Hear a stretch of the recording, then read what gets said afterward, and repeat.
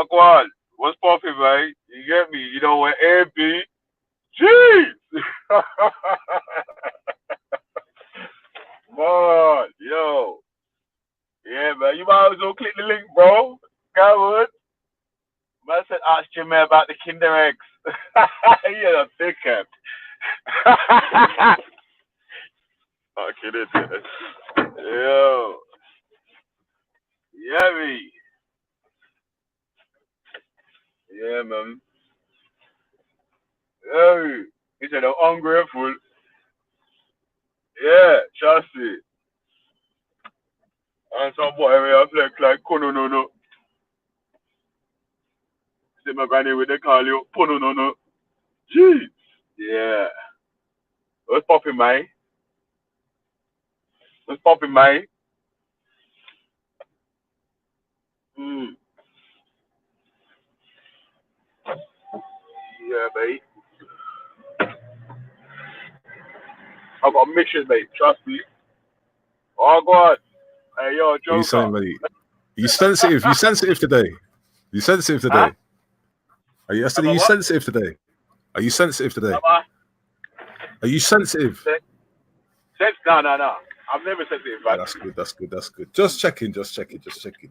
Yeah, yeah. So if and when the opportunity arises, come big up Luca Brasi. Yeah, if it weren't for Luca Brasi, I would have forgotten half of this conversation. Ask James Jones. Yeah, yeah. Do you know about this Kinder Egg thing? Because I swear you said you were in the conversation, but I don't remember you being there, bro. About the Kinder Egg thing, yeah? Do you know what I'm talking about? No. This is what I'm saying, Benny. You weren't in the conversation then. It was Luca Brasi and Khan and them man in the conversation. Yeah, I was there still. You were there? Okay. Is it sexually inappropriate to groom a child to stick a Kinder Egg up their ass? Do you know, I'm going to jump off the paddle at this point, yeah? This is the point. I'm going to wait for a certain man to come because I even made breakfast yet. That's all I'm saying.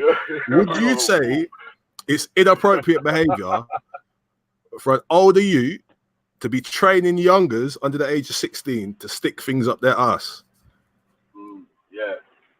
100. Yeah. I'm glad you say that. I'm glad you say that. You know what? I'll tell you what it's called. Yeah, it's called banking, isn't it? Yeah, but like, alright.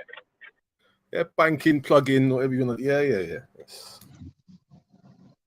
So, alright. Wagwan Mohammed. Wagwan. Yeah, I got to make a cup of tea. But Veli, just for the record, you weren't having the discussion with me and James first time with the Kinder Eggs, then, huh? With the first time with the Kinder Eggs, yeah, I was there still. You were there. So wait there. On Google Hangouts, you're talking about, yeah? Yeah, on Hangouts, after hours. Yeah, you know what? Yeah, I've been there for a few different convos still. So you might say one, and I might mean a different one. Do you know what I mean? This is me and Pat against James for probably about 4.5 hours. I think Luca Brasi was involved, and you may have come on in the morning. But yeah, it was the Kinder Egg conversation. That's what I'm going. Yeah, that's what I'm going to say. The wickedest thing, Veli, do you know what? I feel bad for you, because you're backing up James, and all now I don't think you know the fullness of the conversation. Still, I don't think you know the fullness, and the way that James was talking. So I'm saying they weren't even on something to be a snitch, bro. But man could have at least sent you a PM saying, "Yo, do you know what, Veli? Dan's right, you know. Dan is actually right on this one." Instead, man doesn't want to come round the line. Instead, he won't come on TOIT. So I have to circle around the block. And now I just want the confirmation. Did you say that at that point? Cool. And boom, how do you think your position lines up with the Modern Slavery Act? That's it. And I also want an apology out of him, yeah, for trying to make out that I'm some apologist for slavery, because he knows that never happened. So, hey, one sec, yeah, hold on a sec. I'm just in the shop still. Big up the chat, hit the like, people. 13 people watching. Well gone for the people. We're lurking. Big up Lady Spade. Big up Jack. Usuals. Big up Mohammed on the panel as well. What's up, Urban man? said Dan's heart's been broken. Nah, mate. That's you, bruv. What are you saying? Your missus left you after that last little spotting, after that last little spread inside, man. I'm not heartbreaking out here, man. Something about the bashing on the wing, bruv. I'm all good. You live life, Urban. But yeah, let's deal with youths being trained to stick certain things up their bums and put on trains. Deal with the morality of that this week. That's fucked up, bro. No, that's not fucked up, bruv. That's the roads, bruv. That's how youths make money out here, bruv. You just got to put them on the train and put something up their ass. Man's got watches to get, bruv. All right, man. What are you saying, Mohammed? I can't send your little brother up, sir. Can't send him out. What are you saying? You didn't need to get no money to get some daughters, get some huggies for your daughter and some buggies. Yeah.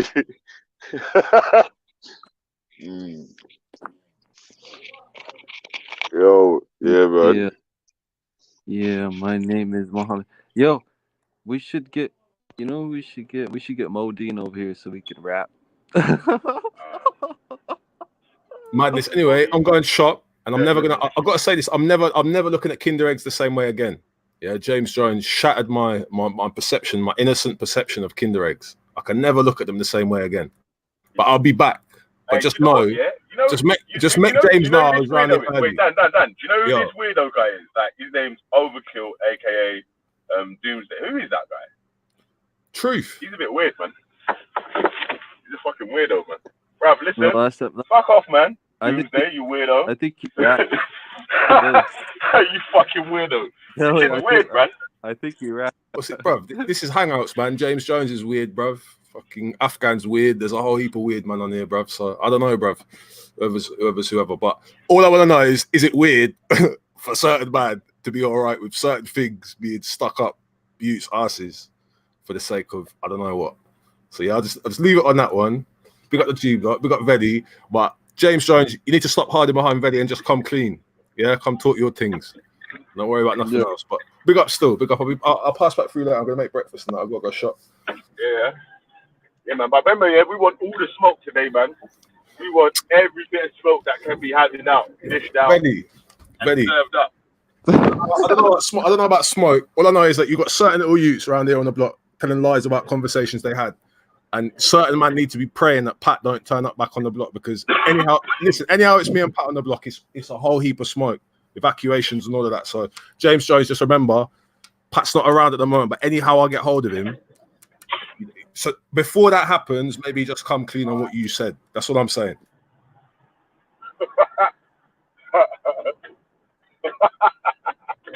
Yeah. Frank White. Yo. Welcome. Yo, what's going on, man? You good? Welcome, brother. Cool, yeah? Yeah, I'm good. What's the topic of today's thing? What is it? Black people's got a question. Yeah, we just basically, we've been on to everyone, innit, yeah? And like you can see, a lot of people are in their feelings about G Block. So we put G Block on trial for the week. You get me? Yeah. So yesterday we was questioning, I can't remember what we questioned on Monday, but our morals. Yesterday we questioned, does G Block ever think it's okay to groom a child in any circumstances? Obviously we got the not guilty on that one. You get me? Yeah, man. We just want to smoke, man. Yeah, we just want to smoke, bro. What's this about sending kids like upsell with like food and that? Well, obviously, in country that. Yeah. But basically, man was saying that, alright, so everyone was against country or whatever, but it was different. Different people had different levels of determining what you know what I'm saying, like the levels of severity of it. Yeah. It's been put down as a modern slavery act. That's crazy. Yeah. But that's what I was trying to say. I was like, I do have a little bit of an issue with it. Obviously, if the kids are being forced or whatever, think that it's slave? Do people actually think it's slavery? Yeah, well, man is saying about the youth that's being forced to sell drugs or whatever, But but I'm saying that, you know, that sounds okay in the movie, in Top Boy or whatever. But in reality, if you How try many to man is force actually someone, getting forced to sell drugs? I need to no, know that. that's what I was saying, bro. They need to bring statistics of how do people getting forced. Because you know the drug That's game, what man was saying. like, you remember the drug game is a game when you get caught, man saying anything to not look like It that was guy. you. Yeah. Like, I'm so, saying, man. like, even these young kids they're talking about, I need to know how many of them is actually getting forced. I'm not Because gonna say no these kids for, at all are getting forced, yeah, but I'm gonna say the majority are not being forced. yeah, think about it. If you actually had The drugs, majority ain't. And think even, about it. bro, If you think had about drugs, if you're you know the drugs cost money. You know the drugs cost money. Your aim Yo, just is not quick, going to just be quick. go and find someone Frank White, who don't know what you how was to what you were act. saying about the figures, what you're saying about the numbers. I'm just going to jump on quick and out because my battery's low. Last year, 2019 was the highest number of kids referred to what's called a national referral mechanism, which is specifically set up for human trafficking, child slavery, forced labor, all of that stuff, all the stuff that comes under the remit of the Modern Slavery Act. So in 2018, I think there was 6,000 kids referred to the service, and that's not the total amount. I can't remember what the breakdown was for the kids that didn't meet the criteria. In 2019, it was 10,000 kids who got referred. Listen, I'm going to jump back on my battery's about to die. Aye. Anyway, 10,000 kids got referred. Cool, man. 10,000 kids got referred in 2019. Out of that, 8,000 were deemed to have met the criteria for modern slavery. So the coercion level was enough for that to be the case. So this is something that's growing. It's growing from 2018 to 2019, and it's going to keep growing. So, but Eddie, be careful. Just be careful, because what you said just then sounded a little bit like an apologist argument. What you're saying about you don't agree with the legislation, this and that. It's been out for 3 years. It's been out for 5 years now. It's been out for. Yeah, I've said that. I've said that all the time. I don't agree with the terms of them putting it as a modern day slavery act, but I don't agree with people being forced to sell drugs. The first thing is I don't feel like the majority of youths that are going cunt are being forced. What's your issue with the act? Is it just like have you just got like a, what do you call it, like a vibe about it, or have you actually thought it through? Because to me, the legislation seems fairly solid. At least the definitions, the definition of a slave seems sound. Now, what it was for me, yeah, was the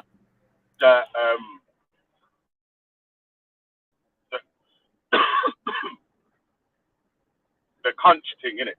Yeah, was where they're saying that there's the youth that's getting forced to go, and they're saying that's a slavery. Yeah, like I can see where man would say, right, that's obviously if someone's getting taken against their will and being held and so, yeah. But the other side of it is, how long do you think you can force someone to sell drugs for and leave them there? Because like, you get what I'm saying? Like, how does that work? We saying you mean how do they define what, based on like a period of time? Is that what you're saying?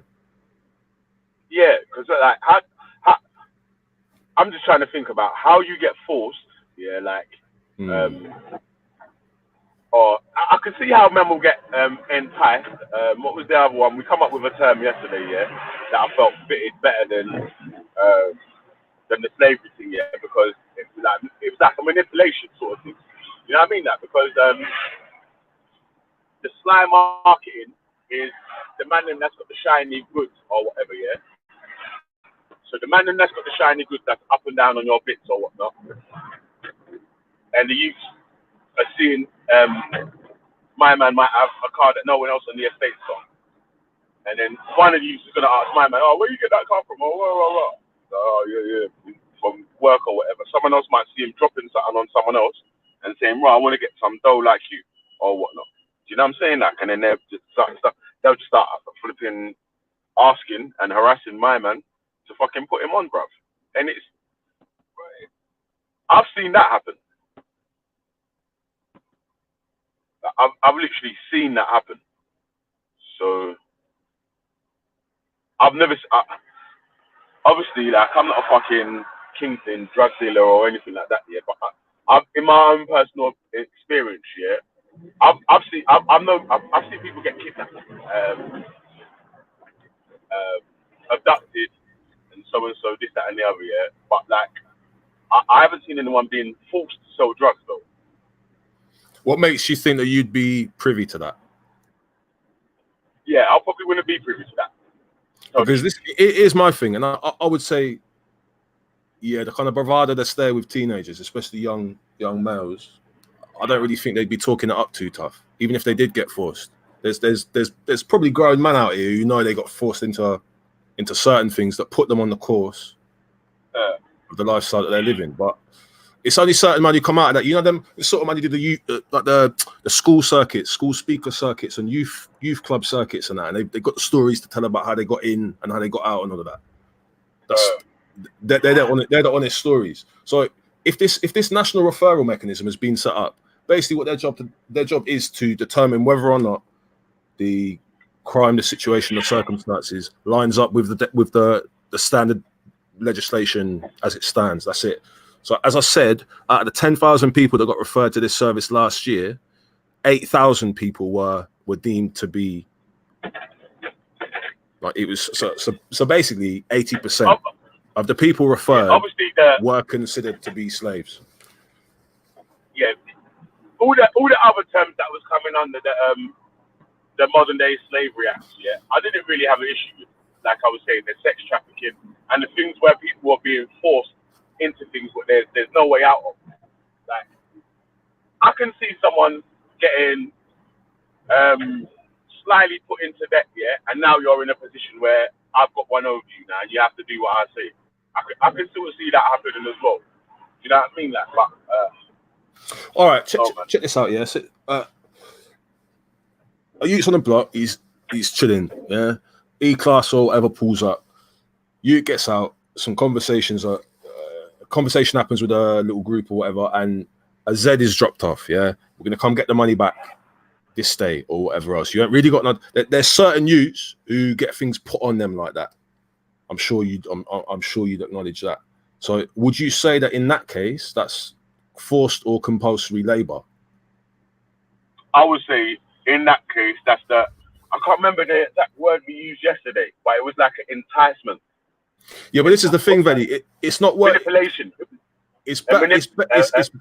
Manipulative. Yeah, of course, 100%. That comes under grooming. But the thing is, it might be worth sticking to the definition of slavery as it stands under the Modern Slavery Act. Man could call it. What is, so I'm just saying, in that case, yeah. Like, obviously, like, I'm not fucking in no legal position to be changing any words of whatever. You know what I'm saying? That, but I can just agree and disagree with whether I agree with the terms given. You know what I'm saying? That we're doing now, just breaking down different conditions which that could be met.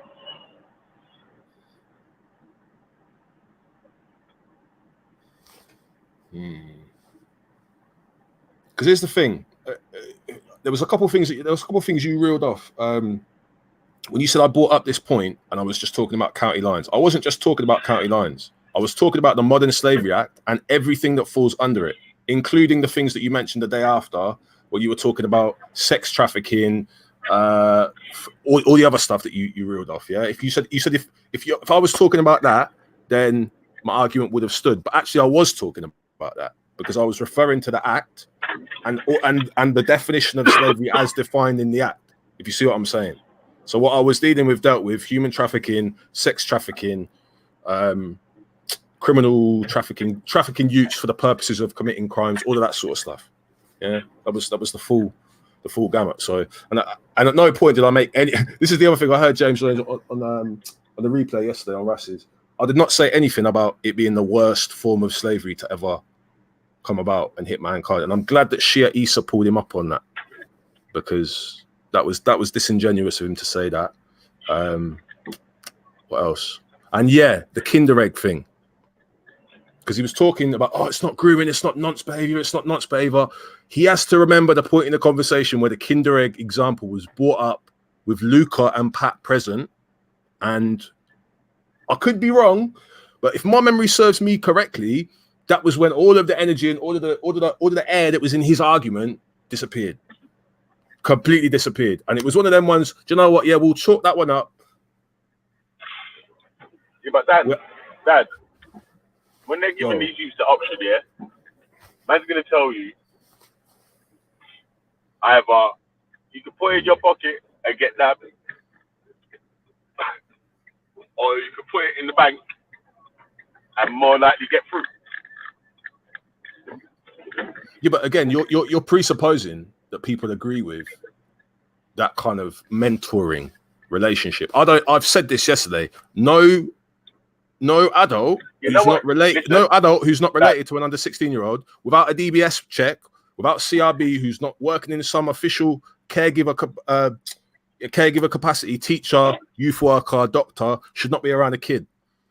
And anyone encouraging them to do criminal behavior or giving them guidance on ways to not get detected or whatever else, that's all cool. You could do all of that, but I would say it's questionable morally. Yeah, Dan, we were saying that. Well, James already said that yesterday. Was it yesterday and the day before that? Man disagrees with people selling drugs, and it's obviously it's a immoral position to be sending people's children to sell drugs for you in other parts of the country or even on the end, because it's not 100%. just youths get everything wrong. I would say that youths that live on the same estate as someone that will be able to entice you into a local trap yard will have more control over a youth that's in fucking country. Do you know what I'm saying? That because I feel like my man's got more of a chance to escape. The youth on the ends, he's got to see. The youth knows where his yard is, everything. You know what I'm saying? Like, comes out of his house every day, sees my man. My man might be able to get him differently like that. But so you reckon the youths in country have more of a choice? No, I said more of a chance of getting away. Because they're further. Yeah, they've got, and unless they're being sent with someone else that's supposed to be like a slave master. Do you know what I'm saying? Like, right, if man's being sent out with a slave master and the slave master's making sure that you have to do all your fucking slavery, that might be difficult. But if it's like, if it's these youths are getting dropped to a spot with packs of so and so, and they have to stay there, and then my man is just returning up and down. Yeah, my man's returning up and down to the spot. Then yeah, of course it's going to be like fucking. He's got more chance of fucking escaping, innit? Because right, them man can duck out. What are the consequences typically in that? If that were to be the case, might get fucked up, innit? Well, I don't know about all of that, man. I think most youths get sent up wherever they get sent. They're there, man, obedient. Yeah, but bro, you're talking about the rare occasions, yeah, when these youths are mad forced. Like I'm saying, the majority of youths that are going up there are not being forced like that, bro.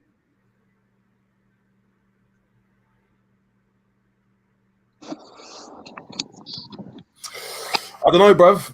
The first part of the act deals with slavery, servitude, and forced or compulsory labour. So I don't know. I don't know who decides if it was forced or not. But like I said, the 10,000 cases that got referred to the national referral mechanism, 80% of those cases like this though, yeah. Imagine if you was a 14-year-old bad breed, yeah, and you was fucking going country with so and so, and then you got nabbed, yeah, and then you said like, and they said to you, if you was being forced or whatever, do you know what I'm saying, that we can get you help and all that. Do you think that some people would take that option even if they wasn't forced? Possibly, if you're talking about sentence reductions and that sort of stuff, that's a possibility. But I would say in a majority of cases, doing that is going to mean extra charges for whoever it was that you're working with and extra pressure. And I would say, the majority of these youth for a sec, yeah. Hold on for a sec here, because I got to quickly do something still, but I'm still here listening, yeah. Cool. Yo, Mohammed, what you got there? You got water bottles stocked up. You're ready for this, isn't it? Yeah. Fucking hell, bro. The wall of water. This was full, bro. It was helpful, and we drank it all. I swear to God, bro. And then, bro, this thing right there, this thing. I don't read Arabic, bro, but that looks cool, huh? You don't read Arabic? Nah. What are you saying? You're just stunting with it. You just you bringing the ladies back. They come and they see this like Arabic, fucking I don't know this aqueous dungeon, man. Who knows, bro? But yeah, that's cool, man. Yeah, no, it's I ain't got no issues, man.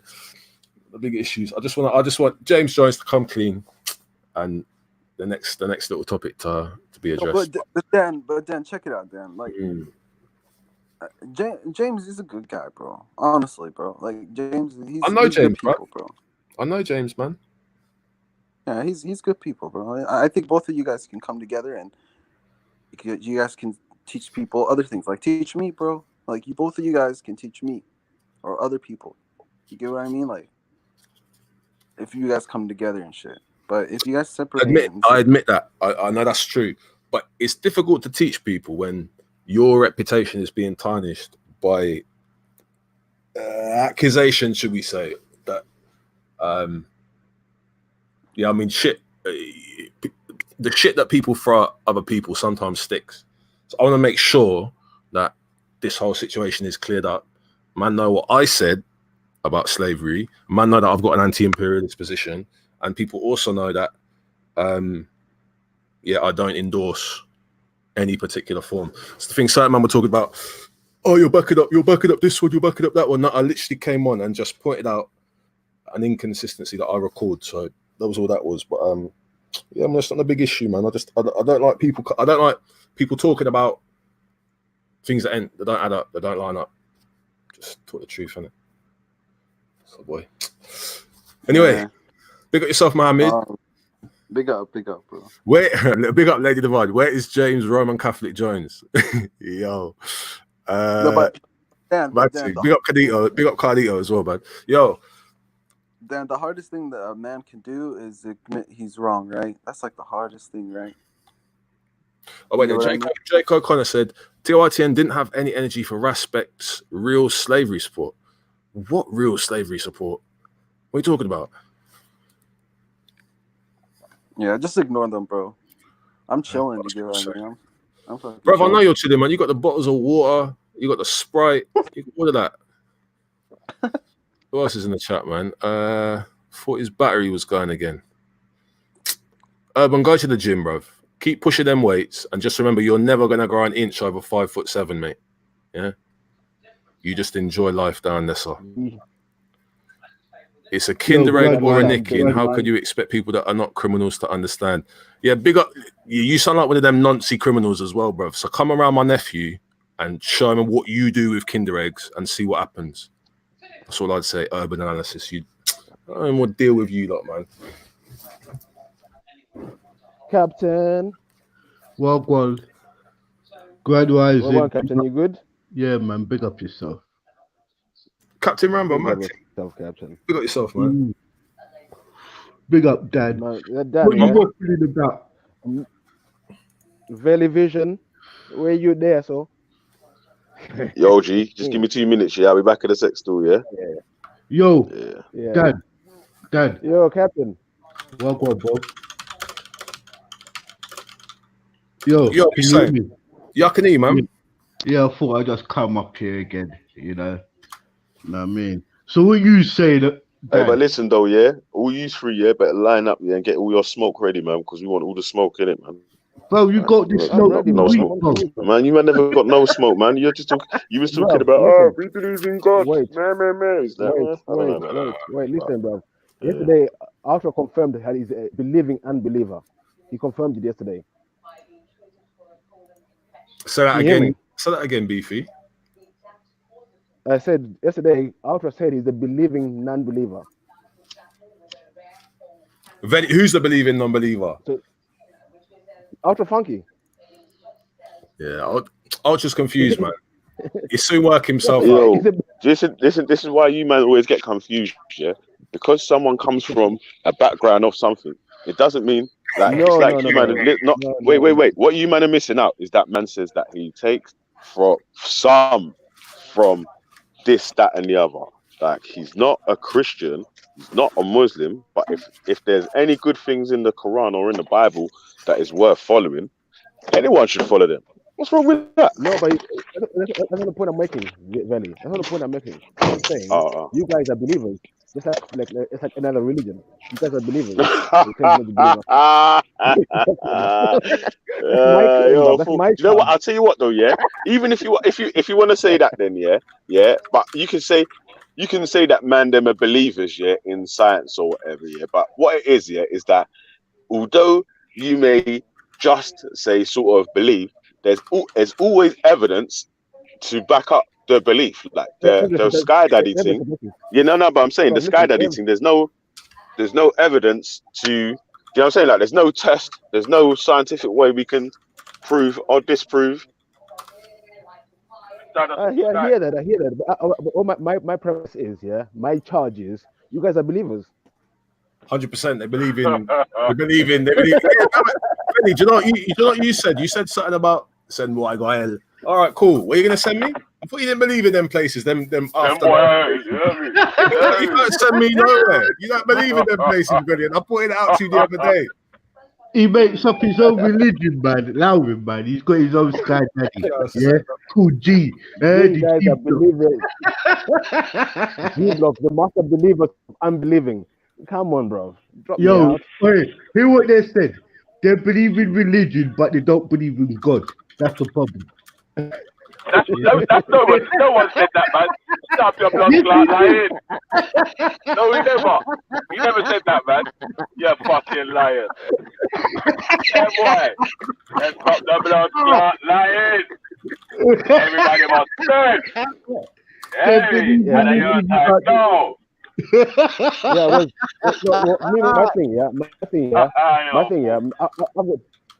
My charge is easy.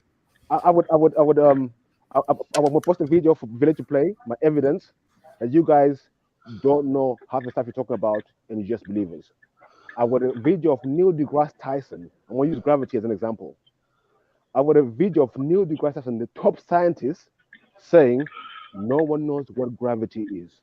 And I will put like very scientific method and the man saying they know what it is. I'm like, wow.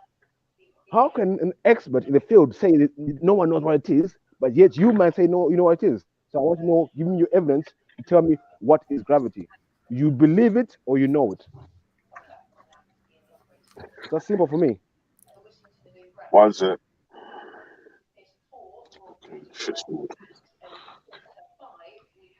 I'm not a scientist. I will admit that. I don't believe everything they say. I need to know. I don't believe. I don't like believing shit. Scientists are liars.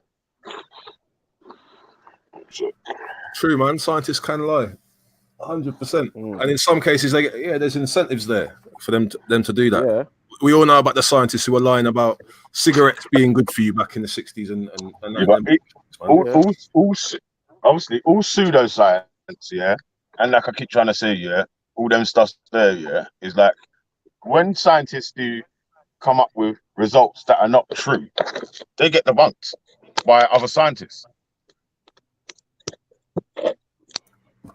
I'm sure the Darwin theory has been debunked, but they're still using it in schools and that. So I don't buy that one.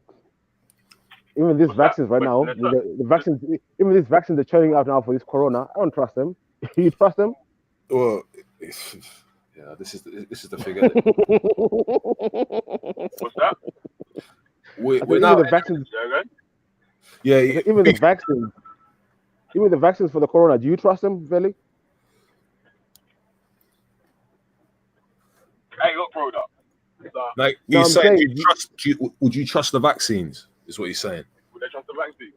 Aye, Kinder Egg, the Kinder Surprise. James Jones. Yo, James. Just remember, Kinder Eggs. Early. I don't even know what the vaccines are or whatever. Yeah. These guys are fucking look into it, first of all. Yeah, I just got to say, James Jones, I'll be back later on for the conversation on cultural relativism if you want to get into that. But just for the sake of a brevity, just for the sake of brevity, do you remember a conversation about Kinder eggs? Do I remember a conversation about Kinder eggs? No. Remind me. Okay, let me just ask you: if an underage kid were to be taught, trained in the art of plugging or banking or whatever, sticking certain things up arses, is this ringing bells yet? No. Okay. What's your take on that first morally? Do you think that's a moral thing to teach a kid to do? Because certain people in the argument were talking about how technically you could be teaching a kid how to dodge a jail sentence. So there might be an argument there, but would you side with that particular form of the argument or the defense? What do you mean side with? Moral? Very, please. One sec, bro, because when I think, I'm just... all right. I'll let you relax. So you're saying, is it moral to teach them, or is it smart to teach them that so they don't get nicked? What are you asking? I'm asking you, do you think that's a moral argument to make? No, it's not moral to teach kids how to deal drugs. It's not moral, is it? Okay. Do you think there's a sexual element to coaching kids to plug things? Well, it depends on if they're getting any sexual gratification from it. I don't know. I don't know if gratification is where it comes from. I think possibly any. Is there a sexual element for teaching kids to hide drugs? I guess on the face of it, I'd say no. If they said to them to balls it, would it be a sexual element in your opinion? Like if they were like, "Our balls, feds are coming, balls that off" or something, would that be sexual in your opinion? Or? It depends. It depends what it was. If it depends, yeah, I guess you could make a case for it. I don't know. Yeah, I don't know. Yeah, 13-year-old kid never balls anything before in his life, gets given something. First day he's got it. So you give it him, says you put that down. Yeah. I mean, I think that's a weird one. I think that one, it lies more on the intentions of the person telling. It's like, yeah, I don't know. In the context of because I imagine I'm jumping steps ahead, so you can tell me if I'm wrong here. But I guess you're trying to say that it's justified calling someone who sends someone OT a nonce, yeah. So you're going back to the old. I'm just trying to work out if you record a original convo, because yeah, I recall it, man. Obviously, it was months ago.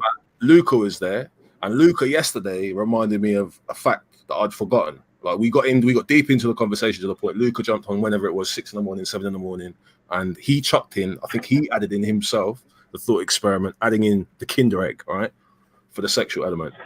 And what am I? Did I have a firm opinion on it or something? Is that what you're telling me? I don't remember. So I think you adjusted your position at that point, and I think your position, the position that you'd previously been arguing with me and Pat for 4 hours, I think it became untenable at that point.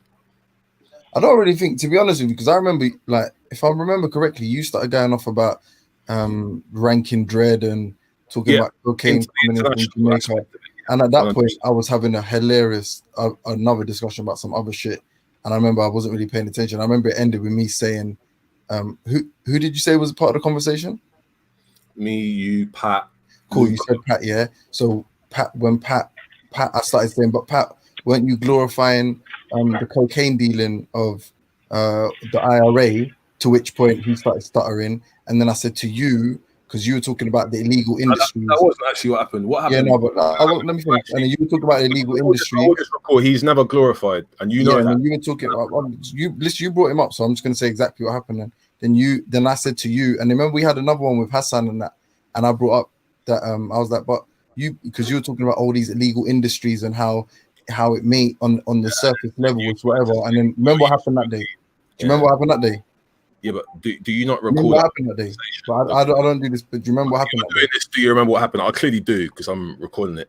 You made a point. What happened? You just strawmanned it again, and you just said something with Pat's name here. First thing you said was, I just interrupted you for, and I did this giggling thing again. Okay. If you're going to I beg you mute up while I'm talking because you don't need to. Go listen. Cool. So mute up then. No, I'm not going to giggle. Say go on. The first thing that you said about Pat glorifying things, you know that's not the case.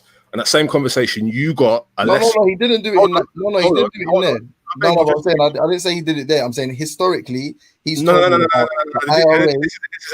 I can't let you get away with these things. I can't let you slander man like that. You can't do that. You got a lesson in the factions that exist within Northern Ireland. You had no clue about. You started talking about UVF this and IRA this and that. He started telling you about the INLA. He started telling you about the continuity IRA, the new IRA, the real IRA. He told you about all of the different forms and the factional groups, the Republican Action Against Drugs and all of those different groups. You got schooled on that.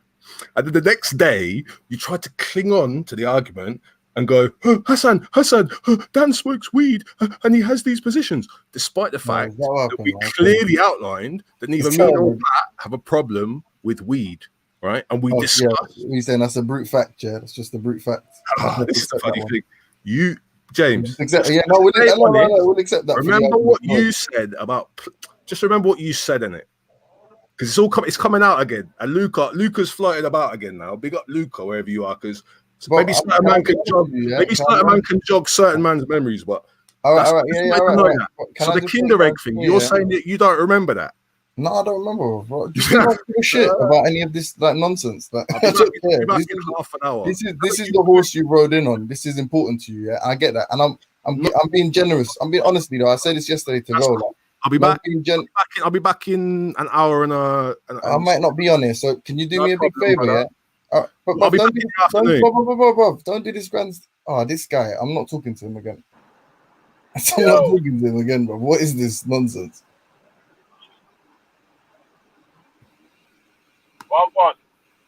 Bro, I don't know, man. This is just fucking gay, bro. Like, what's wrong with this guy, bro? Like, every day it's James. This guy's been talking about me for 3 days straight. I see the thing. I said, all right, let me just come. I'll just wrap it up now. Whatever points you've got to make them. And you saw where that, like, bro, these guys. I'm so good, though, man. That's your boy, Belly, man. That's your guy, bro.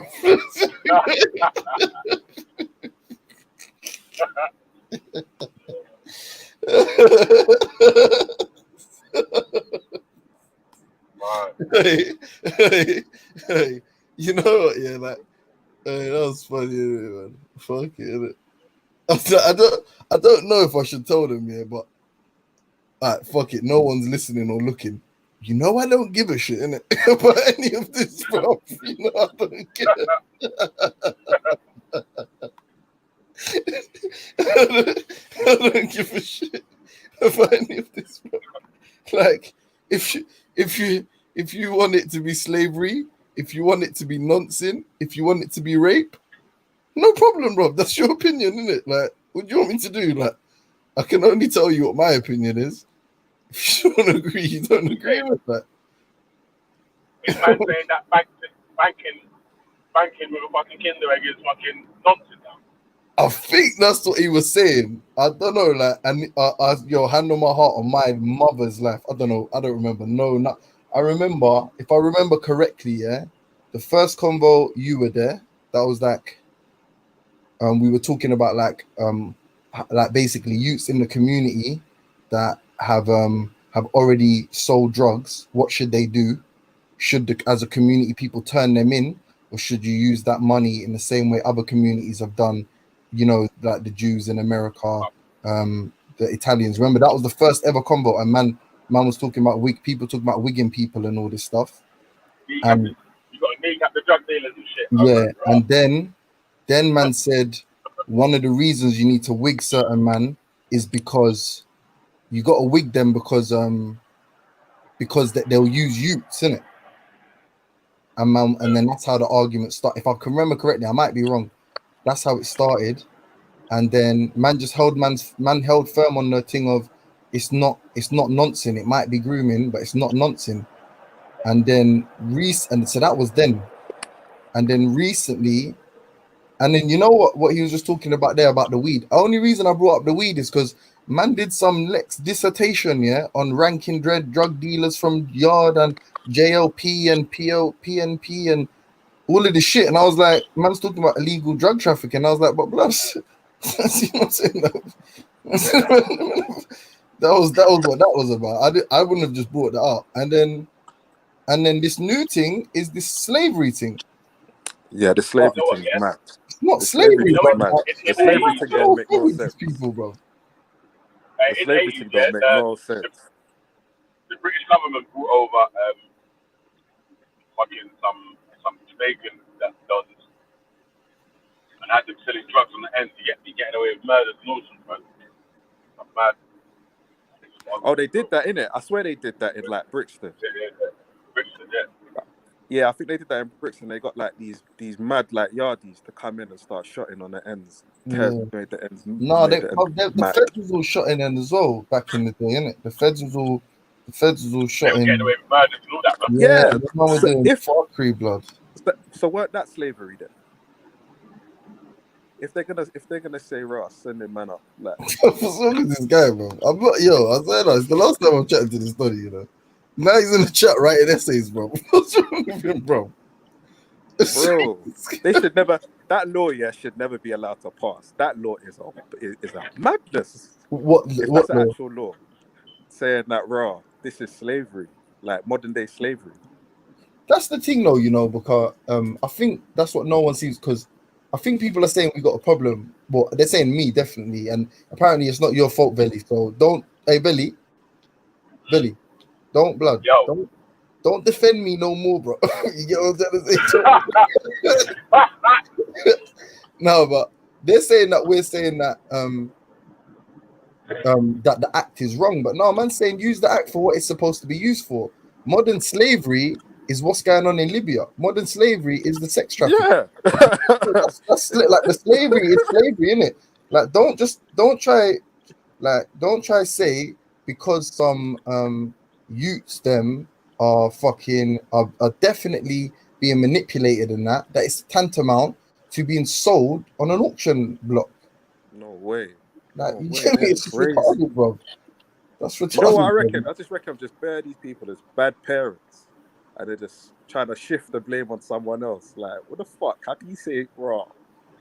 Like, you know the sentencing powers are like life and shit. Innit? Bro, that's crazy. That Yeah. don't make no sense. That don't make no sense. Hey, Dan's in the back, Belly. I beg you that, man. That don't make no sense. Like, people are dumb. It's like they don't even listen to things. And then people are all But out you there know what it is? talking For a lot of people that like So wait there. You're saying what? Are you now doing this modern day slavery apologetics thing? Is that what you're doing? if that's what you think, I would No, because the law's been out since 2015. Yeah. Clearly defined it. Have you read the act yet? Have you read the act, Yeah, James? I read a little bit. I read the sentencing. No. You don't need to read that. You just need to read the definition Why of can't I slavery read the from the sentencing first then? part. You just need to read the definition of This slavery guy, from are the you a first Fed? part.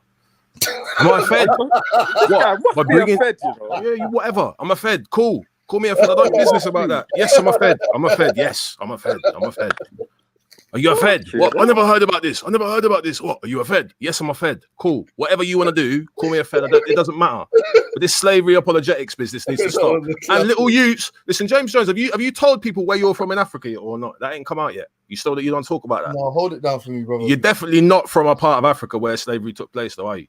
And you definitely are from a part of Africa that actually had slaves. You aren't you? You are, aren't you? But what's that got? What's that bro, got to I do beg with? you, I beg you. No, allow all of this, man. Allow all of this. Listen. Frank White. What we're dealing with now? We're dealing with the Modern Slavery Act. We're dealing with the Modern Slavery. Where in as it Africa stands. when they were using Man, I slaves, just they jumped on the used panel. them I heard so a man say modern slavery is Libya. I'm saying no. Modern slavery is the Modern Slavery Act 2015 in the UK. Yeah. But listen, That's it. All I'm hearing is a bag of apologetics, and James Jones won't go quite as deep as he was going offline because James, you know it got sticky for you. All right. Remember, I'm glad you remember the conversation about ranking Drake. about this? Why are you so passionate about Because this? I know James Jones is lying, and I care about kids. Yeah. All right, That's man. what I care about. I care about kids. Yes, I care about kids. I will gladly volunteer my time to advise kids against the course of action that James Jones was advising. Yeah, and I'm not on this modern day slavery apologetics. Oh, that's not slavery, fam. Yes, it is. Go and read the No, I don't legislation, think it is. and if you've got an issue, then go on campaign. But you are apologizing for it. I'm not, brother. Apologists. Apologists. My Yeah. brother, Frank White. Apologists. Frank White, can you wait? You're doing this apologist thing, and James, just remember, yeah, slavery. Yeah, it's what I'm saying. You can't even be honest about where you're from, bro. You can't even be honest about where you're from, let alone your position. Now allow it, Bonnet. It's cool. Don't do this slavery apologetics thing, James. Go and read out the modern slavery act and talk the truth. Talk the truth. All right, can you just relax for a minute? Like, do you want to have talk a conversation? the truth, James Jones. Talk the truth. And you remember the conversation I had where I said anyone who's encouraging a kid to go and get a criminal record before the age of 16 is a fucking idiot. Yeah, and just because it might have happened. Hold on, just because it might have happened to you. No one disagrees with you. You just said it's not slavery. You're a smart you. Yeah. Yeah. No, what, Bob? Just relax. Can you relax? So anyway. Go and deal. You relax, man. No. You're doing slavery apologetics now. No, I don't agree. That's just your statement. And you know you are. No, I'm not. So do you want to shut up for a minute and let someone else speak? How the Modern Slavery Act isn't modern slavery. You want to stop and for a minute let someone else speak because we're moving now. And I know you are. And you're going to try and pull some heartstrings by saying, "Oh, it affects the black community." Like you give a fuck about the black community. You want you start fucking criminalizing themselves. You prick. Okay. Shut up, man. No one listen to this youth. This youth can't even be babysit. You couldn't babysit for my fuck.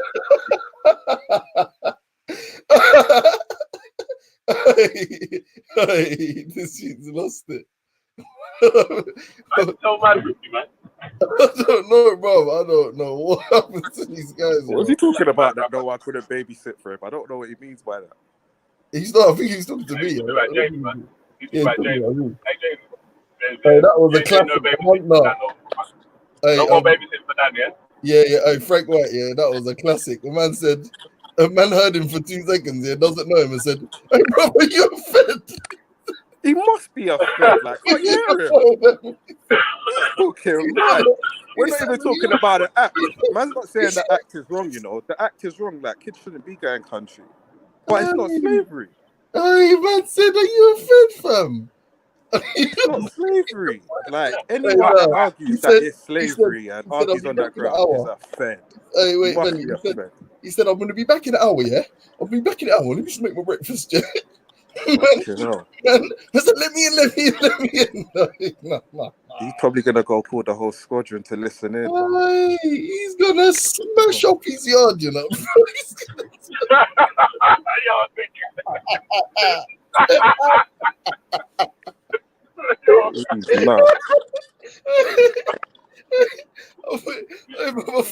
thought he was blessed, man. Man said, "Shut up! Hey, you know what? Yeah, he's having a mare. I'm never getting angry again in my life, bro. Trust me. It's funny when you watch someone else that's angry, cuz. Oh no, it looks bad, isn't it? Yeah. But you know what, Prick? You know what's gonna break everybody's heart, yeah? When we let them in on the secret, yeah? That they're right, bro. We're selfish. We don't give a shit, bro. No one cares, bro. Like, cool, bro. You wanna fucking this is gonna be on your job application for the nursery that you want to work at, yeah? Cool, bro. Yeah, for real, innit? Yeah. I helped campaign for fucking the modern day slavery bill. Trying to get his MBE or something. What is, bro? I don't know how best to say it here. I'm gonna try one more time for anyone that's upset. I don't think the whole the fact that someone has a worker that's a teenage worker is slavery. I don't think that is a drug mule or whatever worker. Yeah, I don't think that's slavery. That's just my opinion, bro. Everyone's welcome. Yo, listen, yeah. If you're against you, man, running up and whatever, you got to be against them, innit, man? You can't be like part time. I'm just against them when they're under 16, and then once they're 16, I'm against it, but I'm not going to say nothing. Yeah, like, brother, man said, "Is it wrong to do this? Is it wrong to do that?" If we say yes, and at the end they go, "That's okay, so that's slavery," and the man say, "No, I don't think it's slavery." Like, why are you upset? How is that a politics? Like, there's actual slavery going on now. You know, like the slavery that happened. You know, like when they sell. But when the people get forced over, and they get sent over from another country, and the people teach their passports. There's people Yeah, like that in bro. the UK right now, bro. That's That's real happening shit. here.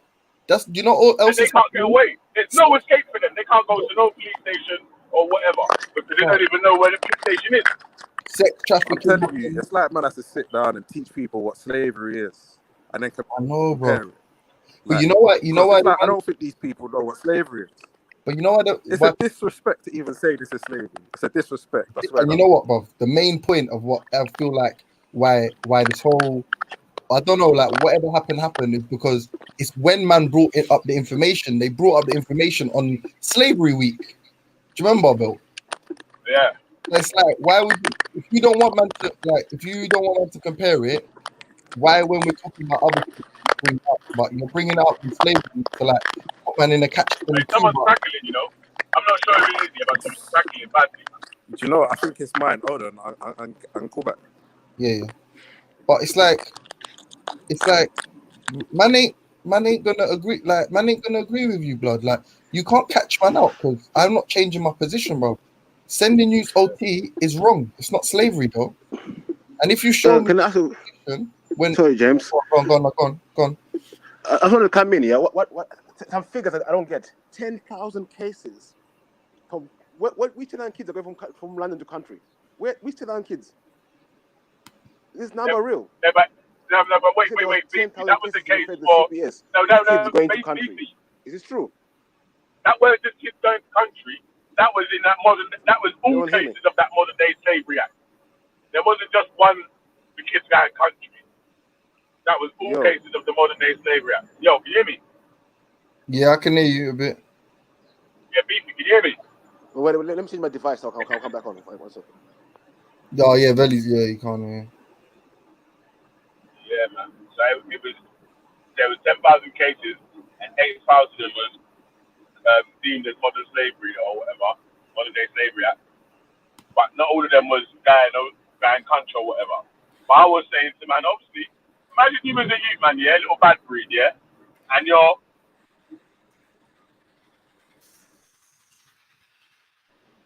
and you go fucking country with the big man, yeah. You get nabbed, and the police say to you, "Rah, if you was forced into this, if someone's made you do this, so and so, we can get you help, protection, and we're gonna give you, and you might be able to slide out of it." Some people might take that option. Yeah, sorry guys. What I was saying was that I heard Dan saying there was 10,000 cases referred about kids going to country and all this. Where is the number coming from? What did you say, Baba? Where the numbers come You said 10,000 cases were referred to the CPS for kids going to country or something. I heard him say. We were talking about this act thing. I don't think it was just kids going country. I think it was just 10,000 cases of the modern day slavery act. But he's keeping talking about kids though. He's saying it's actually for the kids going to country. Yeah, because Respect, you know, it's beefy. Respect's talking about like obviously some people are sending 4-year-old children in wheelchairs to sell drugs up north, innit? Yeah, but what I'm saying, I don't trust the law in it. But I know laws are made to protect the guilty in it. So how come now, like, no one's talking about prosecuting the drug people who bring the drugs in the planes? No one's talking about prosecuting JP Morgan, who was caught with 250 tons of cocaine on his plane. How come? Where's all that talk? How come no one's talking about that? They don't talk about little kid with a little pack. It's surprising. I think like I don't know all the sweatshops. All the sweatshops around the world where all these kids are working in sweatshops. This is what I'm saying. Their clothes. But beefy, how come no one's complaining? There is go to Primark. Everyone's wearing Primark out here, but no one's talking about child slavery.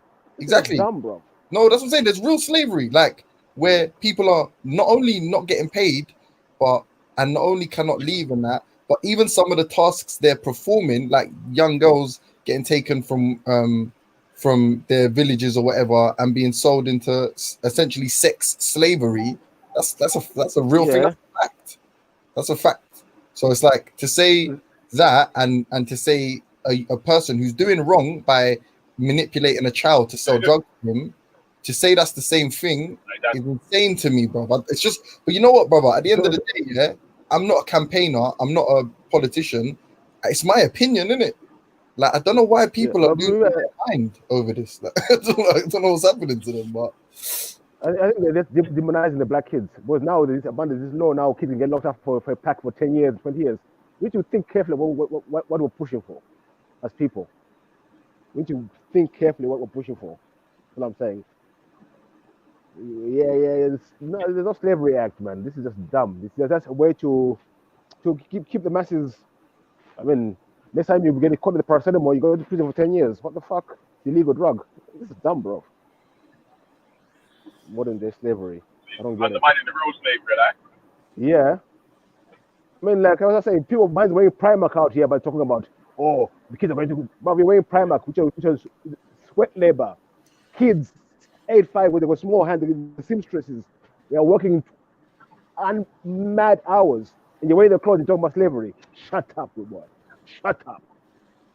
Yeah, I don't know, man. I remember, like, I heard when, like, I feel like the first time this combo got brought up on the lives, I feel like Freddie and Jedi handled it, bro. Like, they said pretty much everything we're saying, which is it's definitely grooming in the way that grooming is a broad term, but it's not fucking slavery. Slavery. No one's condoning it. No one's saying it's right, but it's not slavery. Fuck sakes. Let me come to your house, take you, whip you, beat you, everything, and then compare it to this. Me to send you to the country with a pack. See the same thing, innit? Yeah, man. Brother, I feel like I'm like, listen, man. This is what I said. I wanted to just chat to my man now, and get, like, whatever questions he wanted to fill, I would have just fielded all them questions, yeah. Because it's like, this isn't really a deep topic, you know. It's not really that like complicated. If you've got slavery, all right, mate. You know what I mean? That's you. I think your opinion's retarded, and that's your thing, innit? That's what you believe. It's dumb, it's stupid, but you're allowed to believe it, and I'm not going to change my mind. So we don't need to spend half an hour online reading through the literature to establish what ultimately everyone already agrees is a fact, isn't it? Which is that it's not slavery. So I think it's a waste of time getting wound up over it. And the main thing is, James, everyone all agreed that it's wrong. No one said it's right. No one said they should be doing it. Everyone said it's wrong. They just don't agree with the modern day slavery act being used. Just the OT, the country thing. Yeah. Facts. I'm saying I can't support. That's what it was. Yeah, but you see what it is, yeah. I don't see the argument. There's no argument really, then, is there? But that's what I'm saying. But you know, this is what I said, because I think someone, Maku or one of them, asked me like a specific scenario that Ras was talking about. If you bring me a situation that to the letter of my understanding of slavery, which is, you know, I think he said something like they're forcing someone's mum, or I can't remember the exact story. But it's like, yeah, but then you could find that in the taxi industry. Yeah. If someone's handcuffing their taxi drivers to the car and threatening their family and not paying them any money for driving a taxi, then you can say, yeah, that taxi driver's a slave. But are all taxi drivers slaves? No, bro. No. I mean, bro, saying working in slavery, that's just dumb now. That's just dumb. Working in slavery. This is. Yeah, we need to keep a steady head sometimes. We can't get OTT. We're working in slavery. Fuck that shit. Yeah, I think man, you know, home the whole day and do nothing in it. Yeah, I think man are just getting wound up for other, like, you know, I don't know, man. Maybe that, I feel that's a poor argument. If you got better ones when people are on trial, then maybe you should have brought better arguments. It's a shit one. Like BP. Anyway, let's go. Let's talk about something more sensible now. Let's go back on trial. Can I ask you a question quickly? But you're on trial, not me. Don't forget. I agree, but let me just ask you a quick question. Go on. What is weight? What is weight to you? Weight. Yeah. Weight is something with mass, I'll say. Okay. So and how are you defining mass? An object, solid. So something that's so weight No. is something that's solid in your opinion. Yeah,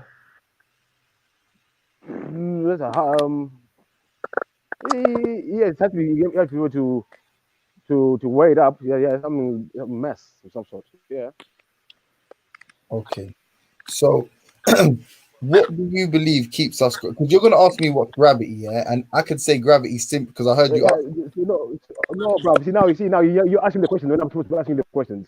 All right, so you ask No. first. Sorry, so you go. You're very smart, but not today, my son. All I want to know from you is what is gravity, and can you point me to a paper telling me what gravity is? That's all. Okay, so sorry. Can you explain in your own words what gravity is, and then afterwards put out a paper to see if it correlates? Okay. So all right. So I'll try to explain it the best ways I can because I'm a simple man. Yeah, I'm not a physicist. So gravity is an attractive force between two masses in the most simple way. Yeah. So a better way of describing it or defining it. So in terms of relativity, it's a curvature of space time. A way you could look at that is if you. And I know you've heard this before, but I'll say. Wait. What is a curve in space and time? I'll give you an example, right? So you see, like, so if you imagine, like what the fuck you call them things you bounce on? A trampoline. See, like a trampoline. Yeah. Yeah. If you were to put, let's say you had a bowl full of marbles, and you had a bowling ball. If you put a bowling ball in the center of that trampoline, yeah, it will. What's the word, man? It will create a pocket. It will create a pocket in space and time, in which and then if you poured the bowl of marbles, which have less. Wait. When you put the bowling ball on the trampoline, it's not in space and time. It's on a trampoline. You know that, don't you? Say again. It's not just floating in the air. When you put a bowling ball on a trampoline, it's not floating in the air. It's on a trampoline, which is the elasticity. Yes. Yes, but I'm trying to give you an understanding. But what happens when? Hold on. What happens when? That example doesn't make sense. So wait. I know. So let me try to make it make sense. So if the bowling ball, so what does the bowling ball do to the material? No, I don't know. What does it do? Wait, James, listen. You said there was a curve in time and space. I'm telling you, how can you get a curve in time and space? That's what I want to know, bro. Don't ask me questions. No, but I'm saying that's what gravity does. So the force. So it's one of the four constant in the universe. You keep saying the force. I'm asking you, listen carefully what I'm saying. You keep saying the same thing. Listen carefully what I'm saying. I'm asking you, how do you get a curve in time and space? Simple. Show me a curve in time and space right now. If I'm telling you, if I say the word you use, I'm not saying the word you use. What do you mean? How do you put a curve in time? Tell me. The force. How do you put a curve in time? Force. Gravity has. I'll give you an example. So, time at the top. Where's the force coming? Listen. I'm telling you, bro. Time at the top of a tall building moves quicker than time at the bottom of a building.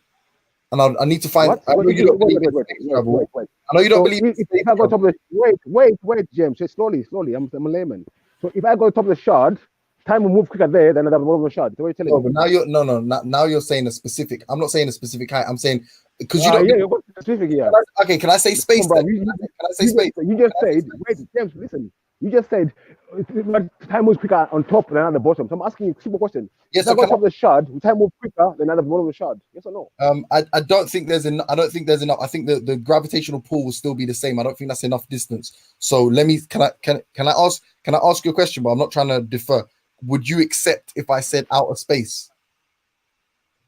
Would you accept that? Out of space. What is outer space? So if I gave you an example, I don't know what outer space is. So if I say outside the Earth's atmosphere, time would move faster than at the Earth. Would you accept that? I don't know. Well, then it's because you're saying what is. So if I give you a practical example of the time, wait. You know, time is a human construct. Wait. You know that time is a human construct, yeah? There's nothing that's time. Say that one more time. Time is a human construct for us to measure things. Yes. No such thing as Well, time. it's one of the dimensions of the universe for which we view the universe through. So it's like, Okay, so when did time start then? If you talk about time, when did time start? we don't. For it, time, you have to. There's some start point and arguments end that point. there's some arguments that it started at the point of expansion, what some people say eternal expansion. So what you say like the Big Bang, some people, or singularity, some people would say, yeah, and other people would argue that time existed before it and that the Big Bang was just a big bounce. I'm not a cosmologist or physicist. I can't tell you for a fact either or, but I'm saying that because we're going far, we're speeding around. Let's stay on where we are. So you asked me for an example. Hold on. You asked me for an example of the curvature of space-time. I gave you the bowling ball. You said you don't accept that, and the trampoline. So then I'm saying, all right, another way of it, and you said, what is time? How do you curve time? And I'm saying a way to show you that you curve time. You obviously know what we're saying about the attractive force is the curvature of space, if you like, and the curvature of time. An example would be in outer space, a clock would move faster than on the ground. So that's an example of curve in space and time. If you want to accept it, you've taken a clock out of space and you've seen it move quicker than out of in I haven't. Have you seen any clock moving quicker upside? Have you seen any experiments? Have you watched any experiments? Yeah, there are experiments. They're definitely experiments, but you don't believe anyone. Listen to my question. Have you watched or seen any of those experiments? What do you mean, like watch them being recorded? Yeah. Like on video. I'm saying, but you mean like video, basically, when you say watched. Whatever. I haven't. I haven't. I haven't. If you know or believe. But all I have to know is if you know or believe. That's my whole thing I want to do here. I don't know if you're a believer or you know things. Well, I would say that so because I observe the force of gravity, I don't believe it's true. It's a fact. Yeah, I have a weight. Hold on. Listen. I can't put a scale on the top of my head. Yeah, I can't put a scale on the top of my head and it accurately records my weight or my mass. Right? I have to put it under me. Things do not move without a force being applied to them. So I know if I jump in the air and I come back down, maybe the acceleration and the force, the thrust off the ground gets me up in the air. But what's the thing that brings me back down? It's gravity. So because I know these two things to be provable, demonstrable facts, other facts, i.e. What density? Hold on, but the explanation about the curvature of space-time, when something corroborates so it explains it explains my two facts and some, then I'm inclined to accept it as truth rather than it being some belief based on little to no evidence. So if you want to say ultimately, still a belief though. If you, I can't argue with your opinion. So here's Rob on the panel. No, bro. Listen, it's not an opinion. Was I asked you if you knew these things personally? You said no. You just believe. That's what I'm trying to ask. What do you mean? I know them. I know them to be observable. Hold on. I know them. Hold on. I know them to be as observably true as any kind of. If I put two of my fingers together, and each of my fingers is one, and now the fingers together are two. Yeah, I may not know the most complex mathematical equation, but I might validate its concept. I might say in principle it makes sense. I may have not seen that equation performed, if you like. So the whole understanding with abstractions, ideas, yeah, I can agree that until I test it myself, it's not observably true, but I know it to be true because it's coherent. It makes sense. You believe it to be true. You believe it to be true. Fine, all right, yeah, fine, no problem. I believe it. You're right. You got me red-handed. So now this gravity says observable truth. Yeah, can you observe gravity? Can I? Yeah, observe it. I just told you now. I told you how I observe gravity. Where? I can step on a scale now, and it's going to say 90 something kgs. There's no gravity, bro. That is gravity. How do I have weight? So how much? So what's you observe gravity? Hold on. Wait, I want to argue with you.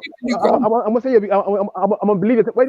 Can you bring out evidence to show that this is gravity? We can see gravity. This is it. You can observe the effects of gravity. I'm talking about the effect. I'm talking about what gravity is. Please, listen to what I'm saying. Gravity I'm asking for the effect of gravity. I'm asking what is gravity. You can't see gravity. You can't see it. You can observe its effects. You agree? Do you believe electromagnetism exists? Do you believe there's such thing as an electromagnetic force? Do you believe there's such thing as an electromagnetic? Hold on. No. Stop doing this. Do you believe there is an electromagnetic force, a magnetic force? Do you believe in that? That's true. I don't know. So if you put if you put an opposite and a thing magnet together, you don't believe, or you two attractive pieces, you don't believe they're going to attract, or two repelling pieces, you don't believe they're going to repel. I don't know. No. You don't know. You've never seen. You've never observed the magnetic effect ever. You guys, I'm here saying. Then you can't understand, brother. Listen, brother. Then you can't understand what we. No. I can understand, but you are not answering my question. You're diverting to other things. I'm asking you, what is gravity? Not the effects of it. What is this? Is it? What is gravity? Sorry. I told you. I've given you the like two definitions, and there's the equation for gravity. Again, I'm not a mathematician or physicist, but the Newtonian equation and Einstein's equation. I'm explaining in the most simple of terms. What you would observe it as an attractive force between masses, yeah, or in the terms of relativity, it would be the curvature of space-time. Either of those two should be sufficient. And then if you're asking for a practical example, the fact that you have weight, the fact you're going to jump into the air and come back down, the downward force, as far as you're concerned, that's acting upon you. All of these are evidence. You know what density? Wait. You know what density is, yeah? Density. Explain it to me. You don't know density? No, you're going to explain it to me. No, I'm asking. Do you know? No, he doesn't know. He doesn't know. No, I'm asking you to explain it to me. Okay, cool. Go on. Yeah, I'm a scientist. I'm a scientist, but you.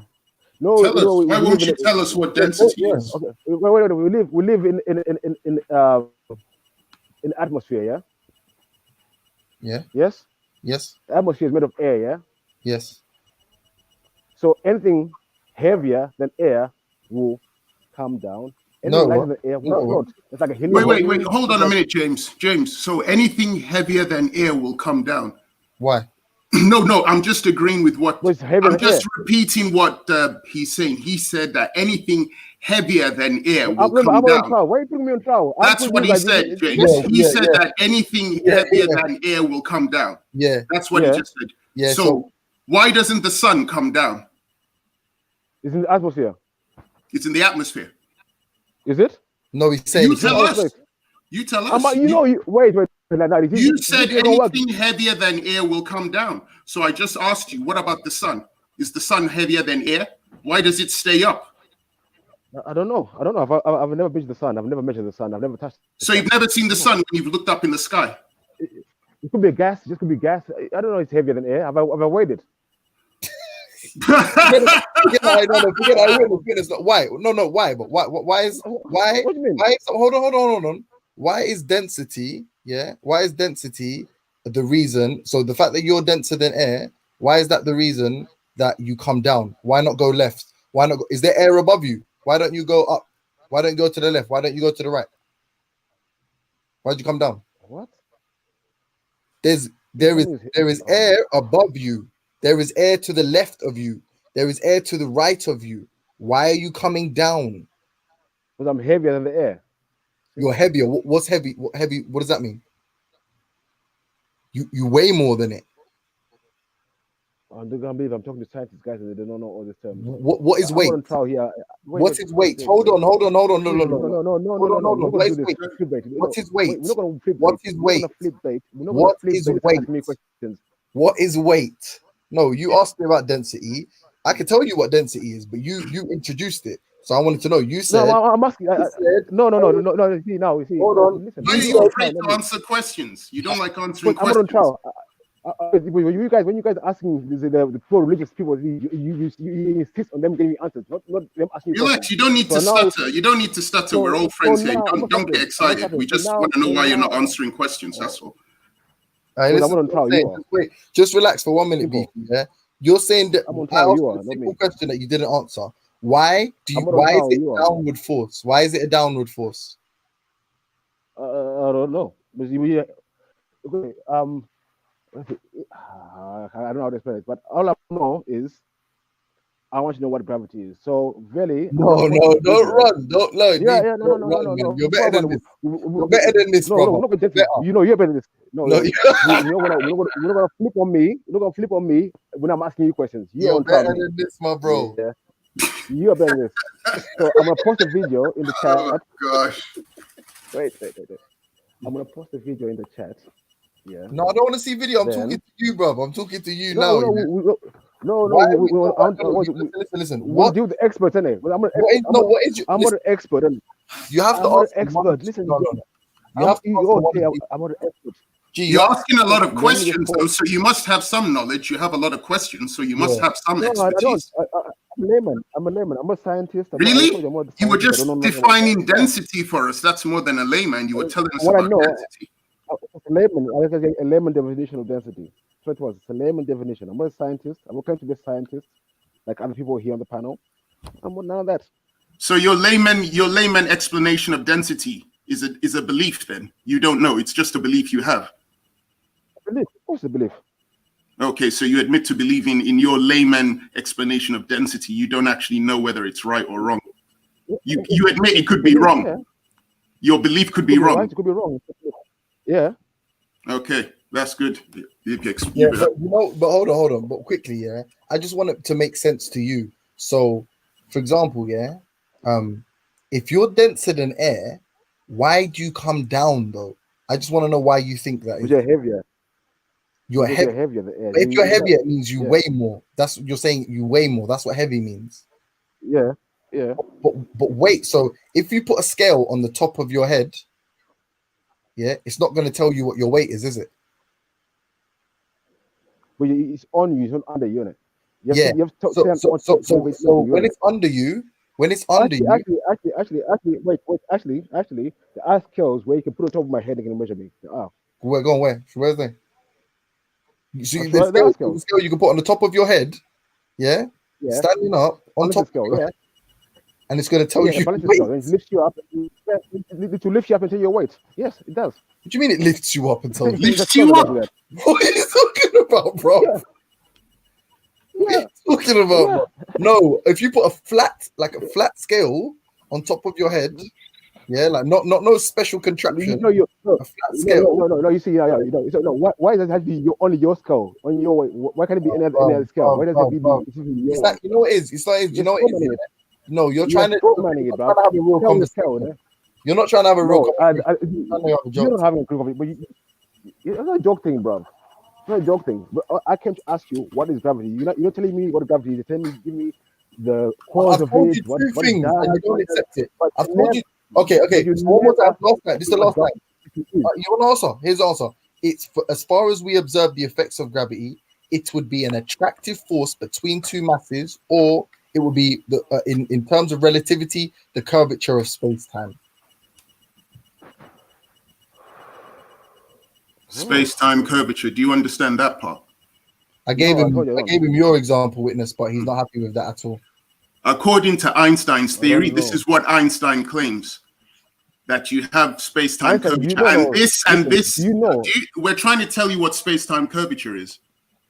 No, you're just regurgitating something you know. You asked about space-time curvature, so what? You already know what space-time curvature is, so you were just asking rhetorical questions there. I don't understand. No, listen. I just came here.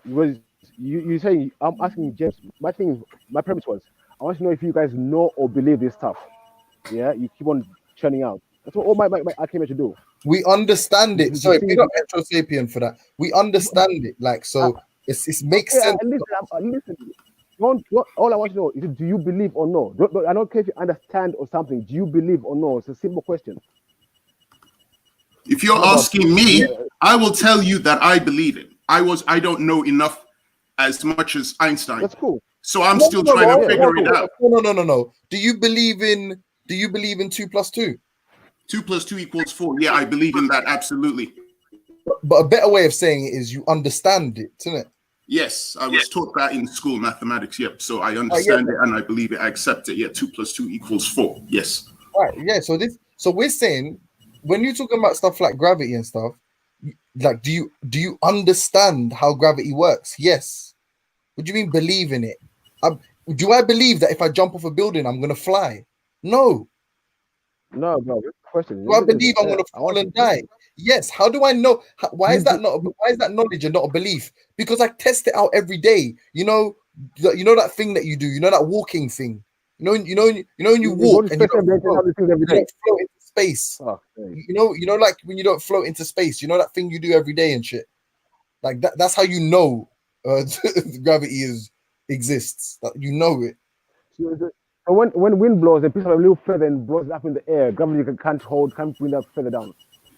But it does, because ultimately when the wind stops, the wind is a force, yeah? You understand the wind is a force. Oh, yeah? Hold on. Gravity. Okay, hold on. Is the wind real? Do you believe in the wind? Do you believe in the wind? Is wind stronger than is gravity wind? No. Answer this question. Do you believe in wind? Is it real? I'm asking you. Is gravity? You don't like answering questions, do you? He asked you a question. You responded with another question. I noticed that. You don't like answering questions. Do you believe in wind? When I came here the other day, you know, about spirituality, I was getting questions from everyone. I was answering questions, I'm not asking questions. That's how it goes, I thought. No, I never came here to be asked questions. Right. No, actually, in a trial, you have a prosecution and you have a defense. The prosecution doesn't just ask questions. The defense can say objection and can actually reiterate. So it works both ways. It's not one way.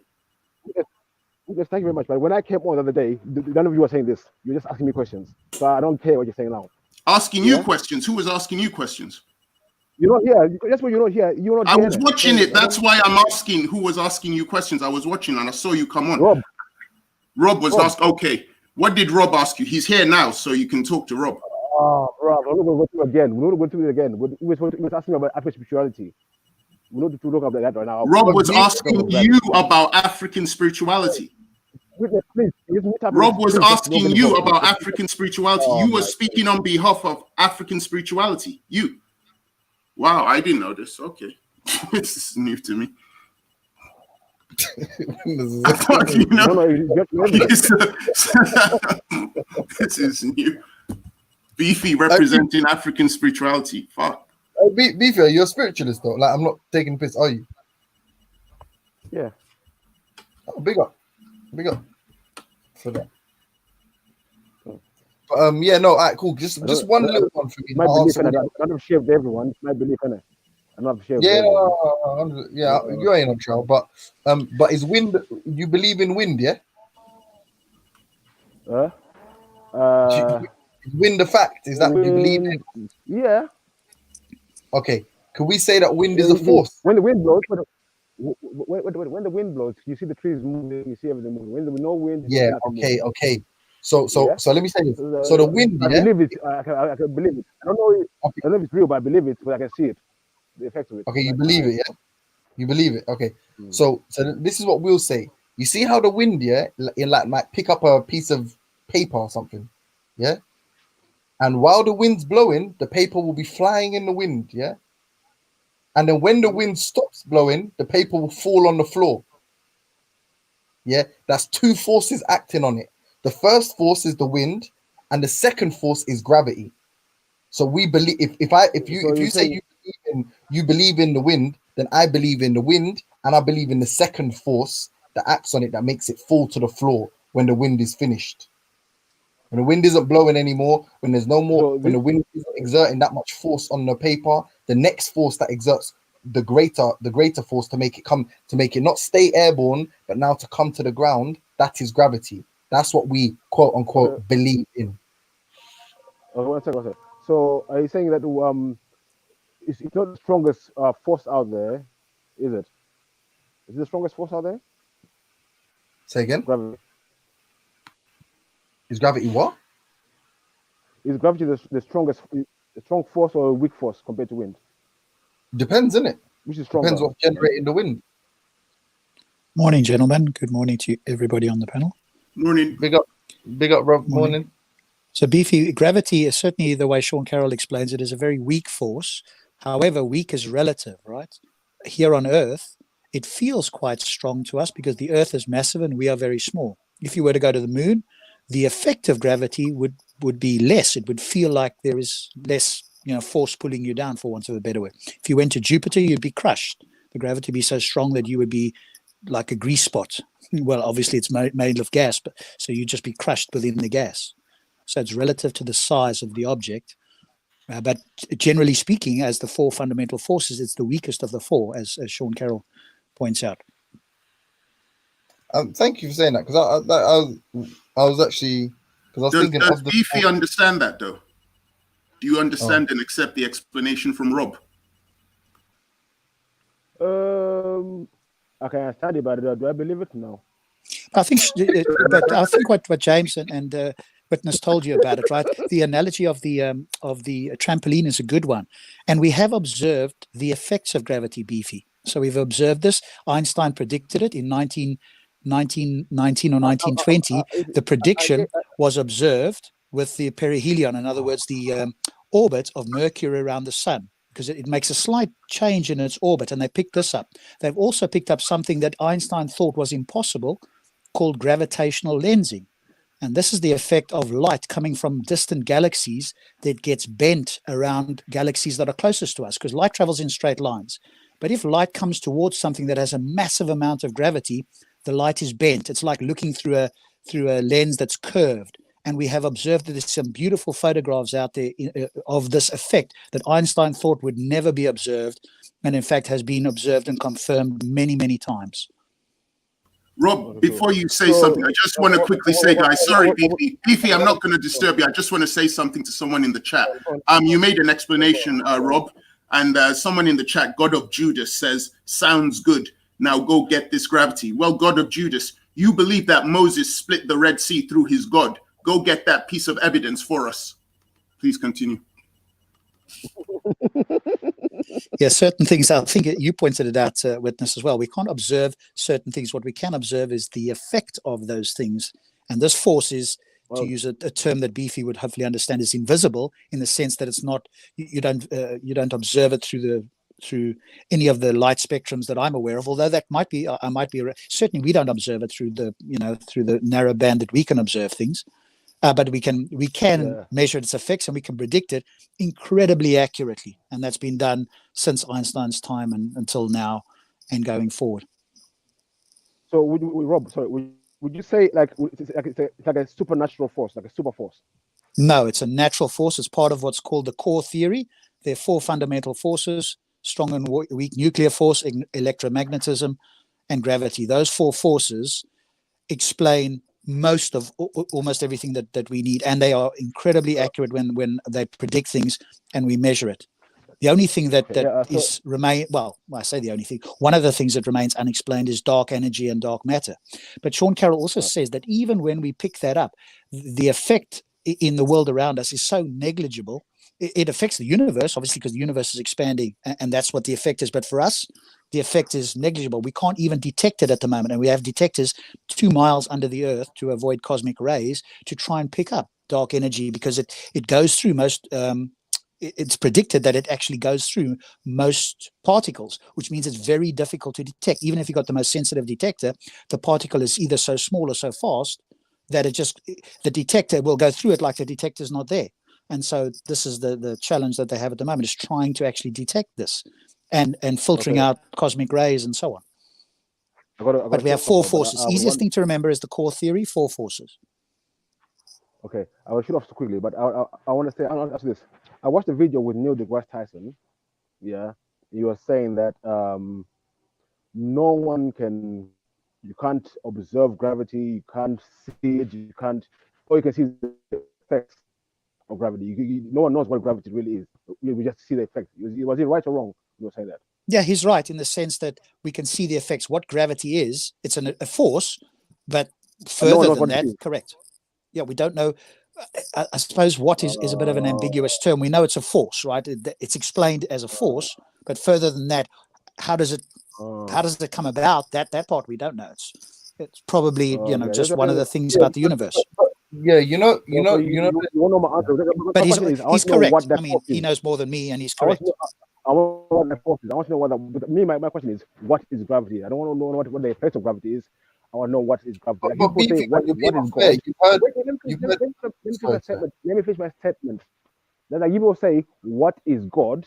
I want to know what is gravity. Just simple. I think what he's getting at, James, and correct me if I'm wrong, Beefy, but I think what you're getting at is when people talk about mass attracting mass, which is part of the whole space-time curvature thing, you want to know what is making sure that mass attracts mass, mass attracts mass. And when they say gravity is made of gravitons, then it's like, well, what the hell are gravitons? What do they comprise of? What are they made of? And the scientists don't know. They don't know that. They can't tell you what gravity is made of. So I don't want to cut you, Witness. So Rob, Skydive Phil, on one of his documentaries on quantum loop theory, says, I can't remember, it's a Spanish guy, right? And his understanding of gravity is that it's woven into the fabric of space-time. So that essentially, correct me if I'm wrong, but it's almost like because he's saying it's not just an attractive force, it's a repelling force. The point is, anyway, I'm saying all that to say that you could make a better argument, Beefy, in that, or they could argue, someone would say to you that we don't fully understand how gravity operates because it could also be a repelling force at a certain point of density. So when the planet was at its most denser state, it could be a repelling force. So if you're trying to trick somebody into saying they can't point to a physical fucking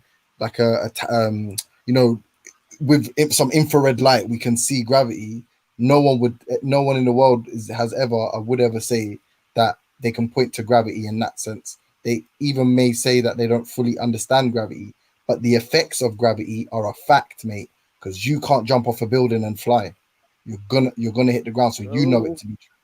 Well, that's funny, but if you don't know what gravity is, but you're telling me this is what it does, this is it, then okay, it makes sense to you, then cool. If you know what it is, I don't know how you're making all these other assumptions. You don't know what it is, but fair enough. We told you what it is. We can't tell you what it's made of. That's the thing. Last question to Rob. Rob, can humans survive without gravity? Can they survive without gravity? Yes, of course. They survive without gravity in space. Uh-oh. But yesterday, when I asked you the other question, when Divine asked a question for me the other day, you said no. Remember? No, I don't. Your mind now. The reason I said James, is because does Beefy believe in space? Does he believe that astronauts into space? That's another thing. Yeah, it's another thing. Hey, Rob, sorry, I needed you a second ago, yeah. But Rob, can you? Sorry, I don't, because I went on a ramble there. Can you explain that woven into the fabric of space-time shit from the quantum loop stuff? Quantum, the big bounce shit. Do you understand? Well, I think most physicists think that the core theory, i.e., the four fundamental forces, are woven into the universe, right? Because how else would it be the case? So at the Big Bang, for example, or even prior to the Big Bang, those forces would be in operation. But you're right about gravity, as I understand it, right? And again, the man that you've spoken to is like an absolute expert, right? But as I understand it, gravity, the parts when I've heard about it, gravity's only been repulsive at the Big Bang, right? That it wasn't, I don't know if he's incorporating, what's the guy's name? Alan Guth, because Alan Guth came up with the idea, because how do you explain the rapid inflation at the early universe, right? And he came up with the idea that the way that you could explain this is normally gravity is always attractive. But what if gravity was repulsive, right? And when they plugged this in, they found that this solved many of the problems or questions around the early universe. So that is the time where they speculate that gravity would have been repulsive at all other times, as far as I understand. And if Luke Quantum Gravity fellow is saying that, hey, you can have other times, well, cool, I'll defer to him. But that's what I've heard about gravity being repulsive only at the early universe. And then the second question is, for somebody that doesn't accept space, which just came to my mind now, or the fact that anyone's been to outer space, what example could you give for the curvature of time? What experiment could they do for the curvature of time? Vomit comet. Have you heard of the vomit comet, Rob? James? Yeah. Where it dives down, right? Yeah. What's that? Stephen Hawking was in that as well. They brought him up. So it's an aircraft that goes up quite high, and then it plunges to Earth at 9.1 meters per second, and the people inside experience weightlessness because it's falling at the speed of gravity, so they just float in the plane. Go look it up. They took Stephen Hawking up in it once, Okay, more than once probably. so when it's falling at speed of gravity. How do you know what speed of gravity? I don't know. Can't But hear the you, Beefy. problem Speak a is- little slower. The problem is, Beefy. even if you mention the vomit Beefy. comment, people will just say it's special effects, it's CGI. Yes. No, Yo, Beefy. you said They just can't say, you- Beefy. yeah. They're just saying that all of what they're saying, they just don't know. They don't know, G. We I already don't think we admitted don't that. know from that. We already Yeah. admitted I know. I've ascertained that. but we don't know I've what ascertained. gravitons are. I've I already admitted that. No, but Mac, you don't do that, because if man's spending time explaining what man understands about something, and then when it gets to the limit of why we say we don't know, it's not like we said I don't know from the beginning and we believe it. We're saying we understand. No, I'm not to saying a point. I'm not saying that. That's The the level of thing is, your you don't know what it's happening. of your. Thank you. That's the level of your comprehension of your understanding. You're asking the next man to explain it for you. So when I come on and I'm listening, I just realize that you don't know. That's it, plain and simple. We can say there's many words we can use to say I don't know. That's it. Do you get what I'm saying? It's just plain and simple. That's the FTK of the day. You know what I'm saying? You're sitting here asking another man. Hold on one second. You're sitting here asking another man and calling on other men. Do you know what I'm saying? It's like you don't have a mind of your own. With the education that both of you have, you don't have a mind of your own. You want to quote Neil deGrasse Tyson. You know what I'm saying? You want to quote Neil deGrasse Tyson. You know what I'm saying? And you wanted to quote my man in the Stephen Hawkins and all of those type of things. Where is the thoughts and concepts? One second. Don't ever call me mad. You got what I'm saying? Because I'll come and find you and slap the shit out of you. Just know yourself. You got what I'm saying? So don't call me mad. Do you know what I'm saying? I'm just trying to explain something, and all of a sudden you want to shout me down. Do you know what I'm saying? Like, well, who are you telling to yeah, I'm talking to anyone who's talking. Do you know what I'm saying? Because I'm trying to talk. I'm trying to talk. One second. I'm trying to talk. Yeah, a man's cutting me. And said, you're saying, don't do that, don't do this. And I'm saying, hold on one second.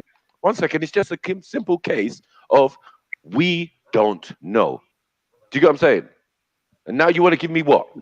You want to give me another explanation and another explanation and another explanation that basically explains. One second. That basically explains you don't know. You got what I'm saying? The simple question Beefy's asking, you know what I mean? To save all the long thing. It's already been a long thing. Wait. To save all the long thing, yeah, I've just come in and I come to support my brother Beefy in his thing. Okay, cool. At the end of the day, you don't know what you're talking about. Hold on one second. You don't know what you're talking about. That's cool. You know what I mean? All right, we can move on. Thank you for that. Yeah, all right, thank you. So you said man's asking next man to ask next man about next man. The only person that quoted Neil deGrasse Tyson was the boy you've come to back. He quoted Neil deGrasse Tyson. We didn't. You said hold on. And Stephen Hawkins. Now who's cutting who? Stephen Hawkins. All right, cool. And Stephen Hawkins. Hold on, I didn't quote anyone. I didn't quote anyone. Okay, cool. Hold on, man. Hold on 1 second. Rob, and then, it was but it doesn't matter. It doesn't matter. Man, I asked questions. Yeah. All right, cool. Carry on talking. Can I finish it? Cool. And then when you said I asked a question, a next man about a question about a next man, whatever, I asked Rob, could you explain to somebody who doesn't believe in outer space an experiment they could do to ascertain or to see the disparity in time at a higher point? Why can't you do that? A lower point. That's what I asked him. I said, why can't you do that? Yeah, why can't you do that? Because it's retarded to believe there's no such thing as outer space. What do you mean, Rob? Imagine What do you mean? Hold on 1 second. 1 second. No one can explain it, but it's retarded. Hold on. No one can explain it yet, but it's retarded. Explain yourself, James Jones. Yeah. If it's retarded, no one here. We're all struggling. 1 second. We're all struggling to explain it. Yeah, but it's retarded. Space is retarded. Yo, Matthew, you don't believe in space? Sake. You know what I'm saying? No, we don't know what it is yet. 1 second. Bigger. In reality, we don't know what it is. You come back. 1 second, man. On one saying side, the same thing 25 times, the same 1 second. Like, what the fuck, bro? You're saying shut exactly up, man. We know what it is, though. Hold on, I'm trying to talk. He's asking me about space. Yes or no? He's asking me about space. I'm going to give him an explanation. Are you dumb? No. Do you get what I'm saying? I'm saying that. You don't know where the 1 second, man. Shut up, man. Shut up. Nobody don't know about space, bro. If it's real or what it is, what the substance is, we got scientists working it out now. This is a true fact. Dark energy, dark matter that make up most of what you're calling space, yeah, is what they're studying with the Hadron Collider. Tell me I'm wrong, idiots. They don't study You dark can't matter. sit here and talk to an intellectual. You can't sit here and talk to an intellectual as a fool. You're a fool. You know what I'm saying? Fuck's sake. You don't know about these subjects. You're asking next man about them. You know what I'm saying? And now you want to what? You want to tell me what? What did I ask next man about? What did I ask next man about? Shut up. You don't know if there's space. Simple. My man just you're on trial. You lot are on trial, innit? Yeah. We're going to be on. Of course, man. We're going to be on trial, Max. Yeah, but like we said, cool. James was giving my beefy explanation on what gravity was. Yeah. And he didn't work. No, he did. He answered all his questions. Can I say one thing? Bro, because at the end of it, bigger. At the end of it, he's saying he doesn't know. I beg you chill out. Can you chill out for 1 minute? Because that's all you've got to I don't do. hear Right? about that explanation. The only person that doesn't know is you. Because you jumped on and said Neil deGrasse Tyson, and that was your boy. Yeah, you jumped on and criticized your boy. Man. What are you talking about? I always flew Neil deGrasse Tyson. I always flew him. I ain't gonna lie to you. No. Anybody knows me. One second. Anybody knows me though. 1 second. About Beefy. You're talking to me, innit? And you're making accusations at me. And I'm saying Neil deGrasse Tyson.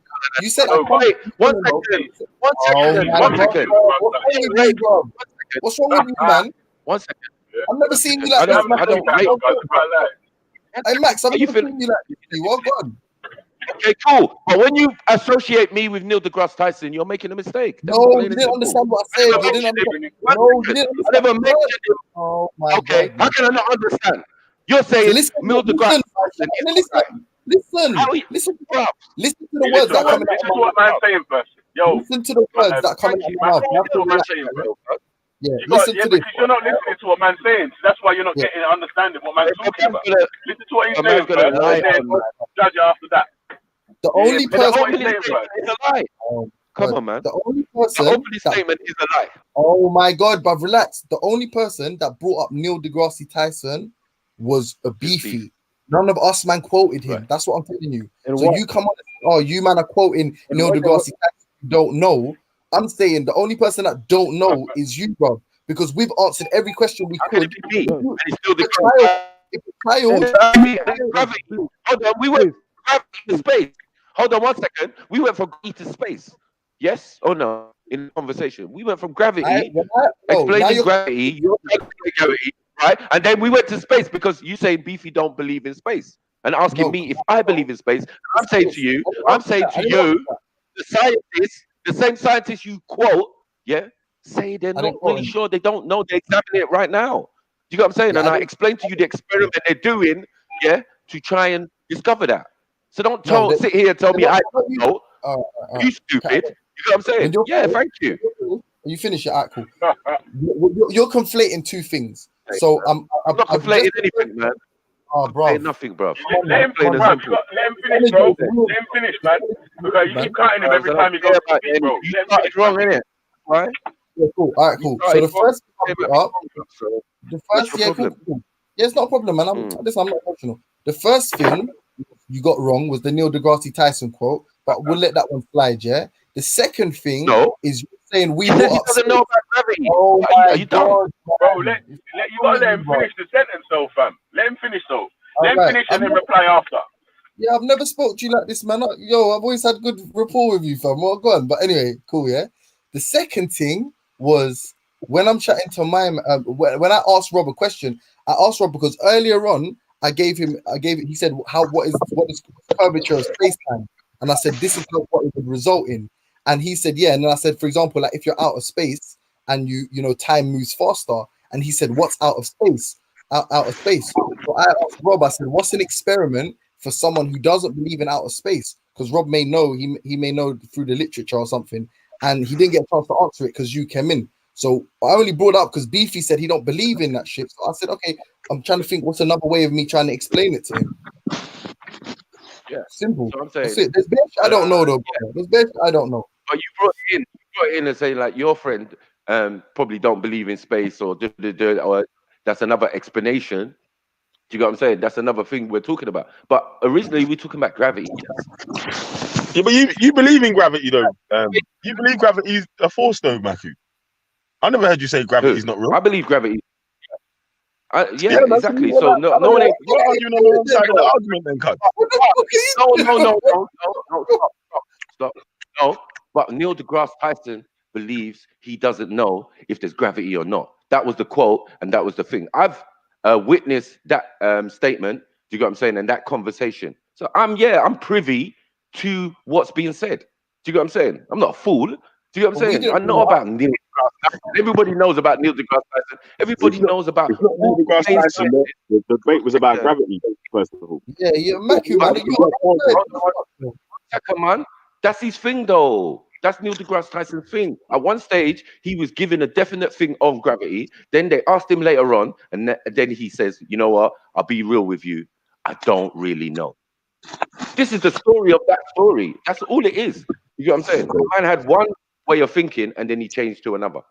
Okay. So it's kind of embarrassing for the scientific community. One I don't second, know what- because he's one of them. Michael, do you think that obviously, like you see that when James was saying that he has an understanding of the forces of gravity, but he couldn't point out the gravitons as Witness explained it. So do you think he's more talking about that rather than just actual gravity? Because I'm saying if he can't explain it, he can't explain it. It's not a problem. It's not like, oh, he's not clever or not. It's not his field. Do you get what I'm saying? He's explained that before. Even when it comes to space, it's not really his field because that's why he's asking next man. Do you get what I'm saying? We see what it is. Do you get what I'm saying? This is like a class or education for some people. This is what atheists do. Do you get what I'm saying? You don't know nothing. Do you get what I'm saying? And you're scared to ask certain times. Do you get me? I don't know.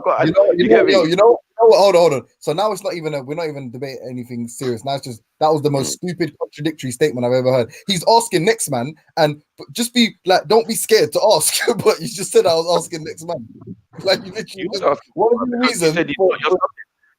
You was honest to say it wasn't your subject. It's not your subject. You come in, mad you. You're on our side, but you're arguing against us. You're calling us saying we don't know nothing, even though we were trying to explain it to my man. Like, what good?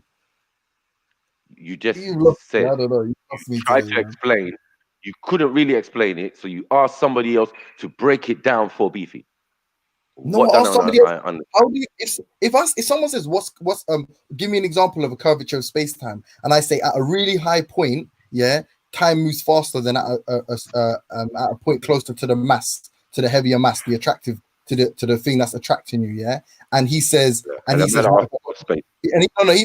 says I go to the top of the shard, and I say no, the gravitational, there might not be enough discrepancy between the gravitational pull. Maybe if you go out of space, and a man says he don't believe in outer space, I would have to defer to a scientist, a physicist, to say what's another experiment to prove to a flat earther how the space-time curves. That's not, you can say that's not, don't know, and I would accept that. I'm not a physicist or an astronomer or whatever, but you're making it seem like we didn't even attempt to answer his question. I answered his question about 5, 6, or 7 different ways. He didn't answer 0 of ours. 0. You know what? Differently.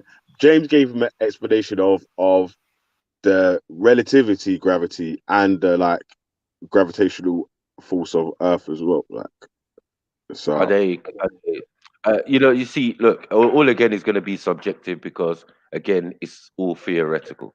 There's nothing confirmed and said that look, this is it. Do you get what I'm saying? This is the basis of science. Maku, if I may, when you say it's all theory, if a theory predicts something and we can observe it, would you accept that it's no longer just, quote, in your words, a theory, then it's something that has been confirmed by observations. Would you accept then that it's something that we could call a fact to the best of our ability? What I No, had, James, never. wait. Something that has to be repeated, whether the results, you get me, are the same for a time and might change in the future. This is why the scientific method is a great thing, because you have to constantly do it. Do you get what I'm saying? You have to keep experiment. You have to keep running tests. You have to keep. There's nothing going to end up where we can say this is a scientific fact. We can only say the scientific method and scientific theory, but we would never say scientific fact. Yeah, it depends what you mean by fact. Wait. Michael, wait. Yeah, exactly. You just said it as well. You just said it, Rob. 1 second. Sorry, go on. James, you said I don't believe in outer space. When you leave the atmosphere, where you go to? You go into space, yeah? So what is outer space? Yeah, no, even that. I'm not sure if you believed in outer space. Yeah, because when you said it doesn't make sense. When you said that thing about the sun, yeah, remember about the sun? You were like, "Is the sun outside the Earth's atmosphere?" I don't even know if you believe that there's an atmosphere and that we can leave it. I don't know what you believe. I don't know, because the NASA say that nothing can get the Earth's atmosphere. So I don't know what to believe in it. These are top scientists. Wait, NASA says that nothing can leave the Earth's atmosphere. No, they said nothing has the vanilla belt. You can't go past the vanilla belt. Too much radiation and shit. But NASA, they also claim into the moon. Yeah, that's NASA, isn't it? They make many claims. They make many claims, isn't it? Oh, so you're saying they contradicted themselves? Well, if they say nothing has left the Earth's atmosphere, they were the vanilla belt, but they've been to the moon. So either the moon is in the atmosphere of the Earth, or it's not. I don't know. I don't. Well, I believe personally, yeah. I believe personally they have been to the moon. I believe that what they showed us as their adventure to the moon was fake. You get me? We have the director who, but that was Stanley Kubrick. Stanley Kubrick was responsible for that little movie. You got what I'm saying? But they did go to the moon because, yes, go on. Sorry, yeah. Are you a flat earther? No. Hell no. Then chat to this guy, man. The fuck? Which way are you defending this guy? James, listen. This is my brother, man. FTK, bro. Veli's my brother on flat earth. Me and Veli. 1 second. No. Me and Veli. We're on trial, you know. Flat earth. Talking about me. I mean, around earth. Wait, you guys are talking about me. James, we got to remember, yeah. With this, we're gonna have people that might believe the same shit that we believe, taking other people's side in it because we're on trial. So you're on trial, man. Yeah, but Belly, do people get to ask questions, though, Belly? Do they get to ask questions? Do the people on trial, do they get to ask questions, Belly? Yeah, obviously you should be able to, because like. Okay. Thanks. James. Don't worry. James, let me clarify something. I'm not a flat earther. I'm not a flat earther like you like people keep on saying. I said, yeah, I did not know the shape of the earth, but I have one more reason to believe it's not round than to believe. That's how it is. Right. I don't believe it's something to say. Yeah, why? What's hard about that? But I don't believe. Why? Yeah, why? Yeah, fine. No, don't mind. Why though? Why? James. Don't make sense to me. James, that's an FTK. I'm waiting. I'm saving. Every time the subject comes up, yeah, you see, Mike just kind of bust out. Cause I don't want to hurt my brothers' them feelings. We've had this discussion. I'm telling you. Wait. Billy can come. James. A whole year. Earth round or not? Round around. Sorry. Is it round Earth or oblique? Is it round? As I understand it, it's an oblate spheroid. It's an oblate spheroid. Question, someone's going to jump in. Listen, I cannot talk to 5 people at the same time. I ask one person a question, I want them to answer. I don't expect other people to jump up. I like to have decorum and manners. I asked James Jones, is the shape of the earth round or oblique? Like a sphere. When you say oblique, you mean it's like a sphere. I know about an oblique kick. Round. I don't know about oblique. It's a sphere. I don't know. Yeah. From my understanding, it's a sphere or spheroid, if that's the technical definition. So why did you call it spheroid? Why did you call it round Earth? It's not round. I didn't say it was round.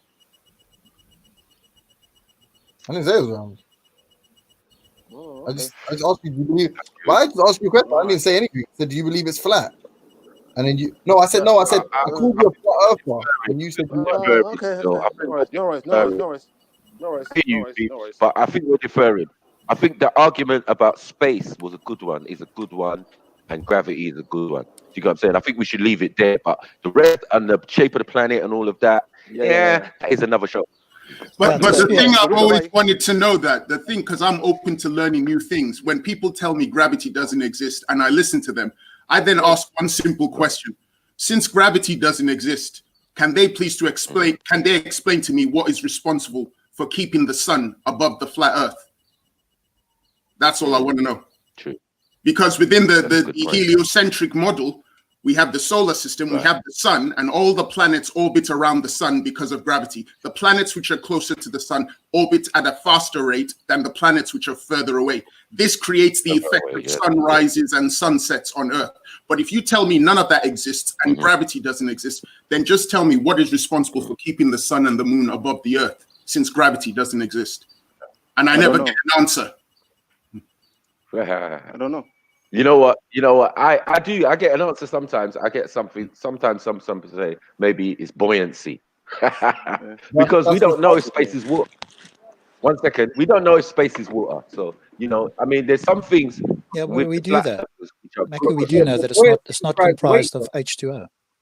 Yeah, and buoyancy doesn't. Wait. It's hydrogen, water. Sorry, say again. It's hydrogen, water. Not on its own, no, obviously not. Hydrogen and oxygen, isn't it? H2O. It's steam.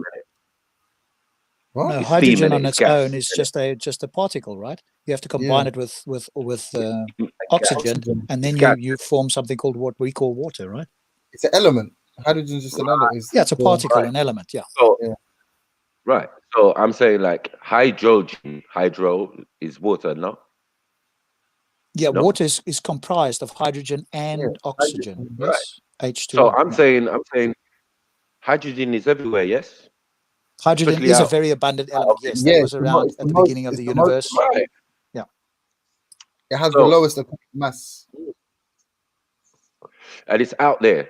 So space is not space, is it? Space is comprised of many different things. As I understand it, and I'm open to correction, certainly from Witness or James or anybody, it's a vacuum, and those particles are attracted, right? The gravity is in effect all the time. So between us and the sun, yes, there are particles, I suppose you could say, but for want of a better word, it's a vacuum in the sense that those particles are being attracted between things. In between that, there is what we used to be called sort of nothing. Obviously, we know that term doesn't mean anything today, but photons are leaving the sun and hitting the earth, so at the speed of light, and any particles are being attracted to anything else, right? So at all stages, if something smaller, it's being attracted to something bigger, and that's going on throughout the universe.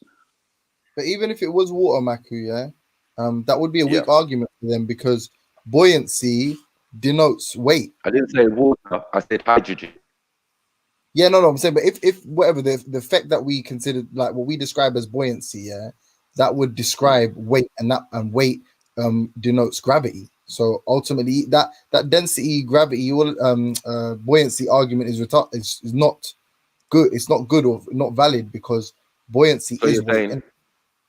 Okay, so you're saying that there's the pull of gravity in water is less, or what? No, the weight. Buoyancy is weight in relation to volume. Okay, volume of water, isn't it? Like, that's what we're talking about, right? Yeah. So when they talk about buoyancy, more of the time, like when we're talking about buoyancy, flat earthers will talk about buoyancy. They're talking about usually when we're talking about the horizon and that type of thing, right? No, they usually talk about density. Go on. No, but I'm saying that's how they refer it. They're usually referring to the horizon above an ocean and blah blah blah. So when you're saying, well, okay, why is the horizon not the horizon? Do you get what I'm saying? When you actually zoom in on it, it's actually lower than what you could see originally. Do you get what I'm saying? They'll tell you, oh, it's because of buoyancy. Do you get what I'm saying? Not gravity in the water. Refraction. I swear that's when they use this refraction argument. They say something about it's like light refraction, isn't it? I swear that's what they say there. No, but we got to talk about the substance. You know what I'm saying? So they will do a test with something in a bowl, in a tube or something filled with water to try and explain their point. Do you get what I'm saying? So my point is, and their point, I think, is that in space, if it is a substance, then this is what these planets and thing are thinking. Because we don't know if they're fixed. We don't know if we're moving. Our solar system is moving in a round kind of orbit, but is it also moving through space at the same time? So it cannot be as we imagine it. Do you get what I'm saying? Like everything is kind of linear. Do you get what I'm saying? Where it's like all flat, and then you get what I'm saying? Rob, if you actually, I would happily say that the answer to your question from my perspective is I don't know if our solar system is doing a similar kind of elliptical orbit around something else. From my understanding, it's not, but Rob maybe could film. As my understanding is that we are all everything in this galaxy is orbiting the supermassive black hole. So it takes apparently about 265 to 270,000 years to do a complete orbit. In other words, the spiral arms turning a whole 360 degrees for us to come back to the same quote unquote position in space. So everything is orbiting the supermassive black hole, but it takes a huge amount of time for that to happen. Obviously, that's the understanding I have on that. You know what I mean? Like, like when we had the equinox or epoch, in 2004, and all the planets lined up. They didn't line up in a straight line. They, like you could look out and you could see one high, and then you could see another one behind it. So this is what I'm trying to say. We're not sure if it is linear, like flat, like that type of thing. Our solar system. I just want to say before I leave, it's been a pleasure talking to all of you guys. Hopefully I'll be back later. Take care and keep the knowledge flowing. Goodbye. Cheers. Big up. Yeah. So Maku, what again? It's worth like watching that video with Lawrence Krauss, because the universe itself it's quite hard to imagine, but the universe is essentially flat in the sense that it's not convex or concave. Now I've actually got drawings on my laptop that explain this, because when I use those words, or when I first heard that, I was like, I can't picture that in my mind, right? But once you see what they're talking about, then you go, okay, whether you accept it as something else, I mean, you need good evidence to reject it, but at least to conceptualize it. I don't know, maybe I can find a photo. And maybe, drop it somewhere. it's easier, for example, like, we have Polaris, and they would say that is the meridian line of the universe. Do you get what I'm saying? Anything in the line of where Polaris is, is the flat plane in a sense. Do you get what I'm saying? If there was a flat plane, it would be where Polaris is positioned. Do you get what I'm saying? Because they always use Polaris as the brightest star, or the biggest sun, or the most central object in the sky for us. Do you get what I'm saying? When explaining certain things, even to do with flat Earth and all of that type of thing. Sorry. So what's the point that you're trying to make? I'm not sure what it is that you're saying there. No, I think James. No, I was trying to say that maybe space, do you get what I'm saying, is a liquid substance of some sort. Do you get what I'm saying? Why they're talking about it's not gravity, it could be buoyancy. But they've tested this though. But again, assuming that you accept that we've been to space, this has been, observationally tested out in space, right? We have the Hubble Space Telescope. There's no liquid in the sense that there's liquid between us and the moon, for example, right? That's a vacuum, for want of a better word. Okay, so the Hubble Space Satellite has been sent out into our solar system, yes? No. It's orbiting the Earth. So it stays in a geosynchronous orbit around the Earth. So in other words, it's locked to an orbit around the Earth. Is it in space then? Correct. Yeah. Sure? That would be called space. Yeah. Are we sure it's in space? Because the International Space Station is not in space. What do you think it's? Where is it? Satellite. What? Where do you think the International Space Station?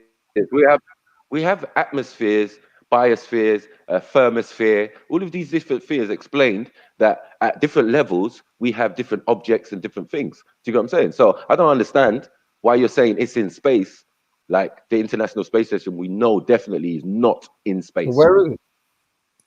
It's within our atmosphere. In But one of the international- atmospheres, the International Space Station and most of our satellites. They're not at the outer rim. Hold on one second. They're not at the outer rim of what they're saying are our atmospheres. It's like in the middle. The thermosphere is meant to be actually 3,000 degrees, but yet you've got our satellites in the thermosphere and the International Space Station. Something don't make no sense. Yo, morning.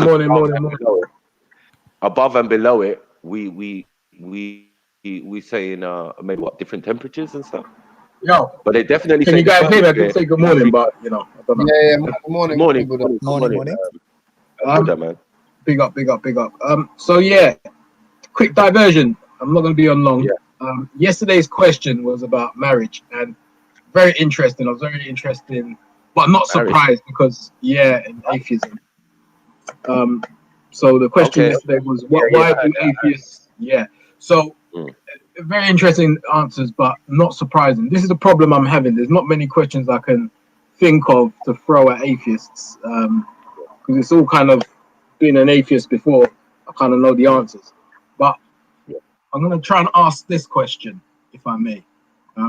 Sorry, before I do that, one of the reasons why it was so easy for me to understand the answer, it was one of the questions I had was with gay people, with homosexuals. Homosexuals, there's a part of homosexuals that want to have these weddings in churches and stuff like that. And for me, that's a bit of an oxymoron type of thing to do, because the same church that you want to have your wedding in doesn't recognize homosexuality.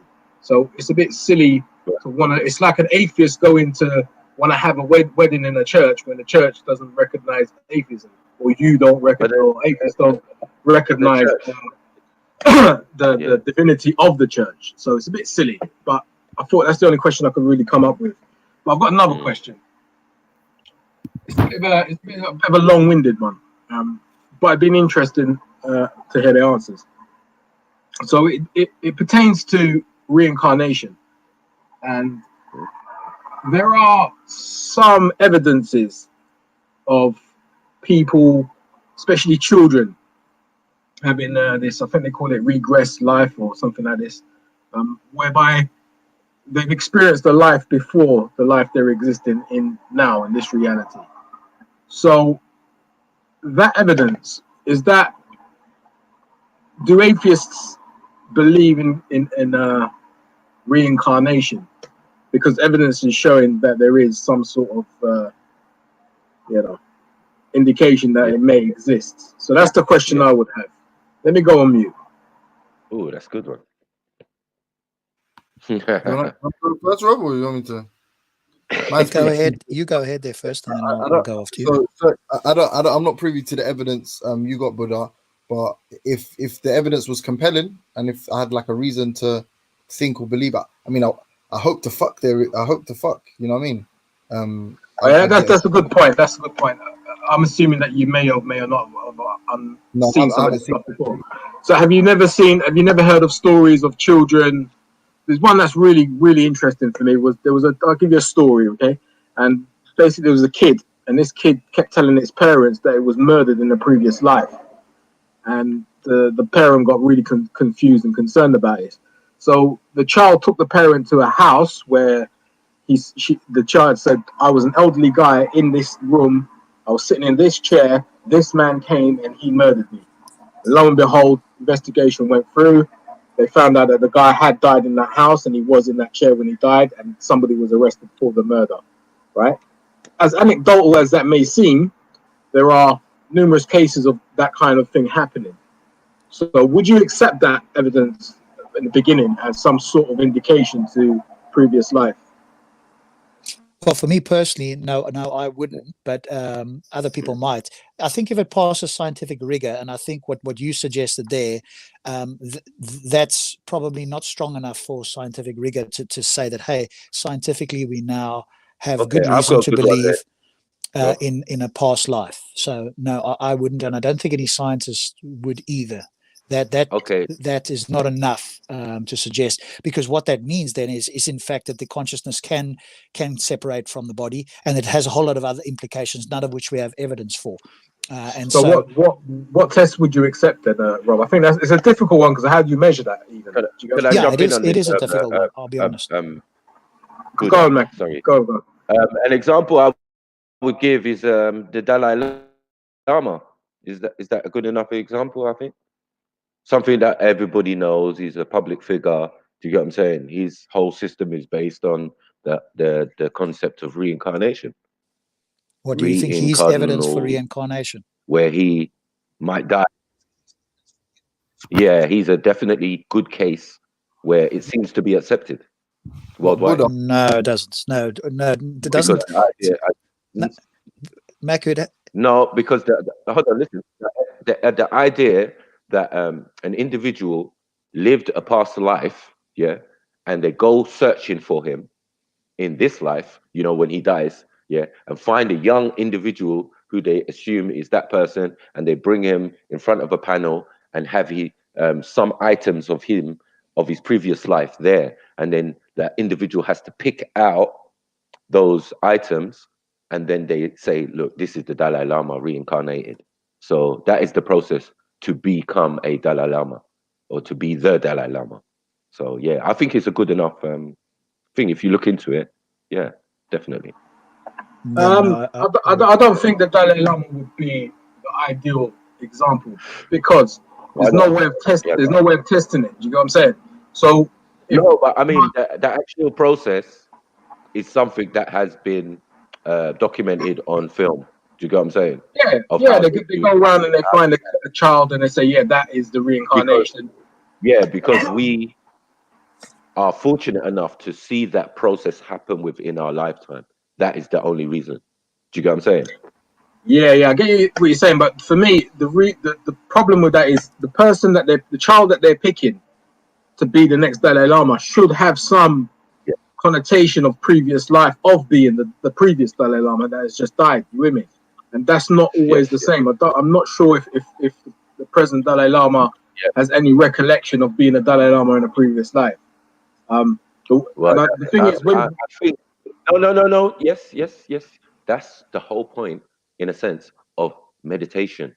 So to be a monk and all of these things, they're trying to attain that level. Do you get what I'm saying? Of knowledge of self. So when you pass on to the next stage, you know exactly what to do in the transition. Because not having knowledge of self and then dying ignorant, do you get what I'm saying? We don't know what you're going to come back as, a butterfly or da-da-da-da. Do you get what I'm saying? So someone who practiced in the certain arts, in the Eastern arts, would have that knowledge. Yes. Do you get what I'm saying? Yeah.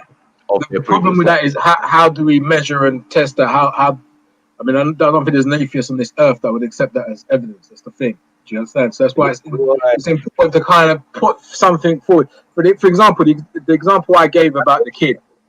You know why that's interesting? Because many, obviously, atheists, scientists, whatever, will go and visit the Dalai Lama. This is mad. Do you get what I'm saying? Buddha. They will make that pilgrimage. We'll see him. All right. So look at this now. Does anyone have the capability of screen sharing?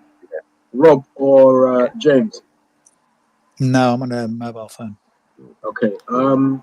So what I was gonna say, you're saying it's not a good example, I'm saying I don't know. You know what I mean? It's the one we have to hand that is definitely more credible than somebody's story of, you know what I mean? Not to dismount the story, because it can be true 100%, but it's something in the public eye that we can easily look up.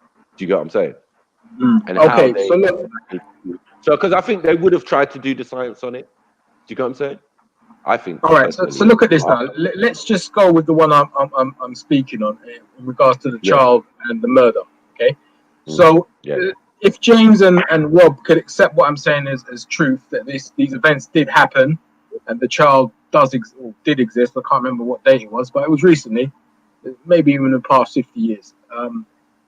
Another thing, Buddha, we do have it a lot in the African community. Yes. You know what I'm saying? Where this is what's interesting. It's not just in one specific community. It's in many. Yeah. But if we could accept that, so Rob, the mechanics of the child knowing that he had died in a previous life or been murdered in a previous life, if we accept that, what do you think the mechanics of him knowing that would be? What, aside from psychosis? Just stuff for salad. So if you can get some stuff for salad, that would be awesome. Sorry, say that again, James. What did you say, James? Jeez. From psychosis. Okay. Psychosis. All right, for a psychosis Okay, so if it was a psychosis, most psychosis have an element of delusion in it, no? It's very it's very weird for someone to have a psychosis and actually be truthful in it. So if I was to have a psychosis, what you saying? We presuppose that it's true. Sorry, is that what you asked me? No, I'm saying the evidences that I've put forward, I'm asking yourself and Rob to accept that that is true. The events I've given are true and did happen. Now I'm asking you to break that down as to possibilities as to how and why, explanations as to how and why these events took place. So if you're saying like teleologically, like what purpose does organic, like, or the sort of reincarnation concept, like, is that a result of consciousness? What's the purpose for consciousness reincarnating? And that I wouldn't be able to tell you, wouldn't have a clue, never even thought about it. Yeah, I know. So I'm asking specifically on what I've just said in regards to that young boy. In fact, let me pull up the guy's name. Let me just pull up maybe there's an article online. Maybe Rob understands it already. He can answer it. Cut me off. Feel free, Rob. But are you saying that if it were true that somebody would reincarnate? Well, I'm saying no. I'm accepting in this specific example I've given. I'm asking you both to hypothetically accept it as truth. Yeah, and I'd like you to give some evidences or explanation as to how this may have occurred. Scientifically, or just in my own opinion? In your own opinion, and scientifically. It's up to you.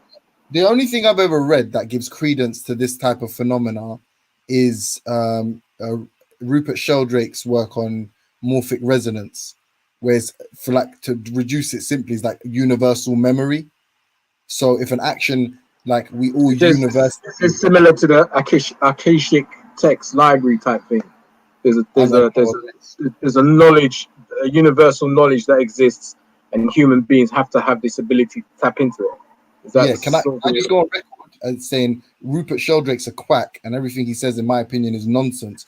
But if I was to assume, the only thing I've like had any kind of, because he believes in like telepathy and psychic phenomena and stuff, so I would say most likely that would be some kind of universal consciousness that allowed that to happen. That's if I was just abstracting, that's, or like imagining.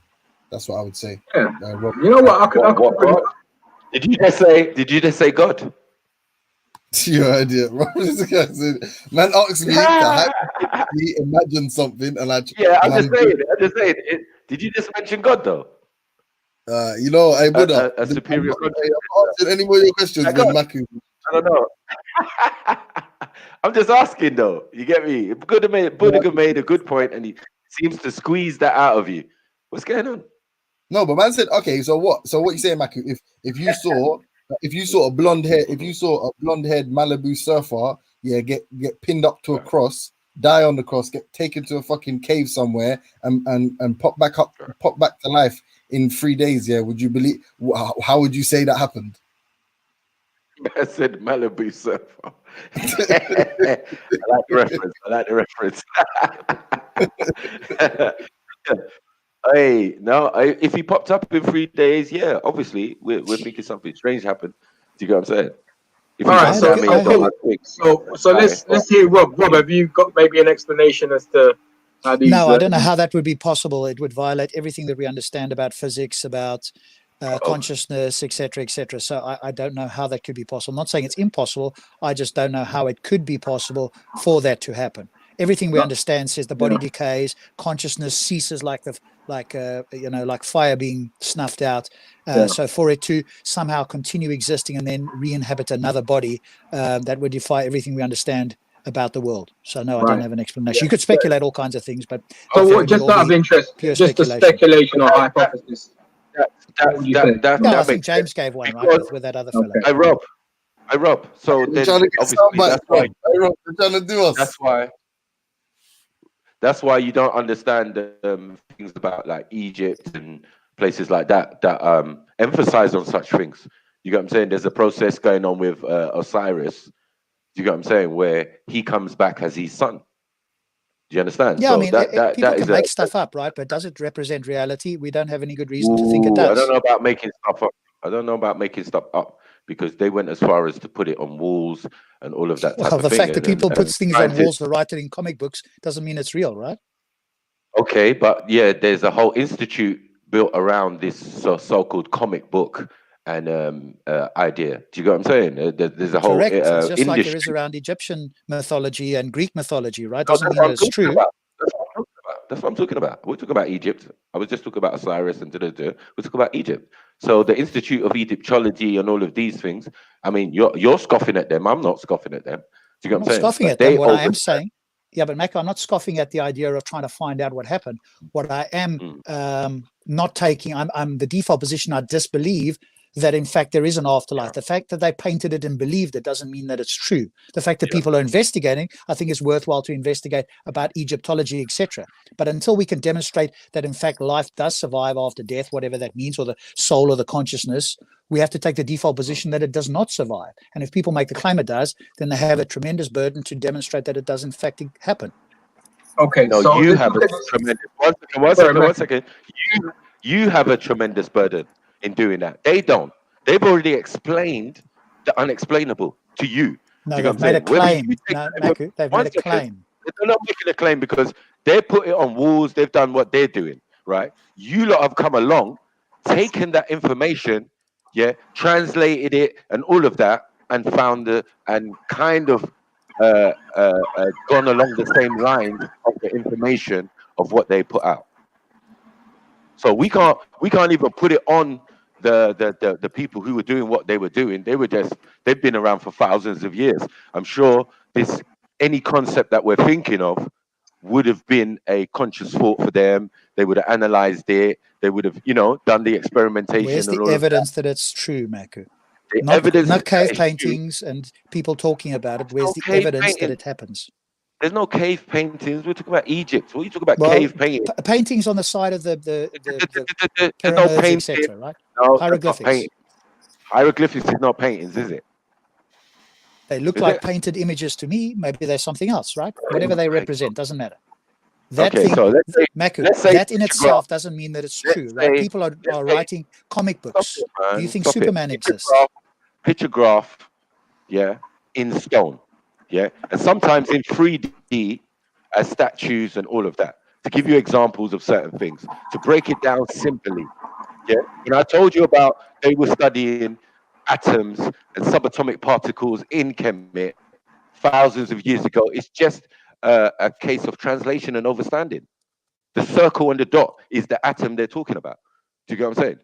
Done very simply. So I'm saying these people have had thousands of years to break down all kind of conscious thought and ideas that you call atheism or whatever, but they just observe nature and observe science and do science in a sense, though they're masters of alchemy and all of these type of things. Do you get what I'm saying? I've just got one question for you. Could you answer the Yeah. one question, since you are a bit of a scholar in this things? Where is the evidence from these ancient Egyptians that shows that life continues in some form after death? All right. So there's so many examples of that. One, you could go to Howard Carter, and we're talking about Tutankhamun's tomb. Do you get what I'm saying? The whole idea of Tutankhamun's tomb, as you know, was to prepare him what?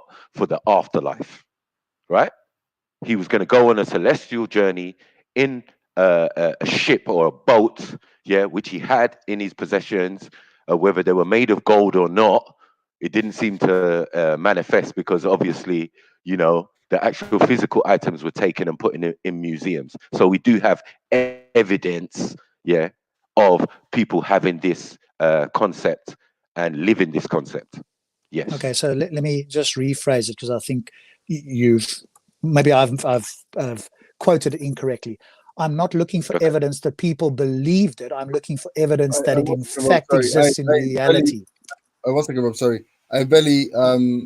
Someone's in the back chat. I think it's Brad, but it's James. Actually, pro Black Jones. But someone's in the back chat trying to get on. Listen, I'm gonna dip, lads. Yeah, I'm gonna dip, lads. You guys.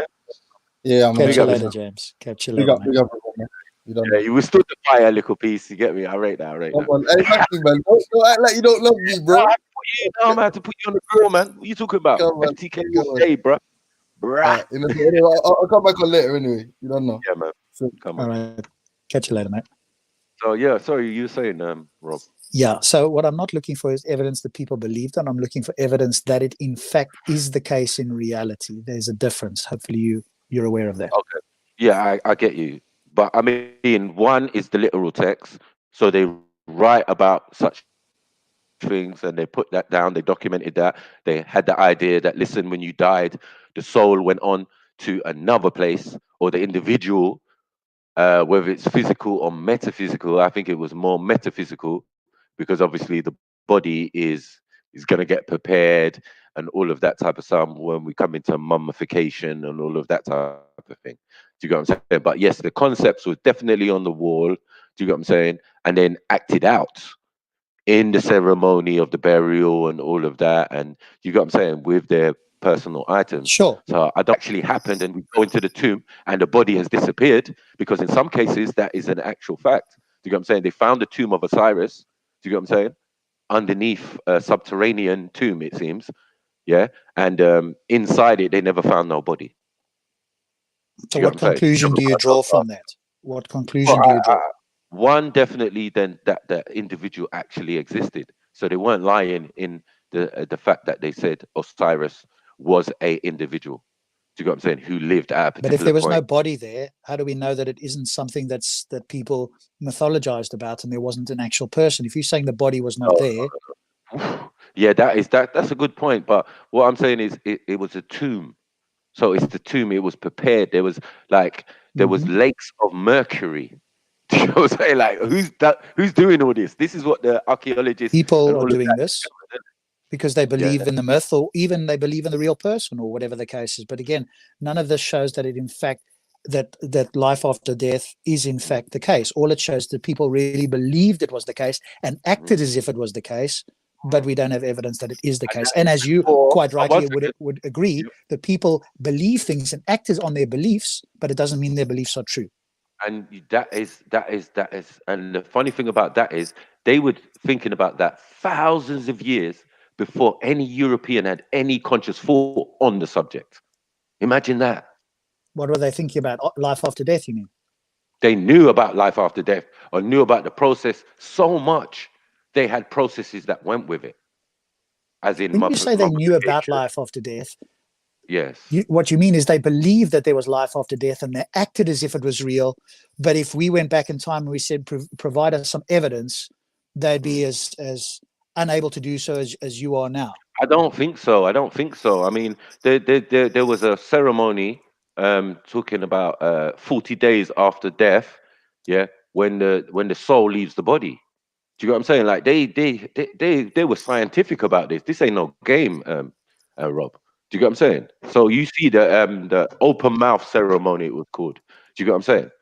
On the 40th day, the individual was dead, and you had a depiction of the body with the penis extended. Do you get what I'm saying? I don't know if it's because all the blood rushes to that part of the body when you're dead, blah blah blah. But this was their explanation on the walls. Do you get what I'm saying? But Maku, again, I'm not denying that they really believed it and they recorded what they believed. My point, my contention is what they believed in fact true? And nothing that you have said thus far remotely shows evidence. All it does point to is that they really believed it and they acted as if it was true. And humans have been doing that from the beginning of time. It doesn't mean it is true. It doesn't mean about belief. Remember, this is not religion when we're talking about Egypt. We're talking about science and the process, the scientific method and all of that. That's what we're talking about when we're dealing with Egypt. Remember, they're animists, yeah? They studied nature, the science of nature. They were not priests. What you're calling priests were actually scientists. Do you get what I'm saying? Or alchemists. That's why I said alchemist, alchemy. You get what I'm saying? Chemit, chemistry, from the word chemit. You know what I mean? Like, this is where it's all coming from. And you're negating the fact that all your sciences and everything that we have to date came from that region. Do you get what I'm saying? Because the Greeks are just opposite. You know what I mean? And they I'm not sure what else I can say. I'm going to yield the floor. I've made my objection. You're not answering my objection. Yeah, I have at a all, question. so I'll leave it at that. Yeah, I have a question for Rob. The books that you read on cosmology, how do you know they're true? I believe they're true. And if we went to knowledge, which is justified true belief, and I learned to do the science and the observations, then I could come back and say I know it based on the predictions and the observations. So it's my belief they are true based on experts, which I could replicate if I had the time and inclination to do so. It sounds and then like I would religion. very likely come to the same conclusion as they did. Just sounds exactly sounds like religion, yeah. Sounds like exactly. religion, mate. Unfortunately for you, though, it's exactly the opposite, because religion makes claims that cannot be demonstrated, whereas science makes claims that can be confirmed or falsified if you have the requisite knowledge. If you can do the same with God, I'm all ears. Go ahead. You don't know that they can be, because you still have a belief. You don't know that. People are doing it around the world. Okay, yes, where you're just they telling make me a beliefs. prediction about, for example, gravitational lensing, and then it's observed, or they make a prediction about the perihelion of Mercury before they even thought that it could happen, and then it gets observed. And it doesn't get observed by the person who made the prediction, because then you can claim bias. Other people do it, and then they confirm it the next time it happens, and so on. Is everything? Please do the same for God, and then you're in the same ballpark. Is everything you've just said a belief? Is everything you've just told me a belief? Whether it's a belief or knowledge from my part of view, there is knowledge out there. So that is Are you going to answer the question? Herring. Are you going to answer the question? Are you going to answer the question? And that is completely irrelevant to the fact. It's your belief. That's all I wanted. It's your belief. That's all I wanted. Does that make you feel better now? No. I appreciate that that's a red herring. Somehow you think that's a substantive point. In fact, it's incredibly trivial. I appreciate you ask direct questions, but I appreciate you give me direct answers too. Thank you. It's fine. Ibi, does all human beings, I just want to ask you a very important question. Do all human beings breathe air, Ibi? I don't know. Do you think there's a human being that can survive for any length of time, let's say half an hour or an hour, without breathing any air? I would assume so. You would assume so. Okay, well, that goes against science. So don't make assumptions. No, the point being, of course, and this was really not for you because that went over your head a little bit. The point was that I asked you a trivial question that had no relevance. No, hold on. Nawabi and Sniper. It's all beliefs. It's all beliefs. It's all beliefs. Listen. Let's move on. Right.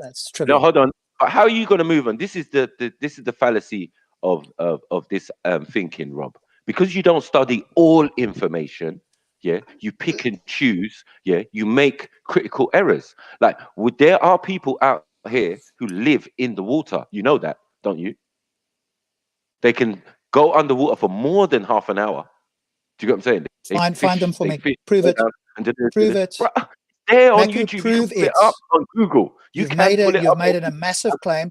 As far as I can tell, the people that can survive the longest underwater is like 20 minutes. And then with special training. Somebody made a documentary. So don't say to me like, oh, Max, you did this and you made a claim. No, you didn't see it. That's all. Well, then prove it. Just prove it. Put it in the back chat and I'll go watch it. 1 second.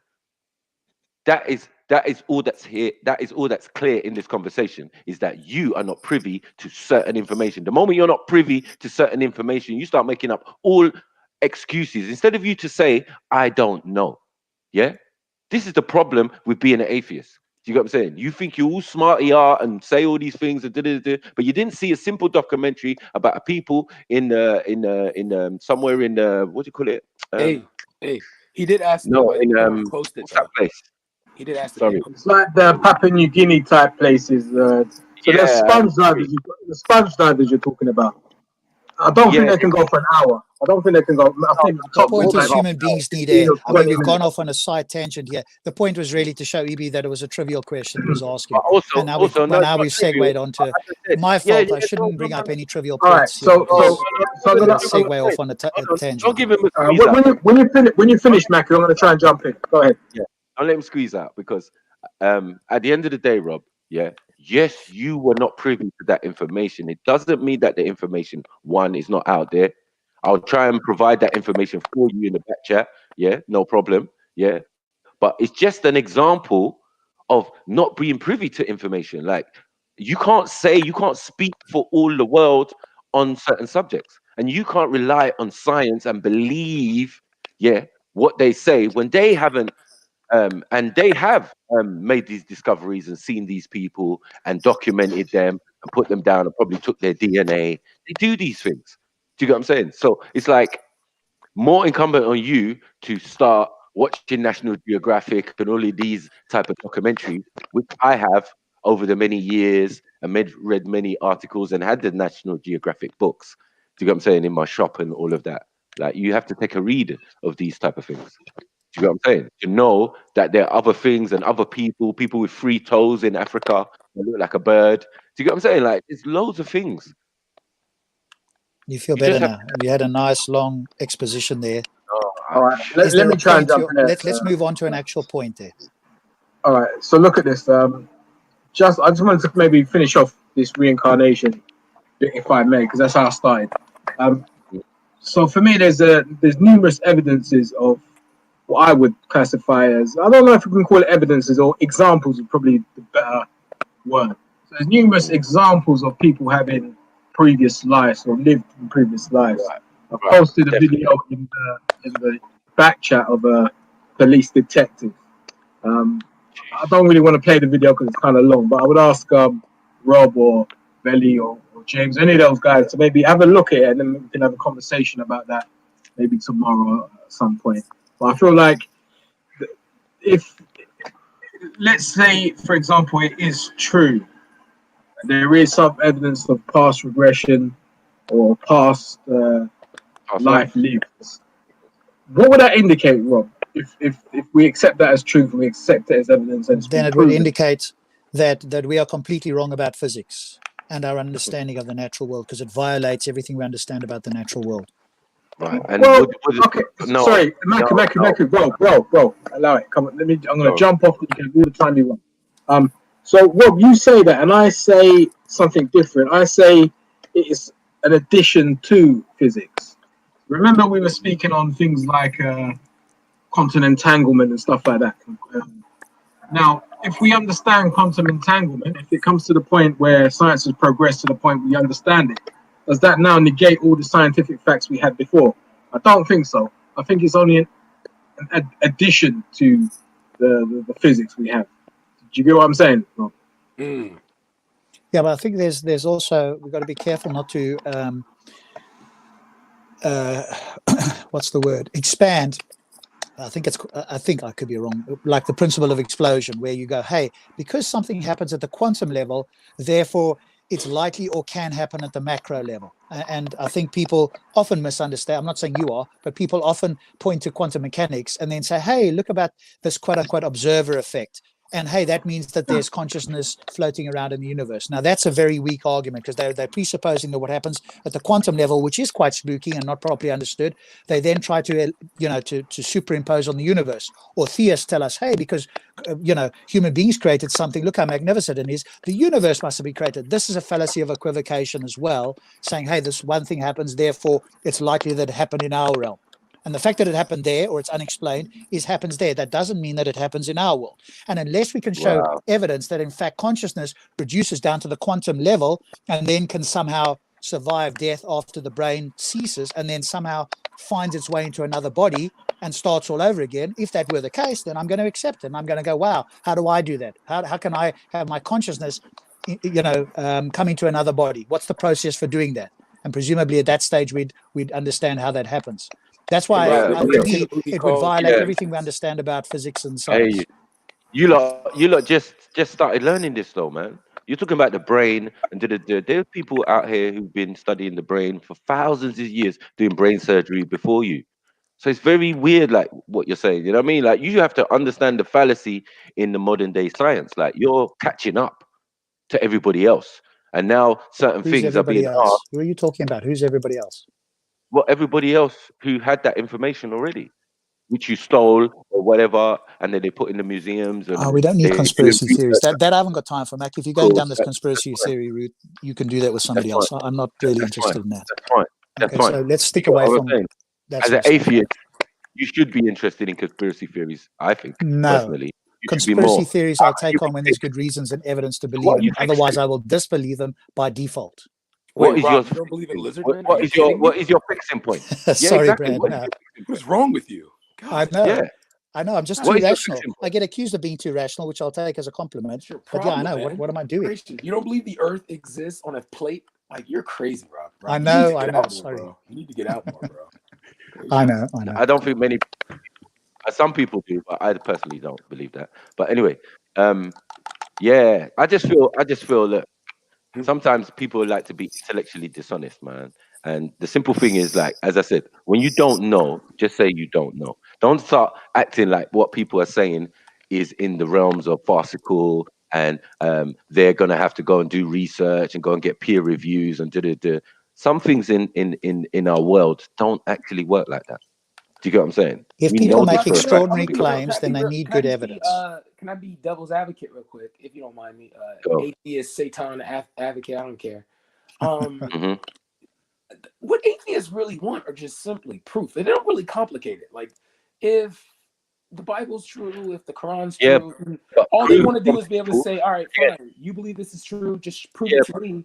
Because if you can prove But this, what do they believe in?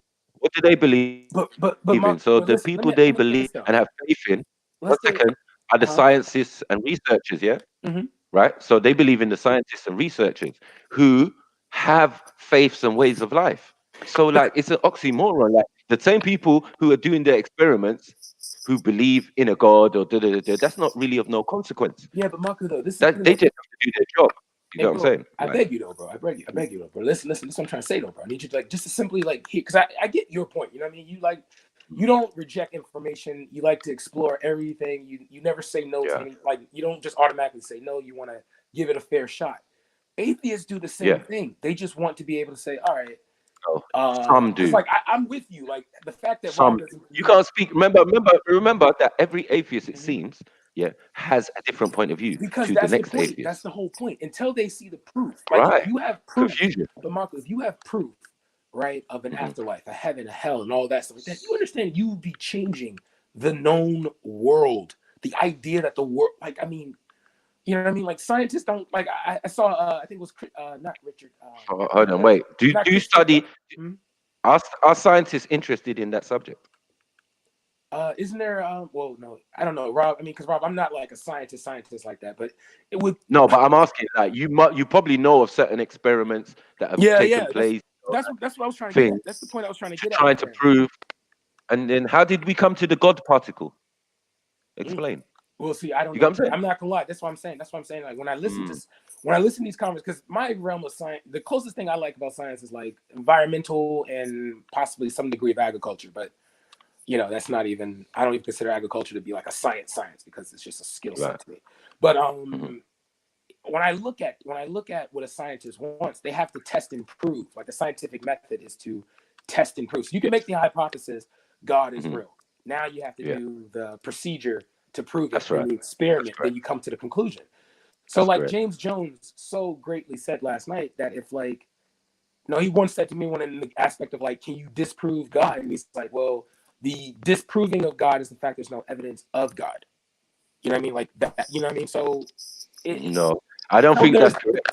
I think actually knowing what God is, you know what I'm saying, would help in the beginning before you start your experiment. Do you get what I'm saying? Like these are definitely questions and experiments and things that have been done. It would be the first thing to do because it's like these are ancient concepts. You know, why are we here? Yeah. You know, what is the existence? Why what is our purpose and all of that type of thing. So I feel that the scientists and the evidence speaks for itself. So why are you trying to find a God particle, the thing that made everything? Do you get what I'm saying? All of these type of things, you know what I mean? Yeah, but that's the So thing, though, like, that they're trying to find it, though. That's the thing. They're trying to find it, though. It's not like it's... right. The thing is, when I say this, if you prove God, you're talking about changing the world, man. You know what I mean? Like, there's not going to be any conversation. And then on top of that, like, I the don't type of think God it that is. information, remember, they deal with need to know basis. Do you think that type of information, if found out, and they probably do know, do you get what I'm saying, would be out there in the public eye? No. That's Everything's what I got said. levels, No. But I have to disagree with that, brother, because the reason, and No, I because I'm respect you saying, greatly. But the what reason why I would level have are to the disagree with that... scientists on? What level are the scientists on this pyramid of information and need to know basis? Like, scientists go out and do field experiments and things based on a question, right? A question or an idea somebody had, really, not really, information that was already there. Maybe they couldn't decipher it for thousands of years, and now they have the capabilities to do so. Things can change. You got what I'm saying? Yeah, But but that the thing is, though, still I haven't seen... negating. That's still negating that the experiments and the things have already been done successfully. Do you get what I'm saying? It's just a case of us in the modern time catching up to that level of science and Well, I information. wouldn't say we're catching up. I would say, if anything, we're advancing, you know... All right, let me give you an example. So the Oh. concept of our solar system and planets, where did we get it from? What scientists can Tell me, claim and name? like, I'm telling you, like, I have, like, when it comes to scientific conversations, man, I'm usually like a student in the room. So you when you say, where do we get this from? Tell me, you know. Well, the whole idea of what I heard, or what I understand to be correct information, is that from the Sumerians, were the first people who gave us the concept of a solar system. Do you get what I'm saying? They gave us the concept of time. Do you get what I'm saying? They gave us the concept of 60. They gave us the concept of 360. Do you understand? These are all things that came from but the these are Sumerians. like the roots, though. Like, okay, I'm sorry, Right, go ahead. but these, at least the scientists and everybody, the historians and everybody, would claim that to be the root of their particular practice. So if I'm an astronomer and I'm studying the stars, I need to go back to the first set of people who studied the stars and where that information comes from. But then you build on that bridge, because, like, for example, like you and you do, you definitely do. That's what I'm Because saying. That's why I say, like, in regards to the God, and I'm saying God theory, because I was I was doing Odoo a couple of days ago, and the dude brought up, and he's like, can we really, if we want to say that the Orisha are real, can't we just simply take them and just simply, like, take Ogun, go to Europe, and destroy Babylon with them? Like, could we just simply do that? And it's like, I don't think we can. But, like, can we prove that it's real? You know what I mean? Yeah, that's what I'm saying. Everything. But what I'm saying, but like, in a Ogun and all of these guys, they end up as your monarchs in modern times. You got what I'm saying? So their bloodline and descendancy are real people. Oh yeah, I forgot. You're Oya. So yeah, you like to tell that mystical story, like the Oya showed up with peace and love and said, "Hey, you guys, we want you to whether be they're warriors." part of an empire." No. I'm joking with you, though. But you know what I mean? I'm Yoruba. So I'm I saying, know. Yeah, part of that what do you call it, mythos, do you get what I'm saying, involves, and in most cases, whether it's Kemet or Sumeria, you get me, or Yoruba or Igbo or whatever, is that these people who came from somewhere else interacted with them and left descendants. This is a common theme amongst all of them. Do you get what I'm saying? No. I was only stating. I'm only stating that, like, my only point I was trying to say is that, like, if I'm up here bigging up, like, the Orisha, I'm bigging up, like, shout out, like, hey, Adudawa can guide us, Ogun can clear all of our ways, Shango will provide us with power, Osun will give us healing. And then Rob comes up to me and says, all right, cool. Take everything you just told me, and I want you to prove that Osun can heal us, that she can provide healing.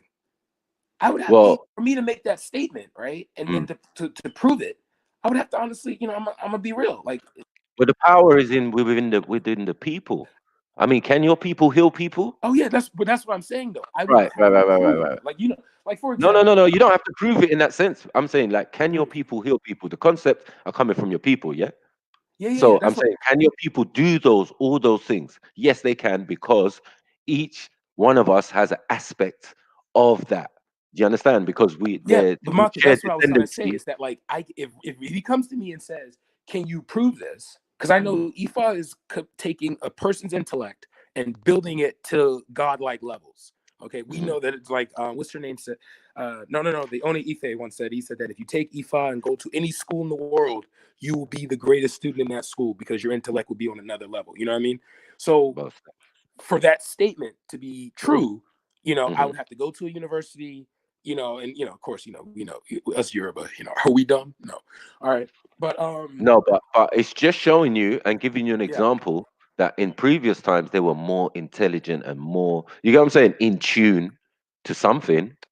Yeah, do you get what I'm saying? And we are now. Even when you look at the pyramids, and I saw, I think it was Asar or Wujao. I don't know if you know these two brothers, but they are like big on Kemet. Yeah. Oh, good. Yeah.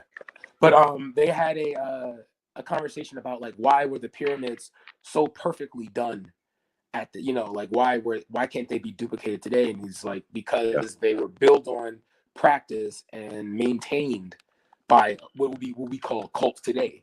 What we call like secret societies and things like that. And that's how these organizations were able to, that's how these entities within Kemet were able to survive, So like that, and if we were to go back and say, prove that you guys did this, they would have to build it. And if they build it, then we would know at that point that it's not aliens who came back. But do you see the fallacy in this? Do you see the fallacy in this? If I'm the one setting it up, imagine I have all the information, right? You come to my land, taking that information, you get what I'm saying? And taking it away, put it in secret places, and you, in secret organizations, you break down, study that information. You even try and practice some of the ceremonies and the rituals that would allow you to be in certain orders. Because the oldest order in the world is the order of Melchizedek, and any other order, whether it become Illuminati, whether it become Skull and Bones, whether it become Rosicrucians and all of that, come from one original order out of Kemet. Yeah, but so Kemet is all over their thing. One second, Kemet is all over their thing. Why they use the pyramid, in their symbolism and all of that type of thing. Do you know what I'm saying? Yeah. And use the square. The only point I'm trying to stay here, as I do devil's advocate for the atheists, they really just want proof. That's it. It's like proof. They just want to be able to say one day. Yeah, the issue is One second. You have to go higher up the chain. Is my point. You have to go high up the chain. You can't be asking us, because that information is not privy to you or me. Do you get what I'm saying? It's at a high level. Here's the thing. Station as an atheist, questions should be directed up the chain of command. Do you get what I'm saying? Because the holders of the secrets and the real information, is the answers for. Because they're giving out the information at a lower level, which you're calling science, research, peer review, all of that. They're playing games with us. You understand? The whole idea. But the thing is, though, this is where the thing is, though, even if we go back to this, like, because I'm just simply like, it's like I'm not really trying to complicate this. If I make the claim that Ogun is the superior god that can guarantee victory in every war, right? I know based off history that's not true.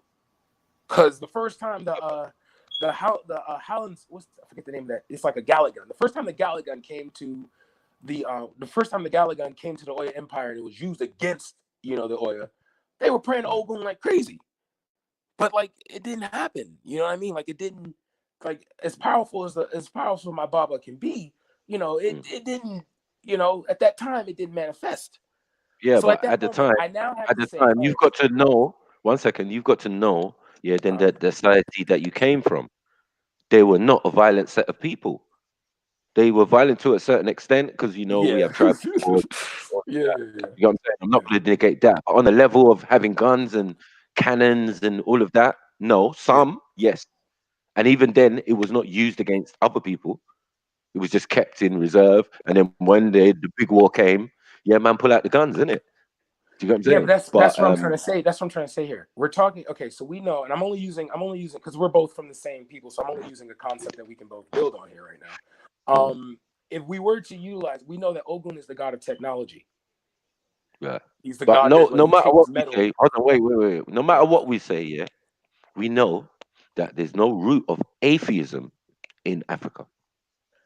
Jeez, we don't even have a word for it. Atheism is not a belief system because there's no. Okay, go. I'm sorry. We don't have a word for it. Do you get what I'm saying? There ain't no one running around. Yes, we do have, but there is a word for I'm an atheist. Yeah, but no, atheism is merely, no, but don't Maku, try it. Maku, bro. Atheism is merely just. But Maku, atheism is. Bro, you know, anti, right? So the idea of the Greek gods and all of that, I agree. Yeah. Yeah, if that's what an atheist is, then by the actual determining, but it's then simply someone who doesn't have proof that they cannot. They want to see it with their eyes. So, like, if we use the Bible, let's look at the Bible story real quick. Paul, before he became, the builder of the church and all that stuff, was murdering Christians. But Jesus came to him and proved that, like, yo, these people are dying because I'm legit real, according to the Bible. Okay.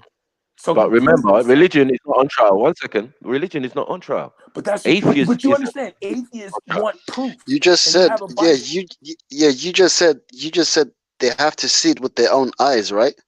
Yeah. Mm-hmm. So when someone reads a science book, that's not proof, right? But you understand that with science, it comes in experiments. So I can't. No. With science comes experiments. Okay, there's labs. There's trials. I know. But if I read a book, I know. But hold on. But if I read a book, I haven't experimented anything.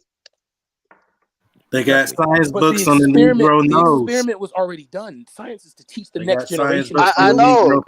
The experiment was done, but it wasn't done by me. I'm just reading the book. He's not.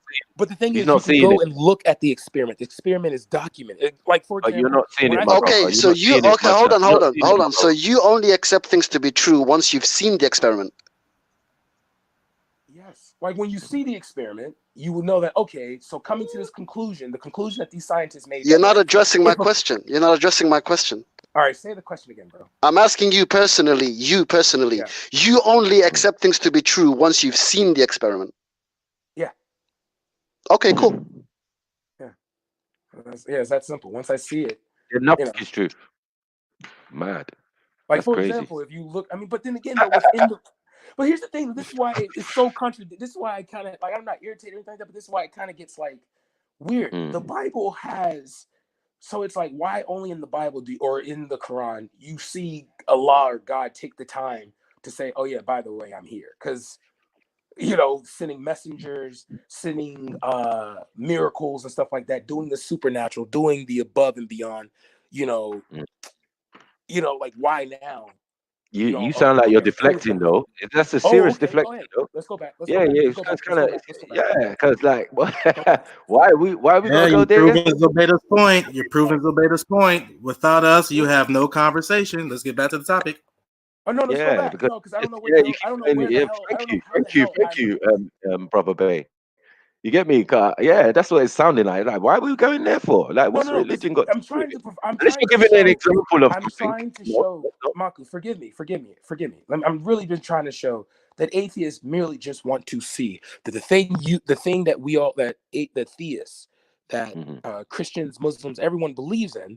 They want to say, okay, you guys believe that? Fine. Prove it to us so we can believe it. Hold on 1 second. There's also another side to that. That's within a book, right? And that's within a way of life and a religion. Do you get what I'm saying? Which is personal. Say that again. I apologize. That's within a way of life, yeah, or a religion, isn't it? So that's personal to the individual. Yeah. No, I'm sorry. Religion. Religion. Okay. A lot of atheists. Wait. A lot of atheists try and superimpose a person's belief system on their day-to-day job. You get me? So if my day-to-day job is a researcher, yeah, you're saying because certain verses in the Quran and in the Hadith, I do my job. Now I'm saying that's a logical fallacy. Like, that is so retarded, it's unbelievable, because everybody who's giving you your information, yeah, has different belief systems. You know what I'm saying? And it doesn't affect the way they do their job. Yeah, but Maku, though, this is the thing I'm trying. This is what I'm trying. Okay, so Yeah, within but science, people get within emotional. I don't know. what I've seen constantly, Non-religious people get emotional about religion when religious people don't. We do. We see the same things, and we ask the same questions. 1 second, we ask the same questions you are. What's the difference? So no, All of a sudden, you're different from us. have 1 you second. found the answers, though? 1 second. Have 1 you found second. the answers? 1 second. Some have found the answers in Okay. their religion. Some have found the answers in science, archaeology, anthropology, and reading history of different cultures and all of that, even their own. You know what I'm saying? So there's many angles and many ways. You making people linear here, one way. Nothing is one Yeah, way. but Maku, you're literally a Nuwapian. Like, you have to understand, the way you think is not natural of a normal theist. That's why I'm really patient with addressing you, because you're a Nuwapian. You're taught to do the Hebrew Israelite thing. You're taught to do the Muslim thing. You're taught to do the Christian thing. You're taught to study it all. So you're not a regular theist. That's why I'm trying to figure out why the hell are you defending people who literally are linear? Okay? Like, No, because we're not on trial. oh no, so You're I'm on trying to trial. literally tell you until Remember, I'm there's an FTK. 1 second, 1 second. I'm a fairy tale killer. So if people come with their fairy tales and their stories and their thing, I'll address it and give them correction. Yeah, okay, not so that they're wrong. Hold on 1 uh-huh. second. Not that they're wrong, but it's correction. When it comes to text, yeah, it's correction usually. You know what I mean? And understanding that there are other versions of the text that might explain what their query is. You understand? You But understand for that? you atheists, always in the books. 1 second. You atheists, always in the books. Quick to draw the Bible. Oh, but it said in the Bible. Well, you was reading the Bible. Okay, Our well, job here, is done. Maku, You know what I'm saying? may No problem. No I? problem. 1 May I? second. 1 Please, second. please. No, 1 second, please, because I've given you a minute. I've given you a minute, bro. I've been mad respectful. Okay. All right. All right. So you're a fairy tale killer. What proof do you have when you come across a thing? Like, you give correction. What proof do you have that allows you to provide that correction? The actual information, the actual All right, correct so what is the proof? So you factual. take 1 second. 1 second. You take the time to find the proof. 1 second. It's time like to the find the scientific evidence, method. The scientific method is the same.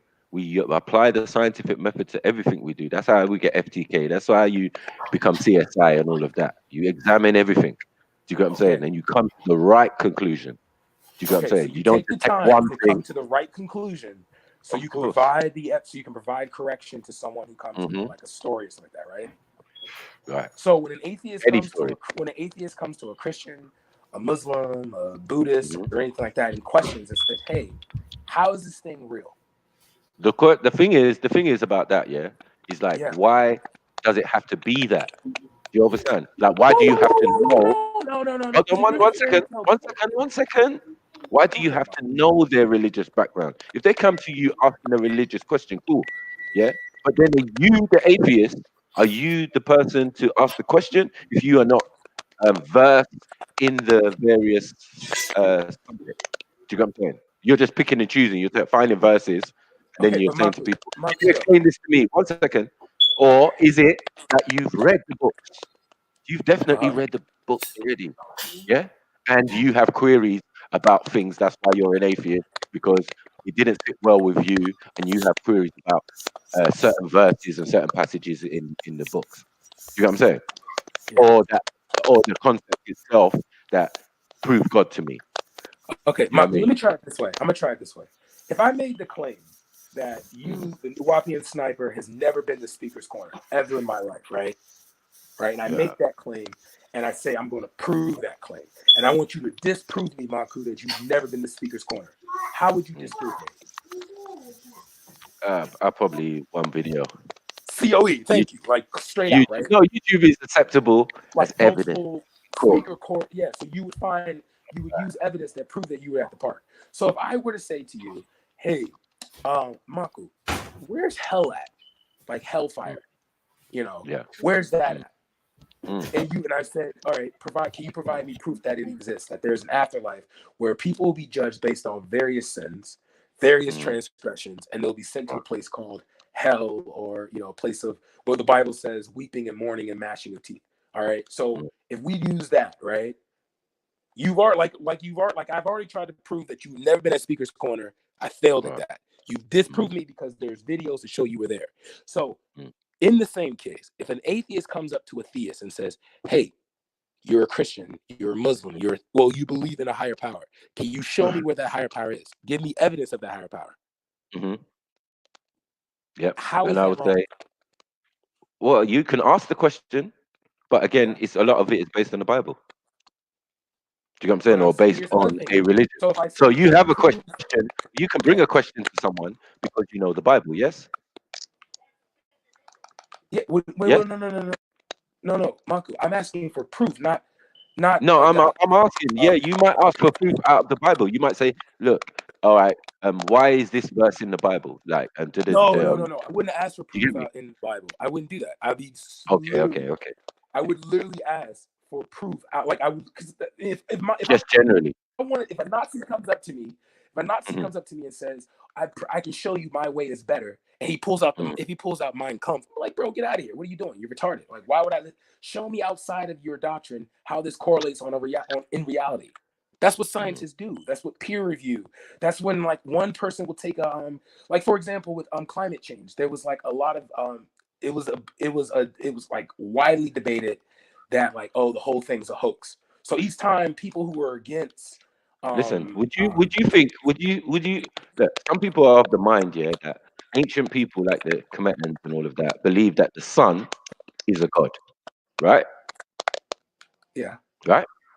So if that's we're asking for an example of the creator, a creator, you got what I'm saying? That people believed in or had the concept of, or people misunderstood and believed they thought that was God. You got what I'm saying? Or an example of God's power. Interesting. But the sun, yeah, we can now scientifically say we have the same genes or the same composition as the sun. Do you get what I'm saying?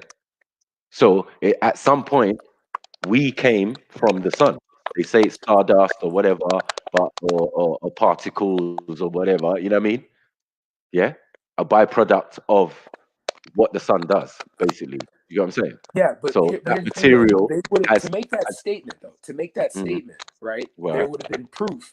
There would have been experiments and things well, done. the proof is the only then thing hold on atheists want. And hold on is one when you second. say- Okay. 1 second. Then the proof is you. If you are the same as the sun, do you get what I'm saying? Then that's the proof on a macro level. Because we're not going bigger than that. 1 second. You're deflecting from one word. Oh, my bro. brother. Like one word. I've only been brother. consistent with one word. And My I feel like brother. I'm going- My brother, no, I'm keeping it simple and explaining. Like, look, if people, ancient people, believe that the sun, yeah, the creator of life on this planet and all things, if the sun decides to take a day off, it's game over for all of us. We know this. Do you get what I'm saying? Without the sustenance of the sun and whatever and what it does, yeah, nothing can live on the planet. That's another benefit of it, yeah. And then you find out through science and all of that that chemically, yeah, you have hydrogen atoms in your body. Do you get what I'm saying? Yeah. And they're saying that you're connected to the sun. So in there, that is a perfect example of as a God. Do you get what I'm saying? That you can tangibly see in the sky that created something physical, which is now questioning itself. It's questioning the creation or how it came to be. See, this is one thing Do I you realize understand? how you survive. Jeez. I realize how you survive in these kind of conversations because it is amazing. You just because Kemet also believed that like there was a bird that what's his name, the bird, what's that bird, Ra was also You don't like, believe. Hold on 1 second. I said, remember in the beginning, I said some people have assumed, yeah, this is not the way Kemet was, but I'm saying some people have assumed they worship the sun. You understand?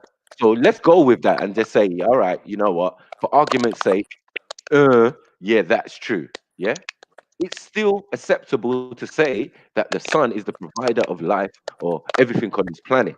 So it has to be acknowledged and respected, right? And the source of life as we know it. The universe is a big place. There's many suns and many things. So, you know, they're doing the same process, probably. All from one single source that provided that and allowed that to be. Yeah, you get what I'm Bob, saying? I think you're equating things that can't be. I think you're connecting things that can't be No, I'm not Okay, doing. because What I'm one doing thing is has simplifying. One second. What I'm doing is simplifying it. I'm saying that there's a set of people on this planet that have this ideology or have this mythos, yeah, for explaining their existence. You understand? And it can be explained through science and all the methods that we have today. Do you get what I'm saying? So I'm saying in that small example, you being here, having this conversation and having this thing, your ancestors here have already worked this out from a long time. That the sun, you get me, is the provider of life on the planet, and things can't grow, and without it. They've even now. represented How themselves. can we translate that? Because we have to understand, Kemet did not rule the whole world. So It's how not can about we? ruling. It's not about ruling as far as I'm No. concerned. In other words, forgive me. It's a place of education, remember. Yeah. In other Like a words, university. Okay. yeah, but that was only still around like what we're talking the Mediterranean and primarily like Greeks, maybe Assyrians. I mean, we're not like talking like They never 400. existed when I'm having this conversation. I mean, the people that we're talking about and think those people never existed. So I don't know why you brought them into the equation. I No, 'cause I understand don't it think because I have not one changed second, my point at all. I have not one changed my second. point though. Yeah, but I understand why you're saying that, because at the end of the day, they have a vested interest. They had Alexandria, Greco-Romans lived there. They studied some information, and this is what we're running off up until present day. Now, I'm saying the secret orders and schools weren't disbanded; they just moved to other areas as the people moved as well, and left that abandoned laboratory or whatever to be in the sand. You get me? Until Napoleon and Champollion and all of these guys come along and want to investigate and start studying and make a lifetime effort, continuous, to study Egypt or Kemet or whatever. You know what I mean? Yeah, Like the science, the I don't architecture think the thing is, I'm is, is literally world trying to renowned. say here, and it's just simple, okay? Because if you want to say the atheists, and we can go on atheists all we want, I'm down, okay? I don't care. But the thing is, if we, if what, because what you just said threw me off. I'm sorry. All right. So if we were to look at it from just simplistically, the one thing every atheist wants to say is that, all right, a Christian came up to me and told me their God is real. A theist came to me and told me that their thing is real. I have seen it with my own eyes how this thing is real. Okay, I have seen how this thing, without refutable doubt. So because like even with science is not 100% finite, to the point that there's constant experiments, constant upgrades, constant contributing information towards an idea on how we see things. Like the concept of race. There was a time in which people would have looked at you and me as like subhuman, but then as we move forward, I'm not even going there. I'm going no, to the I'm actual simply science. stating that there. Listen, That, I'm like, going to my brother. I'm saying that our ancestors, were very, very, very, very, very religious, about science and the science of nature. Yeah, So but religion. one But aspect, religion was one merely meant to second, my explain brother. the unexplained. Yeah, but 1 second. The thing that is universal within it, though, if within the religions, is the sun and the moon. Do you get me? Let's not get it twisted. So, Okay, the sun and the moon, because the they can be overstandard. seen. 1 second, one Yeah. second. So, yes, exactly. That is a seeable God. Yeah, that's not blasphemy. That's not lying. That's not anything. That is a seeable creator. Yeah, the creator of life, as far as you know it, on a macro level. Do you get what I'm saying? That is as far as you can go. Do you get what I'm saying? So wait a minute, are we Originally, saying that? Okay, we you know what I know mean? that. It's Okay, just so simple. you're saying the moon and the sun are aspects of are gods or aspects of God. Aspects of God. You got what So I'm saying? how can you And connect? what, How can you no. connect the moon and the sun? Remember, the moon is the aspect of the planet. You got what I'm saying? Yeah, And the but how planet can is we? the But how aspect can of we the now sun. say? 1 second. How can we now It prove? goes in order. Sorry. A moon is like part of the planet, and it's like a satellite, or you could say. So it's got nothing to do with the actual sun, but the effects of the sun on the moon and what it has on our planet is definitely relevant. That's why the sun and the moon for us, basic, would be a basic understanding of such things. You know what I'm saying? Because for the moon, So what about the matches moons for up the other? with, What about moons for other planets? Like what there are are moons for other concepts planets. of that? Well, satellites, you could say. You know what I'm saying? And I believe that you know, like places like Saturn is basically a whole solar system. You know what I'm saying? Basically a whole solar system. There's enough planets and enough moons to give it that title. It's just But I that thought there was if it was I thought centrally, there was one planet surrounded by moons. no, some of those moons are big enough to be planets and are planets and frozen planets and all of that type of stuff. So Oh, time out. Titan, Let me yeah, look there's this many up. Wait, so there's many bodies floating around Saturn to say it's its own solar system. You know what I'm saying? An example what? within our What? solar. Ow, Yeah, ow, my head. I need to eat breakfast. it has, it's one of the brightest planets in the night sky. It emits its own light. It's comprised of the same thing the sun is. I mean, where's the jokes? You know what I'm saying? Like, we've done the research and studied these things from a long time ago. But it doesn't mean we're not religious, or it doesn't mean, you see what I'm saying? Like, religion has nothing to do with studying information and, you know what I mean, doing your due diligence. You know what I mean? Yeah, but You see, want, if the thing is, okay, so religion has nothing to do with studying information. So if someone decides to study religion and say, all right, what is truth behind this? What is wrong? yeah. There's nothing wrong with that. So if they There's can't nothing. find any proof, if we can't find any proof that right now, if I were to pray for healing for 800 people, because like in America, we have like 1 million cases of like coronavirus. So if I were to pray right now for an entity using, let's say, using a spiritual system, and I would say, all right, cool, let's pray that that everything gets healed, that everyone can be healed by this prayer. Yeah. So what you do, you call on the spirit or the energy of your ancestor who was explicit or really good in that. Do you get what I'm saying? So we could say, for example, Imhotep. Oh, Imhotep, my ancestor, please give me the knowledge to fight this virus and because you were the master of medicine and all of that in ancient times and knew certain processes and blah blah blah. So give me that energy because I'm your descendant or whatever. I've got your DNA in my DNA, so I basically got that information in me. You get me? Empower me to do what I need to do, and that's how the process went. It wasn't mumbo jumbo, hooku spooku, and all of that. It was something conscious, knowing that there were the essence of your ancestors is out there. Do you get what I'm saying? In the universe. So we do acknowledge that idea of life after death and all of that. You know what I mean? And drawing on the energy or the knowledge from your ancestors. Okay, so now because that's in this your is where DNA. this is where like I'm back to my You have original that point. connection. The only thing is that you've named a lot of stuff that people have taken the time to study and prove.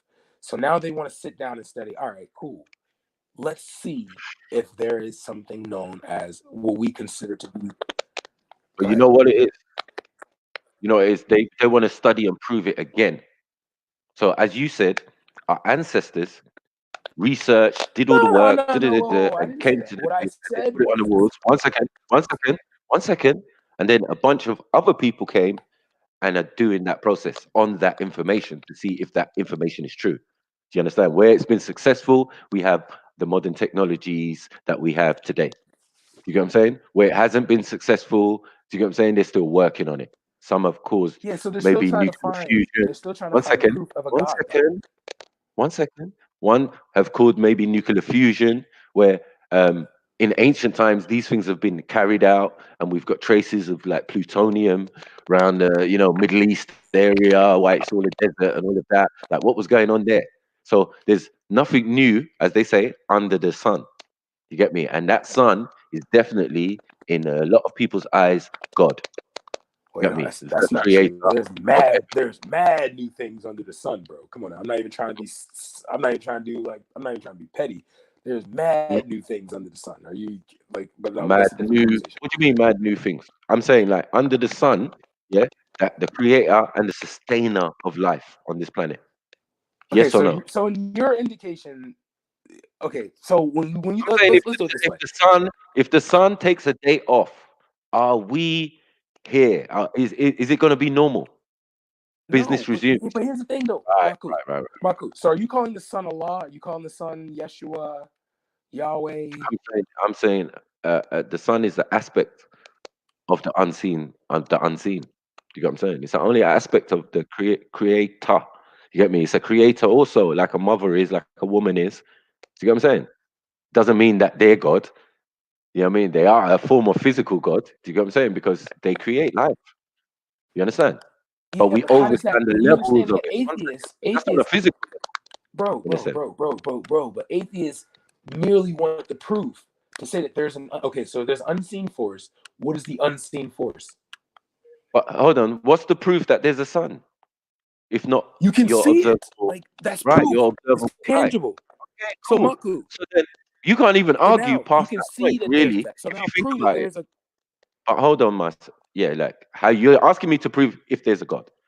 I'm telling you that some people around the world believe that the sun is a God, right? Some of our ancestors even believe that the sun, was a God. Do you get what I'm saying? They even have names for it. The sustainer. You get what I'm saying? Like, yes, it is referring to the creator. The 99 You attributes use of the the word there, Allah. though, Marku, that I'm not going to gloss over. You use the word there. Our ancestors believed. Okay, our ancestors didn't prove. They had no concept. They had no concept, of even like what we know as lying, or in that sense. Like when they put out information or they studied things, they studied it 100. Obviously, because of the structures they built, you could see they were methodical with everything they did. Do you understand? There was tons of information in which people like. You got to understand. Look, this information is endless in a sense. It's like infinity. Do you get what I'm saying? So you can only take difference. There's a difference between truthful and non-truthful information. But I'm saying studying nature. Sorry, not studying nature. It's like an infinite task. Do you get what I'm saying? So you can only observe and examine things that are around you. Up in the sky, what you observe, and all of these type of things, which have been done thousands of years ago. Definitely. You get me? To the extent that we, in the modern time, with all our technology, have only just discovered certain planets in our solar system in the 1930s. Yeah, because technology we advance as humans. Like there was a time people would have died from a cold. They don't die from a cold anymore. That's nothing to do with humans. That's more to do with a set of those humans, discovering or uncovering information, because they're the last on the planet. So they want to discover. You're good with language. Listen. They wanna understand what happened before they existed. That is fair. Do you understand? Yeah. There's so no if one that who's same wrong statement to was say made that's wrong. today. One second. Yeah.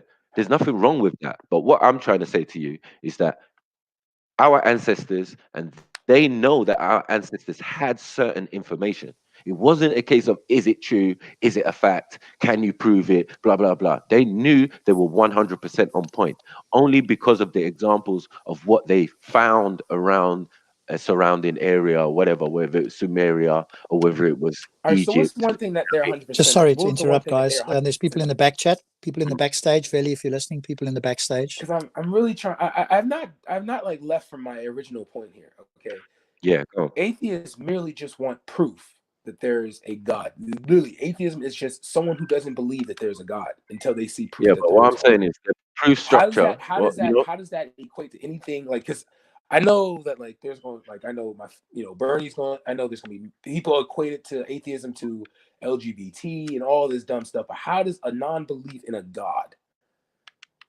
Okay, how does that in any way have any negative?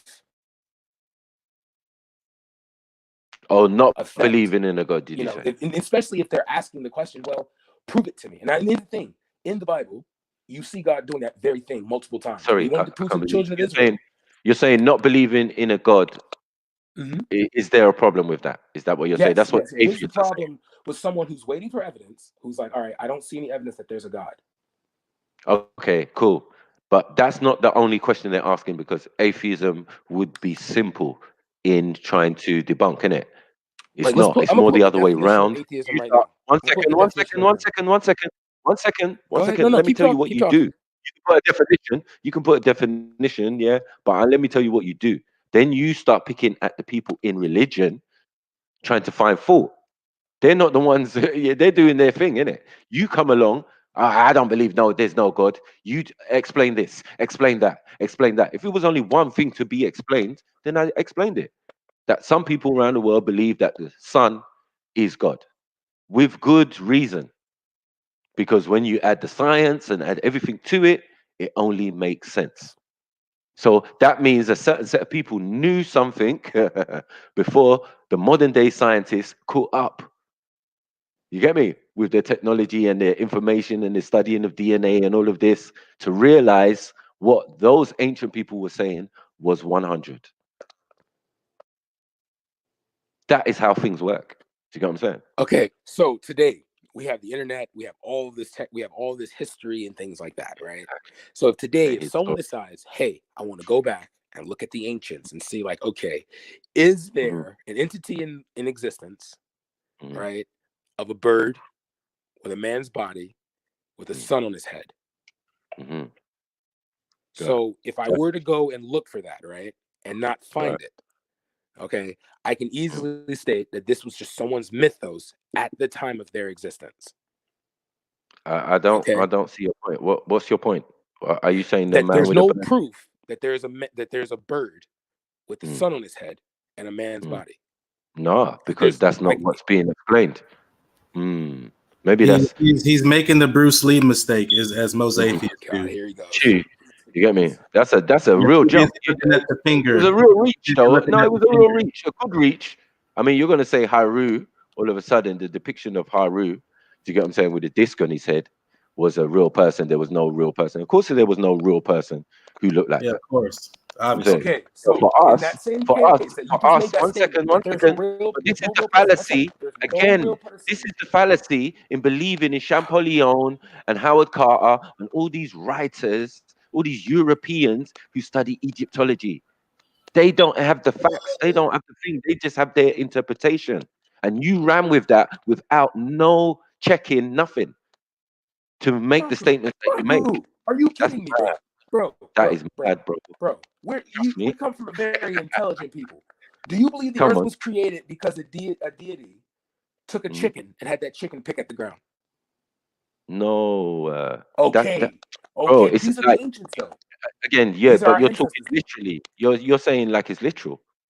Because Okay, so remember, now an atheist, right? An atheist comes up to you and says, all right, hey, can you prove to me that you're, like, let's say, you're part of a spiritual system, and I haven't changed, so I'm still stuck on the same point.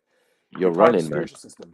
You're telling me this spiritual system, which, because Maku, you're different because you're a Nuwapian. You just study multiple things, so I understand you. Forget about Nuwapian. But listen, It's me. you come in and I say, all right, I'm that you're guy. atheist. You're trying to tell me that this thing, that those who don't believe in this thing will go to hellfire, will burn, and things like that. Okay, will go to a place of torment. All right, and someone says, hey, that's Hold the on. case. Can you show Yeah, me but that place? And then make show your me this question place where- simple. Like you asked earlier, yeah. You How's said that a hard okay. question?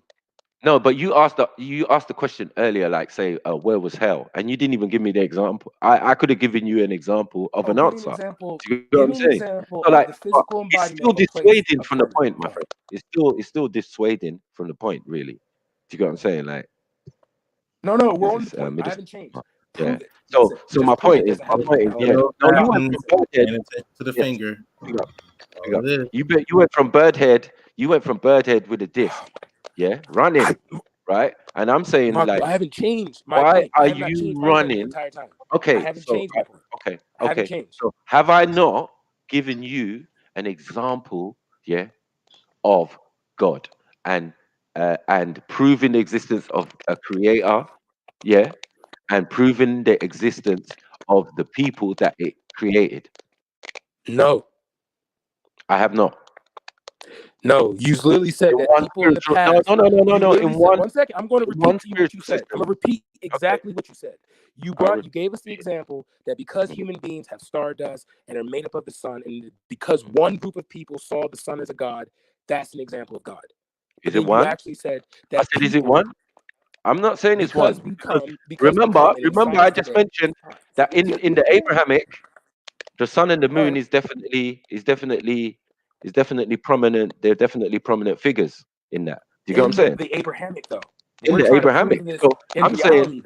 We're trying to prove this from a reality standpoint. Okay, but then I was also referring to what they thought that the Kemetans thought. So I didn't even go with it and say, like, look, I just used that as an example that, look, the sun and the moon definitely prominent in the pantheon of the Abrahamic religions, right? Cool. Okay. But that makes sense because even the Kemetans, had the same sort of ideals and even more complicated workings on the workings and the studying of the sun. Ra. Do you get what I'm saying? So even that aspect of the whole what the creator created, this creation that can create. Okay, so there's a you man. All right, you man. About the sun, talk about the creation. On, so here's the thing I'm trying to get at now. You have to first prove. And I haven't changed my point. I'm using the same P word. Can you remember? Yes. Remember, I proved it. Prove that there. Can you prove? Remember? No, you literally just said that our ancient. So I asked you, and I said, I asked you on what method, other than tools and did they use to think? Can you observe this God that they're saying? You said you can see it, and I said yes, exactly. So the power of observation. No, one second. You said the sun is observable. Because you said, how do you know the sun is real?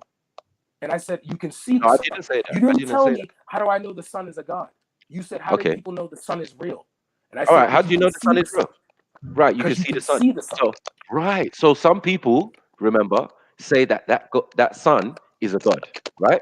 Okay, there we go. There's the word right there. One second. That you haven't said yet.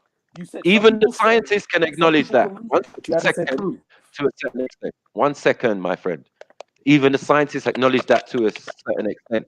Yeah, knowing that we have hydrogen atoms, because I wasn't pointing that at the ancestors. I was saying that they were making the point that the God in their eyes, or what they assumed they thought God was the sun, as a sustainer of everything.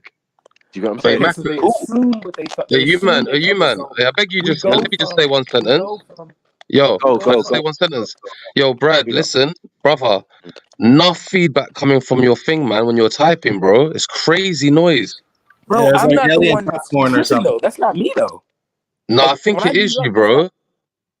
Yeah, it is you. I think it's when your mic's rubbing against your zip or you're typing. It's just crazy, bro.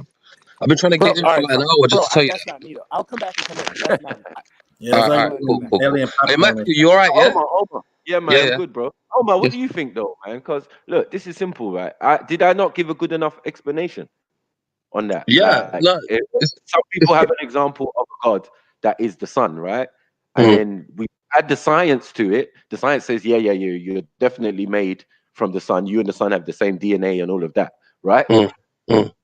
So, and I'm saying, well, that's some people's interpretation. I'm not saying that's my interpretation. And I'm saying that even me and his ancestors, who are Kemetans, you get what I'm saying, have that interpretation. Do you get what I'm saying? And it's even more in depth.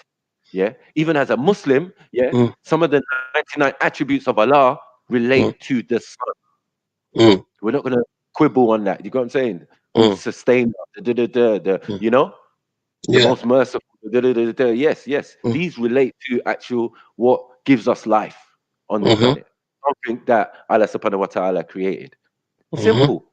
Like niggas is getting all, you get what I'm saying? Like atheists is acting all bent out of shape, but on the lowest level of creation, sun, you get what I'm saying? That creates everything that we know, man are struggling. They can't get past that. And that sun created you. Get past that. Do you get what I'm saying? Like touch yourself, and see if you're fit. You know what I mean? Like you're done out here, man. Simple. Yeah. You know, when I was listening, I was hearing it. Obviously, I was hearing it for the last, because I just, you know what I mean, I was skimming through little bits and bobs. But it was some very, very good points, and some very like hard hitting points.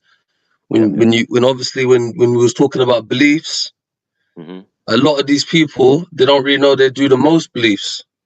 The most. And how you was putting that out was very interesting to see. Like, okay, do you realize you're doing the most beliefs right now? 100. You know, it was crazy. Rob was on it hard. Rob was like, "Yeah, I believe." Oh shit! Say it again. It reminds me of it reminds me of an old conversation I had with Rob as well back in the day. But yeah, man, you know. But yeah, I'll let you man carry on. Yeah, I just came in to say that real quick, innit? But yeah, that was a very, very interesting backwards and forwards from all of you lot, actually, man. Rob, you, and the brother Bad. So carry on, man. Brilliant. Yeah, that was well put, Nubian, how you brought about, you know, our ancient ancestors. One never really practiced this atheist belief. It's very modern, very new, and we didn't separate one side of the coin to the other. It was a conjunction of science and spirituality. That's how they was able to do the amazing things they were doing. Unfortunately, I believe the Europeans came in later and then gave you guys that same spiritual attitude of, I don't see a bird with horns in the sun on top of his head. Oh, something about this is stupid. But yet they go in their basements and they practice our shit. That's what made me look into Islam in the first place. Let me tell you something. I was that bro because of 9/11. I was that guy. You go in my computer history, you will see games like Shoot Muhammad, Snipe Baghdad. Like I was that guy. I'm an American as far as I was concerned, and I was born Baptist Christian in Chicago. I didn't know shit about Islam other than Nation of Islam, but I thought they were some weirdos. But other than that, I didn't take Islam serious until I ran into Hidden Colors via Tariq Nasheed. Big ups to Tariq Nasheed for those who know him. Please check him out.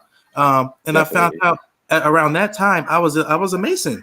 I was a Freemason. Yes, just because of the secret. I wanted to see what it was all about. I was a 3rd degree Mason secret Mason. And then when they made the statement that Masonry came from what's your lodge? Keystone Lodge 72 on 74th and Ingleside. We'll talk later. When I discovered that Masonry, well, here's the thing. This would let me. When I found out that Masonry came from Moorish science, I went, I never heard that word before. Let me type it in. Noble Ali. What is that? Oh, Moorish science of America.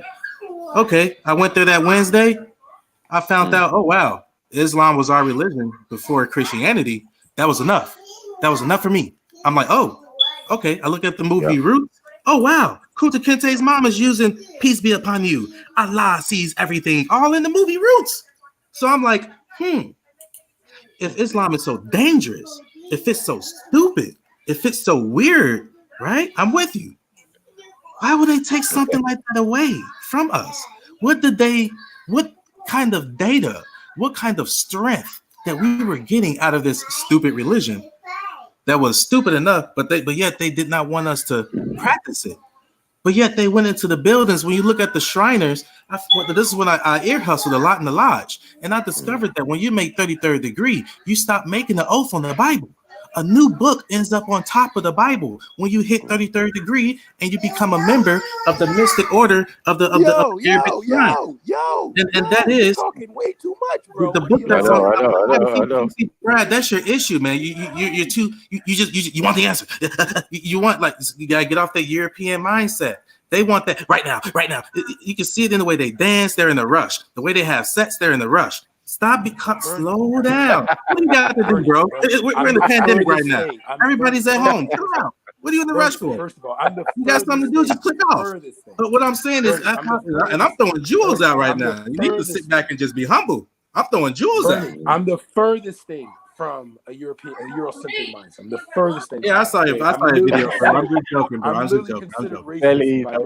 Why so serious? I'm just joking, man. Come on, we're all just sitting here. I'm unemployed. I just found out my job is shut down. I can't even go back to my job. I gotta look for a whole new job. It's a whole new world. So we ain't got nothing to do, man. Just relax. So, but no, for real, no. Because this is the thing, though. This is the thing, though. These statements you're making. I'm talking to a Moorish American, and I'm talking to a Nuwapian right now, who really coming from two very unique doctrines of thinking. Okay, one who's taught to study all aspects of religion, all aspects of spirituality, and another who literally another who comes from one where the Quran was literally created to suit the group. and they believe the originator of the group was a prophet. Okay, where everyone else separate in the religion do not believe that. So do you guys really believe that you can represent the overwhelming world of theists right now? Representing. When both of your organizations started within the same place and are modern. That's what we do. Very modern and very new. Because at least No, atheism has been around. but it's not. I don't know. I don't know. The study of Sumerian Kemet is not new. So these are just three. I literally just said, but as a theist, how many theists do you think, Marco, on a regular, how many theists do you think are taught to study Christianity, ancient religions, Eastern, Far East religions? Because you do have that like Hinduism. You do see New Wapians who will bring up. We study that. We study that. We study that. We study Confucius. No, we study Confucius. All that. Yeah, so you're proving my point. That's all I'm just saying. You're proving my point that like you. That's just very unique. No, but hold on, my brother. And then it's not unique. It's not unique. This is what I'm trying to say. Like people are trying to say, I'm from North London. I'm from Tottenham, North London. There's many brothers like me. They ain't Nubians or whatever, but they know what I know. It's just life. Do you get what I'm saying? Okay, if you have the hunger, one second. If you have the hunger for information, because like when I was in secondary school, there was a joke about books were kryptonite to a black man. So black men started reading. We started reading, started studying. Yeah, we use the same passion that we use for anything. And if we put our mind to anything, we will excel. Yeah, I agree. Exactly. So now, that's what made me read books, man. Right. It doesn't matter about Nubian. Nubian, all Nubian did. 1 second. The point, all Nubian did was consolidate information that I had previously learned from even other scholars. Like there's no one's like one teacher and my main teacher. It doesn't make sense. Okay, it's so a school of thought that allows. Muslims. You're gonna say there are Muslims and Christians who will take Nubian. Who will take I'm saying Christian Nubian. I'm trying to literally. I'm still have not left my point. Like my point is still the same. Can you, when an atheist says, "Hey, I see no proof that there's a God," and you being the person who believes in the God, can you prove that what they're saying is that there is no God? Can you prove them wrong? Yes, they can't prove a negative. So well, I did it successfully. The way that they're real, the way that they're I think just the understanding of God and the scriptures that talks about God is what has been finessed and robbed of our people, unfortunately. Once again, we have been given this European mindset. I just want some immediate popcorn knowledge. We have this popcorn knowledge. We want microwave immediate results right now. Did not originate in Africa, so please stop. Don't do that. The issue is, the point I was getting at is, at the end of a 33rd degree initiation, a new book ends up on top of the Bible, and that was the Quran. And you find out that Allah is God. So the only point I'm just making, I was trying to get home before I got cut off. This is usual. This is atheist. I'm used to that. But the point I was just driving home was that, like Matt Koo just said, for them to make jokes like, "Oh, you want to hide something from a brother, put it in the book," it instantly made me go, "Okay, I'm gonna read some books then and see what the hell's going on." And the same way was for me to find out that, let me get to the period. Damn, let me get to the period. No, bro, you win. I give up. When I found out that, okay, I know, I get, what about this? What about that? But what I'm saying is, you win, Bernie. You just give me a lot of what about this? What about that statements. But look, here's the point I'm driving home. For them to have simply made Islam a secret and to have the word war written over their fez and to have the word Islam, it was enough for me to look into. It was enough for me to look into. You're right. You can throw it away all you want. Cool. You got this, man. But for them to have put our knowledge, they make us not like voodoo, but yet they over there in Africa chilling, right, in the basements with black Madonnas and shit. I'm like, okay, there's something to this that they're not telling you, but they want you to treat it like it's stupid. If I was the enemy of your country, I would do the same thing. Okay, I would throw your shit out the window, and I will keep it. I understand. Why are they doing it? So I just wanted to throw that out there, guys. When an Arab religion and a religion that came out of Levant came to West Africa, because the Christianity came to West Africa from the Portuguese via trade, and then we know that through the Sahara, down to the Sahel, we know that Islam came. So we know that these two things that came they're proof to you, then fine. Because they made a book, then you have to read the book because black men don't read books, and if we read a book, then every book we read must be honest. Then I'm going to blow your mind with something here, okay? There is a historian by the name of C.L. Lewis, okay, who actually brought up a book. He wrote several books about a place. I have a really big suspicion that this place called Narnia, right, was originally, the inhabitants of Narnia were black. Do you know why? Because one of the chief characters in that book, bro, was a lion. And what is the one place? What is the most famous place lions come from? Africa. Africa. So you know what, bro? Because that book has a lion, and because it's in a book, bro, I'm done, bro. That's it. I'm in. But it also has something else I want you to see too, bro. Okay, because Marky's about to go crazy over this. So in the UK right now, and I want Veli and every black person in the UK to see this, okay? That there's a school that they're hiding from you, bro. Okay, they don't want you to know that you're the original Hogwarts students, bro. Okay, Dumbledore is pale white, but then Harry Potter has to use. See why they had to whitewash him in the movies, bro? You know why they had to whitewash him in the movies? Do you know why? Go. Because they don't want you to know that in the book. I can pull up one of the covers of the Harry Potter book, bro. They don't want you to know that Harry Potter was swarthy. He was possibly a Moor. You never know. So, you know, because these books are right there, you guys are right. You are an idiot. Right. Yeah, you're funny, though. I like you. Something's in a book. That's funny. Yo, whoa, that's your rebuttal. No, that's not what I'm trying to say. That's not what I was trying to say anyway. I'm just trying to say that. That's what Bernie's saying. Because if it's in a book, bro, if it's in a movie, bro, it's facts to Bernie. No, so let's do this. It doesn't. So there's three movies. There's three movies. What's interesting about that magic stuff is that they got the best lessons from our people. Excuse me, Bernie. I know. One second. That's another story. There's 3 movies and about 4 books that indicates that there was my ancestors were very short people, and there was a ring, right? And there was this very powerful ring that was made by a Dark Lord. Do you know why they called him a Dark Lord? Because come on, Kazi, man. You're just moving from the point, though, man. I'm not. Because the thing that makes no sense. All right, he deserved it. He deserved that. All right, he deserved it. I'm saying. Bernie's only telling me because it's in a book. Because it's in a book, and black people like to hide. He deserved that, man. Allow him now. Allow him. Gracious. You don't gotta look into it, bro. Just do your thing, like they want you to do. Don't look into it. That's no. I'm looking into it, bro. Like here, let me tell you this, bro. So there's this book known as the Fellowship of the Ring. Now, when black people get together, what do, bro? We fellowship, and we always have what do we have? Rings on.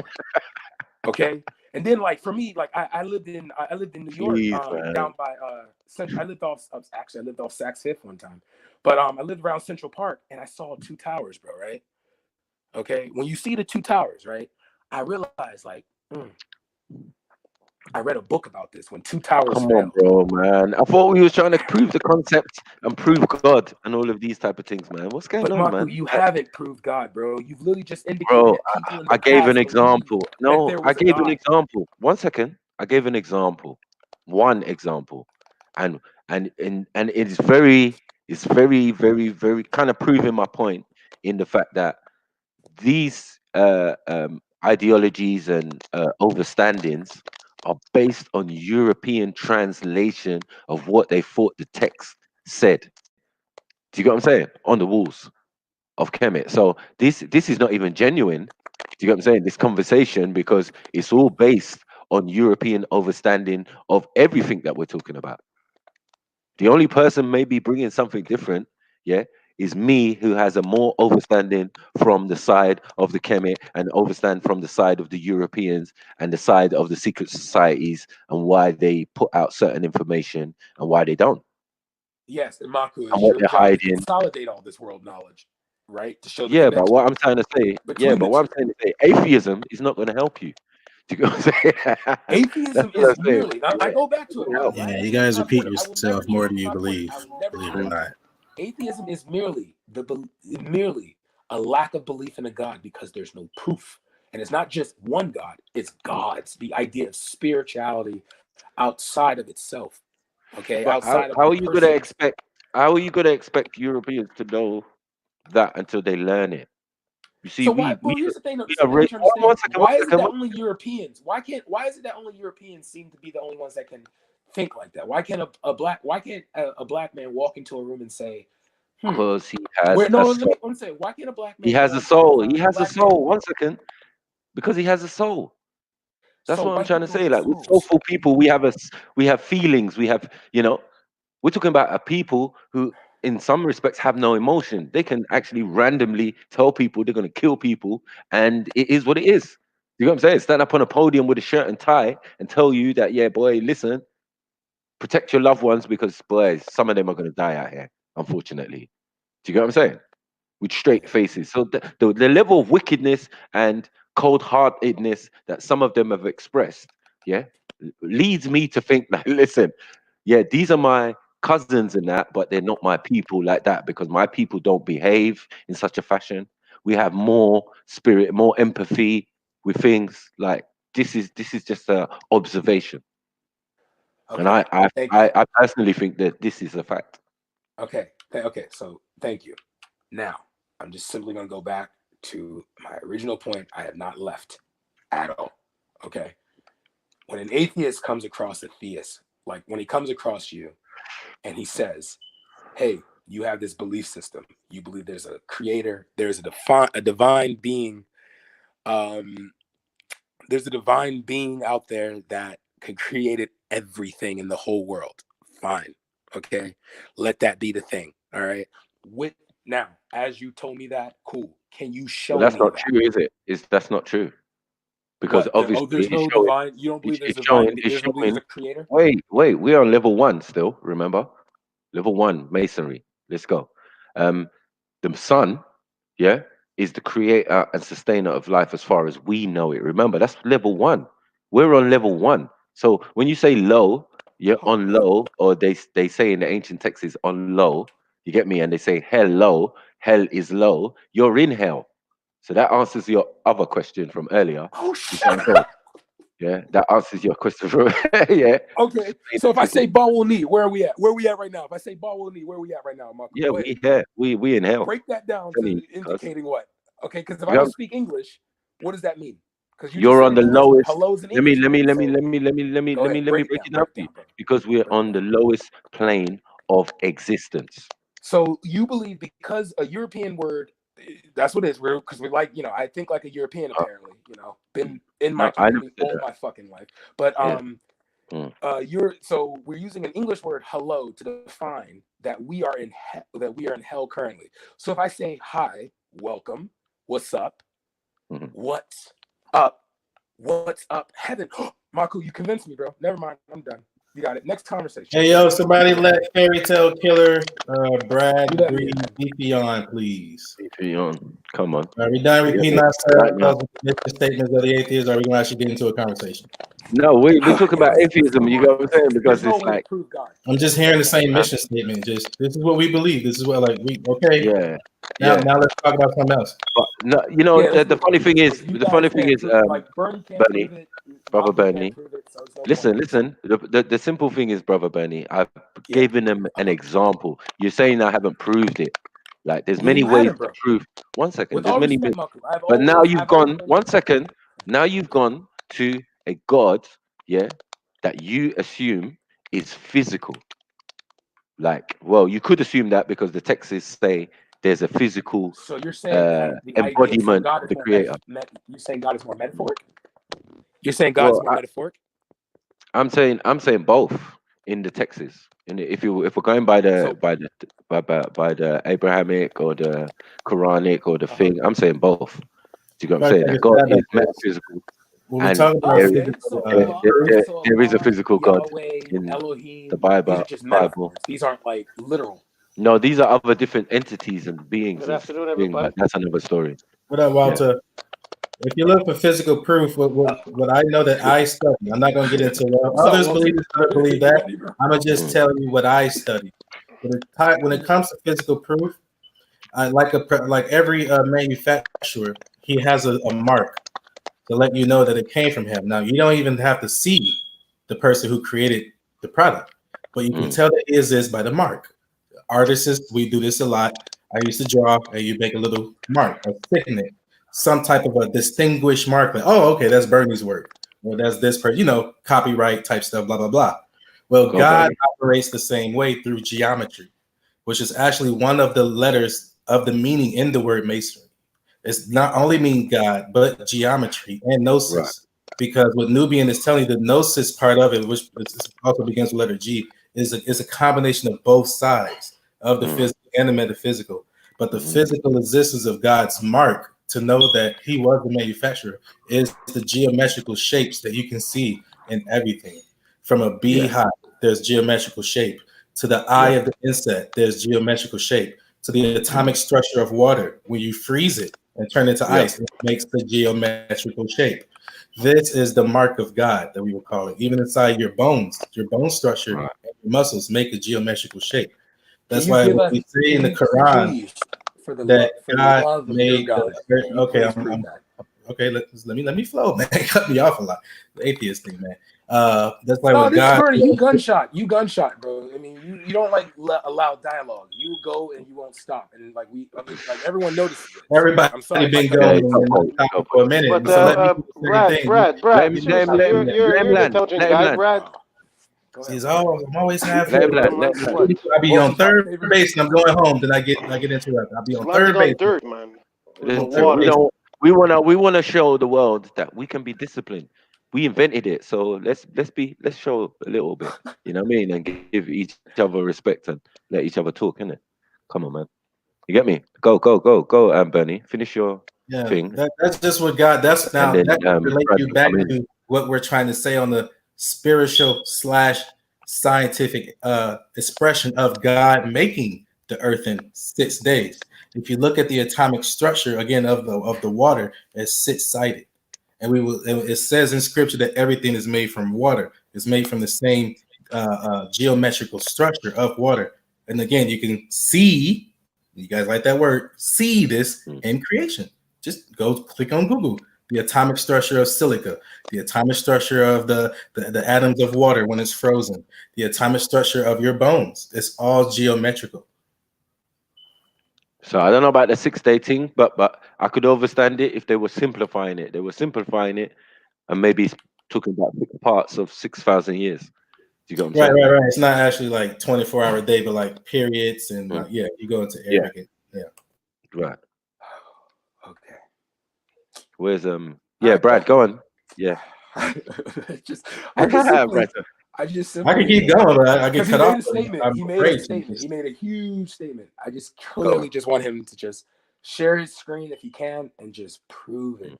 Because at that moment, atheists will be done if you can prove God's mark. Oh, God's mark. Well, we're not going to argue about the geometric. He said like a manufacturer, a copyright. When I look at like, let's say my Xbox, or I look at my TV, I can click on Bernie Bay's screen. The screen share, please. Are you both not Masons? Yeah, so that's what I'm trying to figure out. Can I ask a question, or I'm trying to figure out, is he currently? Yeah, but no. Wait. Then that means he must be either telling the truth or telling a lie. But it sounded very truthful to me. It kind of made sense. Listen, being a Prince Hall Mason doesn't always indicate that you're on the Bernie Bay screen share, please. Okay, it doesn't always mean that you're part of a religion. Okay, there are pastors who are part of it. There are also atheists who are that are Masons. So that really means nothing. Okay, like being a Mason. That's the case, and the atheist is lying because the requirements of being a Mason is that you must believe in a higher power. But that is not that for a fact. That is something that is set for initiation.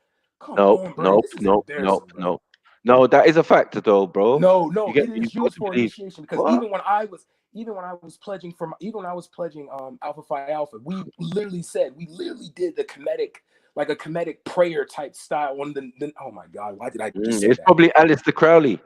Probably Aleister Crowley, babe. All of those Greek organizations is derived from Mason.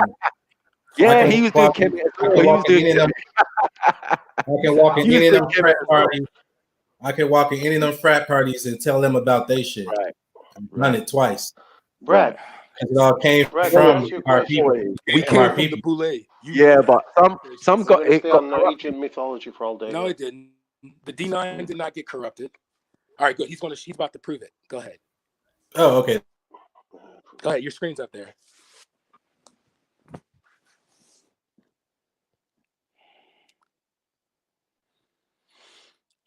So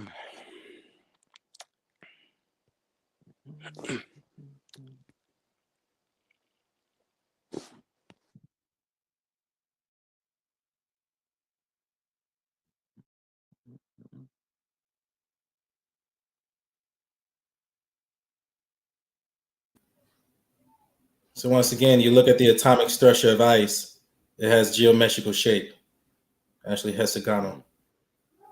Now I'm gonna go somewhere else with it. Once again, because the scriptures say we will show you these signs outside yourself and inside yourself. So let's go inside the self.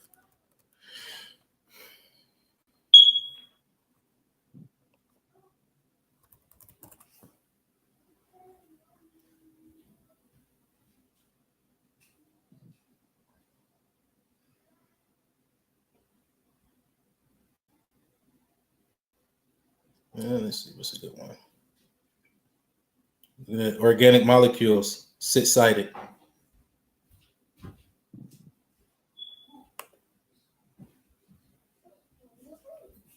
So my Hebrew Israelite brothers was onto something with that Star of David because it's six-sided.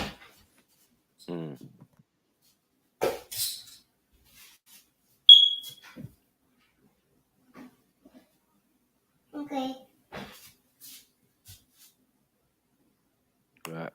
So you found it in the human cell, and you found it in what was the last one? In That ice. was in, Right. this is That was silica. in ice, in water. The water. Yep. This is silica here. It's all geometrical.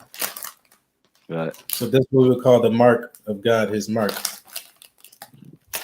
I get you. And that's in masonry, right? Yeah, well, that's the study of Mason, which is simply just the ancient mathematical teachings of Kemet. Yeah, Okay. And Brad knows that. I think so. If he's any Depends on certain form of answers. mason. Yeah. No, as I'm saying, if you're any type of Well, mason, I'll you should know this. find out. I'll ask him a certain question, and it depends on how he answers. But he obviously failed that answer a long time ago, so I don't know. I'm not too sure about it. Valley, there's people in the backstage. Valley, people in the backstage. This is madness. So even as we say, low-level masons still know. Yeah, it's just like games, you know. It's like, hey, fit your line, stuff like that. Yeah. It's like I asked him, is he a traveling man? And I asked him if he was a traveling man, and the answer was kind of goofy. I'm like, yeah, okay. Yeah. Have you traveled far? And you get me? I have traveled far, and all of that. Yeah, like, Hey guys! Look, the sign of the cross. It's God's a Christian. The sign of a cross, right there. It's pretty cool. See, crystalline, amorphous. Look, it's all geometrical. Oh, there's exactly what David we would right here. expect with Look the at laws of physics and the way the universe works. How does this prove a God? Yeah, it makes sense. Makes sense. Well, it means that the Masons. Hold on, wait. It means the Masons that gave you science and gave you all the things that we have today know something a little bit more than you. This is what I've been trying to explain for the longest time. Do you know what I'm saying? They put out these information. They put out these experiments for a particular reason. No, they didn't. They didn't even know what the atomic structure was. They might not be using the words out of a scientific glossary book, but our ancient ancestors were aware of this scientific information. They probably used the goofy words like fiery chariots and horses with wings. I get you. It all sounds goofy. But once you crack it and you break it down, no, these people was onto something. These people. Hey, look, a pyramid, the sign of the Trinity. Wow, that's cool. That's in the mark on the. Yeah, they just give the false, goofy information to the public, and it creates people like Rob and Brad and stuff. That's all the secret stuff. That's part of the military information. If I ran the country, I would make sure you guys didn't understand your own book. I would make sure to make it satire and make it goofy and not make you want to take it serious. Exactly, because I don't want you to know that who's in control and stuff like that. How does the atomic structure prove God? It makes sense. This is the mark of God. You can see this in everything. Back to serious stuff already. Seriously, guys. Prove it's the mark of God. Yeah, and it's all synonymous, even outside and inside ourselves. Prove it's the mark of God. It's the mark of nature acting. Sure, call it nature. You don't have to use the G word. Thank We you. don't have to use the Start G believing word. in nature, give up your belief in God, and you're on my side of the fence. Look forward to you Boy, doing the atheist shahada. I'm saying you need a son. Hey, And I I gave get you In it, fact, bro. I'll even tell you what the You're atheist afraid of shahada is, shall I? But man was quiet. When I mentioned the son and I gave an example, I noticed Rob never said nothing. Rob was quiet. Here's the atheist shahada. You ready, Bernie? You want to take this with me? Here we go. Listen to this. Atheist shahada. I bear witness there is no God, only naturalism. I testify there is none worthy of worship, which would be immoral. I endeavor to use critical thinking, science, and empathy to investigate the natural world. There we go. How's that? That sounds pretty close to yours, just a lot better. You want to repeat along with me? Yeah, I respect that you see it that way. But yet, when that lion comes in the room, you get the crying for him. Oh God, save me! Oh God. The fact that somebody says something irrational, the fact that somebody says something irrational under stress doesn't mean that it's true. Hey, what's the sign of what's the mark of God again? What's the mark of God again? The circle? Geometrical shapes in the just the you can sign see in of the cosmos atoms within and the inside natural world. yourself, including the structure of water. So the circle.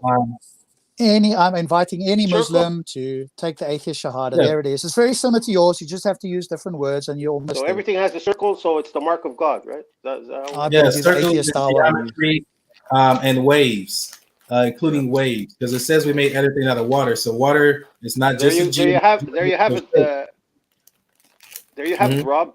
Proof of God. Yep. Circle. Except it's just natural. Hey, Walter. There we go. And Naturalism then I better said- explains I it than said- God. Yeah, does. you don't got to use the G word. We And I just use said- the G word. So that's all. And then If you you can mean go by back where if you mean God naturalism, well then you're really an atheist. You just haven't. I invite you to embrace the term, Bernie. You'll feel better. You don't have to hold on to old books, and you can be intellectually honest, and you can go with the best evidence instead of trying to recreate and reinterpret old books. It'll be very intellectually freeing for you. I promise you. And I'm good. So anytime you're ready, there's the 3 sentences. You can ask me again, and I'll read it out, and then you'll be an atheist, buddy. is that your I appreciate your faith, but no, I'm good. I'm good where I'm at. Thank you. is that his comeback? That was his comeback, Atheists are on trial right now, and that was his comeback. Well, That's dead. you guys don't have anything. Interesting. Don't In have anything. that statement, they used the word empathy. I wonder where this empathy comes from. I've been That sounds hearing a pretty lot of religious. rambling and stuff, and nothing substantive for the last hour and a half or something. So And you came with that. The word empathy sounded pretty religious. That's all I got to say.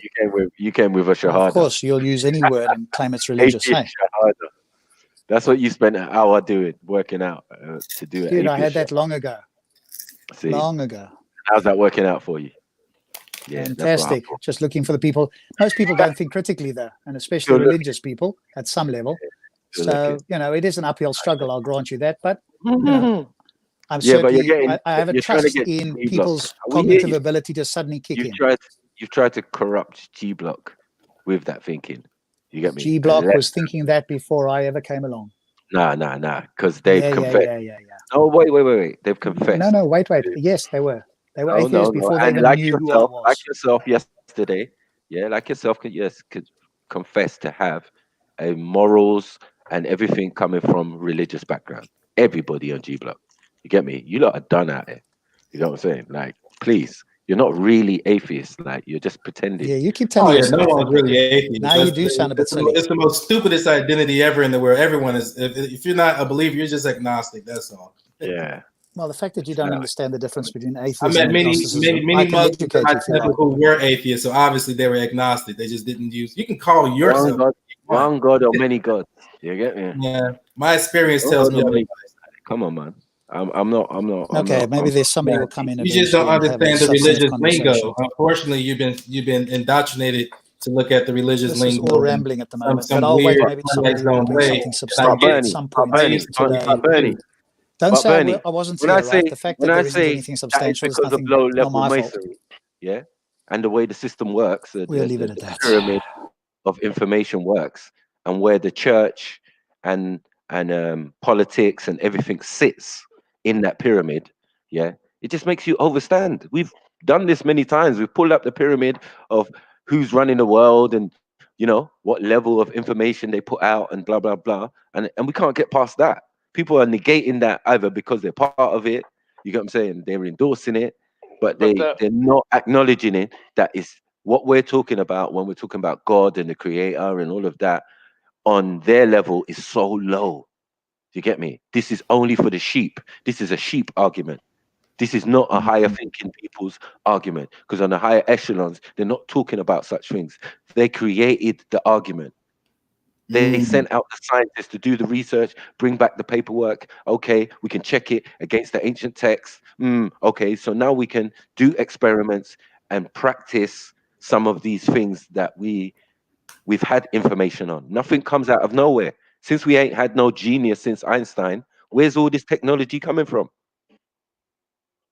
No, man are able now to decipher, some of those texts and carry out some of those things that used to happen thousands and thousands and thousands of years ago. And Rob wants to come here as an atheist and try and belittle it sometimes. Do you get what I'm saying? Like, no, they weren't studying the subatomic particles. They weren't doing this. They never knew about the circle and the dot. Yeah, where you get your Freemasonry from. I told man already. Do you get what I'm saying? That only came out of Kemet, and Kemet is not the oldest place in Africa. That's a baby as far as we're concerned. Do you get what I'm saying? But as far as Europeans are concerned, that's the be all and end all of the whole fucking universe for them. Do you get what I'm saying? So that's why they're only given 33 degrees, and that's just above lukewarm. That's just above. Yeah, you're a baby. I'm kicking. Bro, I'm kicking 720. So Rob, you're hearing me? Oh, sorry. I've just woken up. Sorry. I mean, I don't agree with Maku and Bernie Bay. They're totally on a total other universe. So for me, that personally, I just don't understand how I know you're an intelligent guy, obviously, a very intelligent person, and I don't understand how. And I think I've had this discussion with Dark Magician or somebody else. But the complexity of the intelligence or complexity of this universe, and I don't know, this is an argument that constantly comes up, and for some reason that atheists seems to always want to throw it on the wayside. Like when we look at the laws of physics, the laws of math, all this intelligence that's involved to just try to figure out the universe we're living in, not that we're even outside of our universe, but we're inside our universe. The amount of intelligence needed, and we know that because most people who figure out the universe have very high IQs, and very high, meaning that they're in another level. You know, there's like some magicians that are just in another level.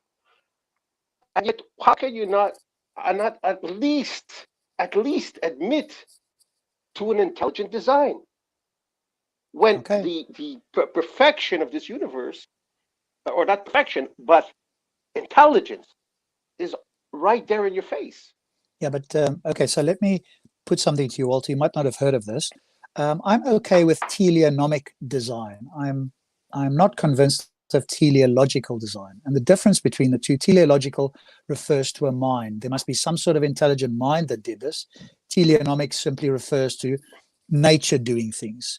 I can be okay with teleonomic design, i.e. like the design of the giant pillars in northern Ireland, for example, that look like they were designed, right? The way they look to human beings, because we differentiate design between something that looks man-made and something that looks natural, right? That's how we differentiate, because if you were walking along and you saw a mobile phone, or an Eskimo who had never seen one of these walked along, saw a mobile phone, they'd go, this looks very different to everything else I've seen. They wouldn't need a manual.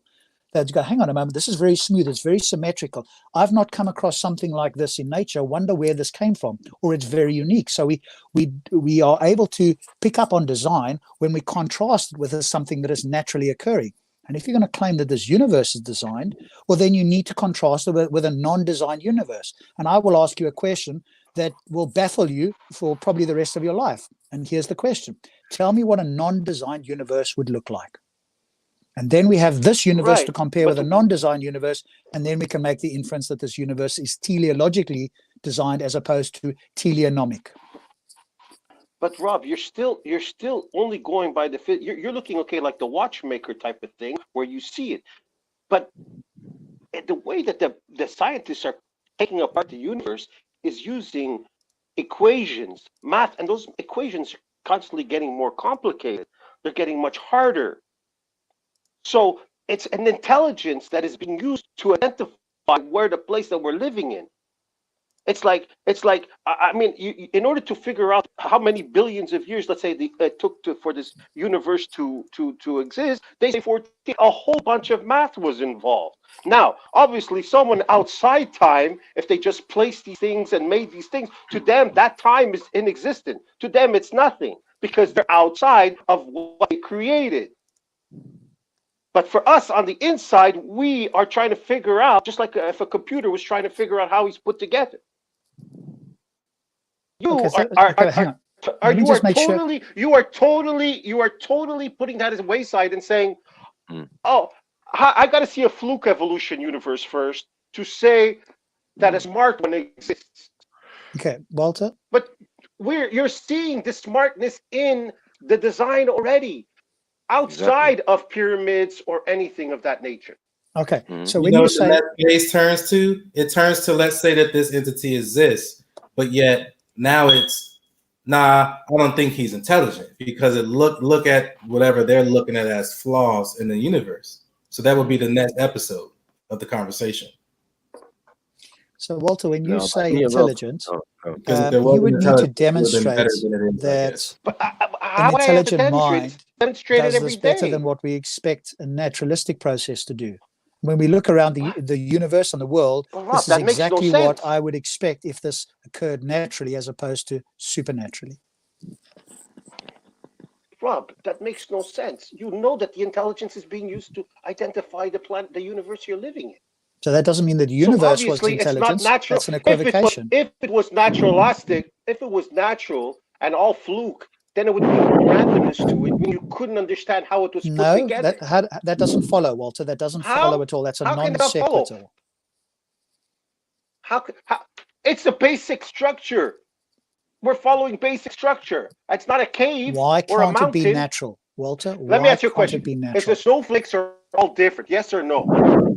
They all have a unique design. Yes, teleonomic design. So they're all random. They're designed by nature under certain, and we know exactly how they form. But this right? this So is exactly that's what well I'm saying. To understood. close your mind to that which is in front of you. This is what I mean by a smart atheist guy closing the truth that's in front of them.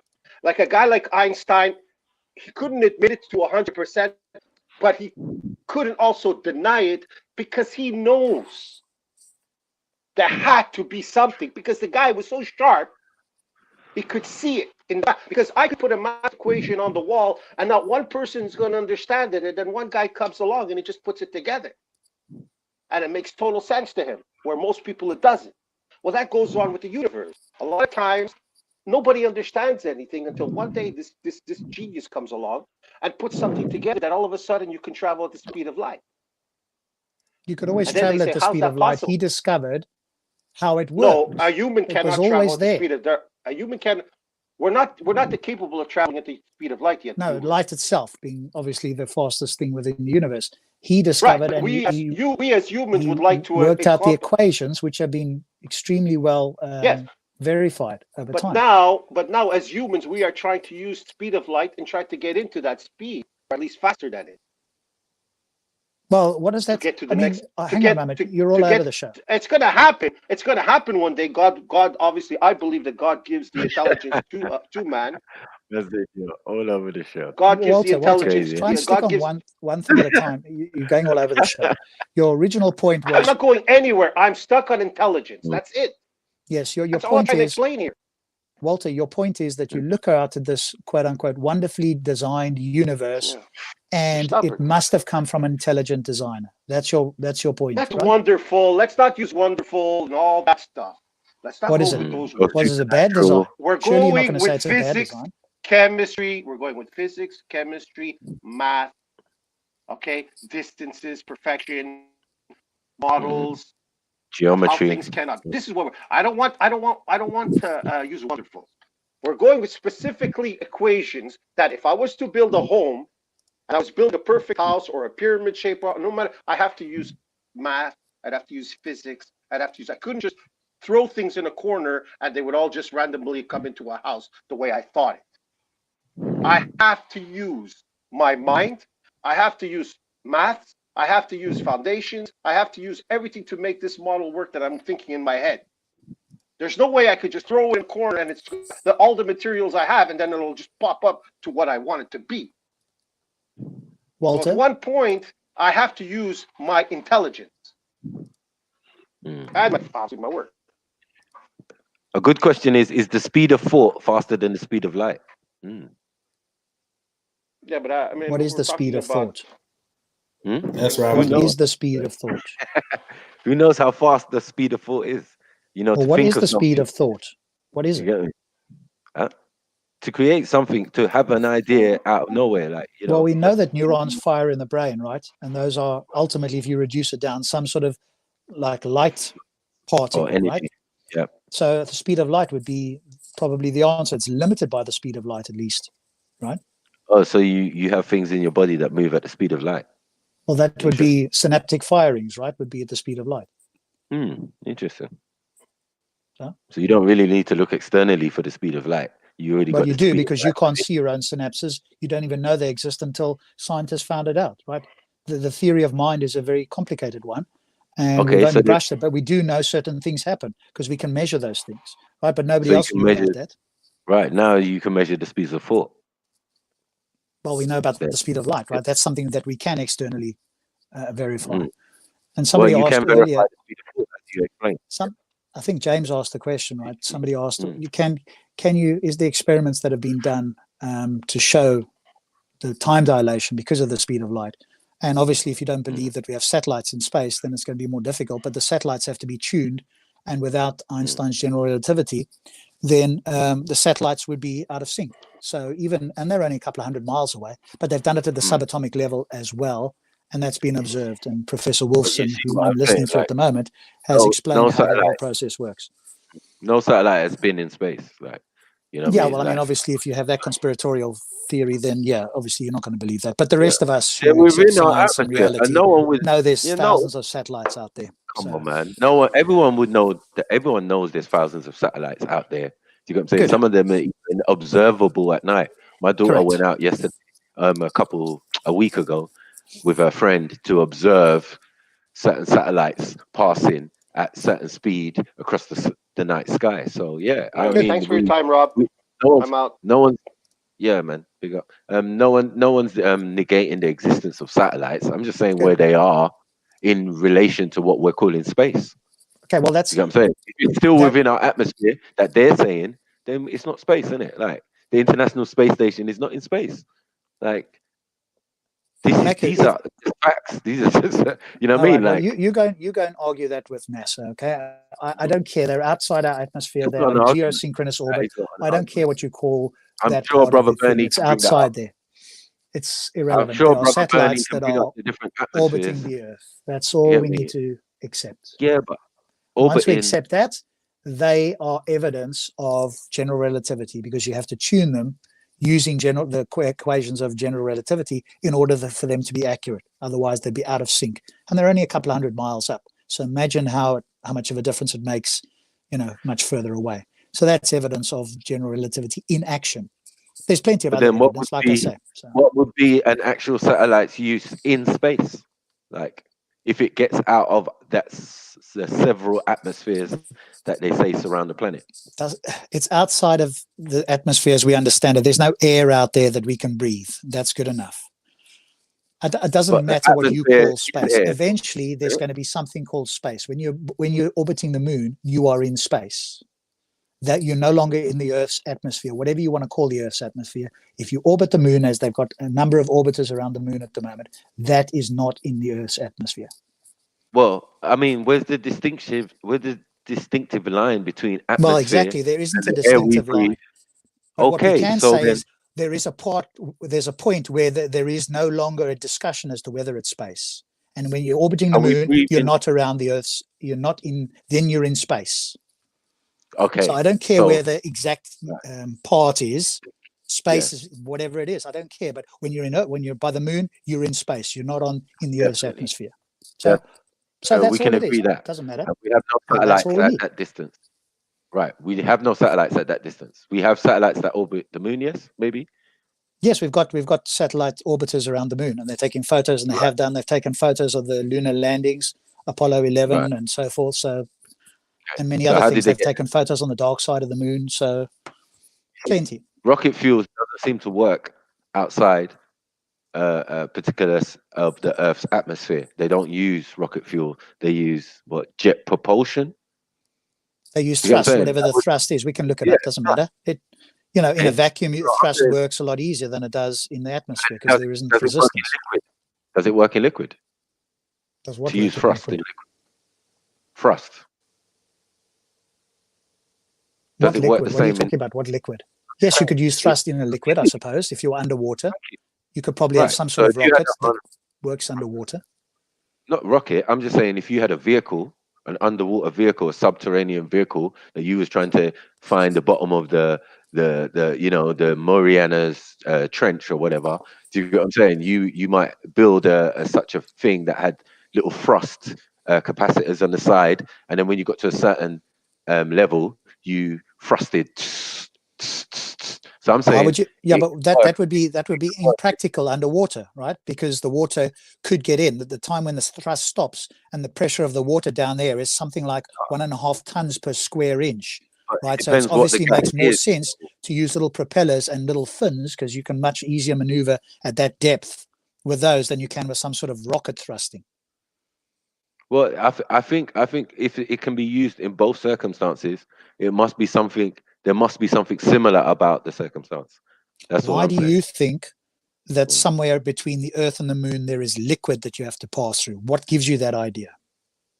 I think that because we can't even identify what our atmosphere is, we know what it's comprised of, and then we're saying if there's no distinction between what we're calling our atmospheres and space, then space must be comprised of the same thing our atmospheres are comprised of. No, that doesn't follow. Well, it does because we're moving. Obviously, because we're moving at a particular rate, it doesn't mean that the things that are outside of our realm cannot land on us. It seems. Do you get what I'm saying? Or enter our atmosphere. Maku, do you agree that as you go up in the atmosphere, the density of air becomes thinner and thinner? Mm-hmm. Do you agree that that's the case? Yeah, but we already know that hydrogen, or you got what I'm saying? Hydrogen has is out there. Water is out there. Ice is out there. And what happens to molecules that are floating out in space? What happens to them? Well, you saying they freeze? We can't be confirmed on that. I'm just saying what happens to them. What is the force that is predominantly acting on them, even if it's weakly? What force is acting on them? Well, what force is it that you need thrusters for? Do you get what I'm saying? Okay, like, answering my question with a question of your own isn't really an answer, is it? No, but it makes sense. I'm no saying problem. rather. I'll answer it for you. It's gravity. Listen to this. Rather than rocket fuel, like why are they using thrust thing? You know what I mean? Outside of the atmosphere, yeah. To propel something in a direction. So you put remember they used to have, what was it? They didn't use rockets in it. They used to have that what was it called again? What was it called? I have no idea what you're referring to. Like a little spaceship. It was like a little spaceship to go into space with. But they put big rockets on, put it on a big rocket, blew it up into the sky, and then the rockets would drop off, and then that would go into space, supposedly, and then later on come back with the astronauts on it. Yes, what about it? Yeah, I forgot what the name of the actual vehicle was called. You mean the lunar lander, the one that lands on the lunar module, or the lunar lander? No. I mean the one that capsule, was the front capsule on top of the rocket. You mean? No, not on the rocket. I'm saying it's like a ship. You know what I'm saying? Like you mean the space shuttle? Space shuttle. That's it. Sorry, my bad. Yeah, the space shuttle. The space shuttle would go out, yeah, with rockets attached to it. Correct. That would be the thing. But when it was coming in, do you know what I'm saying? It would float in or whatever, be guided in, and have those thrusters supposedly. Do you know what I'm saying? So my point is that once you get out of the Earth's supposed atmosphere, you don't need rocket fuel.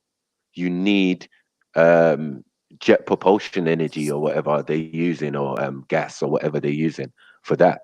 And I'm saying that same method can be conducive underwater, because a lot of the tests they do for space is underwater when we're on the Earth, when we're on the planet.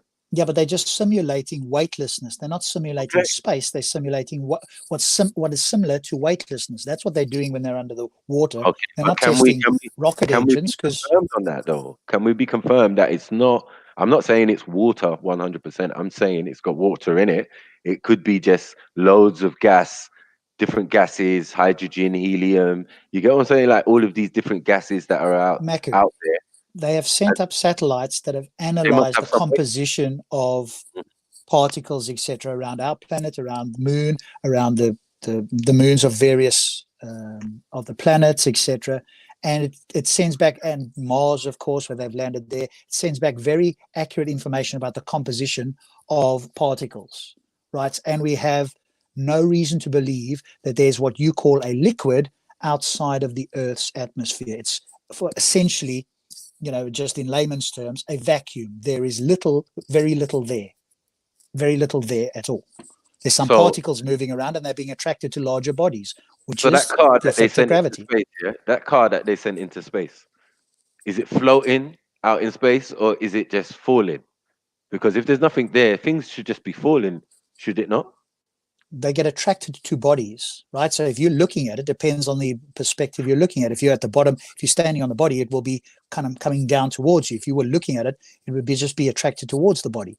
For example, Voyager 1 and 2 have now left the solar system, right? They're so far away now that the last message they got, I can't remember when it was, but again, you can look back at if you look into Google on YouTube or anywhere, the pale blue dot, right? You will see a picture where Voyager 1 or 2 turned and looked back at the Earth, and it's so small you can hardly see it. It looks like a sun ray is going across it. It wasn't actually a sun ray, and that was miles away. But they've now left the solar system. They're in what's called interstellar space, i.e., between solar systems, still in our galaxy, but between solar systems. And it's just floating away, i.e. there's no gravitational pull on that. Or I won't say no gravitational pull, there's some gravitational pull, but whatever its velocity is overcomes that gravitational pull, which is why it left our galaxy, right? Our solar system. So then all of this stuff is well understood. I'm not an expert, but Maku, all of this is incredibly well understood. All one would need is to learn a little bit about science. And I'm not an expert, and I know the basics of it. So once you understood this and you could test it yourself, and you wrote the equations and you made the observations, you'd agree with all of this stuff. Well, my dad's a scientist. My dad's an astronaut, cosmonaut, aeronautical engineer. Yeah, he's been to all these things and done all these experiments. I've asked him a series of many questions, and some he can answer, some he can't. But life is life. But yeah, I personally think that the apple doesn't fall too far from the tree. I mean, he's quite disappointed that we haven't, me and my brother, become scientists. But I tried to convince him that we travel different roads to get down to the same path. Do you get what I'm saying? Maybe the way I express things might be different, but the level of my understanding of the information or what I've learned is the same. Do you get what I'm saying? So I just don't deny, by the way, that the ancient people had speculative ideas about these things, and it's turned out that their speculations were correct. They just didn't have, in many cases, the ability to test it and to show that it was the case. So if ancient people thought there were atoms or was comprised of whatever their label for that was, they didn't have any ability to demonstrate that. There were people way before Darwin that thought that we were all related in species, right? Probably as far back as Africa and before. They just didn't have a mechanism to show how that was the case. So people have speculated for millennia about things, but more recently we've been able to test many of these things, and now we have much better data as to whether they're true. At that stage, when they made the predictions or they made the speculations, they just simply didn't have the ability. If you fast forward them to today and you taught them how to use the machines, they would do just as good as anybody else. They just didn't have the ability to prove it at that stage. So what about the ones that did have the ability to prove it at that stage? And that if the proof meets the scientific standard, then we can accept that they had scientific proof. If it doesn't, then we're going to say it's speculative, and we've only proved it more recently. And that's what I did. And I went to the source, and I'm saying, like, well, who gave us the concept of this solar system, and how truthful and how factual, and how do we know that they were the basis and thing. I don't think they were the basis of the information. I think they just gave an example of what they knew and where they came from. Do you get what I'm saying? This is according to the Sumerian text, right? So I'm like, okay, you get what I'm saying? They named planets that we only just recently, with all the technology we have, discovered. Like what? Which one? Which one have they named that we had no idea about? Pluto. You didn't have no idea about no Pluto. You didn't have no idea about no Planet X. Do you get what I'm saying? Or what's Planet X? Planet X is the big planet that seems to, or Xena. They've given it many names, basically. You get me? And where's the demonstration that exists? As far as I understand, we either have 8 or 9 planets, depending on whether Pluto's classed as a planet. But people in the old days, as far as I can tell, couldn't see more than 6 planets, which was the only thing you could observe with your eye. The further planets like Uranus and so forth, you couldn't observe them with your naked eye. That's not true, because at the end of the day, the one that the Dogon could observe was with their naked eye, and you know what I mean. They were given certain aspects of that information anyway. Which one could they observe with their naked eye that we couldn't? We couldn't observe. We can't observe. Is it Sirius C? Yeah, Sirius C. Oh, you mean now outside? You're not talking about a planet in our solar system. You're talking about some distant star now. It's in within our solar system, not within our solar system, within our visible seeing range, local star constellations. Yes, galaxy cluster. Right.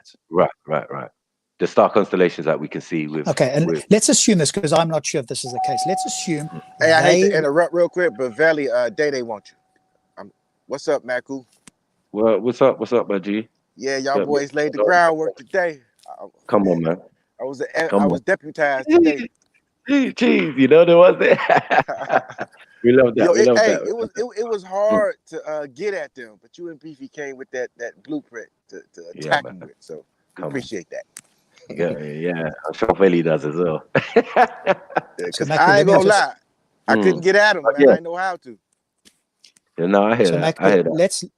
Let's be charitable and assume that whatever you said is correct. I will at this stage be agnostic about it, but let's assume that you're correct, that they identified a star with their eyesight, or they identified it in some way that is actually not possible for human beings to observe except through an advanced telescope. Let's assume they did that. What's your explanation for how they came about that information? Well, their explanation is that they were given that information. Do you get what I'm saying? By whom or what? By some beings that came to them via the water. You get me? They met these beings, they call them ugly beings or nomos or whatever, and came them and taught them certain knowledge by the date trees at night, at dusk. Do you get what I'm saying? Maybe to hide their identity, and tell them certain information. So it was aliens, in other words, not humans from some I wouldn't say alien in that respect, because there are some cases of interaction with these beings, do you know what I'm saying, which have resulted in certain anomalies in some of the tribal members. Do you know what I'm saying? So I don't think it's myth. I don't think they're lying, and they have ceremonies to represent the movement of Sirius, for example, around it doing its elliptical movement around our planet and around our solar system. Do you get what I'm saying? Okay, so the Dobu have the Dogon. Dogon, sorry. Dobu is very different people. The Dogon have had interaction with water beings, i.e. presumably not human, they've interbred with these to some degree, and they've been given special information that no human being has found, and we've only recently discovered. Is that the position you're taking? That is the position I'm taking. Okay. How do we prove whether that's the case? Well, many have tried. Do you get what I'm saying? There's books, there's all sorts on it. You got me, the Dog Star, Sirius, and all of this. Like, there's many publications and many researchers that have gone into these, and scholars, who have gone into this information and tried to decipher how they got to this point. Do you get what I'm saying? Because they're saying the same thing you're saying. How did you do this without telescope? Do you get what I'm saying? Which still, so at the moment it's unexplained, by the It's by the not scientific necessarily community, unexplained. and their I claim feel is that they had this interaction. Do we have any examples of fossils or any dead beings that we can examine to say that they were alien and so forth? we probably do. We probably do, and probably they're not telling. Do you get what I'm saying? But Okay. and I think there's also depictions, obviously, because these people make statues and 3D models of what they saw or what they interacted with all over the continent. So each ones are having different interaction with so-called different beings. But the funny story for the Dogon is that to reach where they were in Mali, they wandered out of Kemet. So the stories are kind of a kind of not twisted, but a kind of version of the Kemetan, one of the Kemetan mystery systems. Do you understand? So they have a mystery system in Kemet where a certain set of beings came out of the water and taught certain knowledge and interacted with people and so on, so and so. Do you know what I'm saying? And left descendants and that type of thing. So the Dogon have a similar story. Do you get what I'm saying? But the thing for the Dogon is that they came from that region. So there's no coincidence why the stories are similar, because they are those people to a certain extent. Yeah, what we're trying to establish, and I think you used the two good words there, mysterious and stories, which human beings do, is whether this is in fact the case. Obviously, they believe it, or they've recorded what they believe. I don't deny that would be the case, but humans have been doing that all over the world. Yeah, I hear you. Mythos and mystery systems. Do you get what I'm saying? That's why I mention mystery systems, because there are multiple, especially when we come to the idea of Egypt or Kemet. Do you get what I'm saying? So it makes sense that a set of them left out of there went to another area and kept up the same rituals and practices, you get me, that they might have been doing when they were back in thing. And the funny thing going back to Kemet is that to fashion glass, was one of the skills they had from long time. So to make a telescope, you get me, or to something to observe the stars was really nothing. Okay, so they could have had a telescope then actually and done what we've done today, because I thought you said they couldn't do that. No, they're saying for the Dogon, but they're forgetting that the Dogon came from out of Kemet. Do you get what I'm saying? It took different scholars or different griots to try and get this information correct. Do you get what I'm saying? That's why I said there's so many books. Okay, who had the ability to make a telescope then? The Dogon or the Kemet people? The Kemet people, and the Kemet people and the Dogon are Kemet as well. So they all had the ability to make telescopes then? They would have had that ability to have to fashion glass. Do you get what I'm saying? As well as jewels and other, so how is there still a mystery then? If they could make telescopes and they use telescopes to observe these stars, then I'm not saying they did. I'm not saying they did. But you said they have the possibility to do so. There was the capability, supposedly, from their ancestors. Do you get what I'm saying? So it's going back to front. They're just assuming. I mean, they're not assuming. They're saying that the Dogon migrated to the hills of what we're calling Mali. Do you get what I'm saying? So, and they stayed away. An explanation for how they could have, which is a natural explanation. If they had the advanced ability to fashion a telescope, then they could have observed this, right? Right. So this idea that they come with could have been perfected there with the use of a telescope, maybe. You get what I'm saying? And those beings came there in that situation, and it's only a reference to that story. Do you get what I'm saying? That they have. You leave out of a place, you're going to take what you feel is going to progress you as a people. So they kept up the Sigui, which is 60-year ceremony, explaining the movement of Sirius around the solar system. Okay, so at this point, I'm like, okay, so originally your point was that these people were visited by people out of the water and they couldn't have observed this. And now you're saying that they had the ability to actually make a telescope and they could have observed it with a telescope. So, well, I see these are many theories that are not theories, but these are many discussions and written into books about, all of these different aspects of what people think and, on the subject.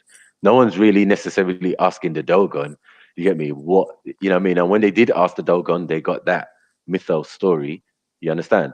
But the scientists and the researchers are still like, well, how did you know about Sirius and the Dog Star and all of this? And you know, we can, you know, you can see it, but we didn't know about Sirius C, like you can't see, and is making the third star in the line of Orion's belt off sync. And you built pyramids to match up to Orion's belt. Like, these are things that okay, so it sounds like there's two options here, Maku. Either it's still unexplained as to how they did this, or they had the technology to make a telescope, in which case they could have observed it. That seems to be the two options. If there's a third option that suggests that they were visited by non-humans that gave them the information, I think that's less plausible than one of the other two. Well, it's not less plausible. It's just that you didn't have to look more into Egyptology and into the Kemetan story and realize that, look, if you're building pyramids to line up to Orion's belt, the same subject that we're talking about when we're dealing with the Dogons and Sirius and all of that, do you get what I'm saying? So it's all, you know, connected, you know what I mean? And that is an obvious fact. So we've actually they've gone to the extent, someone's gone to the extent of building structures to match up. And I'm saying that two of the stars of Orion's belt match up perfectly, and the third one is off sync. The reason it's off sync, there's a planet or that you can't see spinning around that's making it either twinkle or be a little bit off sync from the rest of them. Do you get what I'm saying? These are things that astronomers and scientists and all of that have been looking into for years. Do you get what I'm saying? Yeah, I think the idea with the planet going around it, the star doesn't twinkle. It just, and only a part of the star, and then you need a very powerful telescope, and only a part of the star's luminosity decreases. So it's not the whole thing, because the planets are very small. So yes, they have observed or have discovered what they believe to be planets, because when they observe a star, the luminosity of the star slightly dips, but the star doesn't twinkle in the way that you talk about, which means it would disappear and reappear type of thing. It's very small. No, I'm not saying and that. again, you know, Yeah, if we had accurate evidence that they could do that would be extraordinary, because it's the most powerful telescopes in the world that can only see the luminosity. They can't even observe the planet itself. No, what I'm saying is that, I mean, if there was evidence of this, it would be worldwide evidence. I would be going, these people were as advanced, if not more advanced than today's people. And if that hasn't happened, maybe it's a conspiracy theory, or maybe it's not the case. No, but we can observe the suns or the stars, whatever you want to call them, of Orion's belt. We can definitely observe that. Do you get what I'm saying? There's no need for no telescope to observe that, right? So what we're saying is, like, someone is matching up physical structures to these bodies in the sky. Do you get what I'm saying? And I'm saying, like, the mythos of the Dogons, who, like, no one knows exactly at what time they left, but definitely that these concepts were already well established to the extent of structures being built. Do you get what I'm saying? So it couldn't be the other way. It couldn't be that the Dogons had it first and then the Kemetans had it. It was that the Dogons were Kemetans, but they left at a particular point of knowledge and technology and understanding that they have the story in that particular way. Because when we go back to the source, the story is there, but it's not in the same type of way. They have beings that came out of the water, which are calling the 9 Enneads, where you get Ra, Shu, and all of these supposedly deities. Do you know what I'm saying? Being created. Hey, big homie Maku, man, permission to rank real quick. Dan got something to talk to. He want to tell me something. No. I thought you had something to say, man. It was your issue, so yeah, just break that down. You told me that if I jump on, you would jump on. Now, big fella, you got the flow. Talk to me. Jeez. Yeah, it was the tell us why you mad. It was in the Cam voice. Like, you seem to have an issue. I didn't quite understand what the issue was. So I wanted you to explain that. What issue do you think I got? Since you told me to jump on.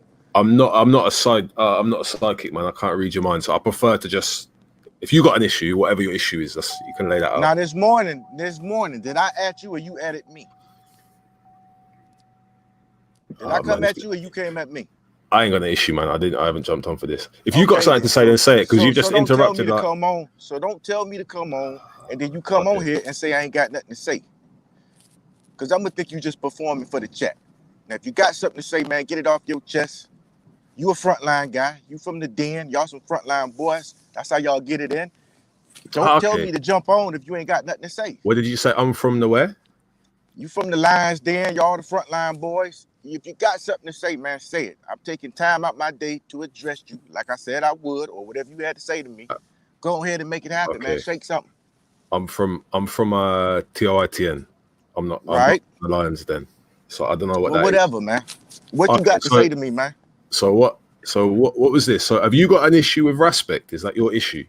Man, I'm talking to T.O. whatever the fuck you just said your name was. Yeah, I know, but you seem to get me mixed up with the Lions Den. So I know exactly who you is. Now, you told me to come on here. Okay. You pumped the crowd up. You act like you were about to do some damage. I'm here. Now, I'm busy.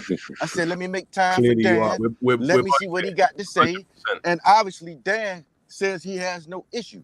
Like, Dan, I'm going to jump off right now, but you take a pencil and paper and you jot down what issue you have. And then you come get at me again, and then you tell me what the problem is. Other than that, man, I got to get to this bag, right? I've been in the back fucked around 15 minutes, and you had nothing to say, Dan. Okay. So, okay. Bro, next it wasn't time, really come with some questions, and let these boys get back to the show. Yeah, all right, Dan? Don't be pump faking around here, man. The onus wasn't really really some real shit and some niggas who talk. You them niggas who talk, right? And obviously you have nothing to say to me, man. So wait. I gotta get back to work, Dan. I gotta get this bag. A nice monologue. You keep philosophizing and doing what you do, and let this show continue. Other than that, man, don't waste my time no more. You wasted my time, man. Thank you. What was that about? Anyway, listen, I don't know about that, but big up, Benny. I thought he had an issue, man. I dropped on because I thought he had something to say about something. I don't know what he said, but anyway, God to Jacob, everyone. Yeah.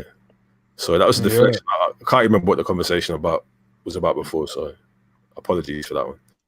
Calm, bro. It happens, innit? So are you an atheist? Me myself, nah. I'm on the theist side of the block. Yeah, I'm definitely on the theist side of the block. But so yeah, them guys are out for roasting today, mate. Day 3. Yeah, let me ask you something, Rob. Rob, you there? Hello, Rob. How you doing, man? You having a good day? hello, mate. Yeah, I'm pretty good. I wanted to ask you about space travel. If you're comfortable answering a question like that. If I have some answer, I'll give it to you. Otherwise, I'll have to defer and look something up. I'm not a walking encyclopedia, but I'll do my best. Okay. So, as I'm understanding, the way Maku, maybe you could correct me, but you're saying space is like lighter water, yeah. But Rob, you're from a position that is vacuum, innit? So yeah, what a layperson would call a vacuum, really. It doesn't consist of a lot, as in there are particles around there and some virtual particles, but essentially not a lot in between. Sorry, virtual particles? Massive object. Yeah, so things that are popping in and out of existence faster than we can measure, that leave an effect, like the Kashmir effect, for example. How does travel work in a vacuum, Rob? How do you mean, how does travel? Thrust moves an object, right? It's like one of the, but the Newtonian laws, right? Doesn't thrust require particles for it to thrust against? No, there's an opposite like reaction, right? It works the same. The Kashmir effect does the same thing, right? In a Kashmir effect, they have a vacuum box, and in this they have two plates that are quite close together, and there is literally nothing in there. And after a period of time, these plates start to move together. They're not magnetic or anything like that, and they move together. In other words, gravity. No, not gravity. The inference is that these are virtual particles. They are particles popping in and out of existence so fast that we cannot measure. What we can do is see their effect on these plates, right? And so these plates are moving, right? As in moving. They're not. There's no thrust there. They're moving, In this case, through the actions of these virtual particles popping in and out of existence. If you look it up on the internet, it's quite a famous experiment called the Casimir effect. And that's a complete vacuum, right? Even space isn't a complete vacuum like that. Yeah, you keep saying Casimir effect. It's the Casimir effect. Casimir, sorry. Yeah, there we go. Casimir effect. There we go. My pronunciation. So you make, and all of that is pseudo at best. Again. Yeah, I'm gonna check. I would agree. I would agree because I'm saying like Omar, like like if you're in an empty space, like how do you move around for real? Like, but you're not. You're saying you use thrusters, and I'm saying right when you do the experiments on the Earth, you're doing it in water. I see them use thrusters in water on different vehicles to go down into the ocean to find Atlantis and all of them type of stuff there. It's not Omar, by the way. Someone's going to try and convince you.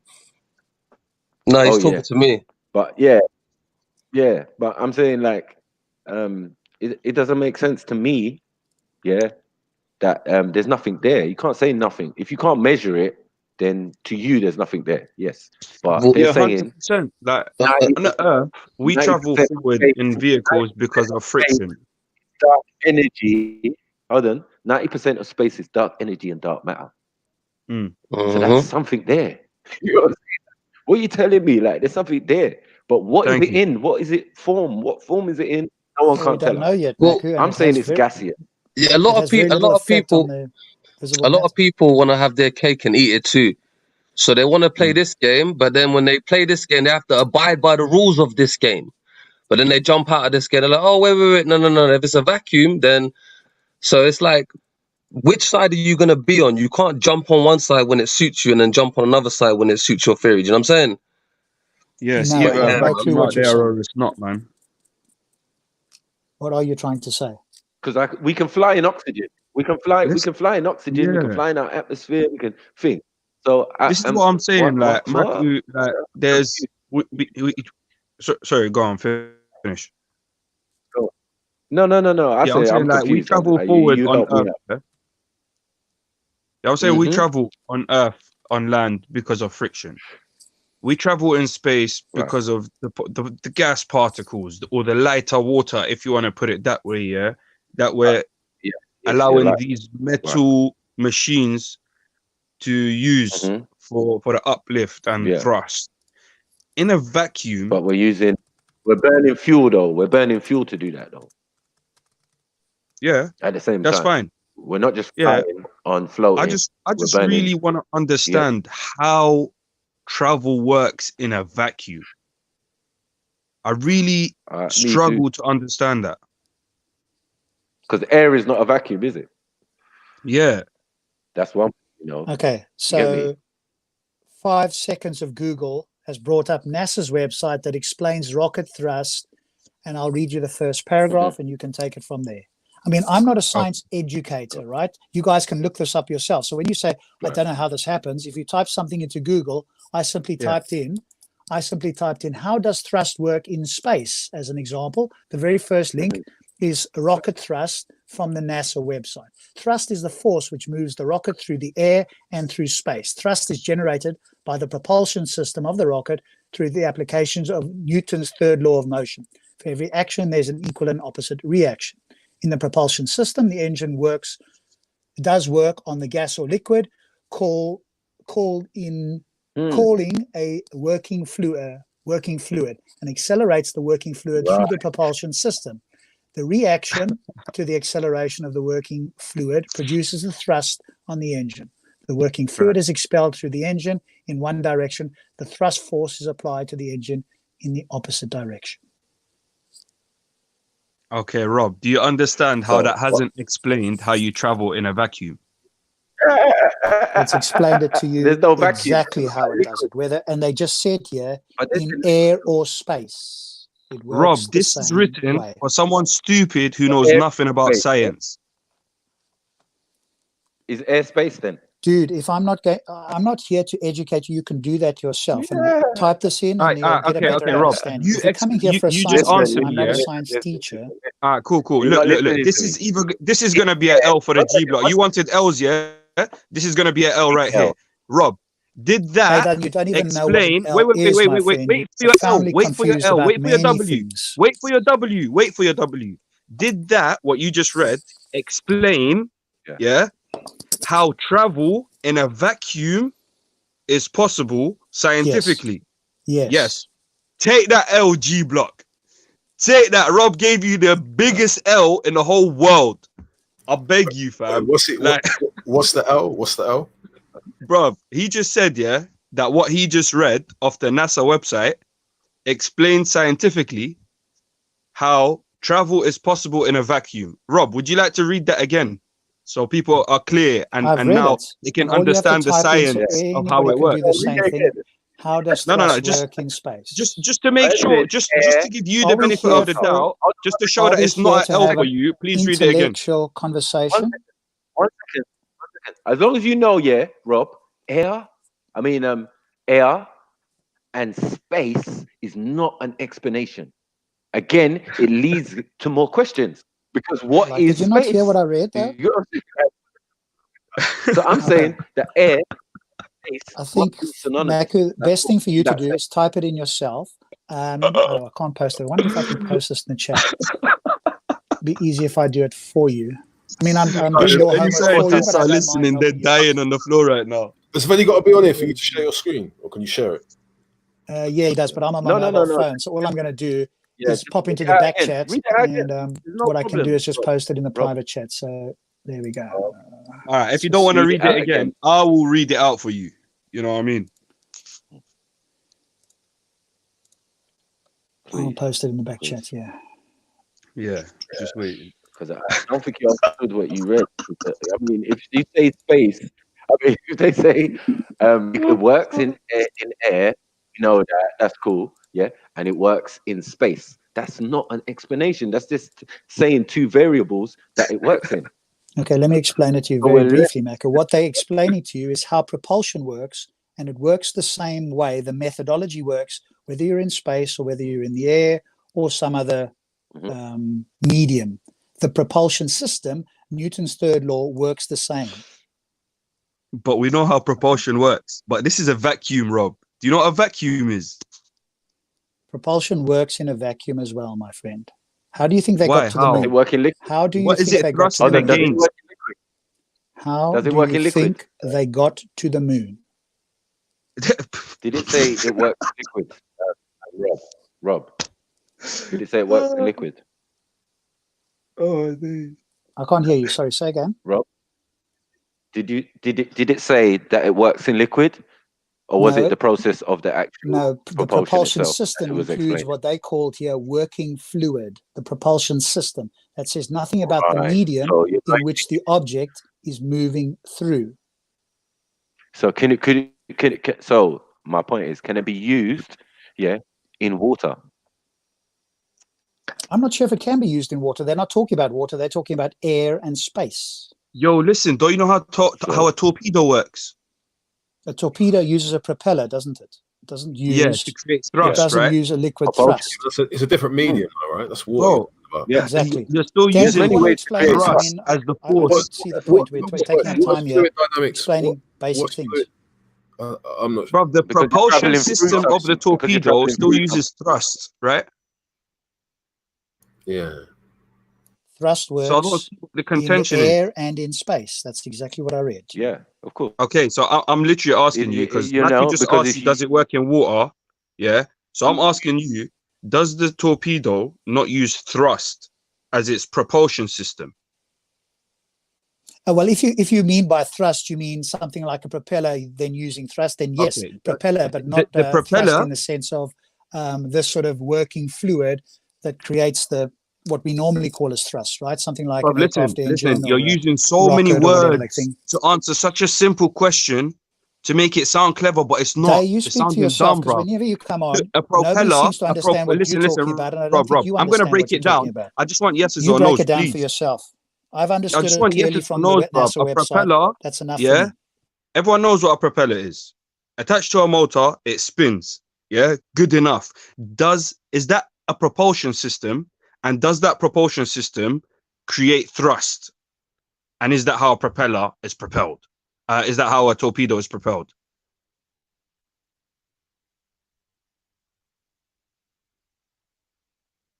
Why can't you just say yes or no? Like, why does it have to be just bring some next thing? Bro, listen, a fan spinning, water, yeah, is moving off it, is creating thrust behind it, and the propeller is propelled forward. Like, I don't understand. Like, this is not rocket science. There's a lot of things you don't understand. And this, my friend, was referring to rocket thrust. If I've posted the link in the private chat, if you go to the link, you will see it's referring to rocket thrust. I understand. I understand you don't have a lot of understanding. I'm not here to educate you. I'm not a science educator. Bro, Matthew just asked you, does it work in water? Far more clever than me. You need to focus here, Rob. You need to focus. You need to be here. You need to be in this space at this time. Like, you can't be back 20 minutes ago, bro. The guy just asked you, does it work in water? Would you like to change your answer?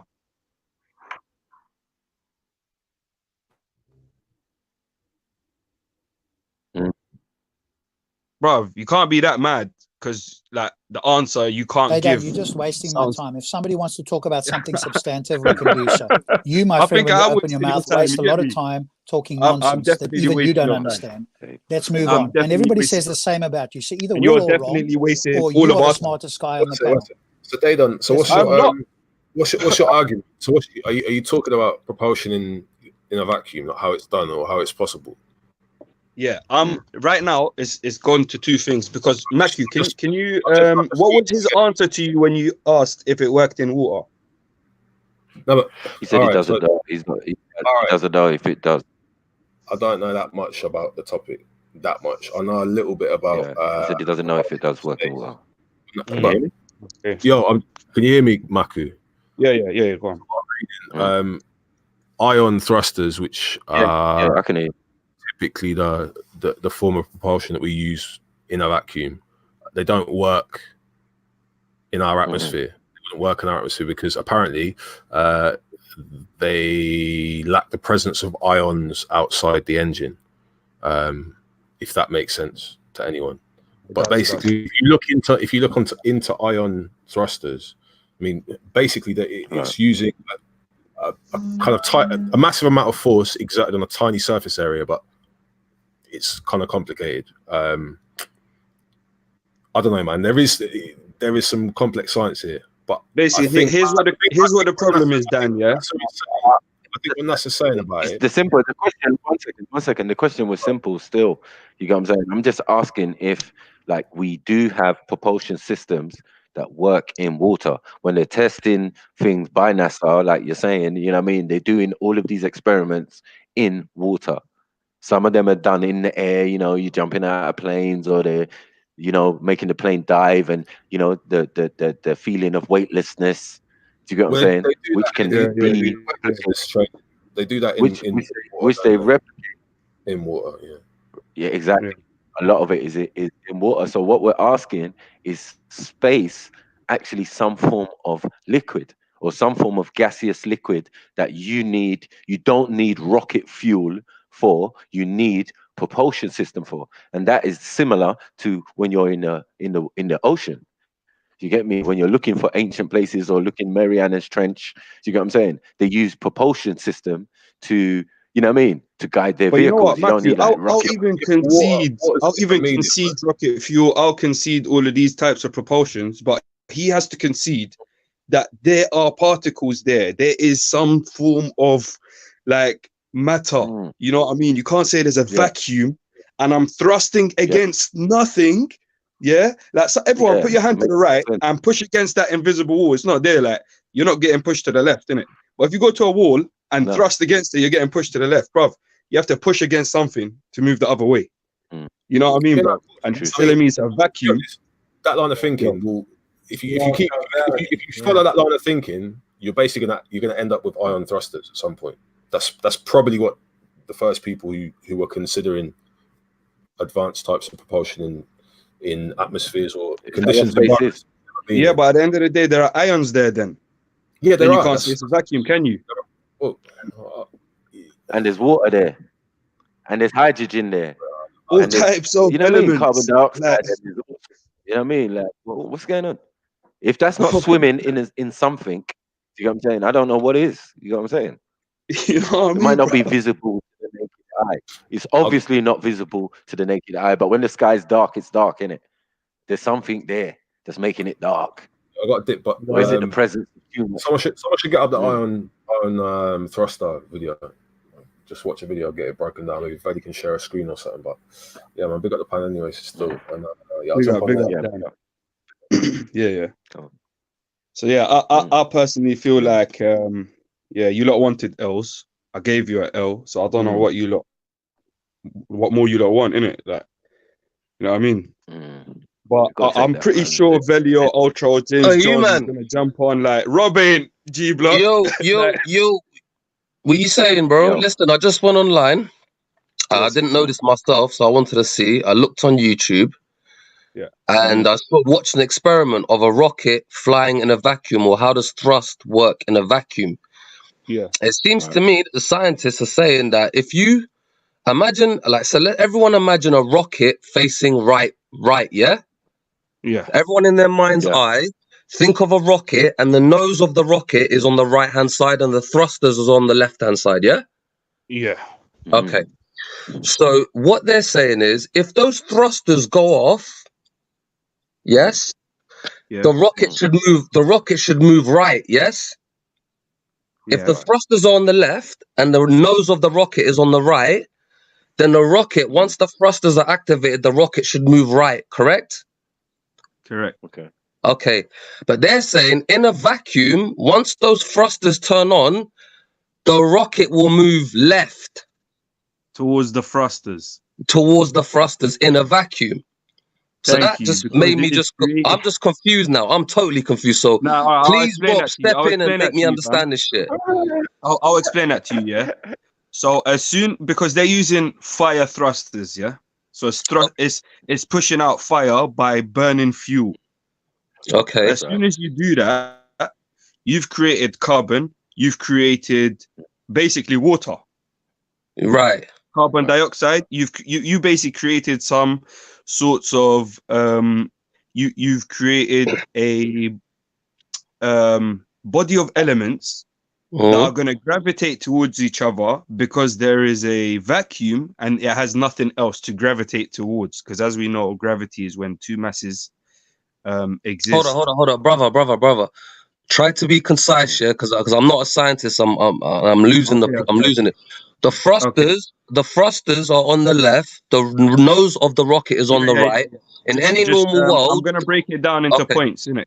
Okay. First So of let's all, start again. first thing you have to know, brother, one so second, first yeah, thing you because have to know, you're in a vacuum, innit?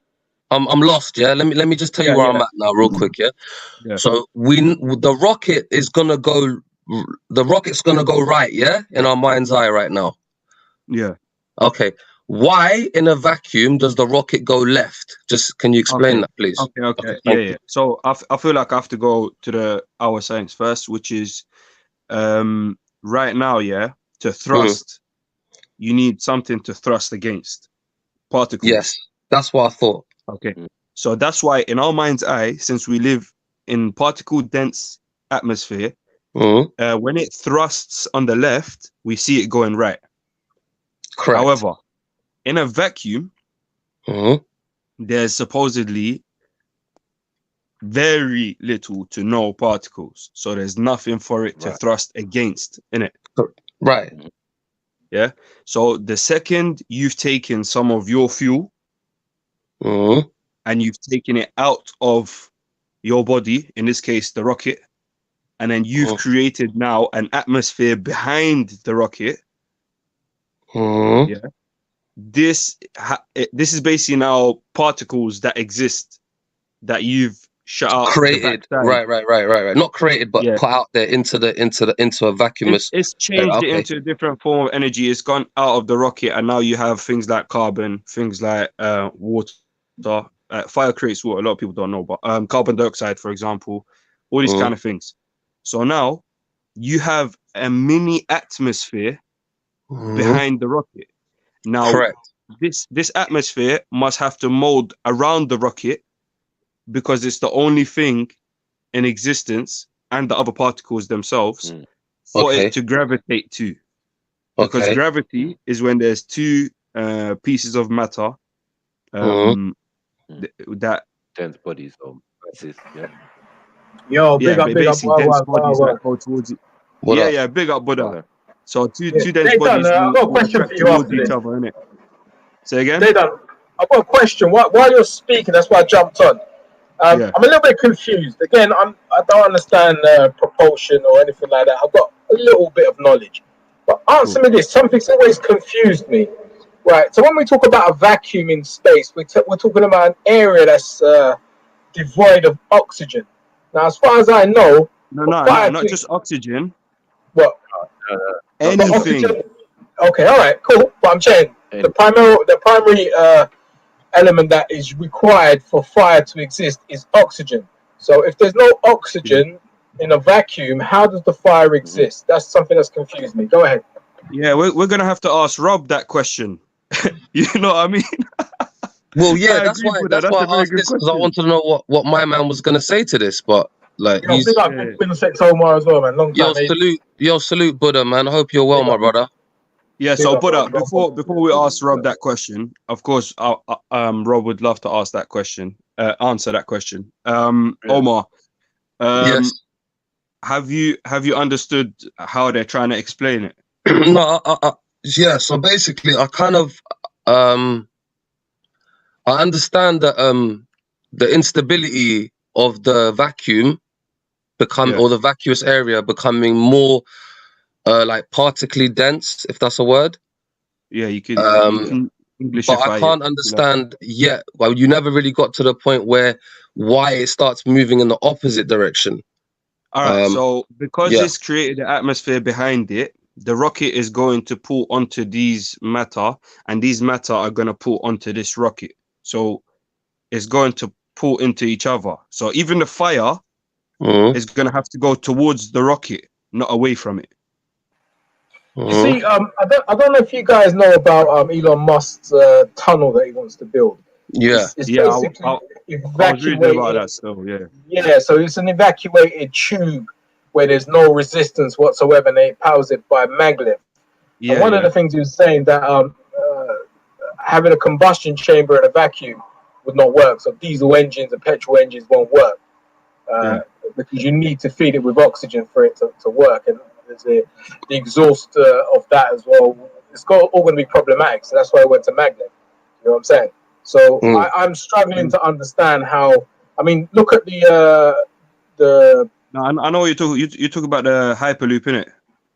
Yes, the Hyperloop. Yeah, but if we look at the space, if we look at the space missions, for those of you who believe the moon landings, when the node, when the capsule was returning to Earth from the moon, there wasn't no ignition, there was no fire, there was no ignition. It was like an air type of thing. Even thrusters that they use to correct dockings when they want to dock with the space station, they're all using thrusters of air, not so much fire. You with me? So I just wanted somebody who had some sort of understanding about that to explain it.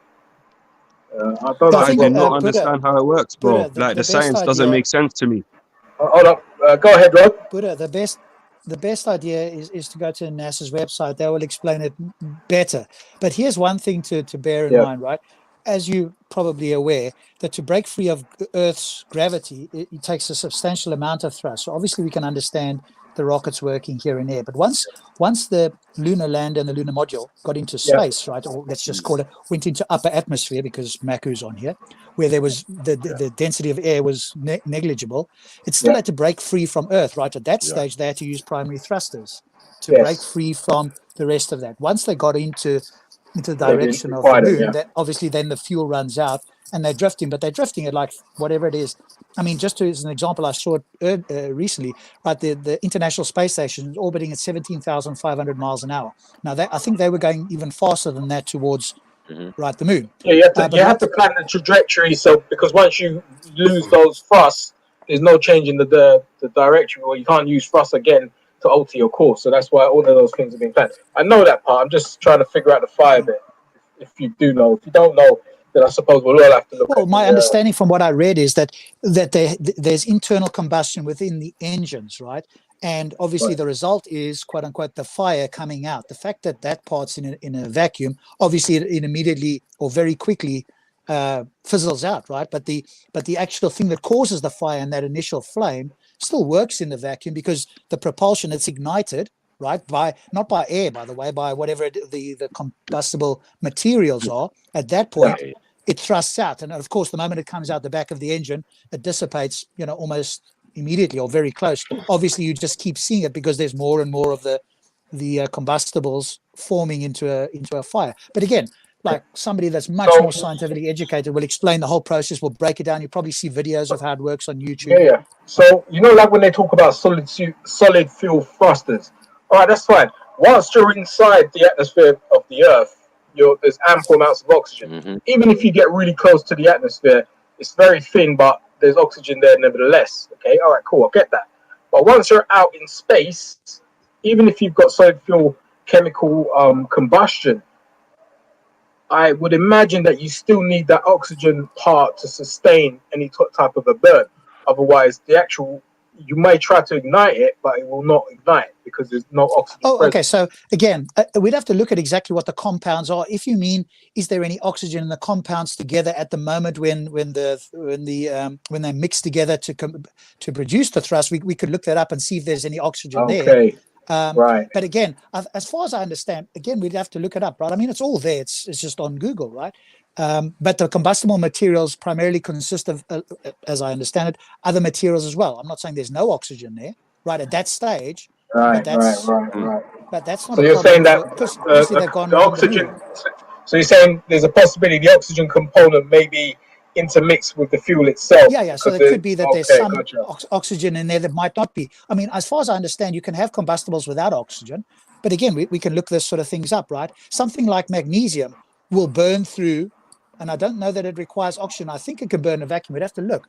I'm sure I did an experiment when I was in. Phosphorus. One second. Phosphorus, one of them. Yeah. Sorry, brother. 1 second. Are you saying, Rob, that you can have fire without oxygen? I'm saying things can combust. Depends what you mean by fire.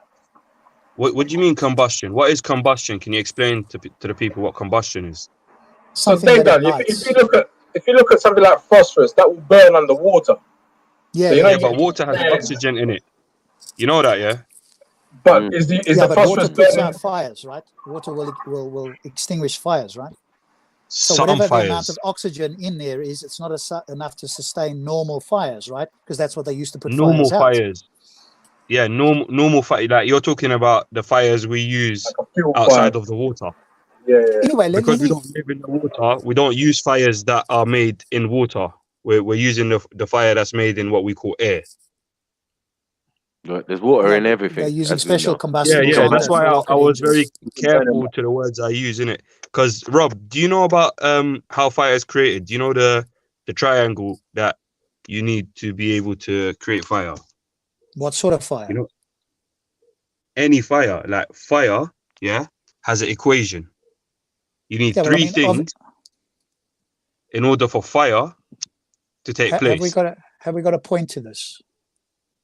Are we doing a science lesson now? I've just told you I'm not a scientist. Are we doing a science lesson? I'll give you a science lesson, yeah? You need what's the point fuel. of this? You understand when I explain. You need fuel, yeah? You need heat, and you need oxygen. That's how fire comes into existence and gets sustained by fuel, heat, and oxygen. Without these three things, there's no fire. Do you understand that? Yeah.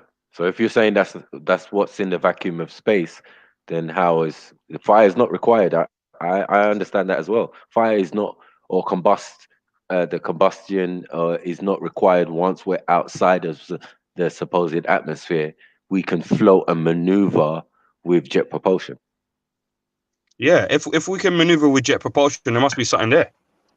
So I would call it like water. I would agree to what Matthew's saying. It's basically like water, but just lighter. You could put it that way. Yeah. But you're saying, Rob, that it's a vacuum. Yeah, go on. Look at this. Going on what Dan was talking about. I'm kind of familiar with JPL's research into ion engines, and they're highly radioactive. They use plutonium, hence why that's one of the reasons you don't see it on Earth as well, because they're just ridiculous. but the Voyager satellites use the same sort of propulsion systems. So propulsion in space via the ions, and the way in which Dan explained it is correct. It's they drag ions into the thing, which creates a thrust in the same way that we see when you burn something, a rocket inside a vacuum. You expect it to go right, but it actually goes left. That's the same sort of principle. The ion. But no satellite has ever been in a vacuum. So a satellite have only been in different aspects of our atmosphere. And yes, while you mentioned that, Maku, I don't know if you've seen the Russian research that says the atmosphere actually goes as far as the moon. So they're saying that the Earth's atmosphere spreads as far as the moon. There's only one article on that, and everyone's kind of debating whether it's true or not. But yeah, you're right. The atmosphere of the Earth goes quite far. Yeah, that's an interesting one. You got what I'm saying? Because they're saying we have 7 spheres protecting us from the ultraviolet rays of the sun. You get what I'm saying? And because we're spinning, do you get what I'm saying? That's even more helping. Do you get what I'm saying? To protect us from us just getting fried. Yeah, do you get what I'm saying? That's true. I mean, if the Earth was stationary, that one place where the sun's shining would burn. Yeah. Do you know what I'm saying? But I'm saying, displacing. Like, but the sun is not fire. No, it's nuclear fission. Is it fission or fusion? Nuclear fission, I think it's called. Right. You can use either, really. Yeah, we know about radiation, and we say that radiation is licking us all the time and all of that. And we fucking with radiation and all of that type of stuff. You know what I mean? To dig it out of the ground shows that it must have been out there at some point and came in. Do you get what I'm saying? Like, we understand all those things, but what we're saying is, what is that substance out there? It can't be nothingness, because that makes no sense. You get me? Because the idea of nothingness or empty space, yeah, is just that what they can weigh and measure with the tools they have. You get me? And I don't know if you can call it empty space. I don't think there's nothing empty. I mean, even on Earth, you get background radiation. Yeah.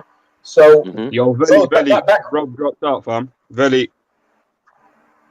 A background radiation comes from space. So there's no when they talk about a vacuum, I think it's kind of the vacuum of as in there's no oxygen. I think that's the best way to put it forward, because there's a whole myriad of stuff. When you look at the nebulous systems in the Milky Way, you see all of these different colored gaseous things. That's not nothing. That's something. Do you get what I'm saying? Thank you. Yeah. And your the key word was gaseous.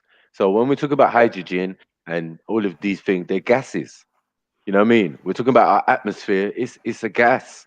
You know what I'm saying? It's a gas. And where's the distinction between what we're breathing in and space? You know what I'm saying? What we're flying in, what we're putting our satellites in, and then where is actual what you're calling space? There is no such thing. So doesn't make sense. For me, I feel like the space is the two key components of space and the Earth. This, for me anyway, as I understand it.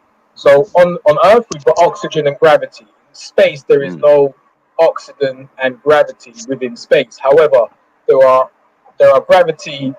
There's things called gravity waves that they've just found, and there's things like the gravitational pulls of different planets and objects and moons and all the rest of it. So there are influences of gravity in space from objects, but space itself doesn't have gravity. Yeah, but this is contradictory what it does have instead of gravity? Because there's gravity. Like the reason they say we are next to the sun is because of the sun's gravitational pull on the Earth. That's right. But they done. There's one thing that you lot are forgetting about. What's in space? There's actually magnetic fields in space. So like, although it might be a thing, this is exactly what we're talking about. Yeah. All right, cool. You see, so the sun's gravitational force, and and the radiation. Does that work with hydrogen and gases? Like, does it work together? Do they go together? So if there's plenty water particles out there in space, and then the sun's shining and letting off radiation and and then them particles become irradiated, we're calling that hydrogen. No, I don't know about that. Not in a vacuum. Not in a vacuum. Yes. But there's no vacuum, remember? Yeah, that's the point. There's no vacuum. Okay, so would you define a vacuum, Daydon and Sniper? What would you go Sniper? Would you think let Daydon go first, just so I understand? What would you consider a vacuum? A vacuum is a space where there's nothing. Okay, so I don't know that to be a vacuum. I know a vacuum to be a vacuum is something that's devoid of oxygen. So if we were to create a vacuum on Earth, you can do that very easily. Just suck the oxygen out of something, and that's a vacuum. So, Buddha, would you say a hydrogen tank, that has purely pressurized hydrogen in it, is a vacuum? No. Wow. But that's the thing. It has no oxygen in it. Sorry, say again. Does the hydrogen tank have oxygen in it? No, a hydrogen tank doesn't have oxygen in it. It just has hydrogen. Yeah, so it's a hydrogen. Yeah. It's a hydrogen. It's a hydrogen tank. So it's hydrogen inside a vacuum. Your explanation for a vacuum only works on Earth, though, because in Earth, our medium that we're operating in is obviously air. So when you remove the air, then there's a vacuum. But in space, it's different. Well, how is it different? Explain that. That's what I don't understand. So how is it different? It's like they done said, for example, if you're operating in a field of hydrogen, the removal of the hydrogen would then create the vacuum. So the vacuum is the absence of the medium that you normally operate in. But is there only oxygen in the air? That makes no sense. You're breathing in oxygen. No, he didn't say the air.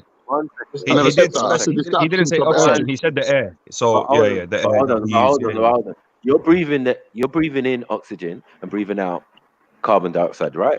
So there also must be carbon dioxide part of the air as well. Atmosphere. Thank you. Yeah. So in air, there's more than just oxygen. There's carbon dioxide. There's nitrogen. There's hydrogen. Yeah. Oxygen's only like 20%. By the way, we need all of this. If it was purely oxygen, we would drown. You know that, yeah? You know those things are things they can weigh. So what I'm saying is that when we get out into space, or what they call in space, those things that they can weigh are out there also, but there are also other things they can't weigh and measure that are also, and they're trying and testing now. Do you know what I'm saying? As I said, dark matter and dark energy being majority of what the universe is comprised of. You get me? Is that what we're swimming in? A liquid of that? We don't know. Do you get what I'm saying? Right. So, let me try to understand. Measuring devices. Let me try to understand what Sniper's saying. Let me try to understand what Sniper's saying. Are you saying, Sniper, that the space is like a swimming pool? Like you can swim in a swimming pool, you can swim in an ocean. Let's say an ocean. Okay, so like you can swim in the ocean, you're saying that the space, you can swim in the space. Space can swim in space? No, space. No, like in the ocean, you can swim, yeah? Is Sniper saying that you can swim in space as well, the same way?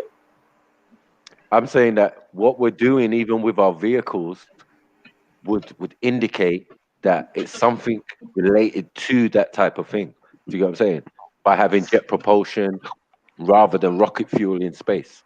Do you get what I'm saying? In space, they know that whatever it's comprised of, a propulsion unit that's comprised of water and other things, do you get what I'm saying, is the best thing to use when you're in space. So space can't be space. If you go to the Jet Propulsion Labs website, jet propulsion takes on many different things. So you can have jets that work on water, jets that work on what's that called?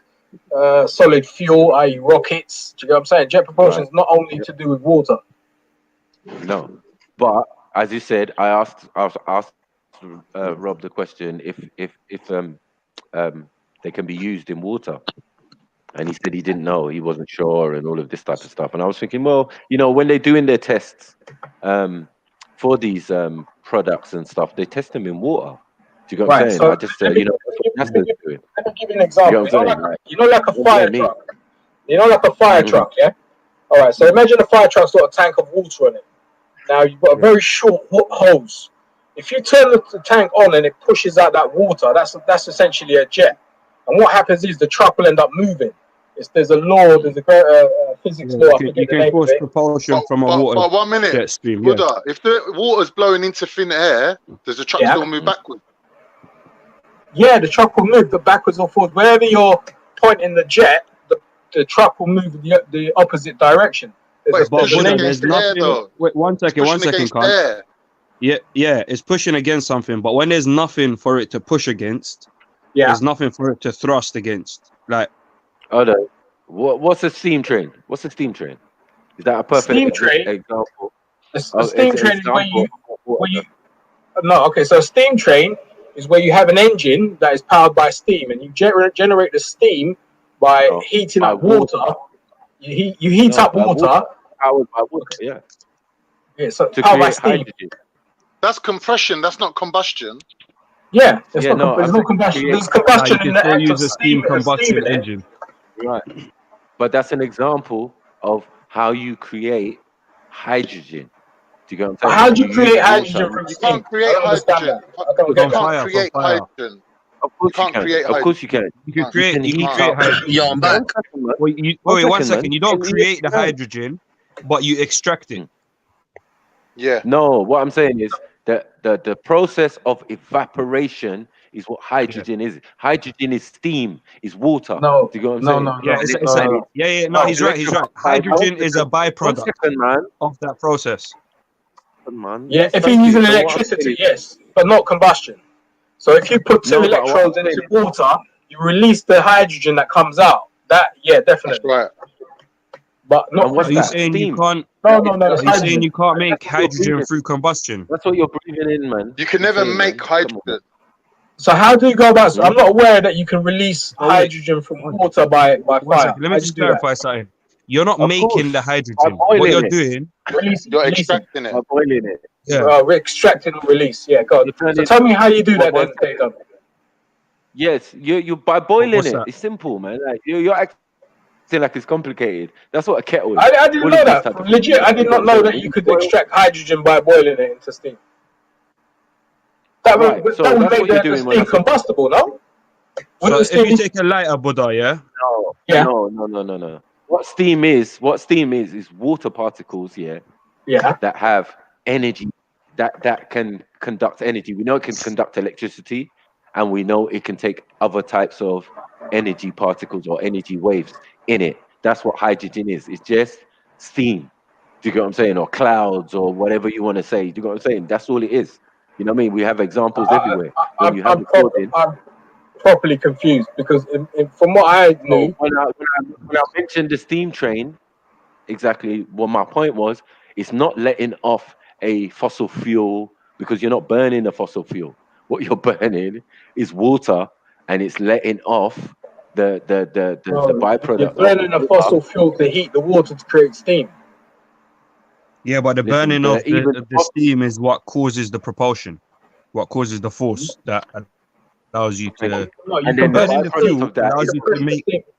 You compress the steam. That's what happens. You put this even like a distillery, when you boil the water and you get steam, that is essentially distilled water. Wait, let's And I've never first known- take it step by step. Yeah, first let's explain how hydrogen is made out of fire. So if you take a Go lighter, ahead, yeah, please explain that. Go on. if you take a lighter, Yes. you can get a surface, unburnable. You can get a I don't know, so it's something metal, a knife, yeah, or a spoon or whatever. Yeah. Like depending on where you put it in a lighter, you may either get a buildup of carbon, so you could put it at a certain point in the fire, just under the red bit. That Oh, I see what you mean. Yeah. that will give you carbon. Yeah. If you put it over the fire, outside of the combustion zone, the carbon is being burnt up and everything. You'll get water on this. That's right. Yeah. Yeah. Yep. So in this water, there's hydrogen and there's oxygen. Yes. So that's hydrogen coming out of fire. That's simply put. Simple. No. I'm trying to understand how you get hydrogen out of water from fire. So how do you use fire to extract hydrogen from water? All right. So wait, we've already gone through how we get hydrogen from fire. Yeah. So there's too many people talking. I'm just trying to listen to Dayton. Go ahead, Dayton. All right. So we've already eliminated how to get hydrogen from fire. Yeah. Now. Yes. Okay. We've got water from fire. Yes. Now you're asking, how do you separate the oxygen and the hydrogen in the water, right? With fire, yes. No. The fire is used to create the hydrogen and oxygen compound, the Yes, but H2O. yes, you described that on the metal, yeah. So I'm saying to you, I'm sure it was you. I don't know who it was, but somebody was saying that you can get hydrogen from water with the use of fire. Is that possible? Because I don't know that to be true. Well, that's what I said. I gave the example of the steam train. You know what I'm saying? Yeah, but your example, I don't know if I believe that or not. Because from my understanding, the steam that is generated when you heat water up with coal, like a steam engine, that is not combustible. So if that steam, say it was combustible. No, but if it's got, I know, but if it's got, if it's hydrogen. Okay, but what I'm saying to you is, if the steam contains hydrogen, then it would be combustible. And as you just explained, it's not. Why is hydrogen combustible? Explain. Is hydrogen not combustible? I don't remember it to be combustible. No, the sun is comprised of hydrogen and helium. Helium is combustible. Helium's an innate gas. Helium combustible? I'm confused, man. I don't know. Hold on, one second. Innate gas. How can you say something that the sun is comprised of be innate? That makes no sense. Okay, so shall I just Google that? Well, let's just Google it because I don't know helium to be combustible. Hydrogen and helium is what the sun is comprised. Oh, what, together, hydrogen and helium together, or they're on their own? No. It goes from one state, hydrogen into helium, and then back into hydrogen, and then back into helium in a split second, in a hundredth of a millisecond. That is the process of the sun. That's what's going on. And the byproduct of that is what we're calling matter. You understand? Because they're gases. So it's like how, intelligent gases, you might as well say. They're not fire. They're not like, combustible, Okay. Amber. Okay. No, you know what I mean? The sun is there and it's there, isn't it? But because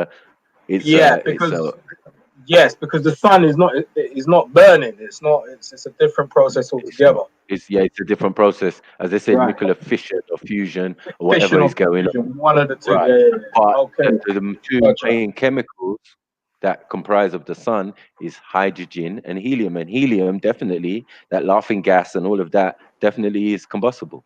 You get me? You blow up a helium balloon and put a match to it, bang. Really? You got me? Oh, come on, bro. Where you been? Legit, I didn't know that. Legit. Okay, is helium combustible? You don't put a match. You don't put a match to helium, man. Are you crazy? Like those helium balloons, when them people are taking it in the carnival and all of them places there, you got to stay away from a man who's smoking weed or whatever, or smoking a cigarette or something. I'm like, it's dangerous, man. Okay, so I've just typed in, is helium combustible? First answer here is, the answer is simply no. Helium is an inert gas, as I said. Inert quite literally means non-combustible. There you go. So I'm confused. I really am. I don't know. I really am. Helium. Yeah. No, well, if it's non-combustible, even on the periodic table, I think helium's on that side where it's one of the noble gases, if I'm not mistaken. But I know. I wouldn't say it's innate gas. You can't be saying it's innate gas when it's part of what the sun's comprised of. You know what I'm saying? And it's two chemicals, as you said, hydrogen, as I said, hydrogen and helium working in tandem. It's going from helium and hydrogen. I wouldn't be surprised if that was very combustible.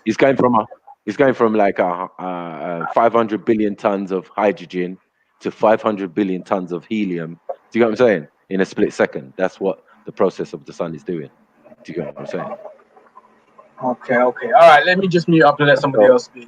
They say it's not combustible, but yet there's a process going on that is definitely lit. You know what I'm saying? Yeah, that is, the sun is definitely hot, yes?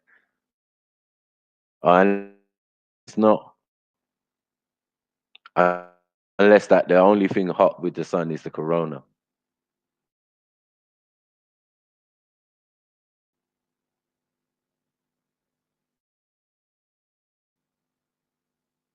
But I think Dave Dunn was gonna, as a reaction. I think Dave Dunn was trying to explain the whole. Where you at, man? Quiet. hydrogen from fire in water. Is that possible, Dagon? I'm just saying, go and get a helium balloon. Go and get a helium. I don't even understand how you said that. Go and get a helium balloon. Yeah. No, but that's what I'm saying. I've always known. And see what happens. Yeah, no, but that's what I'm saying. I've never known helium. I always thought helium was inert, and it is. That's what everyone, everyone knows. Well, if it's inert or not, I mean, it's a lighter. It's a lighter gas. All right. So you're telling me if I got a lighter and I took the butane out and I put helium into the lighter, would the light work? If you put helium in the lighter. Yeah, instead of butane gas, I put in helium gas into it. Would it work? It would probably, because like balloons are helium balloons is another thing. Yeah, I don't think helium's. I'll be honest with you, Snipes. I don't think helium's flammable. I don't think it's combustible. Are you as sure? Far as, yeah, pretty much. I was kind of 90% sure, and then I googled it. Now I'm 100% sure. But if you're saying you're mixing it with hydrogen, then definitely, yeah, it's going to be combustible in that sense. But on its own, helium's not combustible. You know what I'm saying? Well, obviously. So there's a. You're Actually, saying that. What was the one that they used? What was the one that they used inside the the Hindenburg, that airship that crashed and burned? What was the gas used in that? Helium. It wasn't helium. No, I don't think it was helium. What was it? it? Let me Google it. What, methane? It wasn't methane. It wasn't a methane balloon or thing. What was it called now? Hindenburg.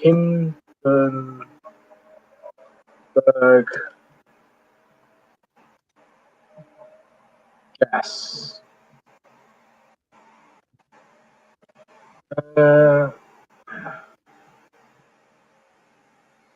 The airship was designed to be filled with helium gas, but because of US export restrictions on helium, it was filled with hydrogen. There you go. So it was filled with hydrogen. So hydrogen. So why would they? You see what I'm saying? But even there, it said helium, innit? Do you know what I'm saying? Originally, it was helium. Right. So they're supposed to fill it up with helium because helium's inert. But instead of using helium, they use hydrogen. It's lighter. All it is lighter. Yeah, lighter as well. Yeah, lighter as well as being inert. Well, no, it makes sense, innit? It makes sense. It's lighter than air. So even if it's combustible, if it's in the right circumstances and in the right condition, it won't be. You know what I mean? It's not that dangerous. But if the wrong circumstances or a open flame is around, it's problems, bro. I watched the movie like we're growing up, like Blau, Hindenburg, peak for you. You know what I'm saying? That's what I'm saying. Messing around with these gases. You know what I'm saying? Messing around with these gases. Valley, there's somebody in the back channel, Valley back chats. I think the more interesting thing though, Buddha, is like certainly from my point of view, because people often ask, well, where do we come from? And that's the interesting question, because as I think Marco pointed out, right, stars, the heavy elements, carbon and iron and so forth, can only be formed in the nuclear fusion of stars. Right at the beginning of the universe, you had hydrogen, helium, the very light elements. There were no heavy elements, and if stars didn't form, no humans would have come into existence through a natural process. So unless you're going to claim it's a miracle, then we couldn't be here without the fusion and the heavy elements of the stars exploding, right? Because it's not just a star fusing and helium and the elements that they have to explode out. Their particles then coalesce to form the planet we have, right? So we are here. We are, in a sense, star children, right? We are the product of heavy elements that came from the stars. Yep. Now that's quite poetic, right? Jeez, you tell them, Rob. Thank you. We actually agree on something. Wow, tremendous. No, I agree. I totally agree with that, because everything. Me and Rob actually agreed on something, but yeah, he explained it perfectly. That's it. Straight up. Come on. We are star children rather than God's children. We are children of the stars. That's more poetic. I could write a book on that, or somebody else, I'm sure. So you have your creator, you have your creator, your God right here, the sun. You get me? I wouldn't call the Son of God though, because I think of God as what most people understand, which is some sort of. I would say creator. Creator is a good. You get me? Creator is you could say a teleonomic creator, sure, but I wouldn't. And I think a lot of people. That most humans. Yeah, I know, but as I said, I gave an example of one or maybe numerous set of people, and also the people in religion who have that as part of their pantheon or their idea. See what I'm saying? That the sun, a sustainer of life and the creator of life, as we know in modern times, with all the sciences that we have today, have proven that to be correct. Yeah, they work kind of on the right path in acknowledging that, look, the overgod created something that creates life and sustains life. Do you get what I'm saying? Like there's a force that created the sun. You get what I'm saying? And that sun on a lowest level is something we can observe and respect and study and all of that. Yo, Mackie. Yo, Family Tree. Friggin', there's a new guy on the panel. I think his name's Only. You want to introduce yourself, mate? Yeah, mate. Just come to comment on the whole hydrogen thing. Yeah, what's good? Yeah. Okay, what's your position, if you don't mind me asking? Are you atheist or are you? I'm lying down at the moment. Alright, cool. Stay nine.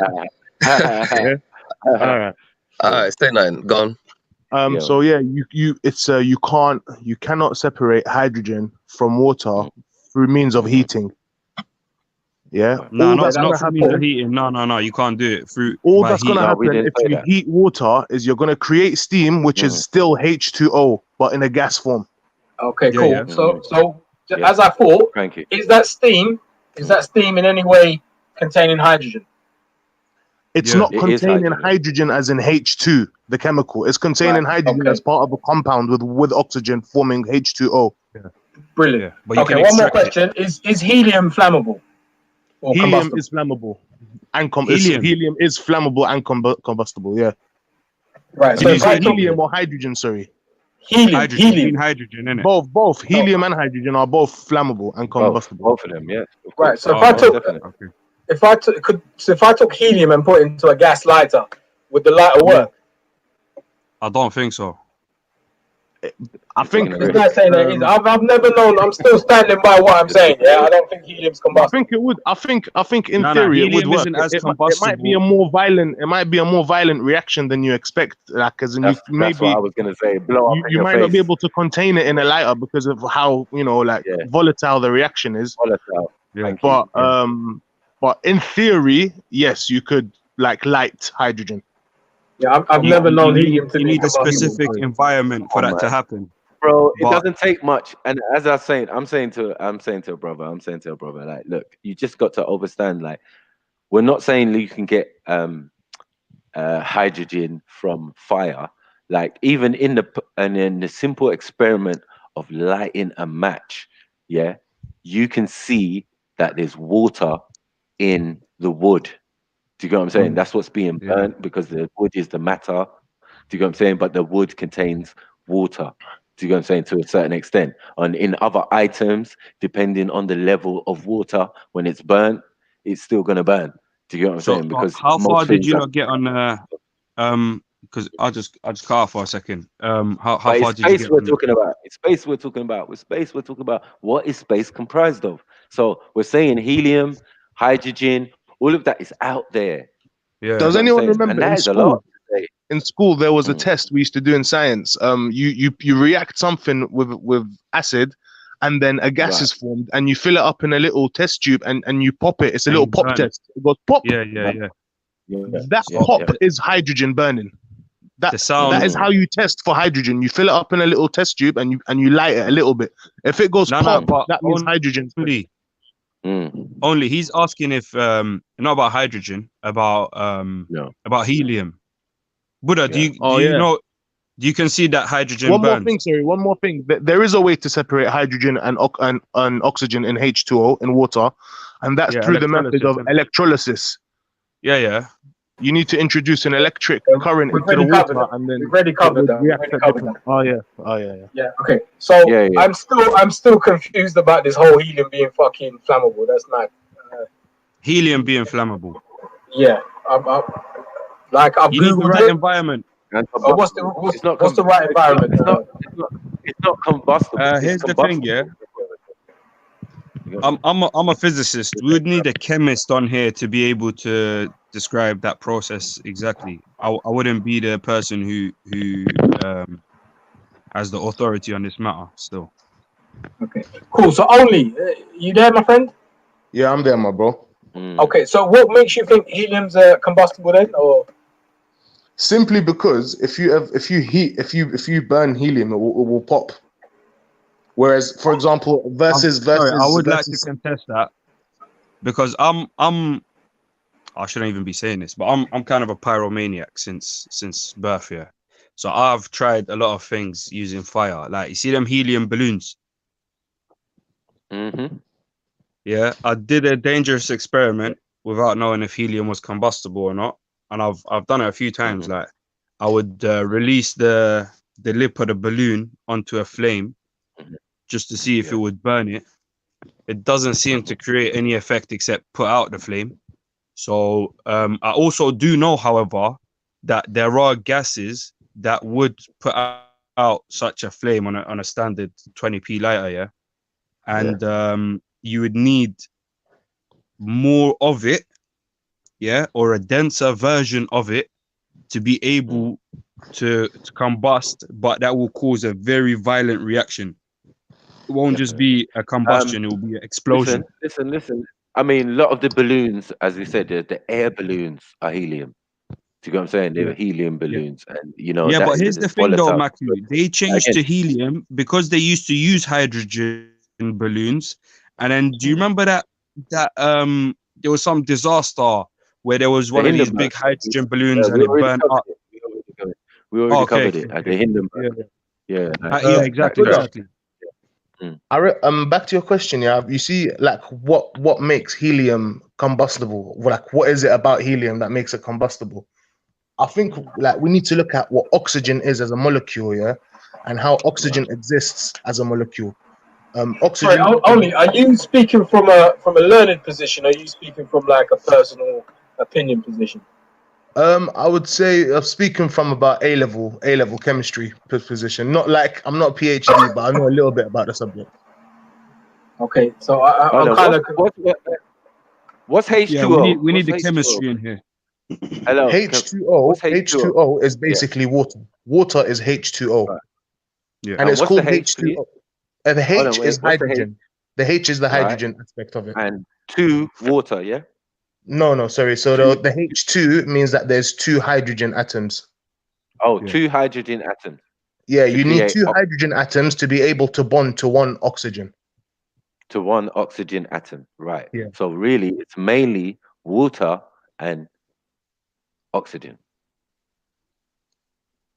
How you mean? Yes? To create hydrogen. No, water. Oxygen is part of the water. Like, because of the, I don't remember what you call them, but electrons. You know the atomic mass, yeah? You see how it has the particles that tell you what the element is, basically. Maybe only you can bring the correct terminology, but you see how bonding works between atoms, yeah? Mm-hmm. Can you explain that only? How bonding works between atoms. There's 2 types of bonds. You have an ionic bond and a covalent bond. Yeah. In the terms of water, we're looking at a covalent bond, which is basically the sharing of electrons. So all you see, all atoms, they have shells of electrons going around them. Yeah, in an outer shell, the outer shell can hold up to 8 electrons. And a chemical would like to be in that state of having 8 electrons. So oxygen, when you look at the mass of oxygen, I don't know the exact number right now. If I was looking at the periodic table, I can give it to you. But in oxygen's outer shell, there's only 6 electrons. Yeah. So there's room for 2 more electrons to join on. So when hydrogen comes along, yeah, hydrogen would join one of the bonds, and then that hydrogen would attract the other hydrogen to come, and now there's 8 in the outer bond. So those 2 hydrogens shared their electrons with the oxygen, so that everyone can be happy and have a full outer shell. That's why it's called H2O, and it forms water. And the hydrogen only has 1, and the inner shell. So basically, the first shell will hold 2. The second shell will hold like he said, 8. Yeah. So because the hydrogen only has 1 in its inner shell, it only has an inner shell. If it has more than 2, it will create a second shell. Which is why hydrogen is very reactive, because it only has 1 in the outer shell, which is not very hard to get rid of and react something with it quickly. I need to get rid of that 1. I need 2, so I'm gonna react quickly with something. And anything can take 1. So should hydrogen be abundant? Is hydrogen abundant? Should it be out there in what we're calling space?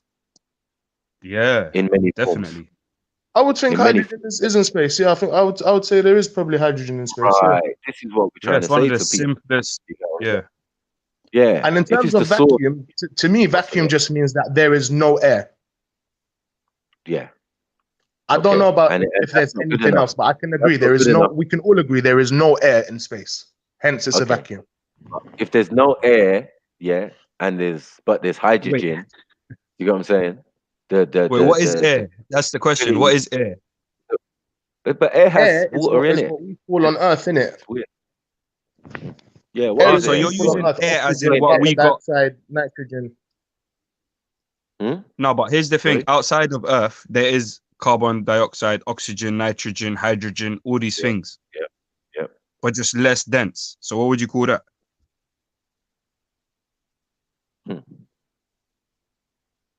That's what they call in space.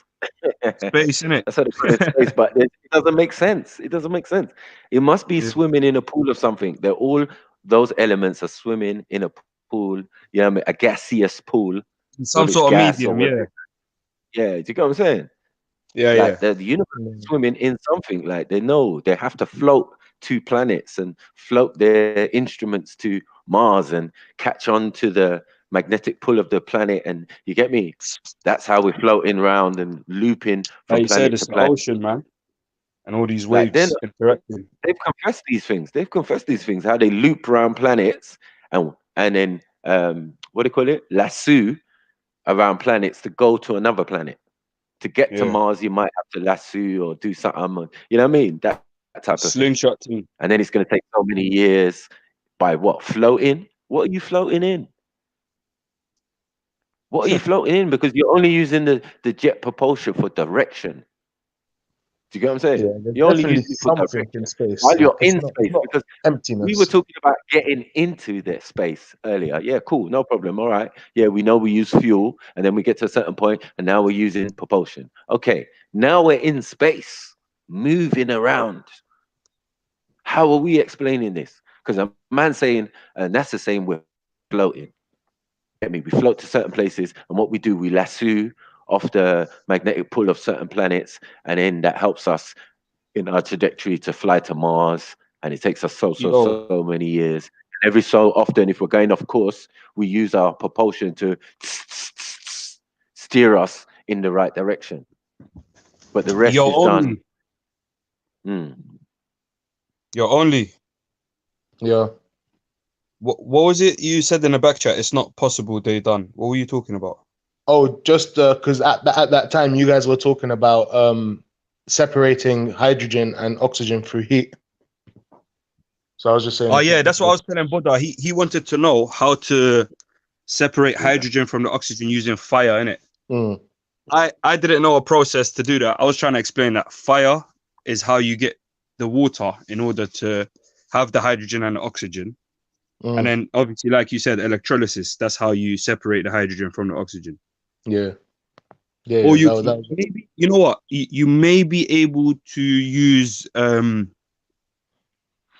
don't know, maybe there's some sort of fission technique to unfuse them. I don't know. So hold on, wait. There are easier ways to get hydrogen gas. My brother. What's air? Ain't it O2? Not just O2. It's not just air. O2. What? O2 is just oxygen, which is one part of the air. Air is made up of oxygen, carbon dioxide, nitrogen, and argon.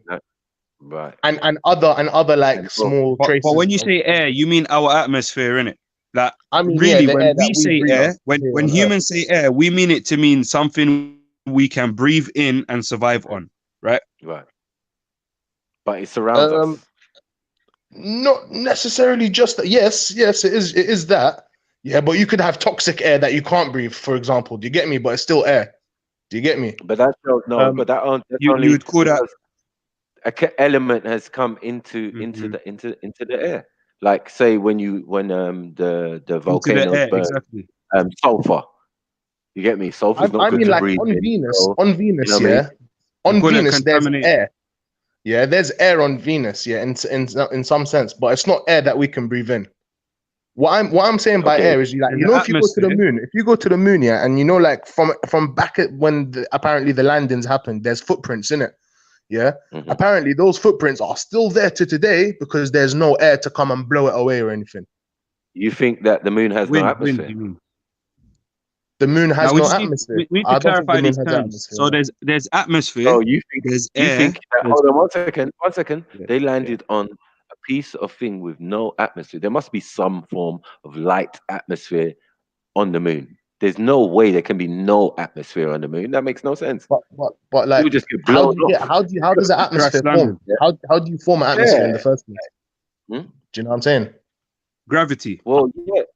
No, chemicals that are around, because this, if we really think about this planet, it's mostly comprised of water. You get what I'm saying? And the rest is steam. You get me? Which we're calling oxygen, hydrogen, all of that. Do you get what I'm saying? Is there abundant in the atmosphere? Do you get what I'm saying? The byproduct, do you get what I'm saying, of supposedly sun rays hitting our atmosphere has created this environment. This is basically an aquarium. You get what I'm saying? You're breathing in water, you know, it's water vapor. There's water vapor in the oxygen that you breathe in. Do you get what I'm saying?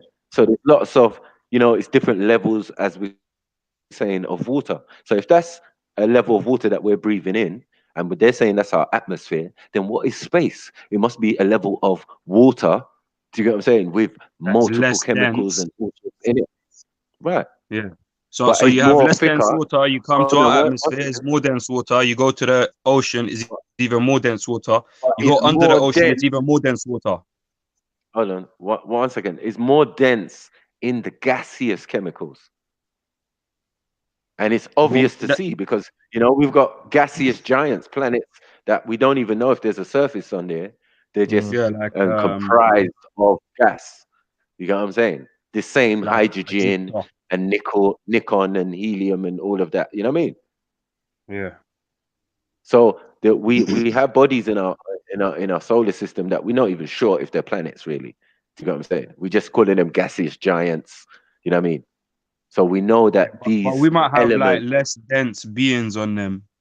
You know what I mean? That don't require to. I'm more requiring that the abundance of these chemicals around the universe, around our solar system alone. Sorry, do you get me? Yeah. And that maybe more of certain chemicals can be congregated in an atmosphere on a planet. Do you get what I'm saying? That it's not oxygen that dominates. You understand? Yeah. No, it's not. Yeah, it's another. Yeah, this is what I was trying to say earlier. Yeah, that if we had pure oxygen, we would drown. No, you wouldn't drown. You would drown if you had pure oxygen. No, you wouldn't drown. No, you wouldn't. Die. So why oxygen poisoning? But you wouldn't drown. You can't die from oxygen. Yeah, you would drown in oxygen. Listen, okay, look, oxygen's density. You know oxygen will sink to the bottom of your lungs. You know that, yeah? The best thing for you, you know, during any like this crisis and whatever, would be to find concentrated oxygen. Concentrated oxygen would destroy any germ, virus, and thing inside your body because you're getting pure oxygen. Your body craves oxygen. Your cells need oxygen. Your blood cells need oxygen. So if you're getting pure concentrated oxygen, it's not going to poison you or kill you. If you have too much of it, it will kill you. No, I'm not saying too much of it, it will kill you. I don't know about too much. I'm just saying have any full stop because no one's even having any. Small amounts or in certain amounts which are prescribed, yes, and they will have positive effects on your body. Correct what you said, yeah. However, no one's giving out concentrated oxygen. Pure oxygen for 24 hours, you would die from oxygen poisoning. I don't know. You would over-oxidize your cells in your body. They would react. they would react with the external elements, and then you would end up dying. Like, well, what do you mean they would react with the external elements? Yeah, what are the external elements? I don't know about all And that. how does it react to these? What do you mean?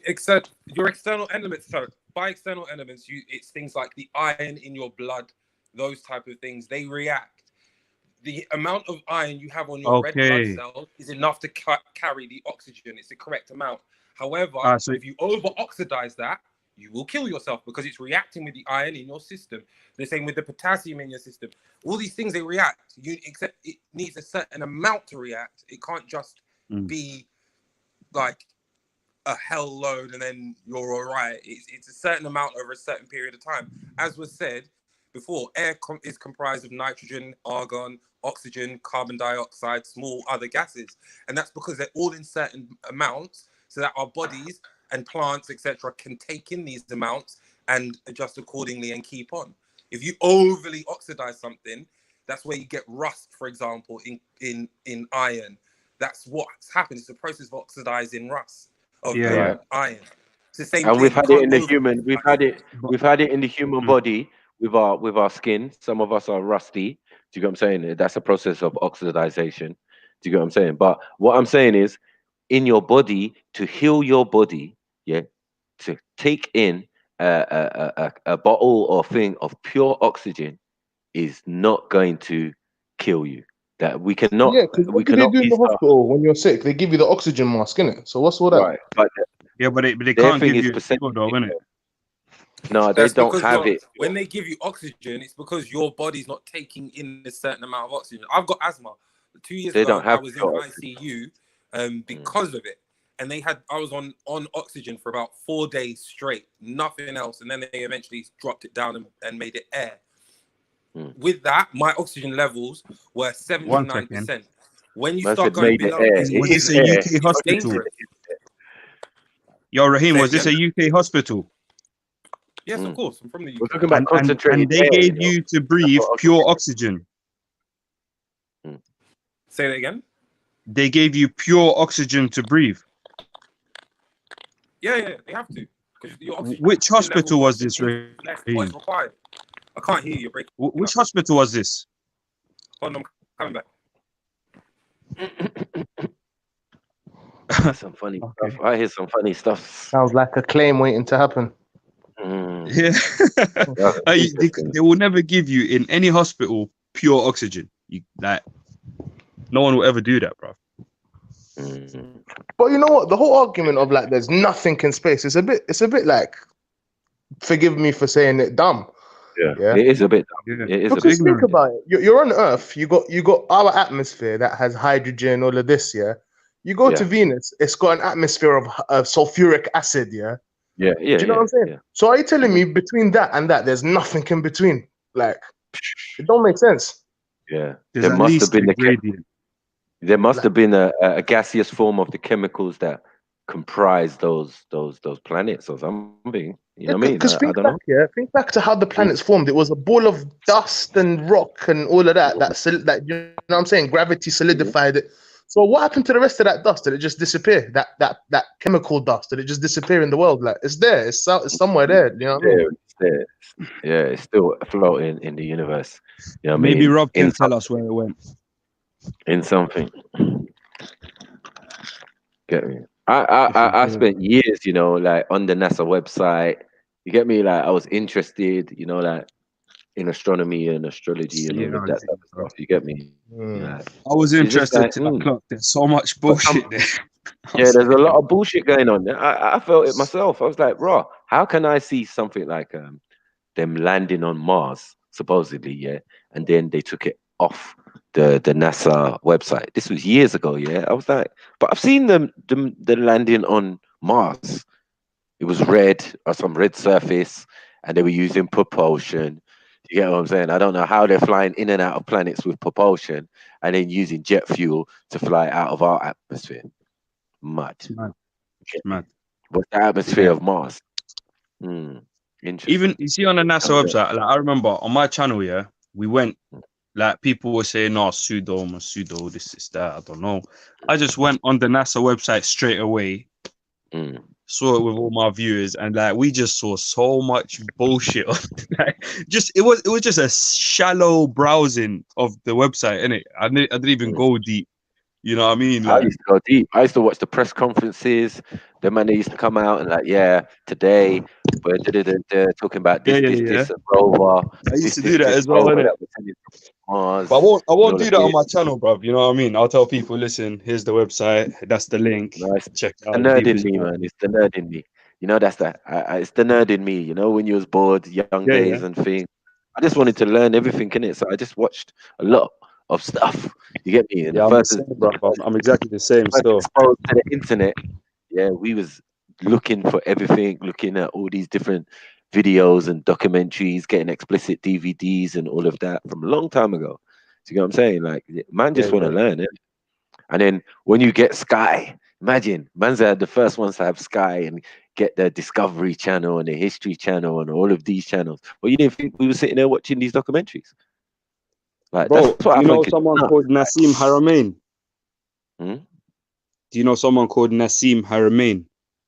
No. Like, I think you'll be interested in checking this guy out still. Cool. Say again? No, I heard. I think I heard his name before, but yeah, you might have. I'll write his name in the chat. So if you want to check him out, this was the first guy I ever saw on the internet, innit? Mm. I think that's how you spell his name. Oh, I wrote it wrong. But yeah, man can't answer our question about what is space, and if space is there, like, yeah, like we need to stop all that. You know what I'm saying? Like, until we can really work out what it is. But on the evidence, you get me, of various different sources and all of that, there's more to the eye than what they're saying still. You know what I'm saying? And they're behaving funny when they're in space. You know what I'm saying? The actions, that the thing is, seems like they're floating in something.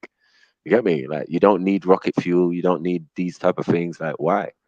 Why have you stopped sending space shuttles up? And look at how space shuttles used to go up. You get me? They don't go up really. They go off to the. You get me? Off to the thing, because they have to catch the current of the atmospheres, because we're supposedly spinning. You know what I mean? You can't just fly out. The whole ship would just break up. So there's a science even to flying off the planet and flying into space.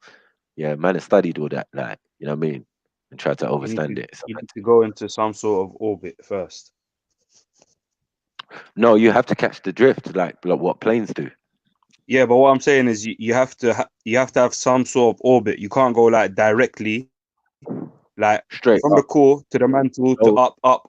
Like, you can't do that, innit? You have a flow that will push your thing in a specific direction, and you need to follow that flow in order to go with the wave up into into the atmosphere. Yeah, the atmosphere, because the atmospheres are moving also. You know what I'm saying? Like, so, you know what I mean? And they might be moving in different directions. Huh? No, they might do. Yeah, they do teach that. They say that, look, they have to catch the loop. That's why when you watch a video of a thing going into space, it doesn't go straight up, and then disappear. No, that's not how it works. It's kind of looping in a certain direction. Do you get what I'm saying? So for your naked eye, it just goes straight, and it seems to go straight up, but it's not. You know it's what? Got to There was a video. There was a video where someone put a rocket, and it went straight up and attached the camera to it. I think this video was trying to prove that the Earth was flat or something like that. But they done this rocket, and it went straight up, and it must have crashed onto something. It hit something. It hit something. I would think it would have hit one of the atmospheres, or even hit a satellite. It could have easily hit a satellite that was out there as well. It could have hit anything, because the camera was facing down to Earth. It wasn't facing up in front of the rocket. So we don't even know what it could have hit. Like, even what you were saying and what Buddha was mentioning earlier, about it flows around, otherwise the one spot will burn, etc. Like, this rapid flow could cause a barrier itself. You know what I mean? Hence why you need to go with the flow rather than crash into it. But yeah, man, I Well, still it makes need sense to. in aeronautics and all of that. It's the same method for planes in a sense that it's for the space rockets that they're sending out there. So there's no doubt that they know what they're doing. You get what I'm saying? But when they explain it, it's all these things. It's all these variables. Like, yeah, you can't just go straight up. You have to loop and try and catch the wave. And if you catch the wave, and then you can boom, you hit the point where you're out there. You get what I'm saying? I'm like, okay, where's out there though? Because other people are coming in and saying, look, our atmosphere stretches as far as the moon. You get what I'm saying? Because I know there's several atmospheres. You know what I mean? These are the supposed facts. Like, when are we actually getting into outer space? I know there's some But points here's the where thing: we you probably can have argue been that the to other atmosphere places. goes on a gradient forever. You can argue that as well, In a because sense, energy right? is So are you never breathing? created or destroyed. Are you breathing and are you living space? You know what I'm saying? Is space Yeah. air? Is air atmosphere? Is atmosphere? You get me? What you're breathing is all of that. Like, is that Like if water? you Is see an that ant, vapor? yeah, Is that... to an ant, your face is in space when you're standing up, innit? You get me? Like, the ant sees that its head is on the top of like anything above it is space, innit? Us standing next to an ant, we are in space. You know what I mean? It's just a further elevation from where it is. So anything further elevation from where we are, we'll call it space. But Well, it's just a yeah. thing. The top half of you might be in space, but the ground part of you is still on the floor where the ant is. Yeah, exactly. So you can see where the root of it. So I can't say like, yeah, you're in space in that sense. I don't know. You might stretch to space or what it considers space. No, man. Yeah, like if you say space is this, well, what you call air or less density, like we walk in space and on the ground, innit? But if you say space is like a vacuum, I need the explanation, because I still don't know how this whole thing works with how you're gonna have thrust in a vacuum. Like, it just literally makes no sense to me. I need some sort of explanation. Yeah, like I'm saying, like, what is oxygen necessarily needed to create this the circumstances of a vacuum? Doesn't make sense. I thought a vacuum would be void of any type of elements. You get me? Or any matter, any level. Yeah. You get me? Have a look at guys. Have a look at this. I'll post this in the main chat here. This guy was taking a video of the solar eclipse in 2017 in the US as it passed over. And this video shows the International Space Station whizzing past at high speed. So if you blink, you'll miss it. Here it is in real time. So the part I put there, and you'll see this thing go past you. It just shows you how fast the space station is moving past, right? And then he slows it down for you afterwards. But have a look there at the time frame that I've put into the main chat. And then a little bit further on, he'll actually slow it down for you to show you. So those people who don't believe it, there's an actual picture of it. That's the International Space Station zipping over. What were you saying? That Man, like Destin, one second. Big up Destin from Smarter Every Day. What I'm saying is, yeah, you can even go on YouTube and actually watch a live stream from the International Space Station camera. Traveling over the planet. But Maku, that's all fake by NASA, apparently. No, I don't think that's what they're saying is fake by NASA. I think, well, some people are saying that, yes. Yeah, they do. The flat earthers think that, right? Because they can't explain. No. Wait, 1 second, Rob. What is faked by NASA are the bull images of the Earth, because NASA has no photograph of the whole Earth. And they've admitted this. You know that? You mean the pictures that the Apollo 8 and subsequent Apollo missions took of the Earth are not real? Look. When you go on Google and you write Earth and you see a ball, that is not a photograph. There is no photograph that exists like that. I'm not. By admission of NASA. About the photographs that the I don't know. Apollo I don't know about that. Not real. I think what's gone on is that there's an idea that, look, from NASA or from whatever space agency, to say, look, we have images of Earth, but the images of Earth that we would give you in their pure form you wouldn't really be interested in, because you can't see anything like that. You can see the shape and everything, but you can't really see anything. So what they do is doctor it. You understand? Yeah. So from earliest Who's outsets, they? they've had Who's to. they? I mean, NASA, for example, had to. I've just posted an use, image there from the NASA website. Is that a doctored image according to you? Let me see, because I was just would watching this YouTube thing. Wait, do you have a timestamp for this space station thing on Smart Every Day? Yeah, I put it in. I put it in there. to add brighter colors. Sorry, to add brighter colors and to remove some cloud and all of those type of things is doctoring. Unfortunately, that's what it is. Do you get what I'm saying? And I understand why they have to do that, but people in various forms see it differently, innit? They see it like, yo, well, there's something dodgy Well, it's with not a that. flat Earth. The picture clearly shows. No, it's not flat. I'm not saying it's flat. spherical Earth. Yeah, I the definitely timestamp agree. is 205 seconds. 205 seconds on that video, which is about. Let's have a look here. 3 minutes 45. So on that video, I posted around 3 minutes 45, and then it cuts to them with the extended shot of the sun and the moon almost coming into view there, and then the International Space Station whizzes over the top. But that link that I've posted there is the famous picture, and that has been actually turned upside down. That's not the actual original photo. The photo was actually inverted the other way, but to make it easier for the brain to see, they've turned it around, because when they were traveling, the moon, the surface of the moon, was actually quote unquote on top, for want of a better word. So it has been, the picture has been turned, but the picture clearly shows a spherical Earth. So, But again, you know, like some people would argue then that's doctrine. You know what I'm saying? That's the doctrine well, of I don't things. care But what people we argue. I don't care understand. about people are entitled to their own opinions. They're just not entitled to their own facts. And here's a picture that was taken on the Apollo 8. Their opinions is irrelevant. What's relevant is whether this is in fact an accurate representation, at least of the shape of the Earth.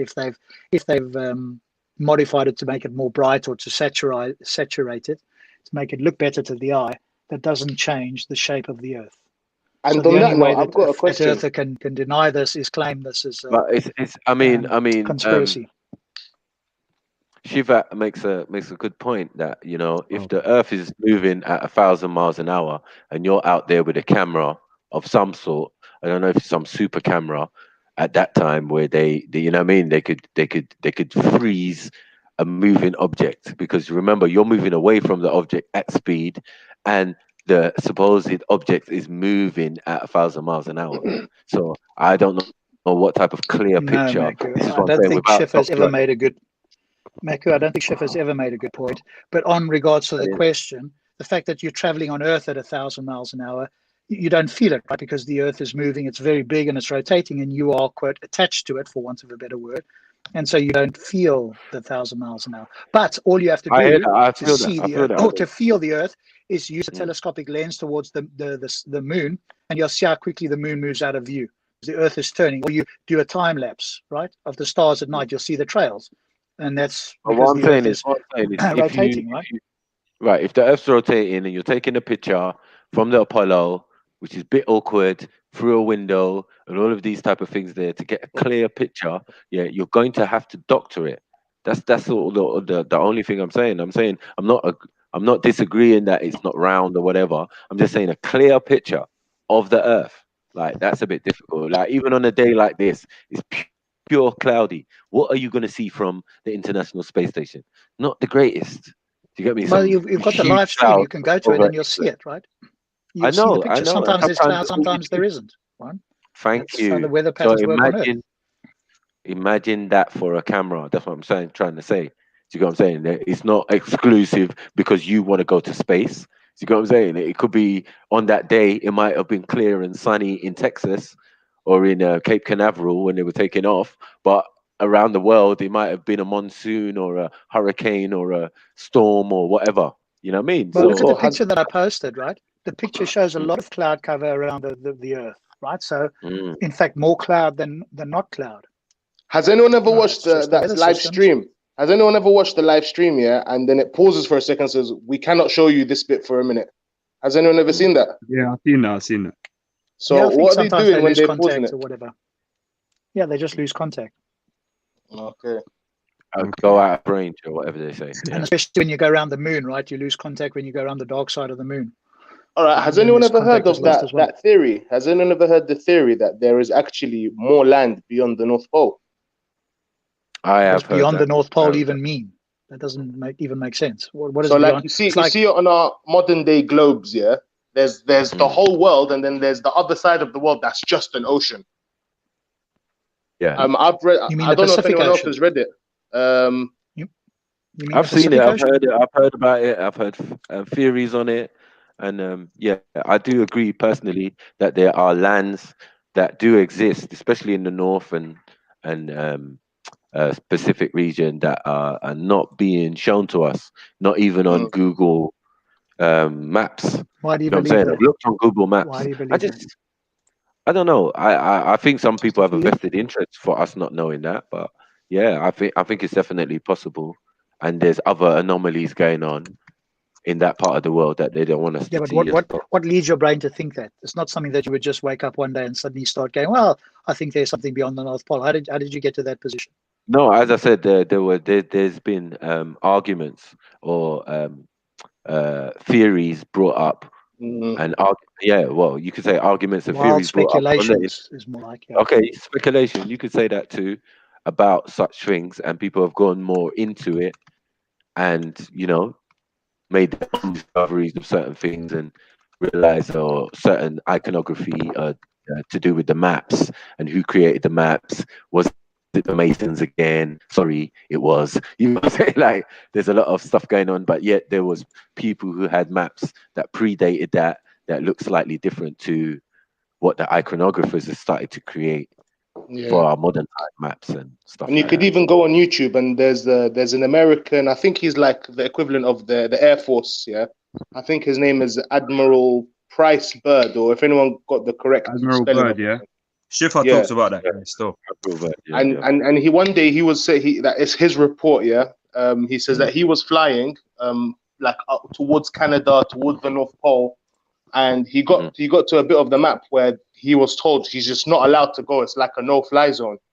But for some reason that day, he just kept on going. I don't know if it was like a miscommunication or the navigation system got shut down for a bit or whatever it was. But he went there, and he goes that he reported that there was land the size of the United States that had been untaught. We haven't been told about this, but obviously they know about it, but we don't know about it. What's more likely, that there's an undiscovered part of the planet, even though we've got satellites around the planet, or that the man was made a mistake and what he saw was in fact something that we have? I mean, when you think about who runs the planet, it's not hard to believe that we've been lied to. So who runs the planet? I didn't know the planet was run by a particular person or group of people. Wow! Do you mean governments? Come on, Rob, go listen to a song called the Globe Holders, isn't it? The Globe Holders, yeah. You know, is this a company? How do I join? No, it's a guy called Wise Intelligent. How much does it cost to be part of this? What's the benefit of someone this? called Wise Intelligent. It costs you your soul, mate. It costs you your soul. Are you willing to give that away? For that information? If there were a soul, you don't believe in it, so you might as well sell it. If there were a soul, because some people don't have it. We can agree that. No, some people make claims there's a soul and can't describe it or give evidence. That happens too, right? Yeah, some people know it's not there. What's but more likely, that we have an indescribable, immaterial something, or that there is no such thing and people are making something up? Well, we do have I think it's more indescribable something, and then we do have indescribable people who have a soul, definitely. Such as? Who are they and why do you believe that? That's not when we go into fairy tales. Fairy tales. Where's fairy tale killer? Well, we're going into fairy tales, Rob.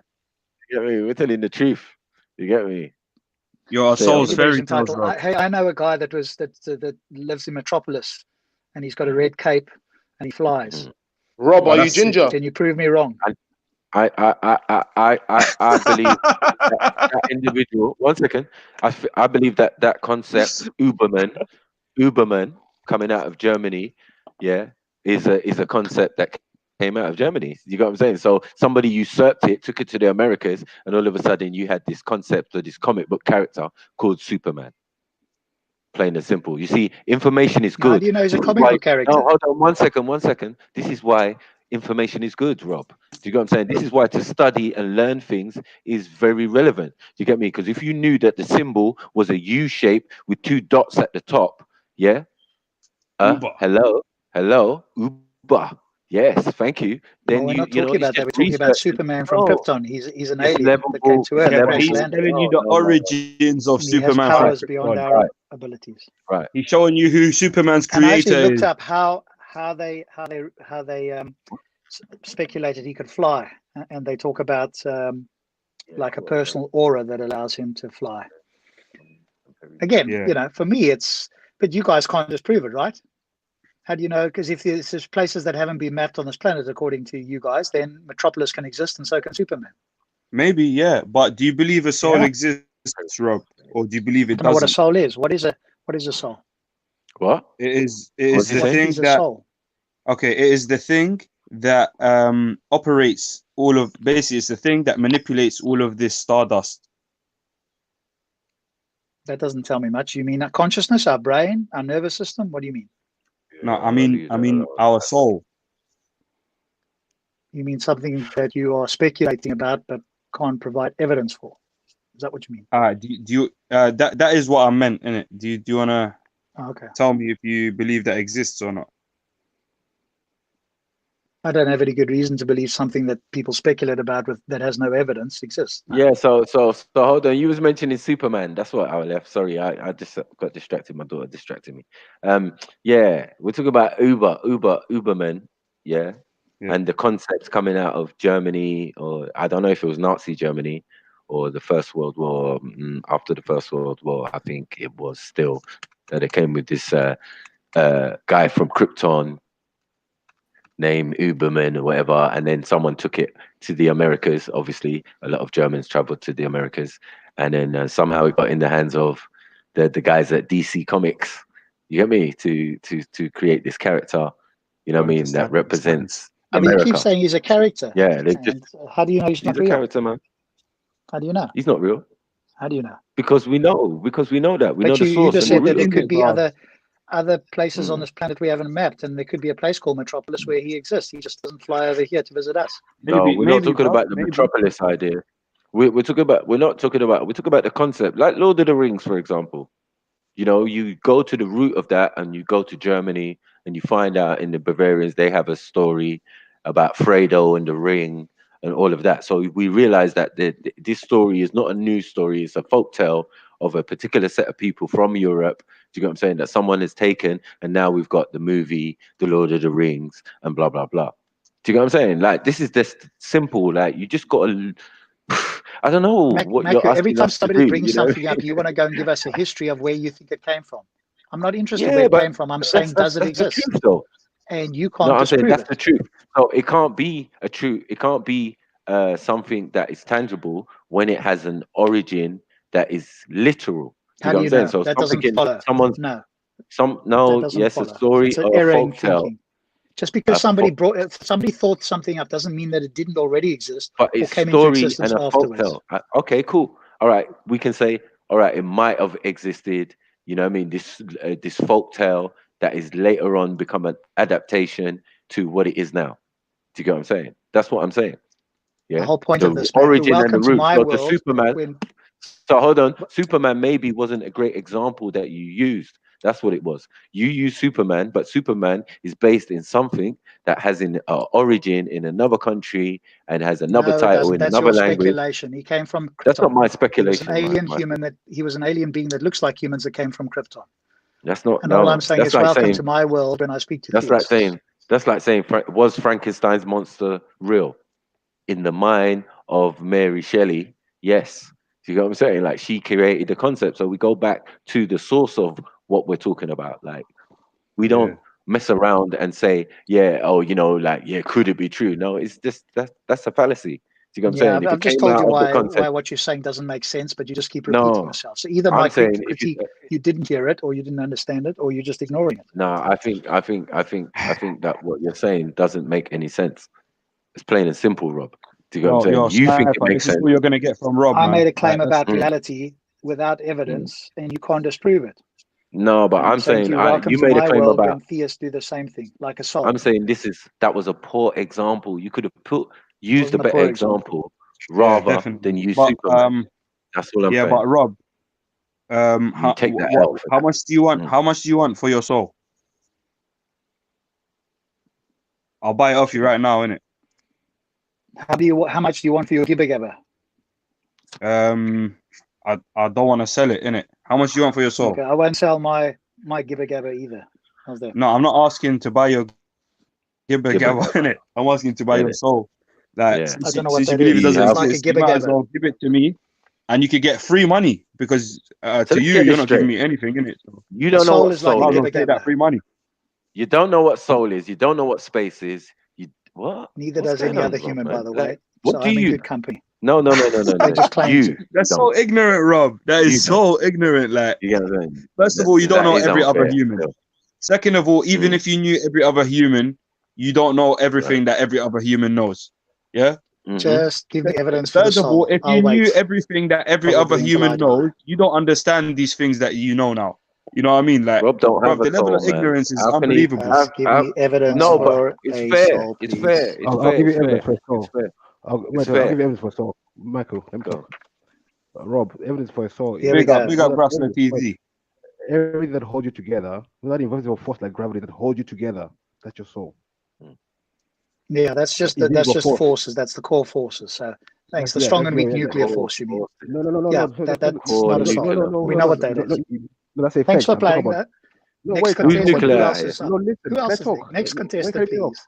Why are you cutting me off? What can I talk? Because that contestant, you sir, have got the wrong answer. So the ball moves to the next contestant. Who else wants to give an answer? Let him say in, so you can say he got the wrong answer, innit? Let him finish his answer first. Yeah, that's what atheists do, man. Go on. Yeah, earlier on, man said, no one knows what gravity is, but we can see the effects. So I'm telling you, whatever that holds you together, you can't see it, or whatever, see it or nothing, that's your soul. It's like you told me what gravity is. You know what gravity is to the world? Your soul is to your body. That's that thing you can't see or nothing, but holds everything together. Yeah, well, what's the effects of a soul? How do we establish whether one has one or not? You're talking right now. Rob don't have one. I'm telling you. Why are we arguing the fact that how is he going to can't demonstrate you have one? Answer Only's question I asked you earlier. Are you ginger? Who wants to be a millionaire? Who's the next contestant? I got soul, baby. I got soul. You know I got soul. You know I got soul. You get what I'm saying? You can find a friend. You can ask the audience or 50-50. Go ahead. Yo, Rob, are you ginger? It's a vibration that you don't have. Rob, I saw somewhere that at the moment of death there's something that they weighed the body and it was lighter by like 0.5 something. Apparently that's the soul right there. Yeah, that was a poor experiment, right? Because it's most likely that it was breath that escaped when the person No, died. but then the breath escaped after. Wait, did you say breath? After. Like air, right? When somebody dies. So that's not in any way conclusive of a soul. Wait. So if you go on a scale and you breathe in, do you get heavier? And breathe out, you get lighter? Yeah, spirit, man. That's his spirit. So what kind of scale is that you're measuring yourself on that measures your breath? Like, well, obviously a very sensitive one, right? So who uses a scale like that to measure the weight of their body? Making it up, man. He's made it up. He made it up. Come on, stop it. No, I know that. Well, I think his example. I've heard of the examples. I don't think it's made up. I'm not sure if it's actual example, if it's just a folktale, but certainly isn't evidence of a soul. And let's say, in fact, that the person got quote unquote lighter by 0. something. Somebody in the chat put it up. That's beautiful. Rob, 0.5. Rob, that's beautiful. 0.5. Well done, reanimate. 0.5. Rob. What happens when you die, Rob? What happens when you die? Hey, you cease to live. So what? My whole life that I've been living. Yeah, I die and that's it. I just go to sleep forever. No, Rob's not speaking for you. So I can only bring you what is likely to be true. I can't bring you the comfort. If you want comfort, you got religion or mysticism. So then, I can't give you what I think is true. What's the point of this life according to you, Rob? What's the point of life? for me, to leave the world a better place, to get people to think critically and stop believing mythical ideas. That's one of my That's lovely. That's lovely for you. No, wait. 1 second. If I may, why? What's in it for you? As an atheist. The feeling good and helping other people to start thinking critically and believe Why what is would true you or feel likely to good? be What's in true, it for you? and to raise their psychological level to not require that in case it makes them feel bad. But what's in it? Well, for it you? feels good to help other people people do what I've done. That feels good, right? Why? When you've done something, you want to help other So people. what are you saying? To do it as well. Are you a guide out of religion? Are you saying you're a guide out of religion? Well, I'd like Or to be you're a for those who person in want to question? follow, but that's up to them, right? So you have Follow your own where? To religion. hell and damnation. It's funny. To hell and damnation. We heard you with your own what was Well, it? again, hell and damnation is just Your own mythical ideas, shahada. but hey, a lot of mythical ideas are being thrown around this Rob, afternoon, I so hear you. throw some more in the pot. So in your By school your of people, thought, yeah, by your Rob. people though. 1 second. By your people though, Rob. You got what I'm saying? Like these are your ancestors, your people, what you grew up with. They talked about about them? hell and damnation. So you can act So they like were it's wrong, mythical and made up something. Okay, now you're telling My people, quote unquote, us can be that wrong your and often are. ancestors, right? Your people. Okay. Okay, cool. But you happy. can't. My job is done. One thing I'm trying to say, how do you know there's no You've hell? shown the people when you don't before do it? me were less critical and didn't know as much about the world and made stuff up just like most humans do. Isn't your kid going to say the same thing about you? They're done. 1 second. Well, I hope not, unless they get better I've evidence, right? In which case I've I'll heard people accept it. say, I've heard the G Block general say, just because you don't know it's there, it does not exist, Beefy. That I was always told. Well, I've not said that, did I? Yes, you have to be, on many occasions. You agreed with that, though. That's No, like I the said soul, that ain't if it? you don't have good reasons and evidence, especially for extraordinary claims, No. then the You say default just position is to disbelieve them. No. So is a soul an extraordinary claim, Rob? Absolutely. Is having a soul something that you can't see but you know is there? Hold on. Something Well, that you can't see that's and you begging know the is question. there. Yeah, but that's begging the question Okay. because you don't know that it's there. You claim it's there. No. It's not that we claim it's there. We all have you do. an inkling or a feeling That's a claim. that something is there. Yes. Maku, that's a claim. In Okay, layman's it's a language. claim and it's also okay. It's a An claim observation. and it's also a feeling and an emotion. Yes. So Yeah, there's many who things cares going on about here feelings and rather than emotion if just we're a having a claim. rational You know what I'm discussion, saying? right? Feelings and emotion don't have a place in a rational discussion. No, But no, that's not no. what Hold you on, brother. hold on. Rob, Yeah, stop you're flipping saying that burgers, your Rob. ancestors. Stop flipping You're saying burgers. wait. You said your ancestors. You're basically saying your ancestors got it wrong. And I'm saying, are you saying that they got wrong? The idea of a soul or the idea, do you get what I'm saying? Of a god or an idea. All of those. What are you steering the people above. away from? Both of the above. Funny thing was, there's no And emotion those behind things happy. that made It's you happy what you emotion. are. The information of that from those people that made you what you are, Rob. No, the Do you know what I'm saying? DNA Because is what now made you me what have. I am. Listen, Okay, so that's in your DNA though. That idea of God and all of these different things are in your DNA because that's what your ancestors and your family and your people who came before you believed in and knew to be true. What about them? Because What about it? they would never be able to achieve the feats that they do now without that basis. So this is what That's we're not trying true. to say. That doesn't Like, follow. never People can believe deny, mythical never things deny. and still achieve things. That doesn't follow. And you're at trying all. to do something new.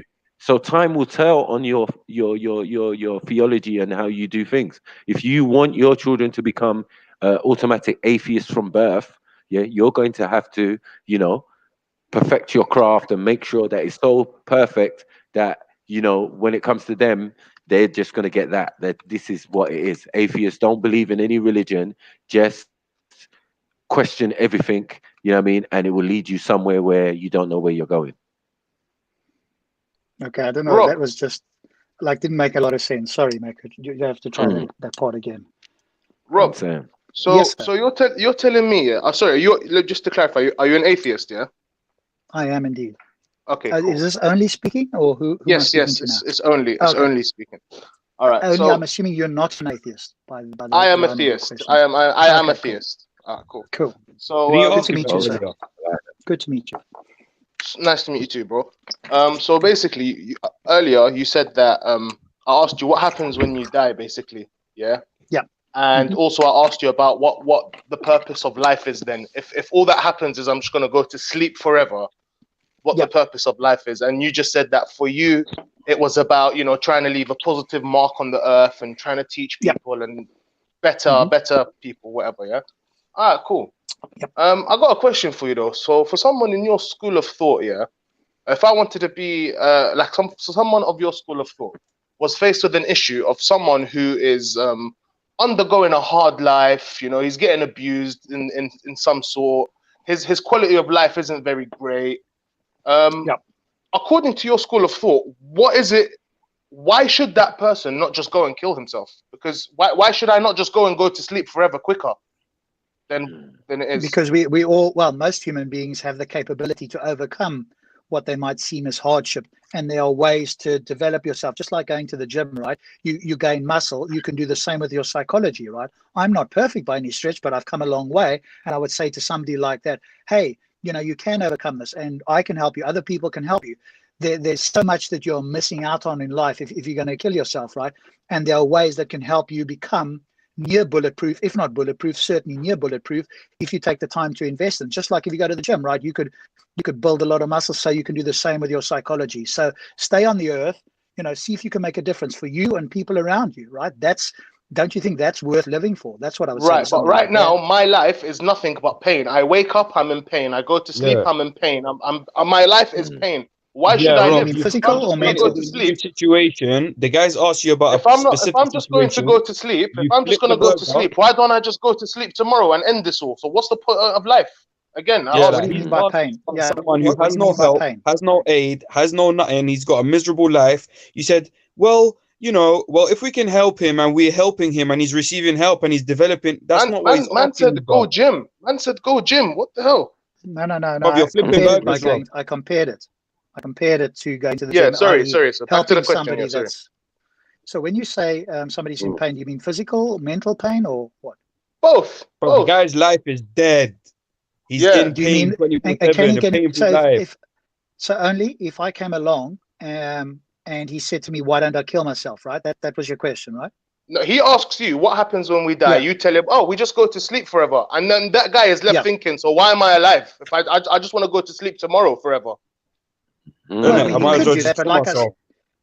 he could do that only, but then I would say to him what I just said, what I elucidated to you now, that in fact you can overcome this, and in fact there's a whole life out there waiting for you. You're just not aware of it at the moment. Let me or other people help you so that you don't have this pain, either physical or mental, because many people have been like where you are, whoever you are in pain. And other people have overcome this. Let me give you some examples to show you that it is possible. Before you give these examples, Rob, you flipped the burger and you haven't asked the question. Literally, look. He just told you if the guy comes to you and asks you, and you said, then you go to sleep. You didn't tell him all this. You just said you go to sleep. The guy left you. You cannot help him no more. Yeah, but I can't help. No. You said to me, if he was. Okay. Now you're going to give an answer and an example based on you telling him I can help you, but that's not the situation. You're speaking a lot here. I was speaking with Only, so if you allow myself and Only, if you want to butt in, then you and Only can have a conversation, and I'll mute myself.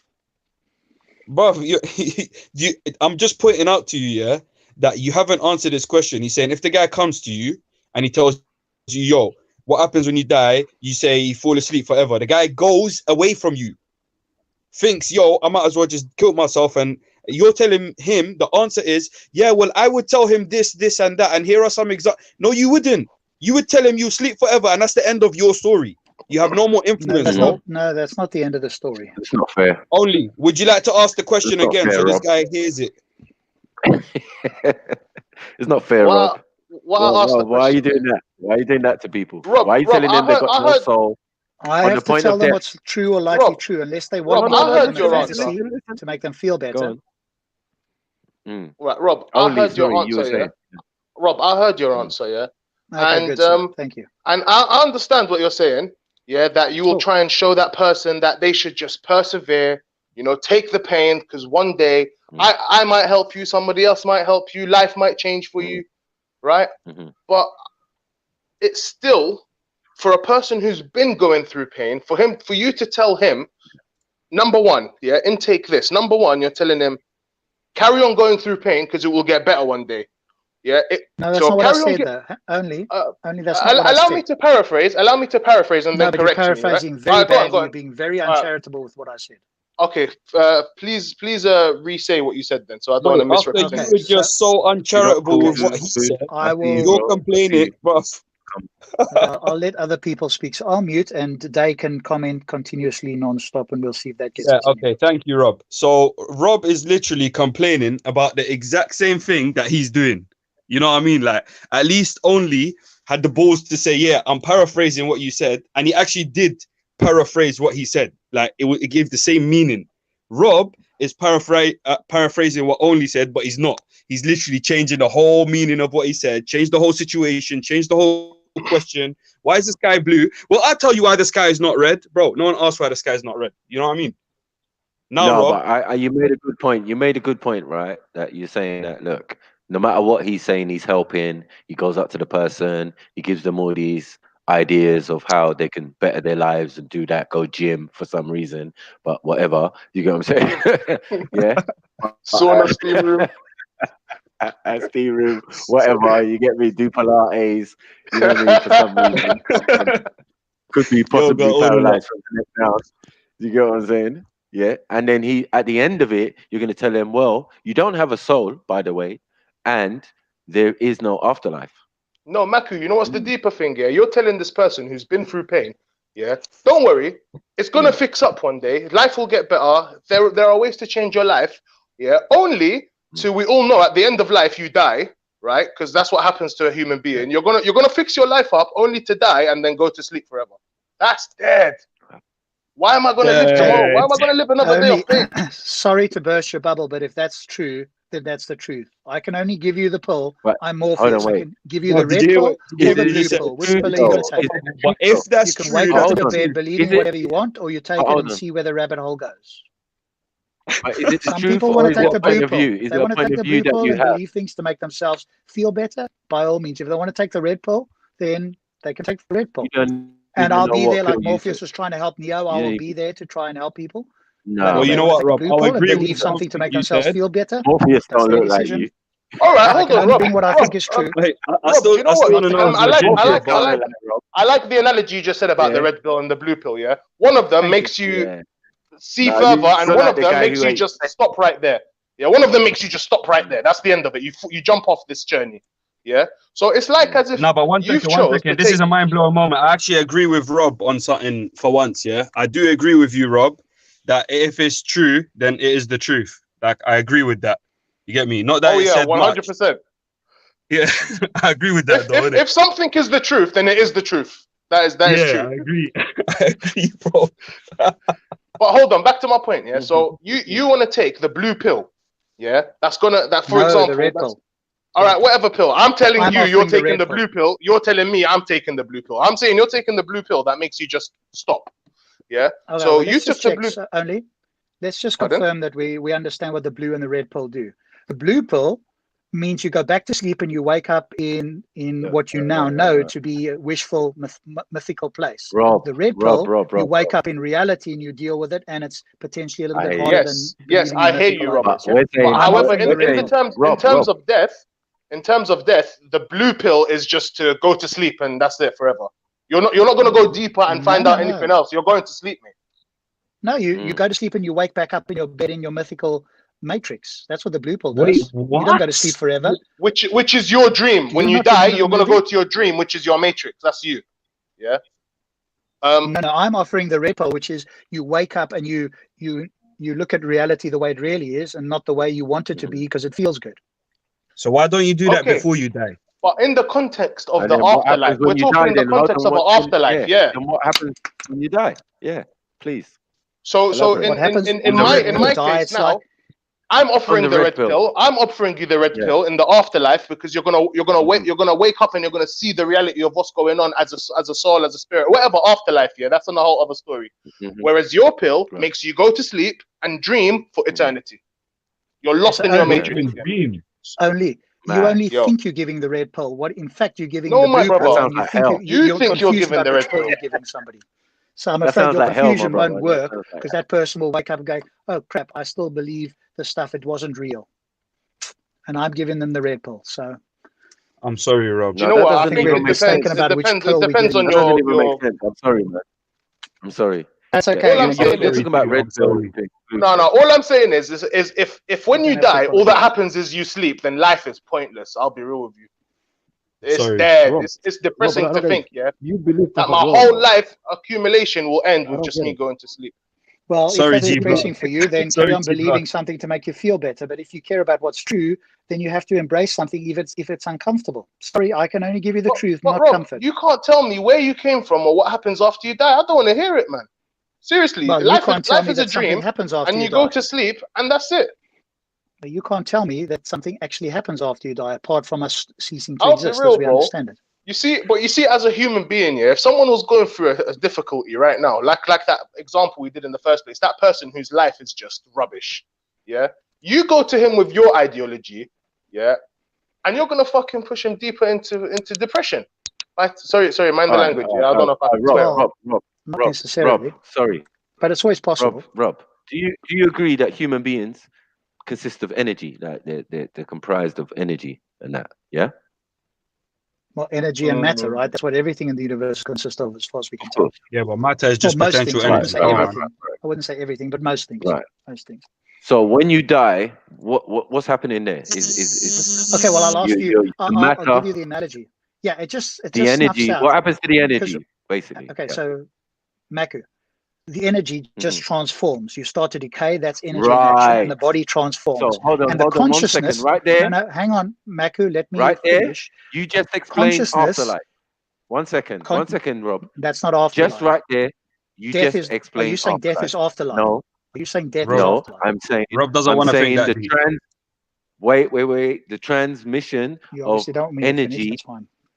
energy, not dissipating but transforming, going into another state. Yeah, is what we're calling death. Worm Because food that's is what another it is, state. really. Sure.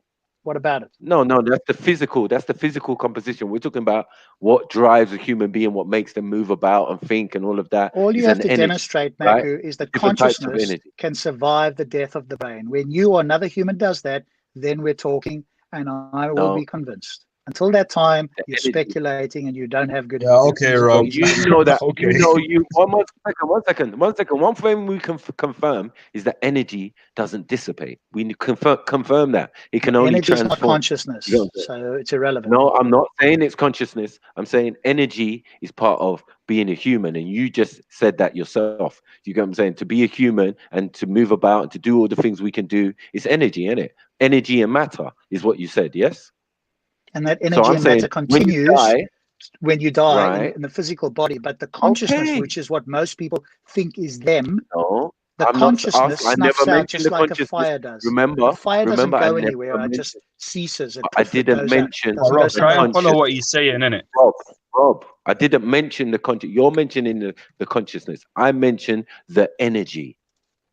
What happens to Maku, the energy? who cares about the One energy? second, What does the one energy second. represent to you? The energy is God, you representing didn't- that something represent to cannot be you? created or destroyed. You can't just destroy it. Maku, what does the energy represent to you? Does it represent life? Stop blowing your It mouth. represents the life source, like the energy, the thing that drives human beings. So I'm saying like electrical system, what do you call it? We have an electromagnetic force field around us and all of these type of Maku, things there. So all is of this, fire this energy. Maku, is fire And energy? we're not saying fire because you I'm said asking you. these neurons. 1 second, you said these neurons and thing that fire in the brain is not fire, is it? It's energy, isn't it? So I'm agreeing with you that yes, the body and the What human happens being. to the brain when it dies? Oh my Is there neurons still firing? my God. We're talking about physical. You're talking something physical, the matter. Like Are we leave just the physical? matter out of it. Are we just physical according to No. you? So when the I'm physical talking body about- dies and decomposes, is that your definition of an afterlife? No, I'm talking about what happens to the energy. The energy doesn't dissipate because the machine is turned off. So because You get the what I'm saying? energy You transforms into transform something heat, else, that's an right? afterlife for you. Right. That is an example, yeah, of that, whatever that was inside the human being, yeah, going on to a next state, a next form.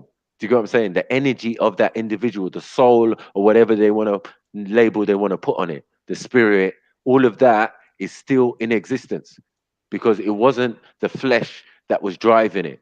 It was the energy, or the, do you get what I'm saying? The electrical impulses and all of that, the neutrons and the protons and the electrons and everything going on within the human body.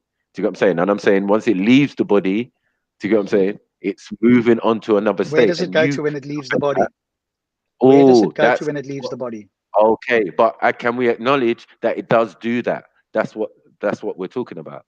So I'm saying energy in that and Maku, there is energy and there is matter. When the body physically decomposes, the energy and well, at least the matter changes form. The energy, whatever it does with the energy at that stage, neither of that is what people talk about as afterlife. Afterlife, most people think of as some sort of soul which they can't define, or some version of consciousness. No, and I'm as far as saying we can some tell, people. consciousness is snuffed out like a fire. But when we're your not brain saying that, ceases. bro. We're not saying That that. We're means that talking. there is We're no agreeing. afterlife by that view. We're agreeing that the human composition is energy and matter. Like, we agree on that, right? We're agreeing that energy drives in its different components, drive our body and drive us as human beings and blah, blah, blah, drive these electrical impulses that we do and blah, blah, blah, blah, for you guys who don't believe in a spirit or a soul. You got what I'm saying? So I'm saying when that ceases and the matter, the part, the body part, the biological part returns to the soil or whatever, what happens to all of those electrical impulses that drove the body, the thing we can't see, They the thing we transform to speculated something on, all of else. that. They transform to Right. something else. So So I'm what? saying in that process, and that next stage, that next stage for that energy, that is what we're calling an afterlife. So do Okay, you so you now I'll understand that? explain to you why You've you're explained it profoundly yourself. confused and mistaken. Because No, now never. what you are saying, now I'm going to ask you a question that's going to baffle your mind. What does it mean to be I or you? What do you mean? What does it mean to be I? I thought that would baffle We're your talking mind. about energy and matter. No, you we're are talking about saying that energy and matter. the person Why- called Rob or the person why are called you running from Maku the- survives death and it Mhm. becomes an afterlife. That's your position, yes? No, my position is that the energy source, or what we're calling the soul and the spirit, move on. Is That the is what energy we're calling. Is that energy source you So or we're is not it saying the somebody physical else? body is going anywhere. It's you, You're of you, composed of it. obviously. It's you, because it's you you. was- Thank you. It's of you. No, you So was the now one. the question Yeah, you becomes was the one who what created is the it energy. that makes up you? You We are, know mate. what This makes is up a you. baffling What question. you Take your time on this. Don't answer too quickly. Repeat the question. What is Repeat it the that question, makes Rob. up you? It's called the We law know of what makes up identity, you. and there's a famous philosophical I'm not, problem. bro. Let me explain it very briefly so that Maku's on board. Right, there's quite a famous philosophical problem called Theseus's ship. Right. And when we identify, you might have heard of it, right? When we talk about the law of identity, we ask the question, what does it mean for something to be something, right? Like, what does it mean for a human to be a human or a ship to be a ship? And most people intuitively think, well, that's easy, right? I'm me. Well, what does it mean to be me, right? Now, and the question was posed with this philosophical ship. And the question went as follows. Well, okay, if you take away one plank from that ship, is it still Theseus a ship? And most human beings will say yes. And then you say, well, you take away 10 planks, is it still the ship? And they probably say yes. If you take away 50 planks or half the ship, is it still the ship? Now, intuitively, people will go, maybe not. What happens if you replace every single plank there with another plank that was not the original ship? Is it still Theseus' ship? And the point of this thought experiment is to say, what is it that is actually you? Because if you think about it just for a moment, whoever you guys are and me and everybody listening, we are not the same us that started out when we were born. Almost nothing about us is the same as we were as a baby, or not even the thoughts that we have today, right? Almost nothing. Every single cell has been recreated. So what is it that is us? And so Mac is saying, well, hey, when you die, this matter and energy that composes of you becomes something else. But he still wants to claim in some way, because he has to, that that's also you. No, that's not you. In what sense is that you? That is you. I want to play along, Rob. Let me play along. Yeah? No. All right. So, all right. No. You're saying, what am I? What am I? I am a being that has the ability to think and ponder and reflect about things. Yeah, but that's what I mean by you is you your physical body, or is there more to you than that? Of course, there's more to you. Let me ask you a question, Mr. Rob. Who created you? What are you talking about? Where did you come from? Who created you? My mom and dad. Right. Okay. I wanna show you something. Yeah. You know what your mom and dad created? Do you see in the instance of a stillborn? Yeah. So a baby is born. Yeah. And the baby is dead as when he's born. Yeah. That's what your mom and dad created. A physical shell of a body. Yeah. Well, do you understand where I'm going with this? I'm alive. So you're talking about somebody else. Yeah, sorry, not you. I'm just giving a example, yeah? So when the people say, my mom and dad created me, your mom and dad, yeah, donated the sperm and an egg to create a flesh of a body, yeah? And if that baby came out dead, then that's what your mom and dad created. It's that thing that your mom and dad created. Without that consciousness, without that consciousness inside, yeah, that energy inside, yeah, you're not a human being. So when you ask me what am I am that energy, that awakeness, that, you know what I'm saying? Okay. Yep. And also before I want to throw in a second point here, because you said earlier that hang on, one point at a time, one at a time. Go on, Rob. I thought you was a juggler. Let me ask you this. Okay, only let me ask you this: if somebody gives birth to two babies, one is dead. Before they give birth, they know that there's two babies in there, and they name them Patrick and Paul, and they both come out. Paul is dead and Patrick is alive in the sense that, you know, the consciousness is gone. Can they still refer to that baby as Patrick? Yeah. Cool. So the only difference is, so they're still referring to what they say is Patrick. Yeah, right? but they can refer to him as Patrick, but Patrick is not alive. Now, right? Patrick is not alive. Yeah. And what do we mean by alive? And this is what Patrick is.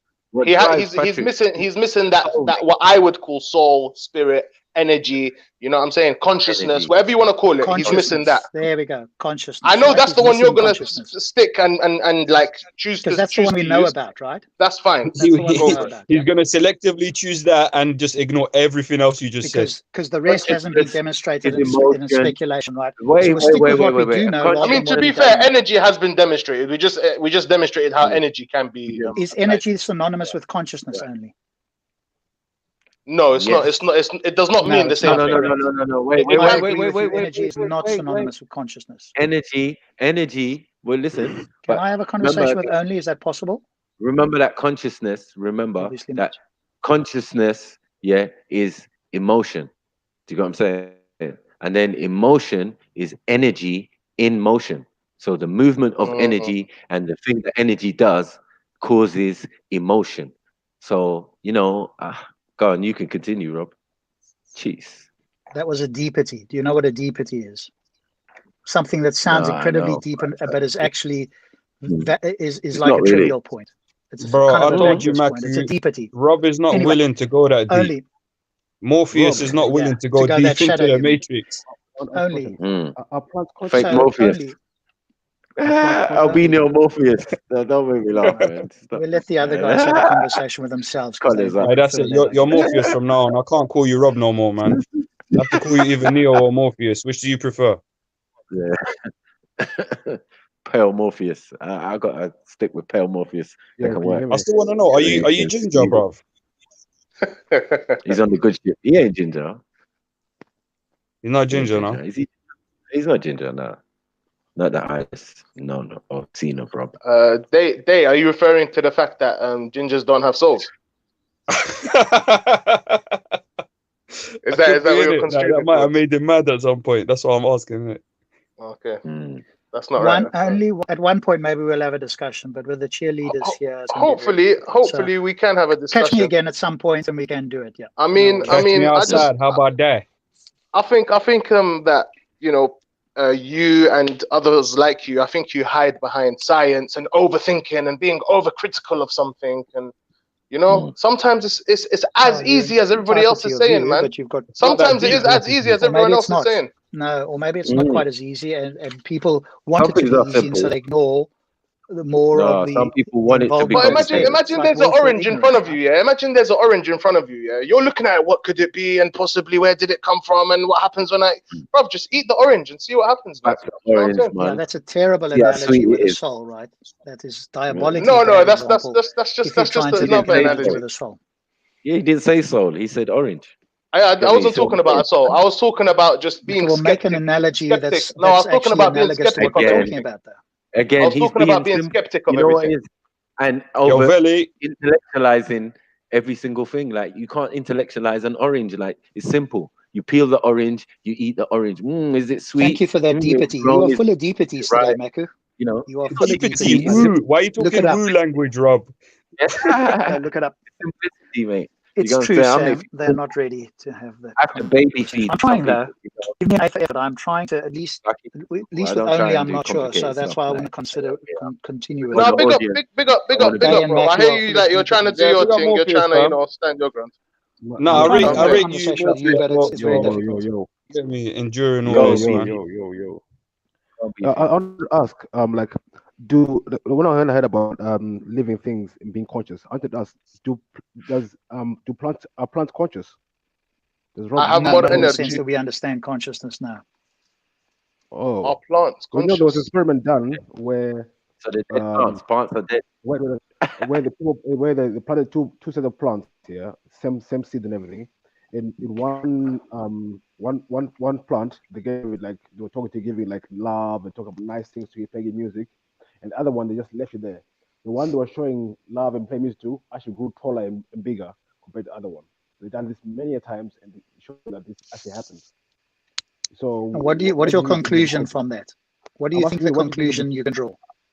I'm not a scientist. I'm asking you, what do you think could be the cause of that, Rob? Okay, I'll give you a conclusion that you can draw from that. That there's certain things that plants respond to better than other things, certain energy waves or certain atmosphere or whatever, where some plants respond better. In no way does that show that they are conscious. Even one of them, all the guy was telling the plant every day was, "I love you." That was all he was saying to the plant, and the plant grew. Like I say, right? The voice waves, right? Because the plant, I think we can agree the plant doesn't understand English or any other spoken language, right? So all that's happening is that there's some auditory wave patterns happening.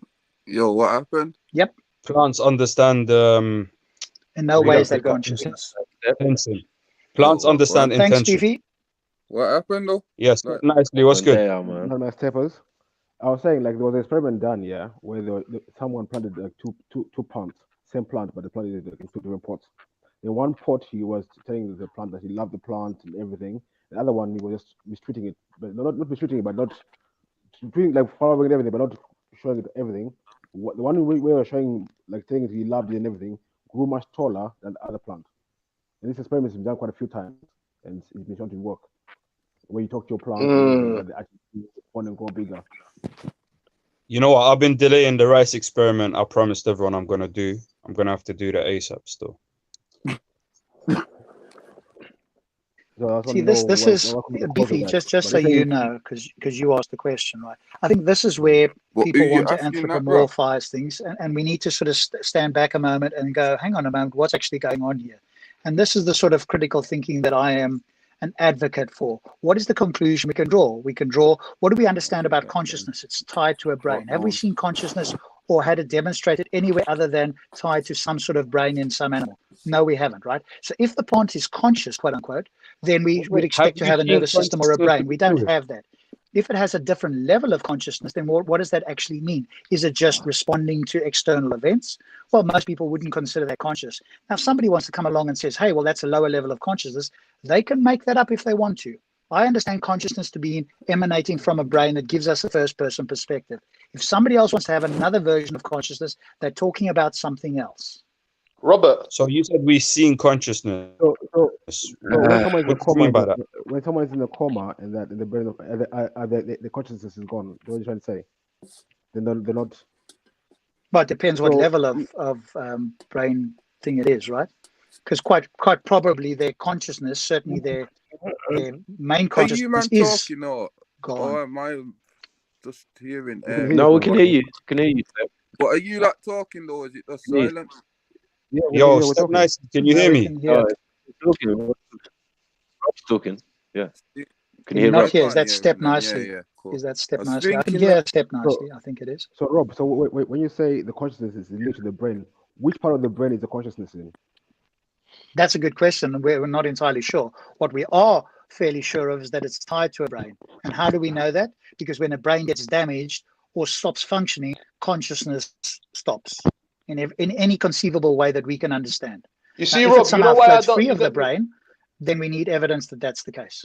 You know why I don't like using the word consciousness for soul? Yeah, that's why I said earlier that you're gonna choose that one and stick with it. Yeah, because I don't use consciousness and soul interchangeably. I think. All right, fair enough. Yeah, if someone is unconscious, if someone is unconscious, that doesn't mean they're dead and their soul's not there. Do you understand?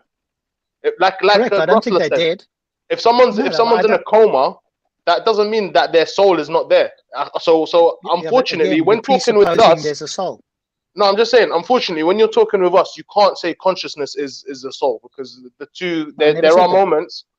Well, you kind of said if someone's brain dead, then that means they're not conscious, right? Their consciousness is not there or not functioning. However, when we were talking about souls and using words like energy, soul, spirit, you said consciousness is another one. So I said unfortunately, it doesn't account for what a soul is. Your version of consciousness does not account for what a soul is. Only I said that the one that we can talk about, that we do know about, is consciousness. You and the rest of the panel's speculation about a soul is not something that has been demonstrated in any way. So if you want to speculate about it, by all means. If you want to convince me, you need good reasons and evidence. One second, Rob. You just said no one can demonstrate where the consciousness is in the brain. We just speculating that there's a consciousness linked to the brain. We don't really know. What you said, your words. Now it's gone silent again. But now you're making. I can't really hear him. Beefy, you need to get closer to your mic. You're very soft. I was saying a minute ago, you were saying we don't really know. We don't really know what the consciousness really is. A minute ago, you were saying, but now you're acting when someone says the soul. You're saying like we do know what the soul, what the consciousness really is linked to, the brain. I don't know. I'm not, like, you choose your argument when you want to, then you flip it when you don't want to. Now, let me say it again, so that you maybe I spoke badly or you misunderstood me. I'm saying that as far as we can tell, consciousness is tied to a brain. How do we know that? Because when somebody's brain is damaged, the consciousness alters, i.e., how they come across, their view of the world changes. And when the brain is destroyed, there is nothing that we could call consciousness that we can pick up in any measurable or conceivable way. And therefore, it's likely that consciousness is tied to a brain. Does that make Aren't sense? they in a coma though? If that happens, Rob. I'm not talking about people in a coma. I'm talking about people who are dead, where the brain states have stopped. No, but I was talking about people in a coma. You see, Rob, you see how you like to switch on bed. When I first asked the question, I was talking about someone in a coma. But now you're going somewhere totally different now. I can't really hear you, Beefy. You need to be closer to your mic and you speak very quickly. Maybe I do too. I apologize. When I gave you the example, I was talking about someone in the coma, but I was talking about someone who's dead. You know what I mean? So you asked me about somebody in a coma. What about their consciousness? I don't know where their consciousness is, or in fact, if it even still exists. Who knows? So when they come out of the coma, what happens? What I do seem to suggest is that consciousness stops. It's like a flame being blown out when your brain ceases to function. It's not like the fire goes anywhere. It just ceases. Same with consciousness when your brain stops functioning. But you've heard of people being in comas for years, haven't you? Months, years. People being in comas for years, months. And what's driving this thing? What's driving this thing, Rob? What happened to the consciousness then? It disappeared, left the body, gone somewhere for a Who knows? Who knows? Who knows what happened to it? Okay. Yo, let's introduce Step Nicely. Step Nicely, can you hear us? Yeah, I can hear you. I can't hear Beefy though. I can't hear Beefy. Let me jump in and jump back. Nah. Okay, he's gonna leave and come he back talks in. very fast and he's quite soft as well on the mic, so it's not always easy to hear him. You mean his sound's coming in low? Yeah. So Step Nicely, what's good, man? What did you want to say?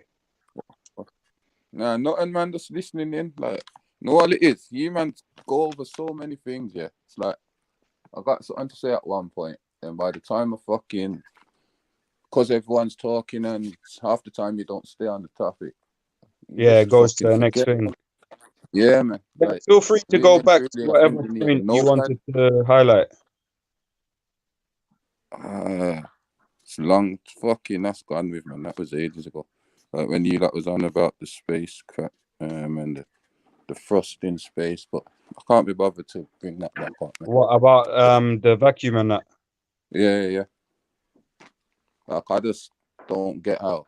Like for me, it's just different. If there's nothing to push off, wouldn't the thing just spin around on the spot? Like, yeah, it won't go nowhere, isn't it? Huh? It won't go nowhere. That's how I see it. Yeah. But that's basically. But you get me? Like you have been over that, so no point going back over it. I don't think it's been answered. I did try to ask Rob how in a vacuum thrust is created, but you know, Yo, can you hear me? Yeah, we can move on. I mean, people are making claims about souls and asking me why I don't believe it, and I think I've been clear on why I don't believe it. And I think most people agree that consciousness and souls are two different things. Yeah, we got in the comments. We got in the comments the reanimator saying, what did he say? He said to all people to all Rob haters, you have to concede that Rob is a good sport. Yeah, I concede that, man. Rob, you are a good sport. 100%, man. Big up Rob. Big up Morpheus, fam. That's all I can do is bring you what I think is the truth. I can't bring you the comfort. So I actually like Rob. You know what I mean? Even though it may seem that I don't like him, I like against atheism. If you have if you are desperate or depressed or have a low level of psychological development, then atheism isn't as appealing, especially if you don't care about what's true. But if you do, then I have a pull to offer you. Yo, Rob, can I ask you a question? Can I ask you a question off topic? Because last time I asked you, I think I thought you ran in it, but you might have got disconnected. So I want to give you the benefit of the doubt in it. I'll answer any question that I think the lie detector want to answer. I think the lie detector said that was a lie, because how have you got homosexuals and transsexuals definitely who support being atheists? You know what? We'll get into that, but let me just it's fully off topic. I just wanted a yes or no answer, yeah, for this question. I don't even think we can get into it. Maybe another day. But Rob, did you at any point say that the white people civilized black people? No. You didn't say that. Did you say anything along those lines? Not that I'm aware of. Why would I say that? Black people I don't know. the original Someone people, at one point told me weren't that you said that, so how I thought the best thing is people to ask make all you kinds of personally. speculative claims. I know. So I thought instead of having a judgment about you, I might as well Well, there you got the answer, right? People can make up all kinds of claims, right? I All think right, we shouldn't worry about people making nonsense up. I think people are all. I support equal rights for all people, regardless of their skin color or their sexual orientation, or that sort of thing. I think we should all have whatever. I do, however, differentiate on bad ideas and bad behavior. Those two things I do differentiate. I don't care about skin color, but if you have bad ideas or bad behavior, then I don't want to be part of the same society as you. I don't care about your skin color and so forth, but I do care about your thoughts and your behaviors. So that's where I will separate people. That's what you're selling. Is that clear? Cool. So that's what you're selling. So you're saying you did not say that white people civilized black people or anything along those lines? No. Just to be clear. Okay. Why would I say that? I don't know. I was baffled myself, No, innit? That's why I'm asking you. There you go. Thank you. Sorry, Maku, for cutting off the line of questioning. Wait a second. Has anybody got anything for the G block? I'm just one person. Wait, can you not hear Musketeers are not here, but I'm holding the fort in the meantime. Yeah, Beefy, I can hear Beefy. Yeah, I can hear Beefy. Can you hear him, Rob? No, move I closer can't. to the mic. Rob, I have a question. Without the Europeans going to Africa, what do you think the Africans will be right now? I'll have to come back. Oh, you can't hear him? He just left. He's going to come back. If there's someone who wants to join, I'm going to be reading the comments. Let me know. I'll create a space for you if you want to join the panel. Yeah, likewise. If someone wants to jump in, let me know. I'll jump off. Who wants to get that work? Fairy tale killers in attendance. I lie. When the fairy tale killers are here, we gotta give them the ground, fam. But yeah, I mean, thinking back to what was being said, yeah, and I was having this conversation with like friends of mine who are atheists as well. Like from time when you can't tell me what happens after you die, yeah, you can come with all the scientific and fancy words you want to come with, yeah. There's no point of life if all that happens is you just go to sleep and finish. Because try to say that to someone who's going through hardship. The truth is, no one knows. We all believe different things. No one knows, but no one has died and come back and said this is what happens. You know what? That's fair enough, Grasslap. Yeah, that's fair enough. Yeah, if you want to say no one knows, yeah, that's fine, and we all have our speculations. But as a human being, Honestly, I prefer my speculation because at least there's hope for afterwards. You know what I'm saying? I said we can have we all have different beliefs, but no one knows. So I said we all have different beliefs, but no one knows. No one knows for sure. Yeah. Okay, but the problem with that the problem with your position is that if you're going to take something because it feels good to you, then anybody could do the same. That's not a rational position to take, is it? It's an emotional position. I mean, we can all use the word like logic, because to me, something might make logical sense that this is where I came from, this is where I am now, this is where I'm going. Whereas to you, that could be illogical, and you might come with a logical using science to back you and whatever. So, I mean, what do you use to back you? Okay, so if I use science and reason, what do you use? I could use science as well, to be honest, because if you think about it, I don't know if, Rob, if you're familiar with the philosophies of Socrates, yeah? And also, even Stephen Hawking, who's like a world-renowned scientist, says, like, for example, the Big Bang can explain a lot of the origins of the universe. But even the Big Bang must have had a source from behind it. So I can also use science. You want to get me that quote, because I think you might be misquoting him. Or you know what? You know what, Rob? I don't have it on me. I will do my research, and next time we talk, I will present it to you. Yeah. Cool. If that book comes from a brief history in time, then that's an old book from 1997. If it's the book I think that you're talking about, and he since has changed his position because new data has come in, so he no longer thinks there's a singularity in the sense that he talked about in 1997. And by the way, singularity is prior to the Big Bang. So the Big Bang is not the beginning anyway. It's an initial hot, dense state that was an inflationary time, very fast, but there was a, quote, time before that, that they call the Planck time. So the Big Bang wasn't the beginning in any case. Can I ask these things? Yeah? We get told all these things. You know, we get told these things like there was this period of time and everything. Who measured this period of time for when this Big Bang happened? So what they do is they infer back beefy based on observations and using theoretical physics. That's how they will, quote unquote, in a sense, rewind the clock. And they have observational data that takes them back to like a millisecond before the Big Bang or just after the Big Bang or whatever the case is. Prior to that point, though, it is speculative. So nobody knows whether the universe actually had a beginning or whether there's an eternal universe. And there's an array of theories. And I was lucky enough to listen to Roger Penrose, and I went to meet him with Skydive Phil. I think it was in Oxford. I think it was. And so people have got different ideas. So the beginning or whether it's eternal, that part is still undecided. So no one knows. About the origin. No one knows again. Okay, cool. Yeah. But so you don't know, but everyone else is wrong. It's a common theme. But you don't know, but everyone else is wrong. But, that's good. No. Okay, so let me correct that. Hang on a sec. I'll take the next question in a second. No. It's not that everybody else is wrong. If nobody knows, or the smartest human beings on the planet don't know, and somebody else comes along and says they do know, now they need to provide evidence. And if they can't, then I'm going to say you need to change your position. Rob, listen. What I said was, you don't know, but everyone else is wrong. It's fine. Just leave it there. No, it's not leave it there, because you're mistaken. It's not that everybody else is wrong. They are making a specific positive claim. They're not coming to me and saying, hey, we don't know either. They're coming to me and say, we do know. And I'm saying, hang on a moment. Literally everyone on the panel just said we don't know.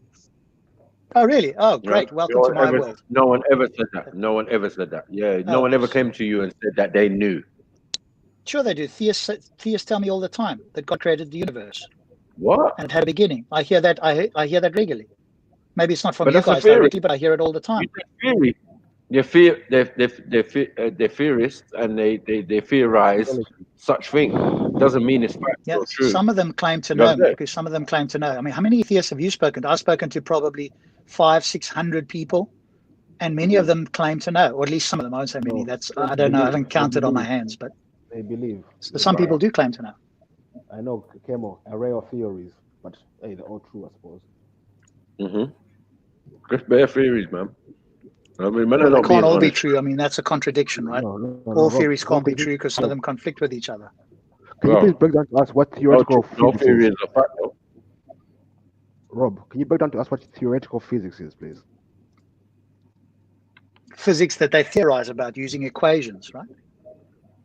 No, like what does it entail? Like, speak to a theoretical physicist. I'm not going to be able to give you the deep down on it. I'm not a theoretical physicist. But you mentioned it. That's why I thought you knew what you were talking about when you mentioned it. because people who are theoretical physicists do this for a living. No, I thought when you said theoretical physics, like I thought you know what it's all about. The way you threw it in. Well, I don't know every single dude. I'm not a walking encyclopedia or a theoretical physics. What I do is read books and understand to the best of my ability what the topics are. Okay. Yeah, okay, you believe, yeah. Okay, cool. Yeah. I don't come along to people and say, if somebody says to me, I don't know, I don't go, oh, well, you should know. If somebody doesn't know something, I accept they don't know it. None of us are walking encyclopedias, right? Yeah, but some people come to you saying they have a theory. And I say to them, where's your evidence for that? And at that point, they have great difficulty in doing so. Right. And these are the same scientists and, theoretical scholars and all of these type of things, yes?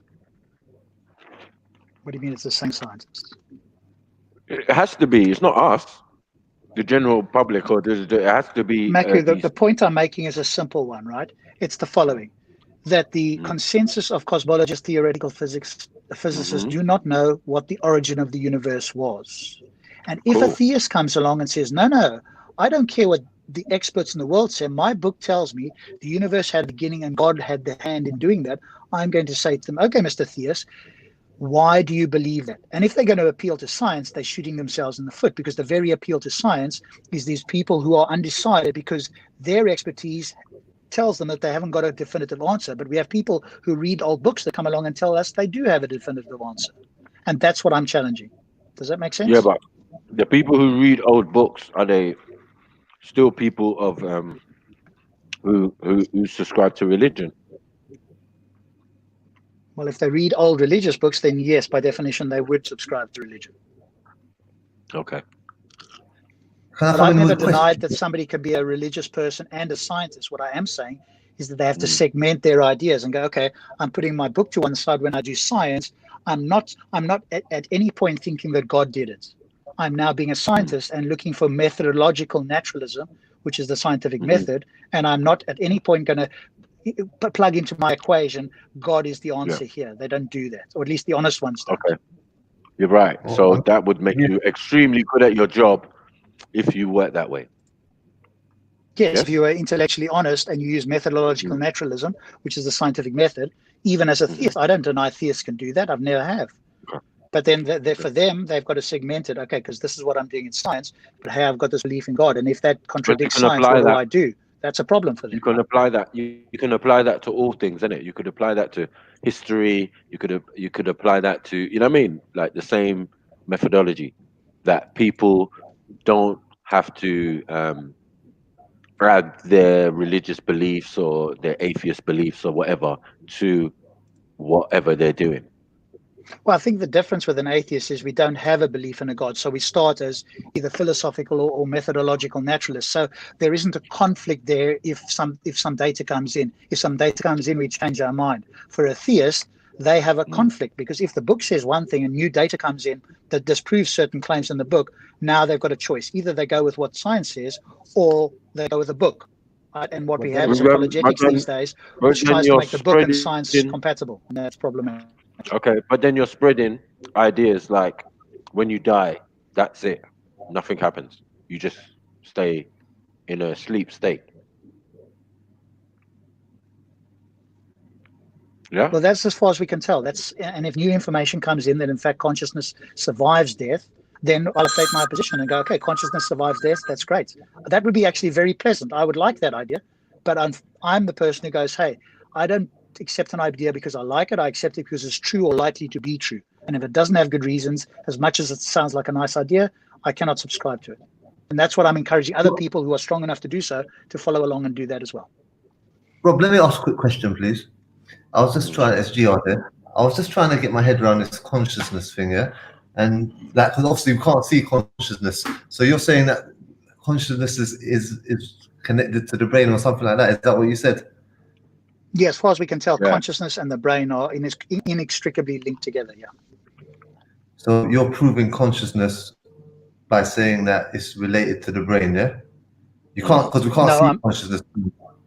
Well, consciousness seems to be self-evident, right? The fact that you're speaking to me tells me you're confident. It's like it's a priori proof is the fact that you are speaking to me. If you're a human being and you are active at the moment, this isn't a recording, then consciousness is a self-evident truth right? I can't prove it other than to point out it's self-evident. There could be a human being. There could be a human being that who can't speak.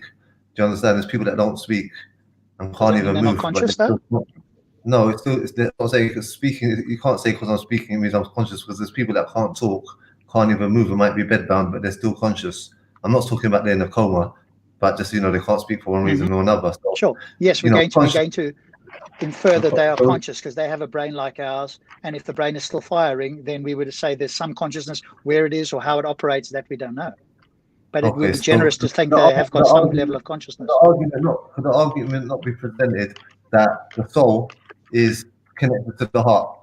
So we know when the heart's pumping that we've got a soul, and when the heart stops, the soul's gone. Because I'm not presenting the same argument even that as my proof as the soul, that being the heart. What is the soul?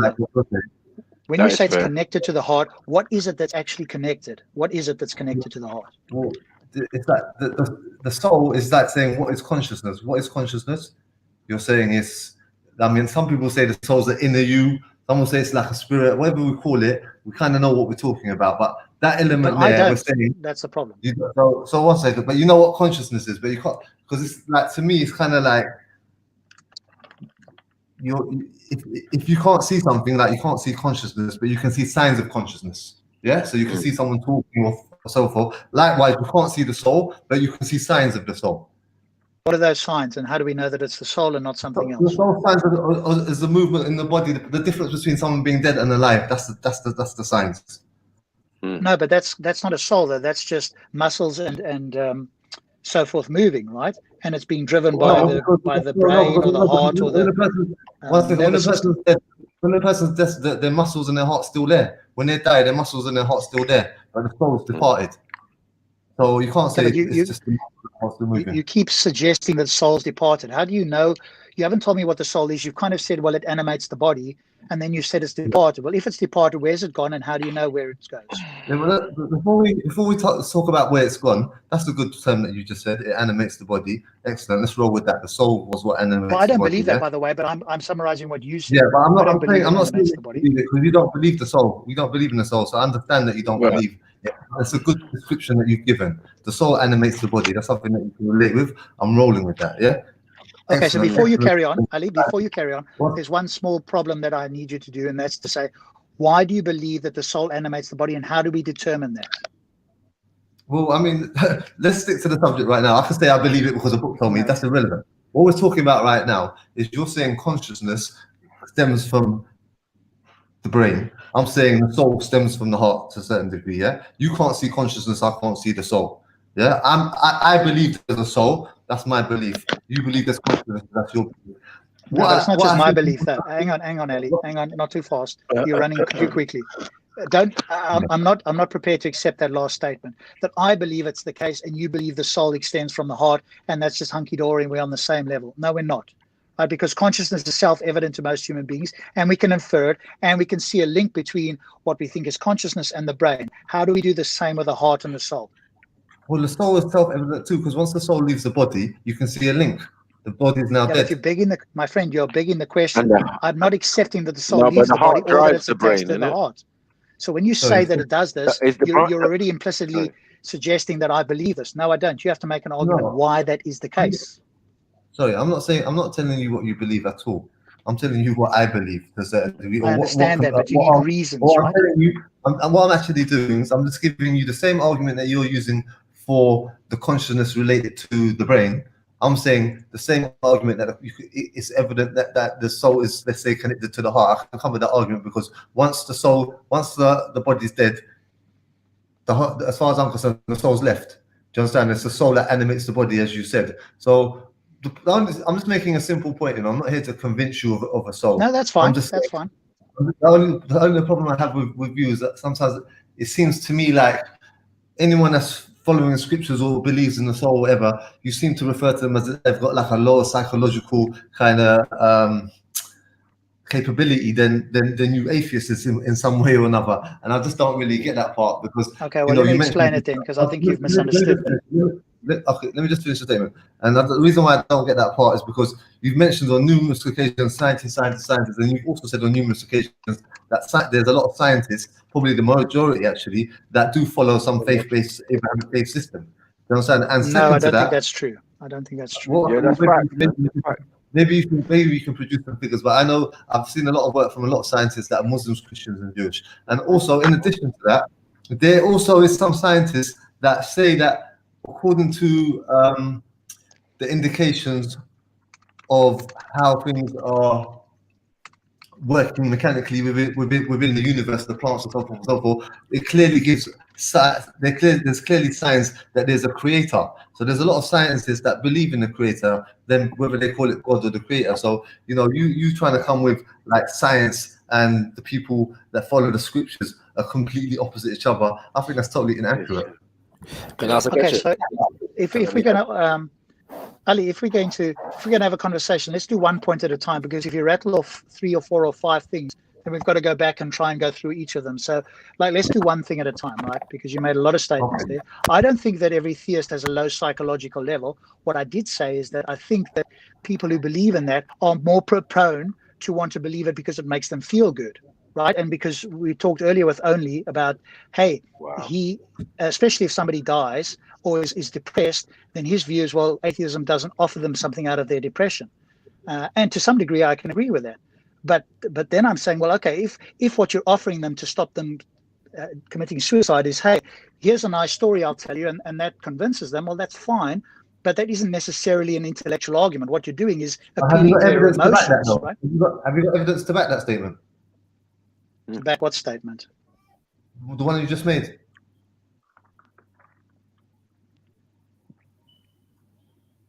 To back which statement? Which one specifically? The statement you just made a statement right now. After you said stop saying so many different things, let's take one thing at a time. And then you made a statement. Have you forgot the statement that you just made? Which one specifically are you referring to? The one that you said when you just after I spoke.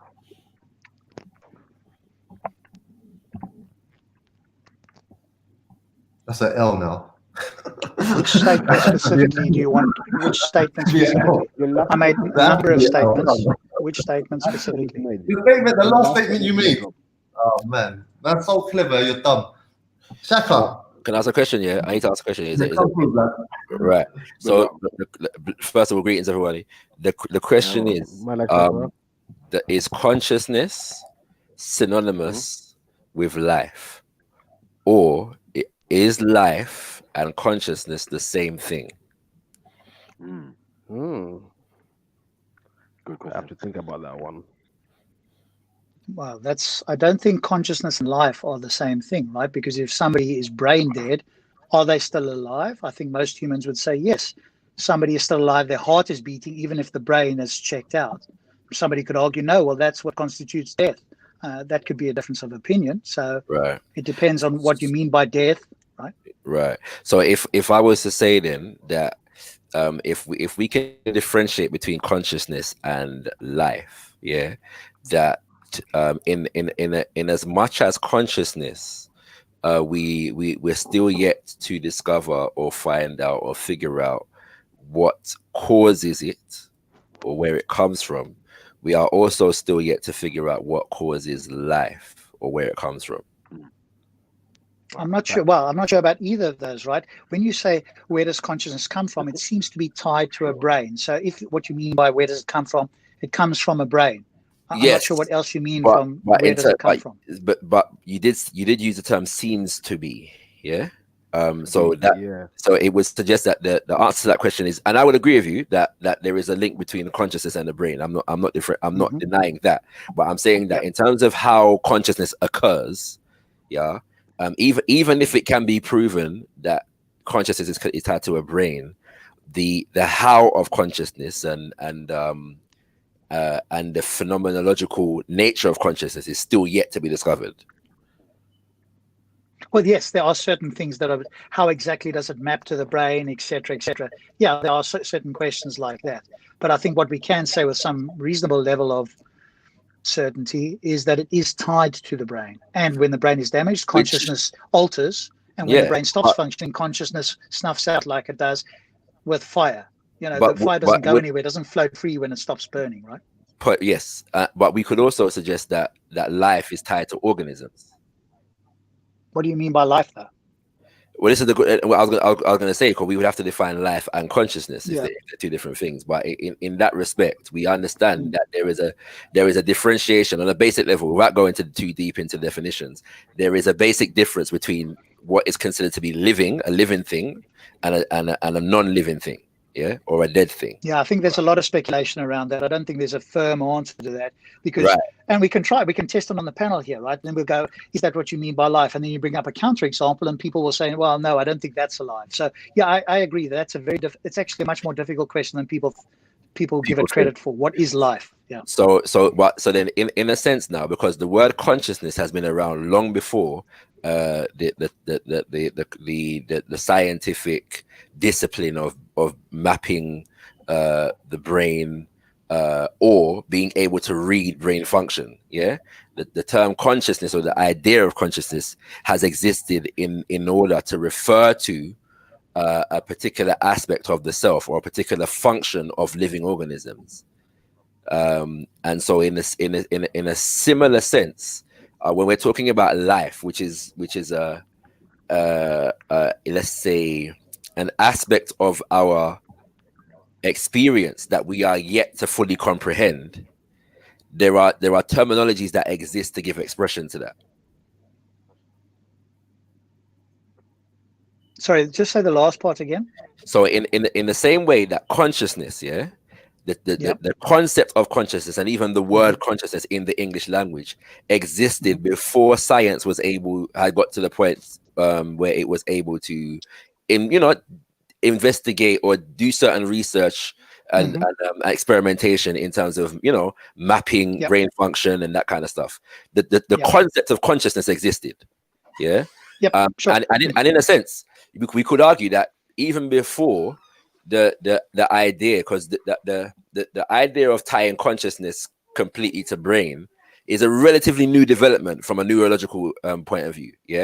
But consciousness has always been tied in concept to the brain because of the fact that we experience. I'll take your word for that. I mean, I don't have the historical evidence to say that it's always been that way, but that's fine. Let's just use our experience. I don't know of consciousness, even in the sense of people that consider consciousness to be an outer worldly force, but our experience of it, and when we communicate about it, I don't know of a context in which it's considered outside of the brain. Yeah, you know what I'm saying? When you're thinking and you talk about your consciousness, normally people are centering it around the function of their head.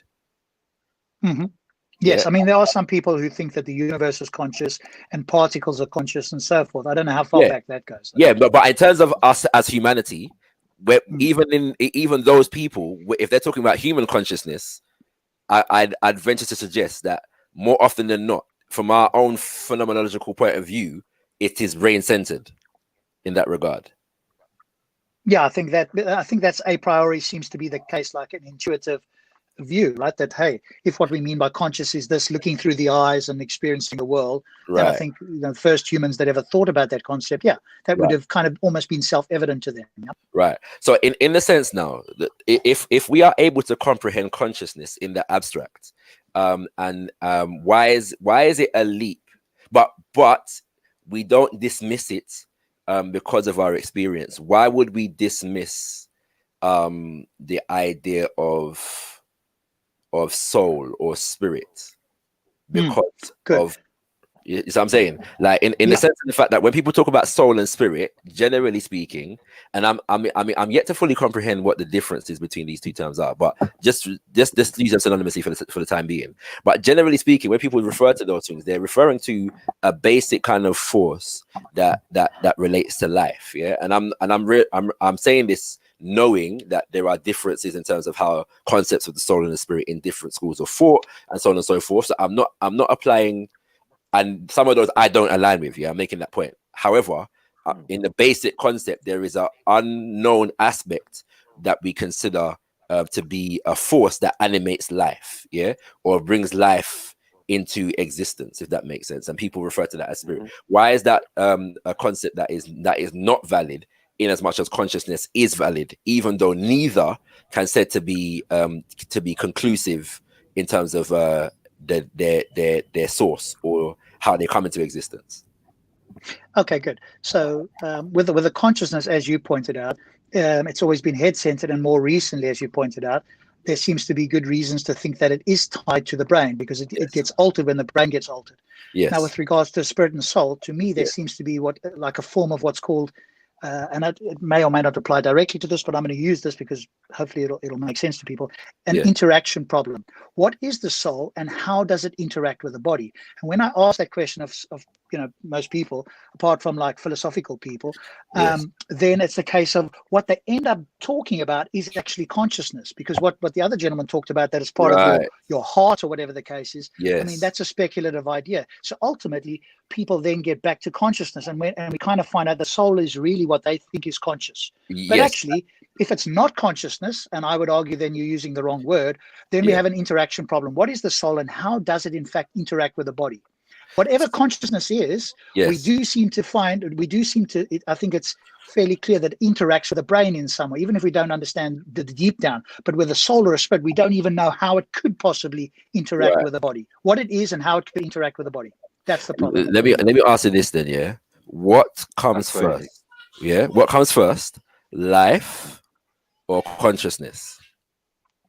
Well, life, if we depending on how we define life, I would say life. So if somebody says, well, life is when the egg and the sperm meet, then you could say that would be the case. Yeah, because consciousness, as we understand it, only sort of comes into, as I understand, I could be wrong on the time frame, but about week 26 or a bit later, that's when the brain forms, and the idea is that consciousness then sort of comes about as we understand it. So we could argue, we could deduce I don't know if sperm is conscious. Because from my understanding, you can be an intelligence, but not necessarily conscious. Okay, so they have just a natural navigation system to go to somewhere they've never been before. Well, you say navigation system, they're just going down the river, right? All of them are going in the same direction, and they're just going to hit something or not, right? I would regard sperm in the same manner as trees in that regard. Trees function. And they're living things, but they don't necessarily have a brain or function and that kind of thing. But they do act, they do move. They have intellect, of course they do. Yeah, but that's why I'm saying. One second, they perform the act of photosynthesis and osmosis. So as you're standing there looking at a tree, looking pretty, it's actually performing different processes. It's breaking down sugars from light and energy. You know what I mean? But that's what living things do. So, but I'm saying that not necessarily. We could play with the words, innit? Well, I'm not sure we would call it consciousness. We might just call it intelligence or living organism function. You know what I'm saying? Any of those would do. I don't necessarily think that sperm has to be conscious in order for it to be valid in terms of doing its work. However, we can deduce from what has been said that consciousness is a product of life. But hold on, if a tree can die, then what's dying in a tree? No. What the concept that trees are living is not being questioned. It's the idea of whether it's possible for a thing to be living, but not necessarily have consciousness. I think is the point that's being made, and that can be debated. I'm not disputing that, which is not where I'm going at the moment. I'm just saying that can we deduce though that, based upon the fact that life precedes consciousness, and we don't know of a consciousness that is divorced from life, that is absent life, can we deduce that consciousness is a product or an outcome of life? Sounds like sense. I hear that, but no. Yeah, depending on how we define life. Yeah. How would you? I kind of made a counter argument. So we need to define life. What do we need to define life in order to say that to make that deduction, like in that sense? Really. But let's define life. How would we define life? That's a difficult one. Life is what is anything. Any biological entity is a living thing, isn't it? Do you know what I'm saying? Anything biological or atom down to the smallest molecules and thing, they're all living, amoebas and all of this type of stuff. You know what I'm saying? So life is, isn't it? You know what I mean? Life is. The question is, yeah, life is like everything wants to be. Do you get what I'm saying? Whether it's a bacteria or whether it's a thing. So this is why I say you can't separate the intellect of that thing from life itself. And by the way, I do want to make the point that all concepts, when I was saying that all concepts of the soul and the spirit are not the same. So in the sense of the fact that when Rob was saying about when you ask people about soul, they tend to go back to consciousness in African spiritual concepts. That is given expression. You know what I'm saying? You have different aspects of the soul. The soul is actually a composite, or the spirit is actually a composite of different factors. Yeah. I mean, we've given it so many names. Right. And more than so more than so many names, we've given it names that relate to different aspects of the thing, if that makes sense. You know what I'm saying? There's 9 parts of the soul in Ifa, you have Ashe, which is life force energy, and then you have Ori, which is consciousness. Yeah. You know what I'm saying? And other things are these are given expression in ancient traditions. But in getting back to defining life, like whether we can define life or not, few of us would deny that life is a thing. Yeah, like it's animation. I think for me, it's animation. If something's animated, that's life. Any animation relates to movement. Yeah, I think I could get with that to some degree. You know what I'm saying? But I'm saying that outside of our capacity to define life. And what does movement take? It takes energy, innit? Yeah. And what does energy cause? And I said energy and is emotion. You got to say energy in motion. Well, emotion, which is, and then once emotion is involved, then consciousness is there, because that must be contained within consciousness. Do you know what I'm saying? We are conscious beings that are emotional, and as we, just like the universe, have energy in motion in everything we do. Which is also why, from a life perspective, concepts of the spirit in ancient Kemet are tied to things like the heart, things like the liver, you know, and any organs in the body that, like, without which, you know, because there are organs that you can live without or doing work. Yeah, but I'm saying that without the heart, you're dead. Yeah, you know what I'm saying? The liver, you're dead. You're done. Yeah, you know what I'm saying? So there are other organs whereby forget about your brain. Yeah, you're dead. Like you said, forget about the brain. Right. If you don't get blood to the brain, if the heart doesn't pump blood to the brain and oxygen to the brain, it's game over. Yeah, then we know that the heart, the heart definitely is a complete engine. Is a complete engine or machine. Right. Do you know what I'm saying? A supercomputer. Right. Let's give it. It's like another brain. Right. So the point is that even outside, because whether, like, there are conversations about defining consciousness, yeah, and we know consciousness is difficult to define, but we wouldn't deny the reality of consciousness, yeah, and we know that life is difficult to define, but we wouldn't deny the reality of life. We have an experiential understanding that a thing called life is an existent fact. Yeah. You know what I'm saying? Like, we wouldn't deny that there is something called life. We're all expressions of it. Yeah. So my which is where I'm getting to in the sense of living. You're finished. Were you going to say the same thing about the soul now? That it's difficult to deny, but we can't deny. Is that what you're going to say? Life is. Say again? I said, can you not say the same thing about the soul as well? It's difficult to describe or define. That's what I'm saying. That is essentially where I'm going. I agree with that. It's the same way you're describing consciousness.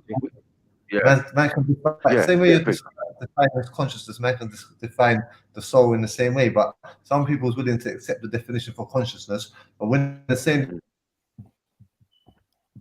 to the soul, it's like they're acting like they don't understand it all of a sudden. But my thing with consciousness, which I don't get with the brain, I can give an example. Someone in a coma, you can be in a coma for 6 months. What has happened to consciousness? Does it disappear? Where does it go? When they wake up from the coma, what happens? Yeah, but it doesn't matter though, Beefy. Whatever happens to consciousness, it's still tied to a brain, right? And to say that a spirit or a soul is tied to a heart is an interaction problem. No, but that when someone I'm is not sure that you can get around. I don't even know if you really are grasping the implications of that. No. But the difference is, if you make it specific to the heart, then you're going down the wrong road.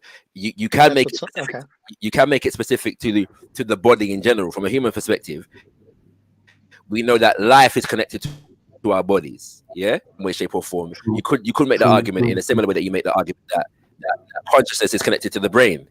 So life may not be connected to a particular organ in the body, but there is a connection between our body and this thing called life. Okay, I think I define that differently. When you say the body, sense that life is just the description of this body functioning in a certain way. It's not like life is tied to it. Life is what we describe a body doing when it's not dead, right? And yes, that's not the same as consciousness. But the point is that there is a difference between life and death. So correct. There is a qualitative difference between a body living and a body dead. The question what is that for you? What is that qualitative difference? I'm just saying that everything that is one second, everything that is energy form, or electrical or thing is what we're calling the soul, or what we're calling that thing that is leaving the body. Remember, everything else is still there, isn't it? You know, you got like the body, the physical body is still in the ground, but the soul, the energy that drive the human in the first place, the life. Do you get what I'm saying? Life force, as they would call it. I wouldn't even say that. When the sperm met the egg. When the sperm met the egg, it broke into the egg, and then it hit the cell, the nucleus. Do you get what I'm saying? And that spark is the beginning of a process, what we're calling to make a human being. Do you get what I'm saying? But that electrical spark, even when you're replicating it in a test tube, you have to add that electrical spark to the process when you fake open an egg and push a sperm in there. Do you get what I'm saying? For the next stage to proceed, some electrical, action or rod, they have to use to prod it, and then it starts the action, splits into 2, then into 4, then into 8, then into 16, and the rest. Do you get what I'm saying? I'm having a more fundamental conversation about this here, because this is why I'm talking about the concept of life, innit? Because it is difficult to define, and it's difficult to quantify. We cannot quantify, or we are yet to be able to quantify life. And so to take it out of the spookism, and again, I know that I'm dealing with different religious proclivities. So when I say spirit, I'm understanding the fact that not everybody would share the same concept of spirit that I would have. However, because the concept of the spirit that I do have relates to this concept of life, it's a conversation to go down, because again, in the same way that we have a relationship with consciousness, we have a relationship with life, but we don't always have an understanding of it. We can't quantify it. We couldn't measure it. You know what I'm saying? We could deduce that based upon some of the, like, related to what Michael was just saying, like that we could deduce that there may be some kind of relationship between the concept or life as a force and electricity as a force. You know what I'm saying? Because of some of the things that you mentioned a while ago, we could deduce that and go down that road.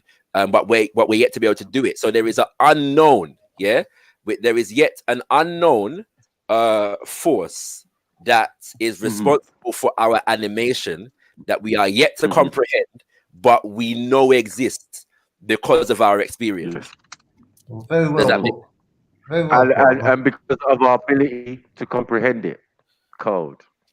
I'm not sure. Isn't that reasonable? I'm not sure, Shaka, that you made an argument for why there's an unknown force. If this force did not exist, would that prevent life from occurring? Well, this is the point. To say that would be to presume that I've been able to quantify what this force is, and I'm saying that that's not necessarily the case. But I'm saying that phenomenologically and experientially, we understand there's a differentiation between life and death. What is the difference there? Well, I did ask you, what is the difference? I'm not claiming to have a grasp or a complete understanding of what the difference is. I'm saying quite the opposite. I'm saying that we don't fully comprehend that, except for the fact that we have an understanding of this is dead and this is living. Right? So I'm saying. Okay, but if we look at a body that's alive and a body that's dead, we can make some definitive observations. Yes, the brain states are stopped. There's no firing. There's no organs that are going. And in fact, all cells have started to decay. So we can make some observations. Say these things is what when these things occur or have occurred. That's what we mean by death. That's different from even somebody who's unconscious, right?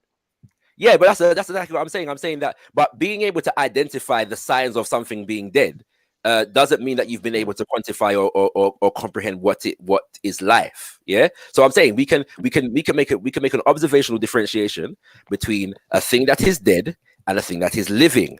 But having that experiential being able to make that observational differentiation doesn't mean that we've actually comprehended what is life, in the same way that we can make a differentiation between an observational differentiation between a thing that is conscious and a thing that is not conscious, without having necessarily comprehended what exactly is consciousness.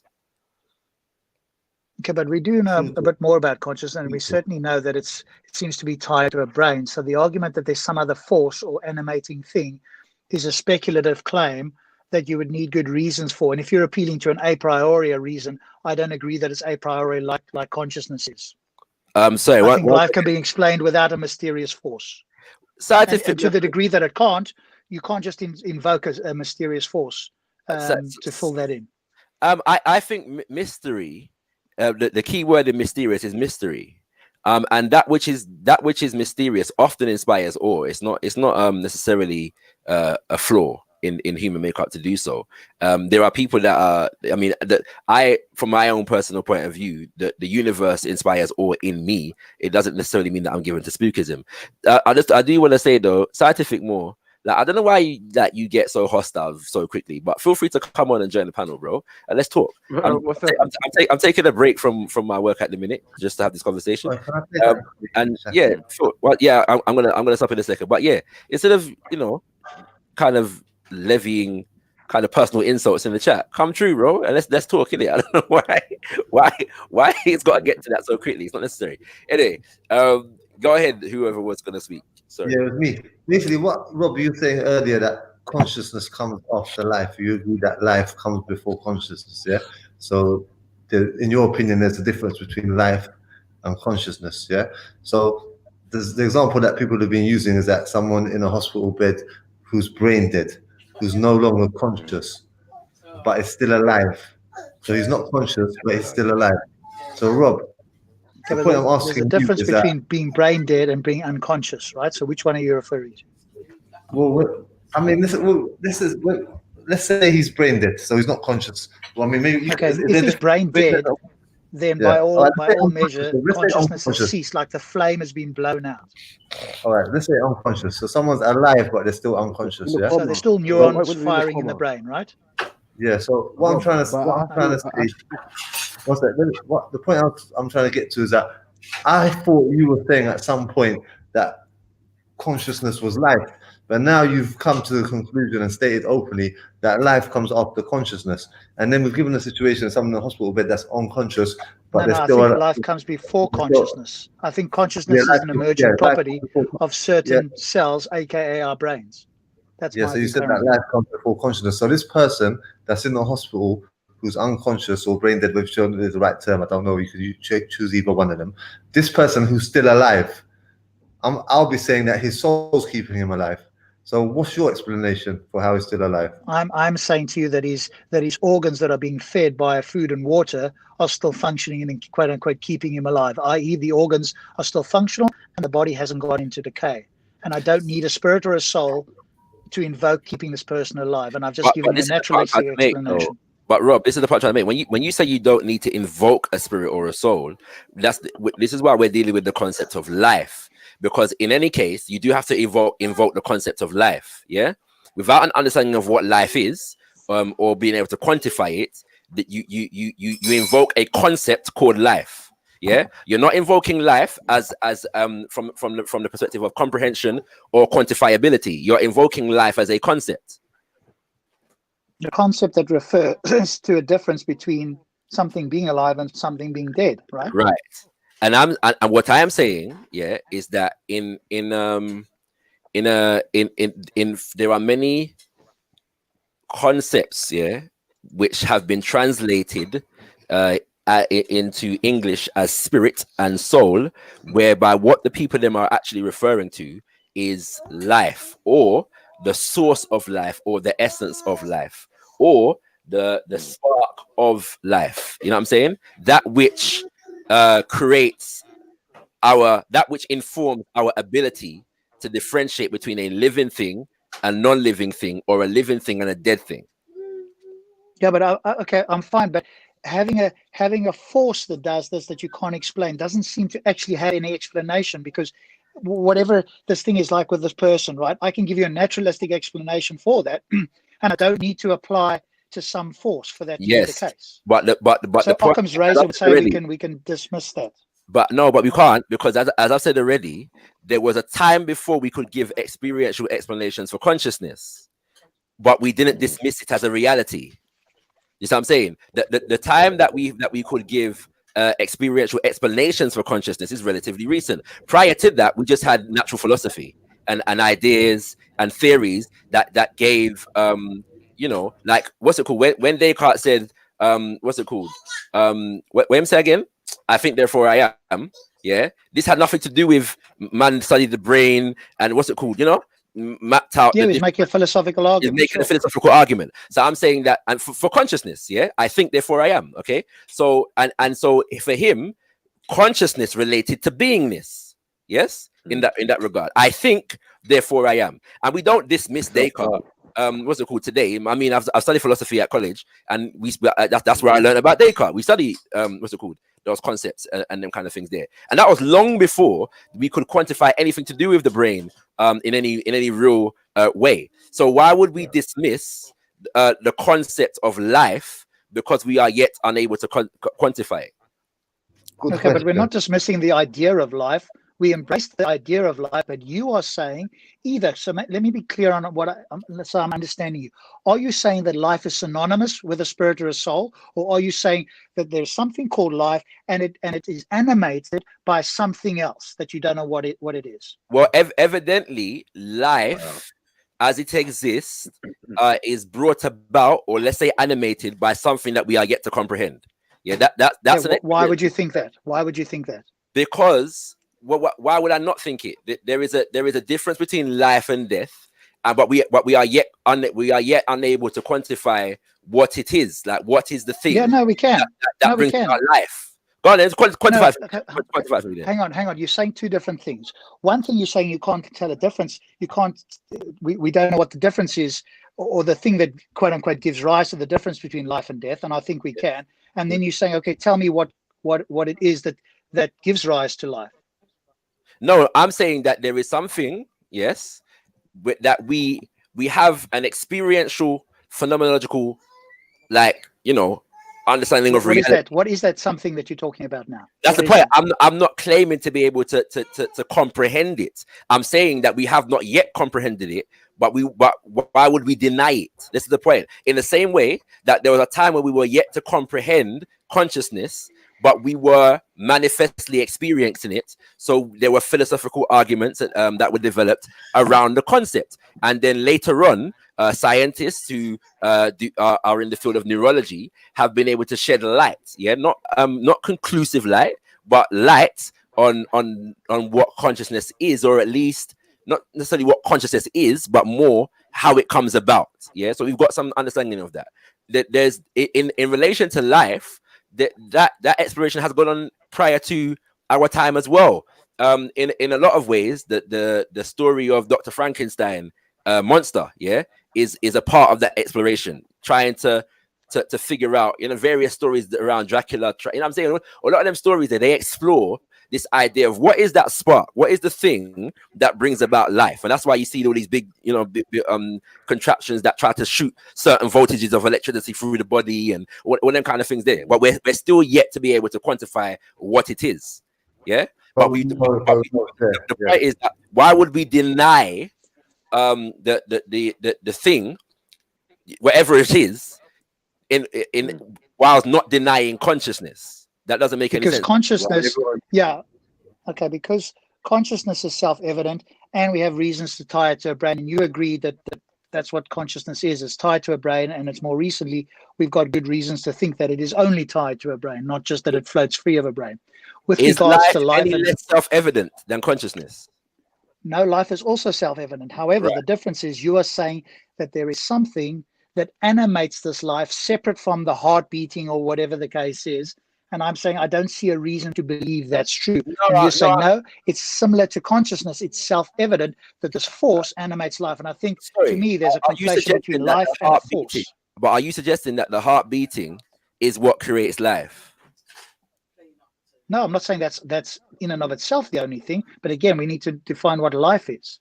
Yeah, but but I am manifestly saying that we even with or without a definition, what it is, we are yet to comprehend. Yeah, I am pleading ignorance on what exactly life is. Okay, like in the same way. Are you alive? Are you alive? I am not, right. But the fact of the fact that I am alive is without question to me. Yeah, without being able to define exactly what life is or what force in nature, yeah, brings about life, or what, I don't know, what entity or whatever it is. We're using words. We're trying to define something that we haven't yet comprehended. So I'm using supplementary words. Yeah, but we could define life as a force. We are yet to comprehend what that force is. Yeah. Yeah. And so you see, that's a difference, I think, right there. I don't consider life a force. In that sense, so you've already, in my mind, jumped to, well, I'm equating life with a force, and I don't accept that life is a force. Yeah. Maybe so, and we can throw out the word. We can throw out the word force if you want. I did accept that we are using supplementary words to define something that we are yet to comprehend. So life may not be a force; it may be something else. Yeah, you know what I'm saying? It may be energy, or maybe whatever. How about this, right? It's the condition, nature have including the capacity for growth, reproduction, functional activity, and continual change preceding death. Right. Yes. So now you've given a definition of life. Yeah. Now I just want to see if you agree with it or not. We can, yeah. But in the same way that we could give definitions of consciousness prior to recent scientific developments without an understanding of what it is. Yes. True. Yeah. Oh, sorry, you're asking me a question. Yeah. No, I'm just saying the definitions for consciousness have existed since there's been an English language dictionary. Yeah. But an understanding of what it is, we've had to wait until later. In fact, we haven't actually come to a conclusive understanding of what it is, but we are closer now than we were 100 years ago. Let's say. Yeah. So the point is that we've come to a number of different conclusions since I've been on. One is that there is something called life and there is something called consciousness. They are not the same thing.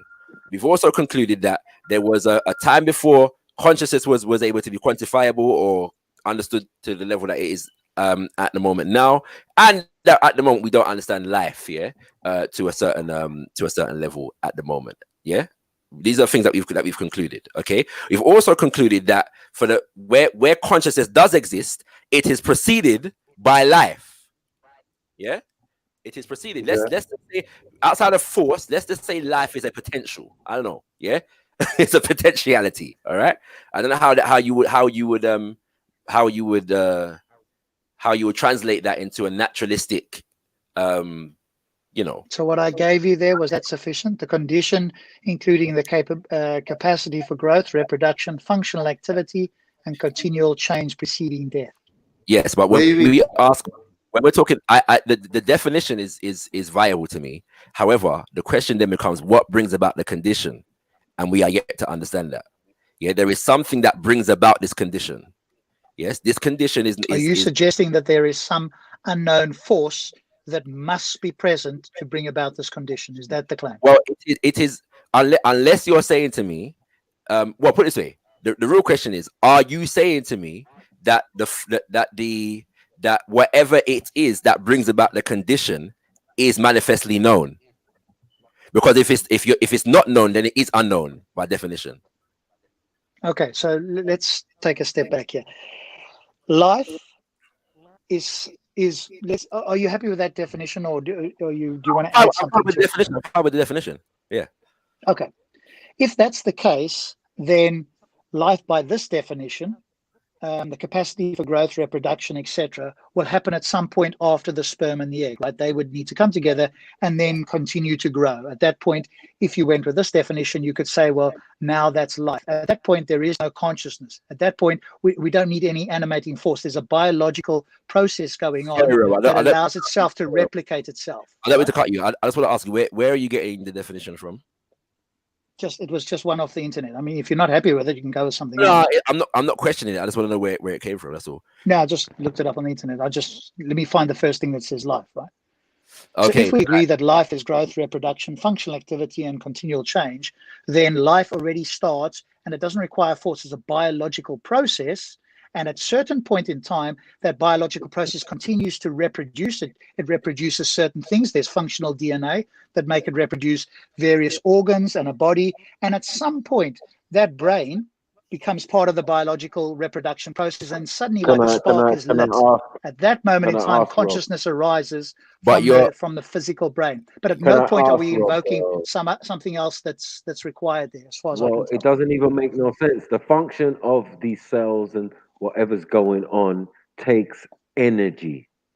This is just a constant common sense, isn't it? Do you get what I'm saying? It's still going to take energy to do any of this stuff. For the egg, the sperm, and all of that, it's still taking energy. Nobody's denying that there's some sort of energy in there, like the strong and weak nuclear force, for example. Let's use the word energy then. Let's use the word energy, right? Let's use the word energy. No, but that's an equivocation that I'm not comfortable with. I'm not prepared to say that energy is some other life force or a spirit or a soul. No. Well, it's a physical or biological process that's going on, and nothing else. Your lack of comfortability is neither here nor there. What makes it not happen? Okay, I can't speak to both people. So, do you guys want to have a conversation? I'm speaking with Shaka. If you're going to jump in and go off on a tangent, Maku, then Shaka and I are having a conversation. If you want to jump in, I'll mute and you guys talk about it and come to a conclusion. Go for Shaka. No, go on. I'm confused as to what we're doing here.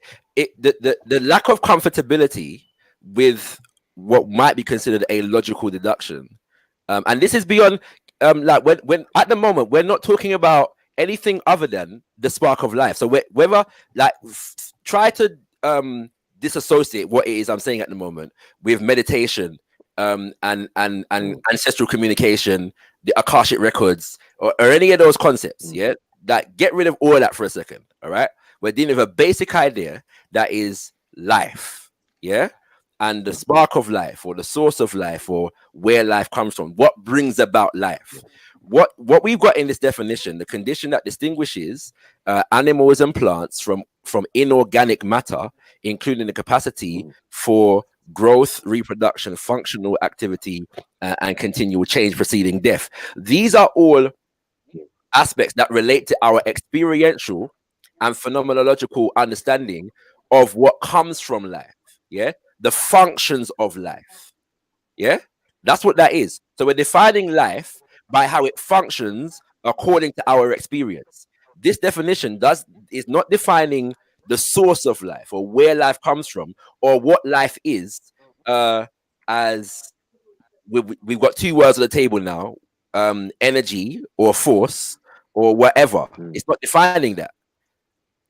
Yeah. So the question, but we know that, as we're saying that there something is allowing for these functions to take place. Yeah, capacity for growth, reproduction, function. Yes, biological. Right? Are you saying it's something more than biological? All biological functions, but I'm saying that there is something that brings about these biological functions. Yeah, there is something that is allowing them to take place. Yeah, why do you think there's something else apart from them? Because the biological functions, there are biological functions that operate differently. Like decay is a biological function. Am I correct? Am I incorrect by saying that? So are you saying that decay? Yes, it's a biological function. So entities, biological entities, decay under certain conditions. That's a function of biology. Yes. Yeah. Yeah, you could probably say that. Right. But how's that relevant to the In the human body, decay Energy is generally still being used. or mass decay takes place when the body is dead. It's the absence of life in the body that causes it to decay. Or some would say that our bodies are going through the process of decay from the day that we're born to the day that we die. But wherever way you look at it, it's a biological function. And and we can understand that the rapidity of the decay increases with the absence of life. Yeah. So there is a force, or again, we're finding difficulty finding words, to define, to name this thing. But there is something, yes, that animates the body in a particular way that facilitates all of these different functions. Yeah. I don't know if that's deniable. Yeah, well, okay. So when you say something, there's DNA that has coding in it. When a sperm and egg come together, the DNA does what it does and it starts replicating. That is all a biological process. There's no external unknown force that's doing anything. And as that process continues to replicate and grow, it eventually becomes a small human being. And at some point, that human being's organs start to operate. You're saying outside. I'm not suggesting this is all biological. Yes, but you're saying outside. I'm not suggesting that it's outside. That's the terminology that you're imposing on the thing. Yo, big up. Listen, I've just been listening in for a little while. Big up Shakara, big up everyone on the panel. We're talking about consciousness here. I just wanted to raise a couple and life. Okay, cool. I just wanted to ask a couple of questions here. I'm going to put my perspective forward. I'll be very quick. Now, I feel like life comes first and consciousness comes afterwards, right? Yeah. For instance, when a baby's born, I don't believe the baby's fully conscious until a certain time. So we don't, when we're adults, we don't remember breastfeeding of our mother for the first few weeks of our life, and then consciousness comes, and then our eyes open, we see the world around us, etc., etc. Now, your question specifically, Shakara. Your question specifically is what? You're asking. I was asked but really, it was in relation to this idea that there is a thing called consciousness. Up until recently, we knew very little about what it was or how it came about. Recent scientific developments have suggest that the consciousness comes about as a function of the brain. Yes. Right. So it's a product of brain function. Okay. Yes. And so, but at this moment in time, science hasn't been able to quantify life in the same way that it has been able to quantify consciousness. But we never denied that consciousness existed, because of our lack of ability to quantify it. So to speak. So why would we deny there's like a, let's say, cosmic causality for this concept called life? Why would we deny it just because we're unable to quantify it at this moment in time? All right, so give me an example of that, so I've got a clear answer. Based upon everybody's agreed. I've asked the question, and then before you came on, I'm not sure if you heard, but I did ask the question: does life precede consciousness, or does consciousness precede life? Yeah. Yeah. And everybody agreed that life precedes consciousness. Yeah. Yes. So then the question is, well, what is life? Yeah. So we've got a definition of life on the table, which is that the condition, that life is the condition that distinguishes animals and plants from inorganic matter, including the capacity for growth, reproduction, functional activity, and continual change preceding death. So now the question becomes, what is it that brings about the condition? Yeah, there is something that brings about the condition. Yeah, or the condition is they say what's it cause and effect. The condition is an effect of something. So that's where we're at the moment. Robbie's saying that, well, he doesn't define anything as no outside thing. It's just a biological thing. So I'm saying yes. So but if we just use the very simple examples of life, so two people, male and female, meet, have sex, egg is fertilized. Yes. Life comes about in that manner. Yes. Is there an issue with that you feel like it maybe needs a bit more context? Or no, I don't. I'm actually saying quite emphatically that we don't we have not quantified that. We haven't got to a stage whereby we understand what that is, what it is about the meeting of sperm and egg that brings about life. We haven't quantified the thing that allows those functions to take place, if that makes sense. This I'm saying. What you know what I'm saying? I'm struggling a little bit because in my mind it's chemical reaction and stuff like that. So. But put it this way: it is possible to replicate cells, yes, in a certain kind of particular way, and clone them, But the idea that you know what it is that is going to bring life into them, if they put them together and you make an organism, let's say, test tube baby and them kind of things there, it's possible to do those things and the thing not be living. It's possible to put together biological matter, and them kind of thing, but the thing itself might not be, you wouldn't consider it a living thing. Right. So I would look at it like this. I would say the chemicals not triggering a certain way may not bring about life, and the chemicals triggering a certain way would bring about life. So yes. So then look at something like a seed that we germinate. Now, if we take that seed and we add some water to it, put in direct sunlight, certain things happen within that seed. And but you're dealing with biological functions, Yes. So we're saying that we understand, we have what I've been saying is that we have an experiential reality that suggests to us that a thing called life exists, because we differentiate life from non-life and life from death. So there is a qualitative difference between life and non-life and life and death, but we're yet to be able to quantify what that thing is. Yeah, that sounds like a very difficult task. I ain't gonna lie. I'm not denying that, but I'm saying that we wouldn't deny that reality, though, would we? That there is a thing called life.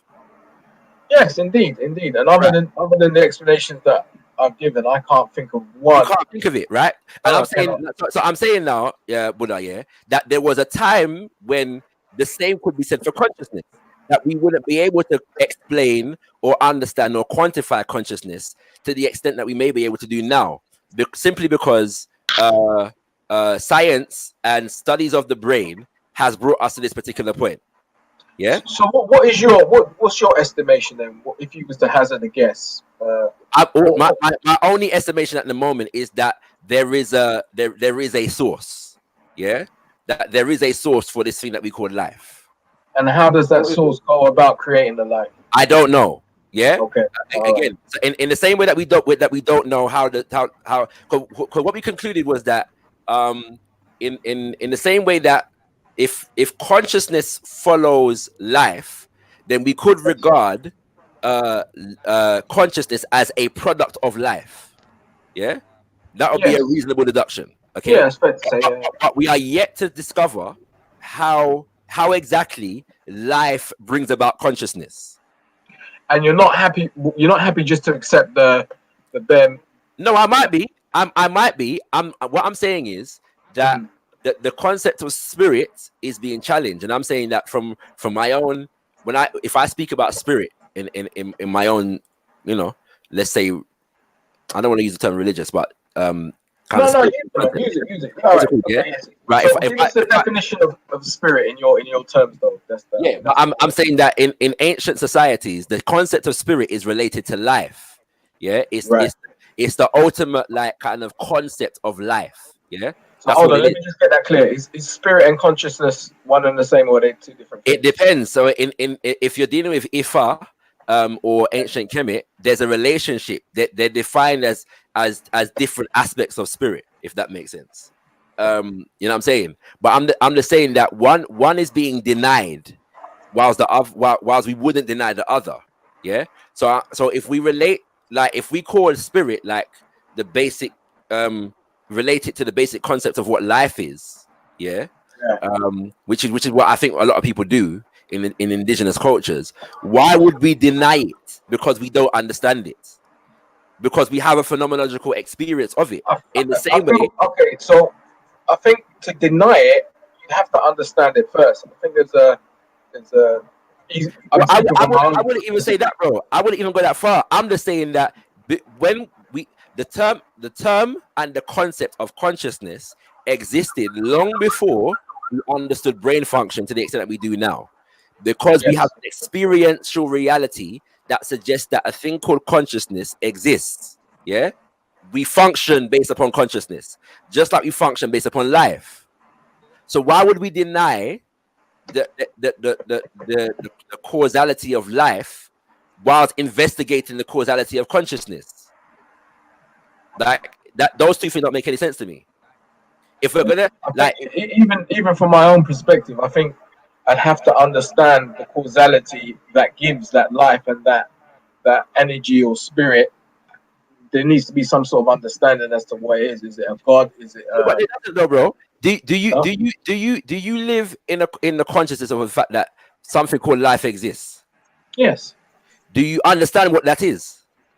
What life is? Life, yes. Yeah. I understand what life is. Yeah. What's life? Life is us. Is we. You know what I'm saying? Do you understand? Do you understand what causes that though?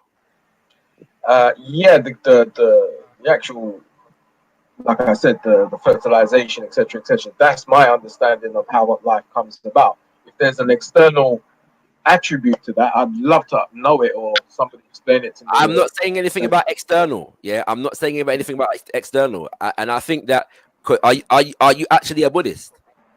Yes. So you would understand then that concepts of spirit are not necessarily external. They're more fundamentally internal. Yeah, some aren't. Right. Yeah. So I'm saying that when sperm meets egg, it produces something. Yeah. Yes. In a living organism, it creates a living organism whereby something animates it that we call life. Yeah. You couldn't explain that simply based upon, like, you wouldn't look at the chemicals in the sperm and the chemicals in the egg and be able to come up with a chemical what's it called conclusion. Reaction? Yeah, you know what I'm saying, into and that explains what life is. You know what I'm saying? Yeah, it's possible. It's possible to bring together all of the different elements that create up the human body. Yes, but not create life. It's possible to do that, right? Yeah, I mean, it's an interesting one. Look, you see, like, there's always question marks over these things. This is why I'm not an atheist. You know what I'm saying? So look, even when we look at things like when people have heart attacks and they die, and they're dead for a number of minutes, and then they're brought back to life again.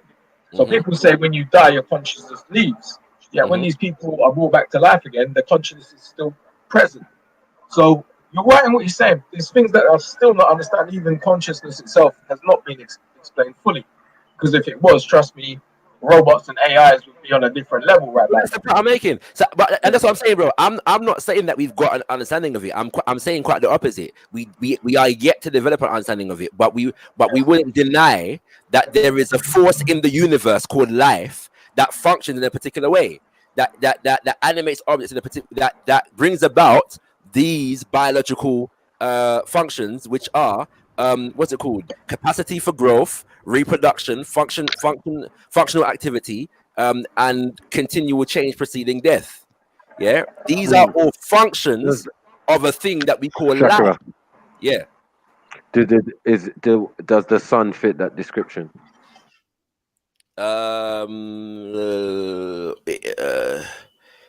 Including capacity for growth, reproduction. No, it wouldn't. I don't know if the sun reproduces. It helps us. It helps things reproduce, but I don't know if it reproduces itself. I don't know. Yeah, that would be problematic. If somebody was born at nighttime, which many people are, what's the interaction? I'm not saying no. I'm saying what your chemical biological composition gets down to is matter. You know what I'm saying? Or the chemic. Other way in chemic, we say the bar and the car. So they say the what you're comprised of, which is car or the carbon. Do you get what I'm saying? And then you've got the soul. Do you get what I'm saying? Which is the bar. Do you get what I'm saying? I'm hearing you. I'm just saying that. I'm just saying that one means the physical. Yeah, but the physical matter, which we're talking about, and we're talking biologically, do you get me? Is still run by something that contains energy. It still has energy in it. Do you get what I'm saying? That's what drives it. So when we're talking about life and what makes things live and may be able to reproduce and do anything, it has to be a source of energy. Do you get what I'm saying? So this is the fundamental to give you even the, because we still got to go spirit, soul, and flesh. Do you get what I'm saying? That comprise to make us, but yet that's not necessarily the combination for single-celled organisms, which are supposedly the first thing that was on the planet. Do you understand? But that's a living something. Do you know what I'm saying? But is that conscious, and how can consciousness come after? Because I say everything has I would understand it as everything has consciousness. So even gases, even in different states have consciousness, because a gas has to know to separate from a gas that is flammable from itself. You know what I mean? That will make it react to that gas. Do you get what I'm saying? So one would be more dense. To be fair, from an ultimate cosmological kind of point of view, what you would regard that is the laws of nature. So you might regard the laws of nature to be a consciousness within itself, or the product of a consciousness within itself. I would agree with that, actually. You know what I'm saying? Like we say Muari, and Tendai Mari, and Right, all and those all type these of things, things. yeah. So that's how you give that. Describing the universal consciousness. You know what So I'm saying? Shakira. Which we're saying has to be a universal energy or a universal source, a supercomputer. Do you know what I'm saying? In nature. Do you get what I'm saying? In that type of way, because everything that is biological on this side of what is reality, do you get what I'm saying? It's all made of the same materials. Do you get what I'm saying? In essence. But I say that the soul, what thing is arguing about, Rob, is that there's no such thing as a soul, or, you know, like prove it to me. Do you get what I'm saying? And that was the main crux and basis of it. And that's why I'm trying to take it out of breathing and meditation and tap into your spirit center and all that kind of stuff. I'm taking away from that in the sense of like, you know what I'm saying, because that's not even though that's how people express spirituality, it doesn't necessarily mean that that's what spirit is. You see what I'm saying? Like, so I'm talking about the isness of the thing, and it's related to the One concept. quick clarification there, Shakira. Is the soul and consciousness separate things or the same thing? Well, I asked that question when I first came on. I said it is well, in a sense that what I said was, is consciousness and life the same thing or two different things? Everybody says they're two different things. Yeah. So let's get this categorized. So I personally, soul I and didn't life give are the an same? opinion on it. Is soul and life the same thing? Soul. So when it comes to that, 'cause normally I use the word spirit. So I don't know if like people differentiate between soul and spirit in it, and I think in certain schools of thought there is a differentiation. I use them synonymously, but I'm saying that when I use the term spirit, what I am in my consciousness, what I'm referring to is basically the life essence. Yeah. Okay.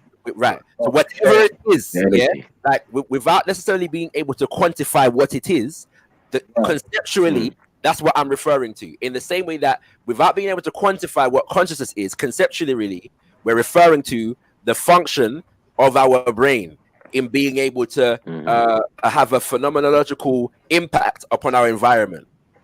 Right. So for me, consciousness, soul, and spirit are all the same thing. I don't make the distinction between any of them. And I'm saying, earlier I said that in African-centered concepts of spirit, they would be or they would be parts of of what is called a spirit. So if we dealt with the 9 parts of the soul, Maku just named 2 of them, Ka and Ba. I spoke about Ashe and Ori. You know what I'm saying? Sorry, go on.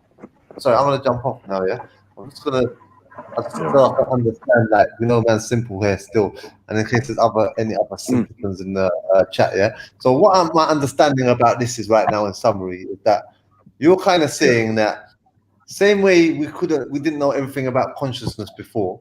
It's the same way we don't know everything about the soul or the spirit or whatever you want to call it. Yeah, doesn't mean that it's not there. Doesn't mean that we should dismiss it because we don't know nothing about it. Likewise, when we didn't know nothing about consciousness, we never dismissed it. Whereas Rob's trying to say, because we don't know nothing about it, we should dismiss it, which actually goes against the whole consciousness argument, because as you said, very valid point, we didn't know anything about consciousness and we're still doubt, and we're not dismissing that. So well, it would go against science. It would actually go against science. It will go against science. Yeah, so bearing that in mind, I don't think that Rob's really got a leg to stand on with this argument. Very well done, Shafara. The way you put that down was excellent. I was trying to say the same thing, but I didn't really have the words to say it. So great work. I'm going to cut off. Peace to the panel. Yeah, man. Yeah, man. Come on. Yeah. So you know, let me ask you this then, Shafara. Yeah. Let me ask you this then. So where does consciousness come from then? You don't know. This is the point. But we don't know where consciousness comes from. What the best that from a scientific perspective, what they're trying to do is map the brain to the degree whereby they're able to appreciate consciousness as a function of the brain, if that makes sense. Yeah. I don't claim to be. I'm not a neuroscientist. Yeah. But I have watched lectures on this subject because it's a subject that I'm very much interested in. And right. So in that respect, what they're doing is they've got to the point where they believe that consciousness is brought about as a function of the brain, and it's basically something in the makeup of the brain that gives rise to this thing called consciousness. Yeah. So I'm willing to accept that there is something about the makeup of our bodies that gives rise to this thing called life. Do you understand what I'm saying? So this is not necessarily an external thing to me, yeah? But life, not being able to quantify it, is not for me, is not an argument for denying its existence or the reality of it. Yeah, well, for me, again, this is only a personal belief. I believe that consciousness comes about with the child. So when the baby starts opening its eyes and it's aware of its surroundings and sounds and stuff like that, that's when we're gonna say, you can call it an aerial. Other people call it chakras and all this kind of stuff. But I think that's when when children actually connect to a larger consciousness. You with me? I feel like that's what's happening. That's fair. But are the smallest to the largest things on the planet conscious? Do you get what I'm saying? Like, are we saying, like, do trees have consciousness? Are they conscious of themselves? Are they conscious of their reaction to and being a part of a system of nature? You know what I'm saying? That's an interesting one, man. I'll tell you for why. You know that tree that walks? What's that walking tree called? What in Lord of the Rings? No. I'm joking. There's a tree in South America. There's a tree in South America that walks, and in my mind, I'm thinking, hold on, is that tree conscious? Is it conscious of its walking, or is it like a sunflower? You know, the sunflower turns its head as to where the sunlight's coming from, the best position, etc., etc. So, but why do roots find water? Why do roots find water? You know what I'm saying? Like, why do roots of a tree? Yeah, like, why do roots find water? Like, they could be near a stream, and then they find their way. The roots find their way all the way down to the stream. Do you get what I'm saying? Like, why do they do that? Like, you know what I mean? Is this conscious? Is this something preset in it? Like it's saying the basic instincts of a tree. Well, how can a tree have instincts then? I think it's the instinct of all living creatures to survive. This is the number one self-preservation. That's one. And plants too. All living things, like physical and plants as well. Do you know what I'm saying? Biological. Everything. It's instinct consciousness. Something, isn't it? Instinct and consciousness are something, are they? Instinct and consciousness. They're different. Yeah. No, I don't think there is, Beefy. I think that one is an aspect of the other. You know what I'm saying? Like, if you say that, like, yeah, this person's only got basic instincts. He only uses the small brain. Well, it's still a brain, isn't it? Do you know what I'm saying? And how come we got brain within a brain within a brain? But if a plant has an instinct to find water to survive, that's consciousness, isn't it? So when I say asking anyone about plants having consciousness, people are saying no. That's right. But bacteria has consciousness. Even dust has the ability to find itself and, you know, roll up with other bits of dust and create a pile of dust. Do you get what I'm saying? Like what's going on there? Are you Anyway, gonna say it's wind? Some viruses are conscious that they can adapt to vaccines. So is that consciousness? If they adapt to vaccines, like, oh, so this is about to kill us, let's do this instead. Is that consciousness? Of course, even if you look at the AIDS virus, like you could see, it's a very smart and manipulative virus, isn't it? It attacks the body and attacks the blood cells and then replicates them and all of that, and that's a lot going on there. Do you know what I'm saying? It's not simple. It's not based on it could be just based on basic instincts, but then that would lead to the other thought again that these things have some form of conscious thought and the will to survive or live. You get what I'm saying? One question only leads to another. That's all it is with this thing. But I've definitely, given Rob plenty of examples, and he's agreed with me on the energy. When the body dies, the energy that leaves the body, does not dissipate. It transforms. I'm telling him, transform. That's your afterlife right there. Do you know what I'm saying? So now we're going on to I don't next accept step. that. Sorry, buddy. I hear you. And neither does anybody else who's thinking about it or shouldn't. Well, I don't know. I haven't heard that yet. No one has actually, said. So when you say we gave a definition of life, and now you want to just say, well, life is energy. So is electricity flowing through the pylons? Is that life too?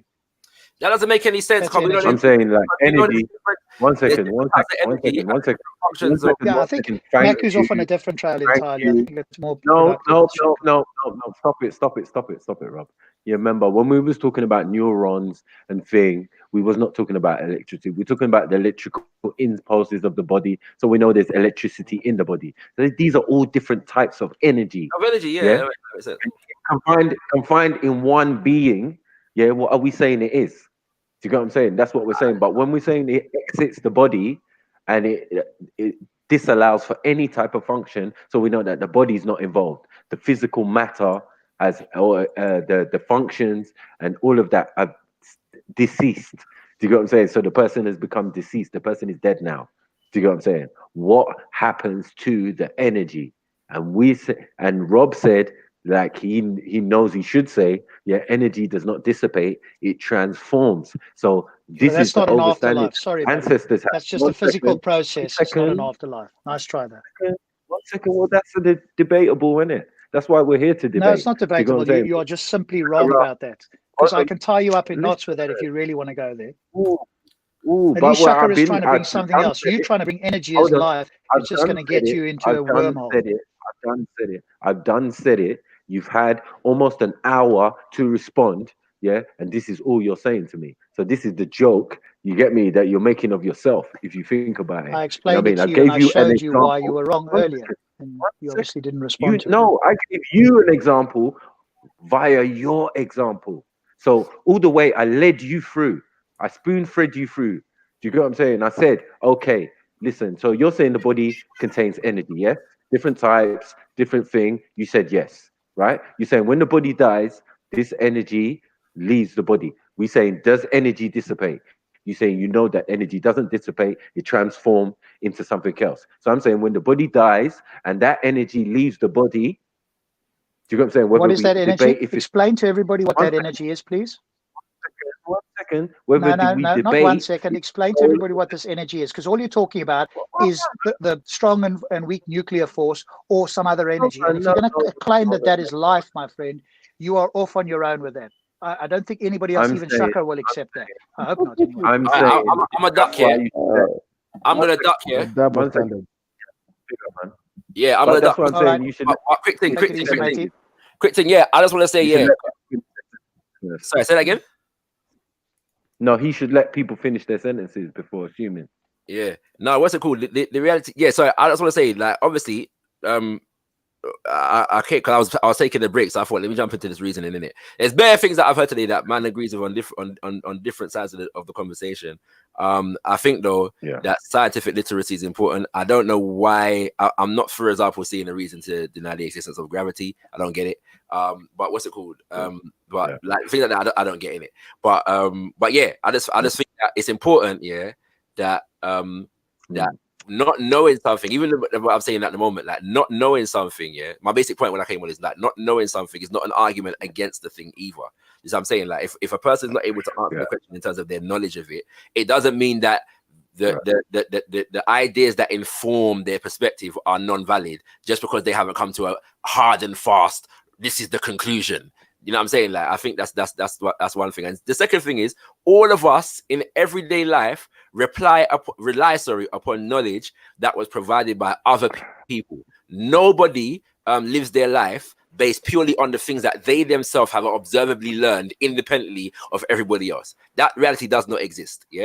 So we don't all have to have done all the experiments to be able to come to certain conclusions about how life works. Not all of us have observed, you know what I'm saying, the inner workings of plants, but we don't deny the photosynthesis. You know what I'm saying? We just see things growing.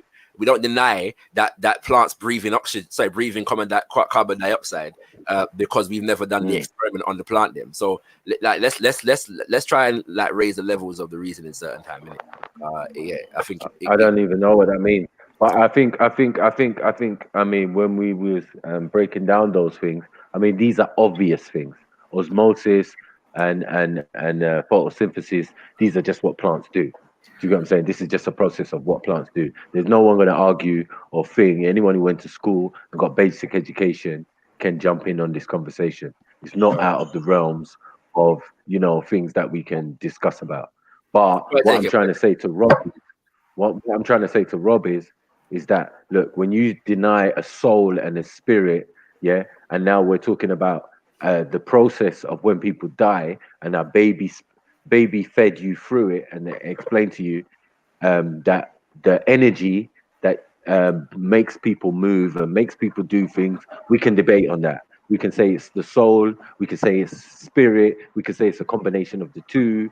We can say it's the neurons and the electrical impulses in the body and all of that and your nervous system. But once you die, that energy that allowed all those things not ceases to exist, but transforms to another state. And I'm telling him that is you, Rob, basically explaining afterlife just via the energy transfer of what happens to a human. Man's out, yeah. You know what I'm saying? Hotep. Amira Ashe. Don't worry. So what does it transform into, Snipes? That was the question I asked Rob. And he just went left with it. He was like, "Oh well, yeah, that is of no consequence." And I'm like, "Well, it is of a consequence because we want to know what that is." All right. Then we got into the argument about the soul and the spirit. You know what I'm saying? Because we want to know what that energy is according to his description of what happens to the body or what happens to that energy when you die. Do you get it? All right. So okay, check this then. You know the example I gave about the guy having a heart attack and he's dead for like 5 minutes. What happens to the energy at that point? Does it return back into the body, or like it's not one, as we said, it's not one form of energy in it. It's multiple types of energy that allow the body to do what it does. Do you get what I'm saying? Right. So for me, when we talk about energy and movement, I don't put that down to a spirit or a soul. I put that down to glucose in the muscles. You have to eat food and stuff like that. Atoms and neurons and things. So even from the atomic level, you can see what happens. A cell shakes, atomic cell shakes basically so much it heats up. When it heats up to a certain extent, it explodes. Do you get what I'm saying? So that's once it explodes, that is energy in motion, because now the energy that was confined within the cell is now moving out. Do you get what I'm saying? It's not dissipated, it's just transformed now to another type of energy now. You understand? This is before what we're talking, the lightest thing hydrogen. So we're talking subatomic particles. On a subatomic level, yeah, these things are happening, and we can be explained. And men are studying that right now. Do you get what I'm saying? But our ancestors already broke this down simply. Do you understand? So that we could understand it and, you know, yeah, like nursery rhymes or something, you know what I mean, and pass it on to the next generation and hopefully do more better, successful stuff than our ancestors. But unfortunately, that never happened. Right. So in the analogy I gave about someone having a heart attack and they're dead for all intents and purposes, yeah? The energy's left the energy left the building. The energy's left the body, yeah. So when that person had CPR and they've been brought back to life again, does that energy come back into the body, or what's the deal? Yeah, well, you remember that the energy is there to function the biological parts of that entity. Do you know what I'm saying? And remember that entity is majority made up of liquid.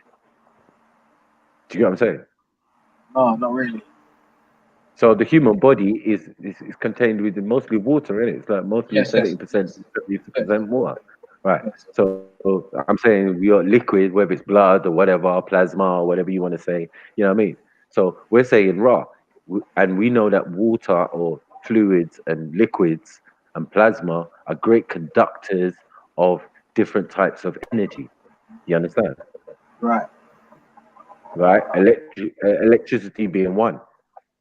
Do you know what I'm saying? That's why you get electric shock, because you have a large volume of water that you're made of. You get me? So you can conduct electricity depending on the voltage. You know what I mean? No, I understand that, but what I'm saying is the question is when that person's dead, the energy that you speak of has left the body, yeah? Has left the body. But when that person's been brought back to life again, are you saying that the energy goes back into the body? Or what's I get what you mean. No, but I'm saying that because the body, remember, needs that energy to make the organs function. So the organs have not fully stopped functioning when the person has a heart attack. Do you get what I'm saying? The heart is the one that is under attack and under pressure. It's beating still, but maybe very slowly or did it do it. And if it stopped, yeah, then you need something to kickstart the heart. You don't need something to kickstart the body. Once you kickstart the heart, that allows the blood to pump around the body, then everything is back to normal. Right. So you're saying, so when you're flatlining and your heart stopped and you're having a heart attack, you're saying that the energy's gone from the heart, but all the rest of the body still maintains some sort of energy. Is that what you're saying? Well, what it's not really with the heart, the energy that it produces. Remember, because it is a engine. If you look at it in a certain way, so muscle. You know what I'm saying? It's a very powerful muscle. You know what I'm saying? And it serves certain functions, right?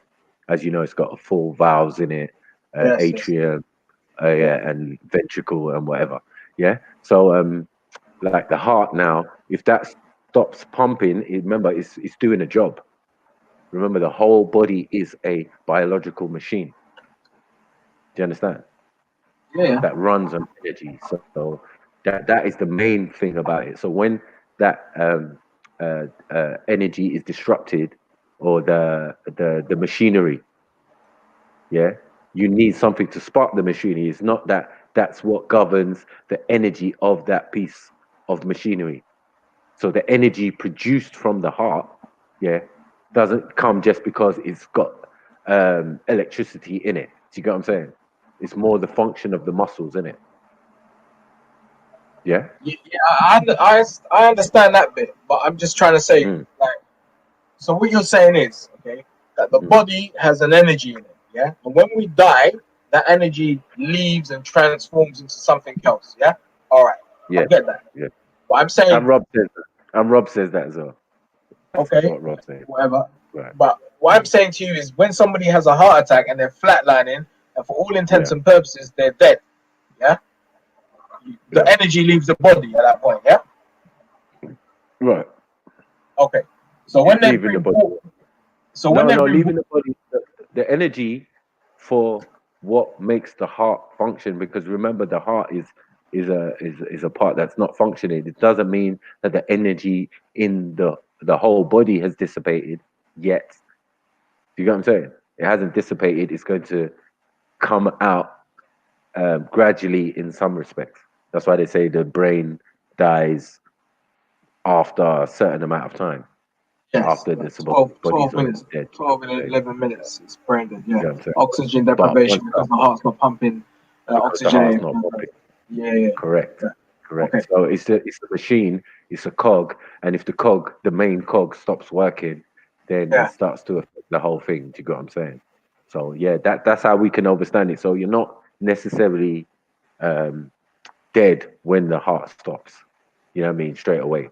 So if there's enough time, they can revive you, as you know. If there's enough time to get you to the thing where they can put the thing on your chest or on your heart, supposedly. You know what I mean? And then kickstart it again to start your thing. And you know, some people even did it as an experiment in that film, Flatliners, where they purposely stopped their heart by pumping electricity into it. Do you get what I'm saying? So how long does it take after you're dead?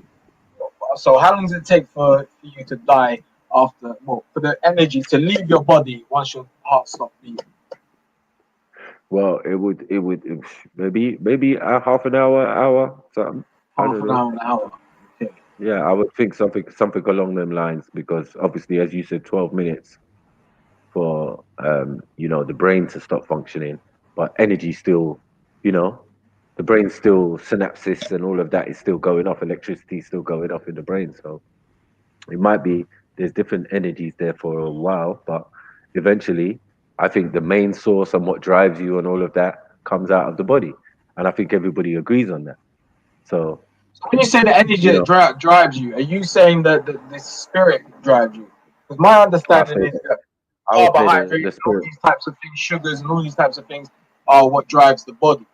Without those things, it's like saying if I don't eat at all, I'll still be able to move because the spirit's going to sustain me. No, that's ridiculous.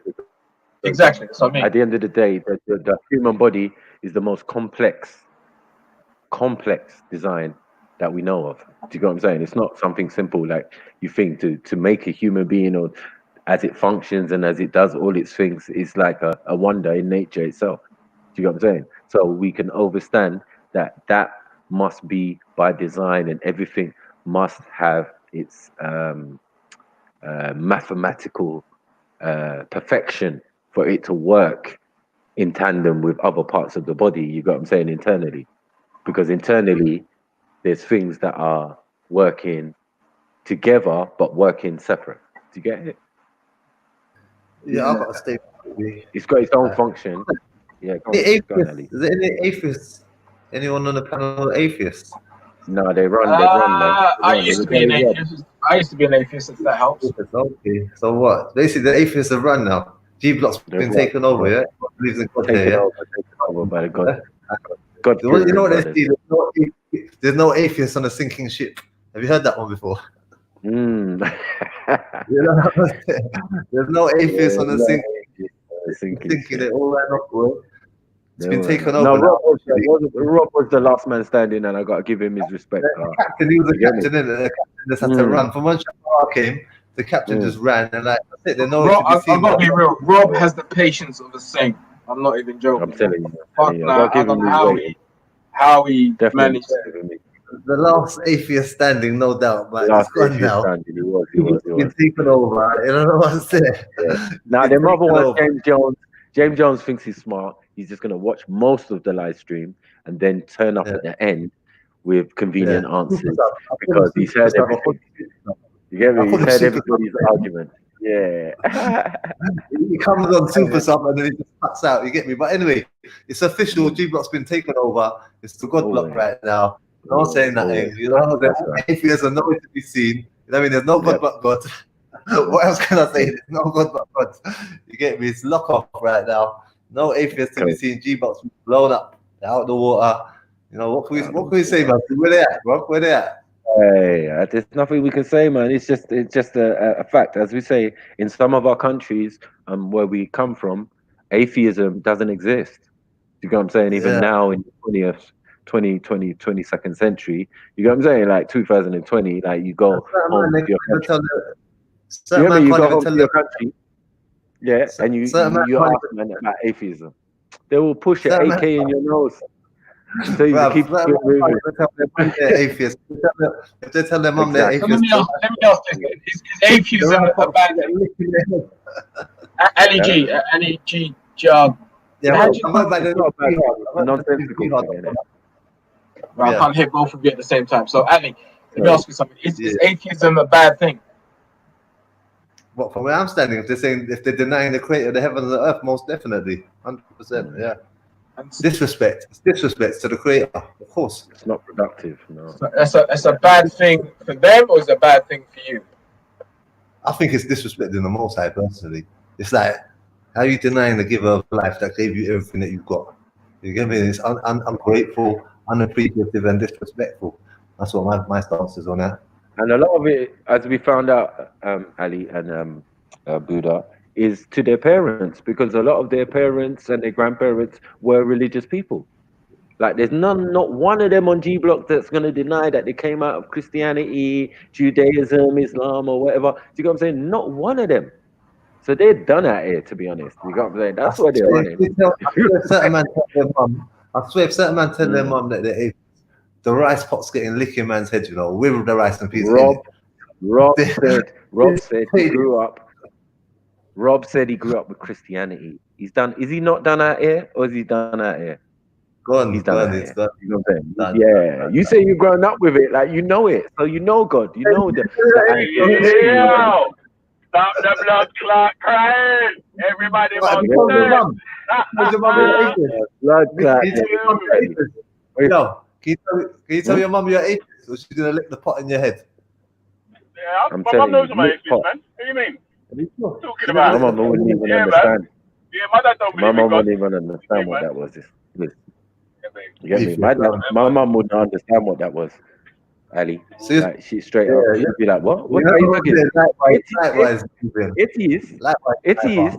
Do you worship Satan? Atheist? You sound like you worship Satan." Like, oh, mom, like, no, it means I don't believe. You don't believe in God? Oh my God! Oh my God! Oh my God! Oh my God! What have I done? What have I done to deserve this? You get what I'm saying? Like, no one wants that smoke. Like, be real. Like, come on. Like, you get me? And a lot of these men have that at home. You get me? That's the thing I've never understood. Why can't somebody, if someone's allowed to be a Catholic, a Christian, a Jew, and all the rest of it, and that's cool, that's accepted, why can someone not be an atheist? I've never understood why that's such a big problem. Because when we go back in time, it never existed. Like we're in the modern times now, and then when we get into like the 1800s and 1900s, this is when this atheism thing starts to kick in. Oh, we're going to be atheists now, just like some people said they wanted to be flat earthers. Cool, but don't push it on us. One second. Wait, hold on.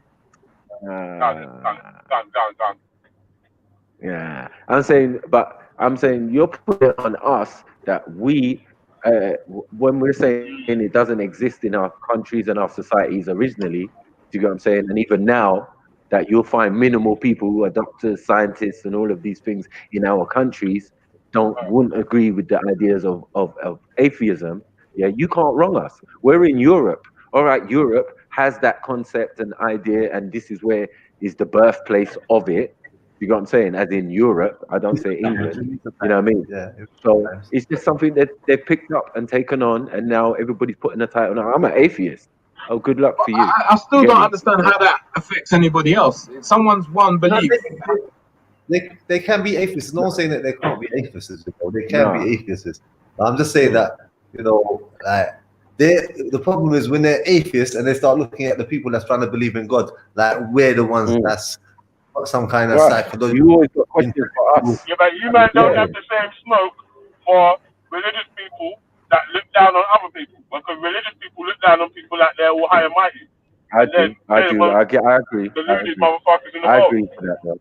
You're right. You're correct. You're 100% correct on that. You get me? But it's balanced on both sides. Do you get what I'm saying? Like you've got people like that. I don't really know. To be honest with you, I don't know no other religious platform that's dedicated to like belittling people. Yeah, people of the scriptures. I don't know. I don't know no religious platform that's dedicated to belittling atheists. When you say belittling, Ali, you know when you say belittling, I don't think that's an atheist thing. I thought that's more of an anti-theist. I'm talking about this. I'm talking about this platform. What I've been following this platform recently. Okay. This platform seems like it's dedicated to belittling the people that believe in God. And I'm just saying that I don't know any platform that's following any religion that's dedicated to belittling atheism. You understand? That's what I'm saying. So it's funny because it's those. No, but I get what Veli's saying when he says that though, and Veli, I do give them that same smoke still. Anyone who's doing them things, give them the same smoke. I give atheists to do that same thing, innit? It's the same energy at the end of the day. What I find strange is sometimes you find the person that the people that are speaking about God the most is the atheists. That's the bit I don't get. We are definitely about God right now. You're starting your thing with because I tell you what we did, yeah? Remember we said. What does the G stand for? What does the G stand for in G block? What does the G stand for? Cool. Now, why are you reading the book? Stand for godless. For you to they start first word, you know what? One second. Let's use the atheist tactics. Wait, Veli. I'm gonna use you lot's atheists method. Yeah, that one of your atheists used. Was it today or yesterday? So, what is the first syllable of godless block? God, did it? God. So why you lot talk about God? Ooh, good. Remember when someone was saying to Zubaydah yesterday? It was yesterday. Someone was saying to Zubaydah, yo, so what does La ilaha mean? Which means there's no God. So, but that's what you wanted to focus on, yeah? So what's the first thing of godless block? Is God, isn't it? So say something about that, fam. Really, the first thing in the title of my YouTube channel is Veli. So I don't know what you're talking about. The first block. Okay, bro. If I wanted to, do that, bro. Your name, though. Unfortunately, what's maybe another time, mate. Who's Veli? Maybe next time. Who's Veli? Who's Veli? That's his name, isn't it? You get me? The unholy father. Gaza is there. But who's Veli, bro? Yeah, world boss. Gaza is there. Where's Veli? Who's Veli, bro? Veli don't exist, fam. You men are in the Bible, in the Quran, you men are in Hadith, more than anything. We broke it. What we done, You put true believers to shame sometimes. In the Quran. Imagine we broke down every contradiction in the Quran. We broke down all the fucking barbaric verses in the Bible. We even showed that Jesus tells man to whip slaves. This is how No. You twisted those things. You twisted them into making it sound like they say that. Remember? Remember I came on and gave you that smoke that day? I'm glad you're ready. Jesus said to whip him blood clot. You get me? Nah, bro, you had to twist it that day. I remember, fam. Veli, you see that G there? You know what it stands for? It stands for guilty, cousin. The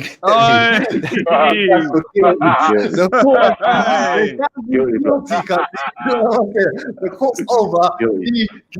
End of. Yeah, the thing's done. The court trial's over, cousin. It's over. Bruv, you know what? I got a smoke for Veli. Yeah.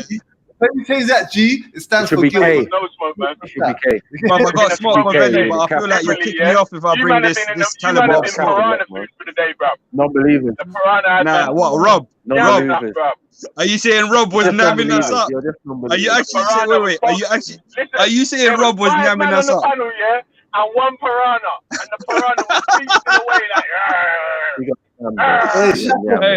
do you actually think being polite? Well, Shaka twist up, Rob. Shaka twist up, Rob. Shaka came on. I know. You've been getting you got nutmeg like 3-4 times in a row. Shaka twist him up. You see what it is with Rob? He sounds like he knows what he's talking about because he's quite articulate. Yeah, but Shaka just the whole thing, broke it down, ended. Your main witness, whoever you want to call him, or the main guy that was on trial, under cross-examination, crumbled, left. I agree. You know what? Rob just has a very pretty vocabulary.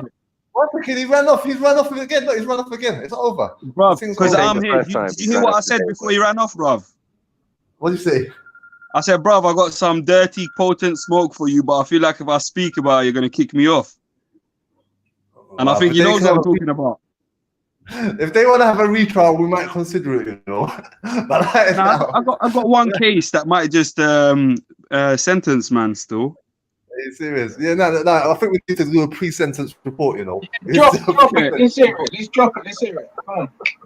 It's the isolated case. You know what? Last time I dropped this case, it was because someone asked me about it, and then I got banned from the G block, innit? So, well, I can't listen. I can't see nobody banning you for having an opinion.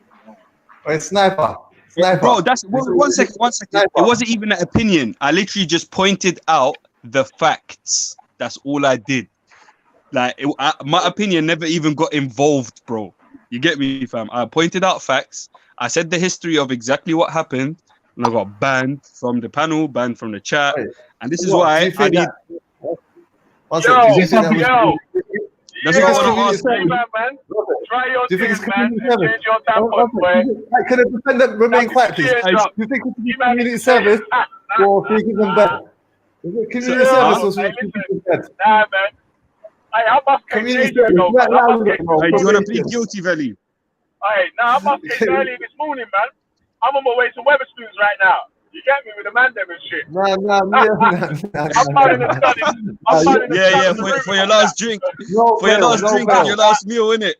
Your last drink. Nah, man, I'm out, man. I'm free. Ain't no more charges to answer. You get me? Hold on. Yeah, bro, you know what happens when you're the boss of the court, yeah, and someone brings a charge to you, and then you kick them out the court. Like, would you expect me to do?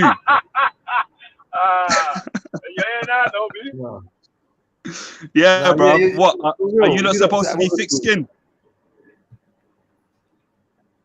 Are we what? Supposed to be thick skinned? Yeah. Yeah. Don't you promote that all over the place? Yeah, man. Yeah. Would you say that you practice what you preach? Yeah. Practice my preach all day, mate. Bruv, would you say that you got emotional when you were watching my channel? Nope. Nah. All right. Can I ask you then, why was it that I got why you banned me off your panel last time? I didn't ban you. You're in now. What? I didn't ban you. You're here now. I went out. I left. You're here now. He said last time. No. I'm saying. Look. The only reason I'm here now is because it got too bait that you banned me from the panel, and I came onto the chat and I said, Veli banned me. I think I'm the first person banned on G Block, and then, yeah, you took man out of the chats as well.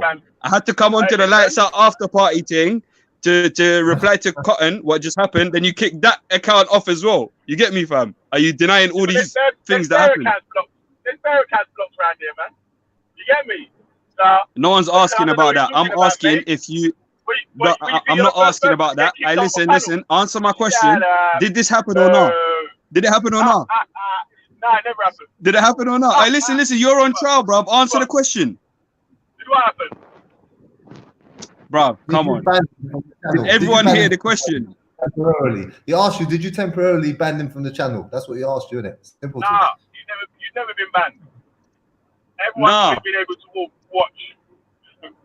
Bruv, you know what? I should have screenshot the thing when it said you've been banned from the. I should have screenshot it, yeah. And furthermore, I got a thing where you unbanned me, yeah. And the comment was when I said, "Yo, I'm banned. I can't join." And then I don't know what you did. You unbanned me, and he said, "Yo, try join the panel now." Yeah, was that like 2 days ago? Remember that or? Again, you're on the panel now, mate. What are you talking about? Bruv, listen. It's very clear what we're talking. It's clear what I'm talking about.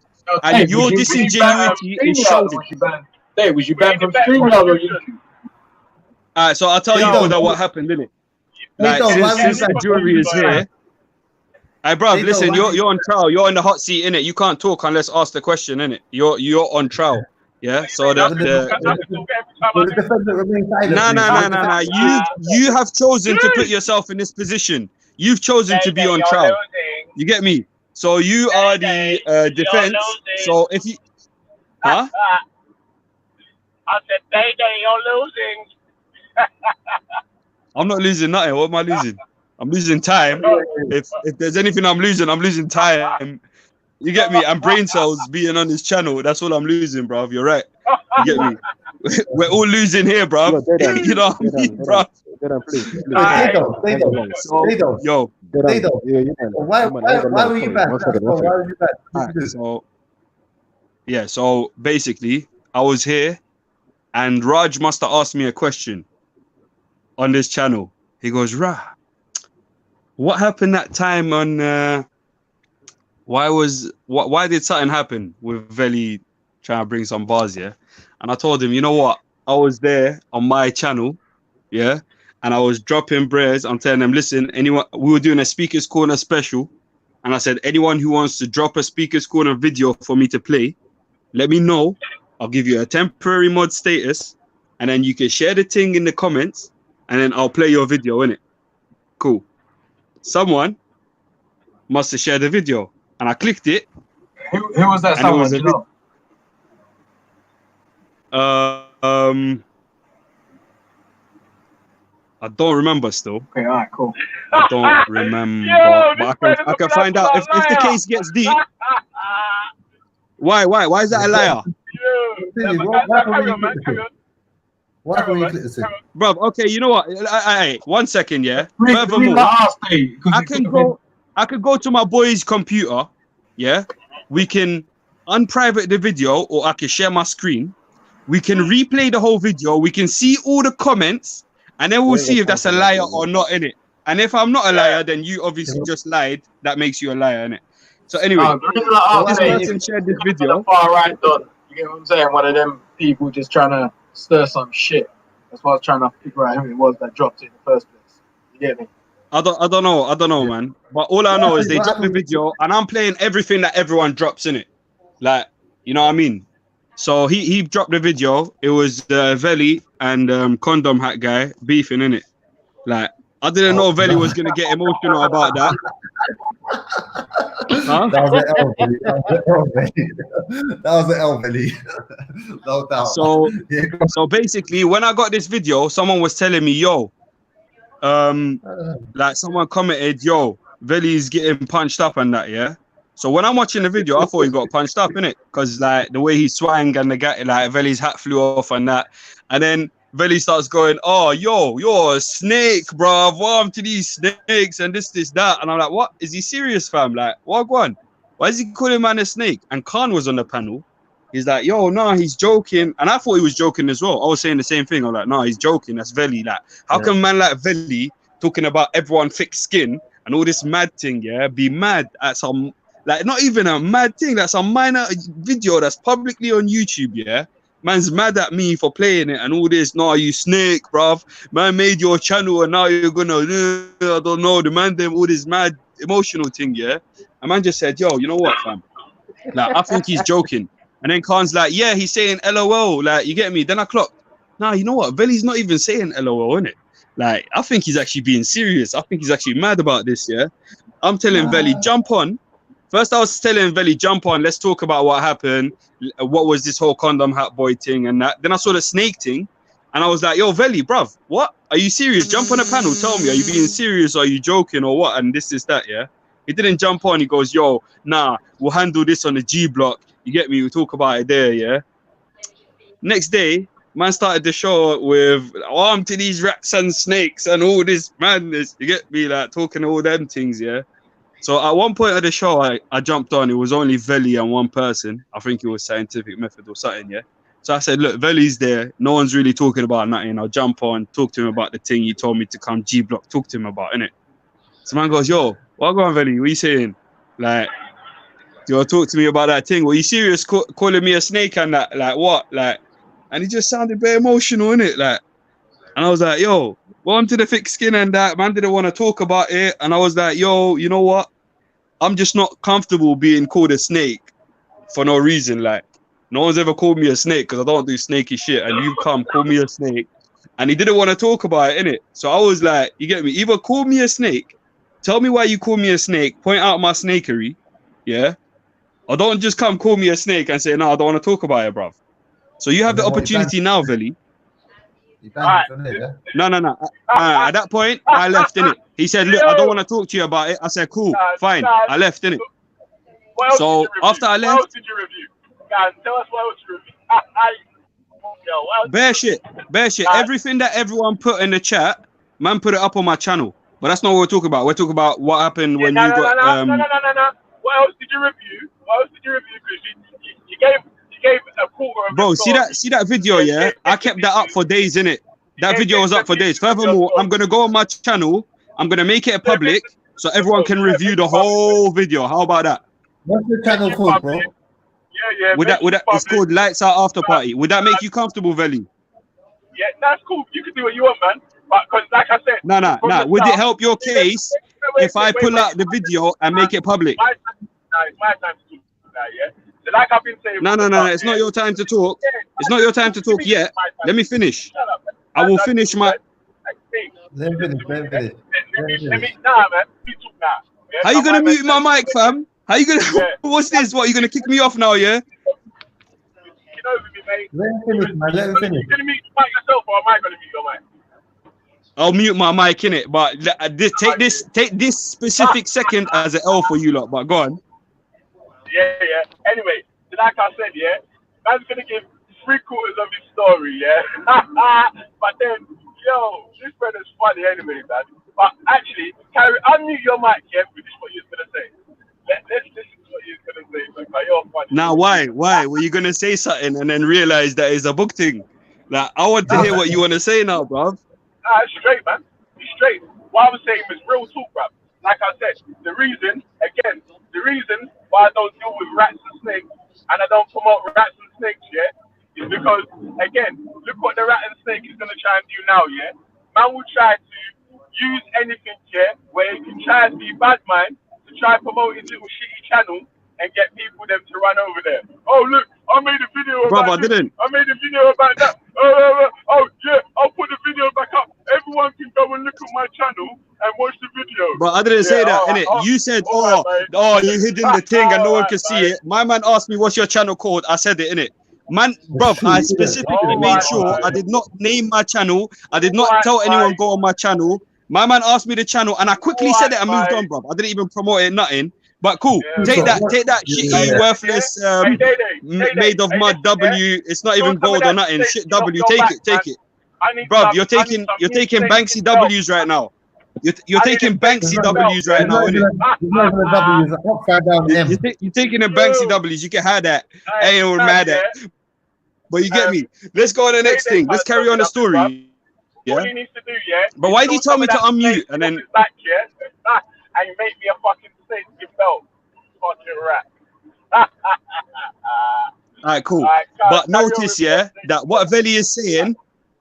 Alright, cool. But notice what Veli is saying. We don't deal with rats and snakes. We don't deal with facts and fakes. Whatever, yeah. But you can't tell me what it is. Like literally, you were there calling me a snake. I said, jump on a panel right now. Tell me what it is that I'm doing snaky. I came onto your show the next day. I jumped on the panel, on your panel, like you told me, come on the G block, we talk about it. And I came onto the G block to talk about it. Yo, Veli, what is the thing that I done was ratty and snaky? You didn't want to talk about it, yeah? And you still don't want to talk about it. You want to say, yeah, man, I deal with no rats and snakes. I get it, bro. You don't want to deal with no rats and snakes. We get that. What was it, ratty and snaky that I did? You don't want to mention that either. But anyway, I'll continue the story. So the next day, man's there chatting to Raj. Raj is asking me. Because a man's gonna do you want to finish what you're saying, or shall I finish the whole thing before you answer? Hey, Matthew, listen to this then, yeah? Listen to this then, yeah? So, man reviews the video of fucking, what's his name? Ali Alopecia. What was his name? Alopecia, yeah. What's his name? Ali what? Ali, that, bro, everyone knows who you're talking about, innit? Yeah. What's his name, though? That little Ali. Ali Ahmed. I don't know. Ali Ahmed. Ali Ahmed. Ahmed Ali. That's it. Ahmed Ali. Ahmed Ali. It's not Ali Ahmed. It's Ahmed Ali. That's it. Well done, Ahmed Ali, yeah. Bro. Yeah. So, boom. Next video, man, loaded up, yeah? And this is when you start seeing the snake comments come up. Like, bro, my man's a snake, you know, yeah? He starts reviewing the video, yeah? Bro, literally, man slows it down and zooms in on one of the man them fucking punching someone in the face. Yeah, rewind, zoom back in. Rewind, play it back. Rewind, play it back. I'm like, yo, what Yeah. You know what? Because mans were saying that Maku sparked this brer in the face, and I was saying it's not Maku that sparked this brer in the face. It was a brer with a brown hat. We were reviewing all the evidence to see exactly what went down that day. I don't see nothing wrong with that. CCTV, innit? Of course. That's standard. I don't see nothing wrong with that. Hey, Maku, do you think that's snaky that we played that video and slowed it down? That's not snaky. That's not snaky. You just focused in on what happened, isn't it? Slowed it down. No, I want to ask the person who are apparently snaked, didn't it? Maku, do you see that as snaky? He might be doing something. He might be doing something. Personally, so anyway, I'll finish off in it. The reason why I see that as fully snaky, yeah, because everything after that is calmed down, chilled out. No one even remembers the beef of that or whatever. Man's reviewing the fucking beef of that. My man is speaking school. I'm like, yo, what is wrong with this guy? It's like he must want fucking the man them to always be in beef with each other and shit. Like, yeah, I know you want man to think I'm a snake and start beefing me, but you just made some next thing up, yeah? Bruv, you know what? I should make the video public so people can see that the time you called me a snake was when your video got pulled up. It wasn't when Maku's video got pulled up. But you get me? I'll put that public so people can cross-examine the evidence. You get me? All the evidence is there, like, so nice try though. Nice try though. You've seen that Kung Fu film called Snake and Crane? Yeah, I watched it. I came on the G block yesterday and I saw it today as well, bro. But anyway, that's not the point. So let me finish my question for Buddha and Jihad, who they asked me, yeah? So this is what happened the next day. Raj must have gone to me, or maybe a couple days later, he goes, yo, what was that thing that happened between you and Veli? I got nothing, bro. Like, huh? Everyone subscribe to Day Day's channel with it. If he's trying to promote himself right now, still, but yeah, don't you, Day Day? Yeah, not everyone subscribe to my channel, please. Please don't everyone subscribe to my channel, bruv. I beg you, please bring people who are on point, who want to learn and who can teach. Subscribe to my channel. It's called Lights Out After Party. You don't care about no one subscribing to your channel now? Delete your channel today then. No, I don't care about everyone subscribing to my channel, innit? So if you're on point, if you can teach, if you got knowledge, and if you want to learn, subscribe to my channel.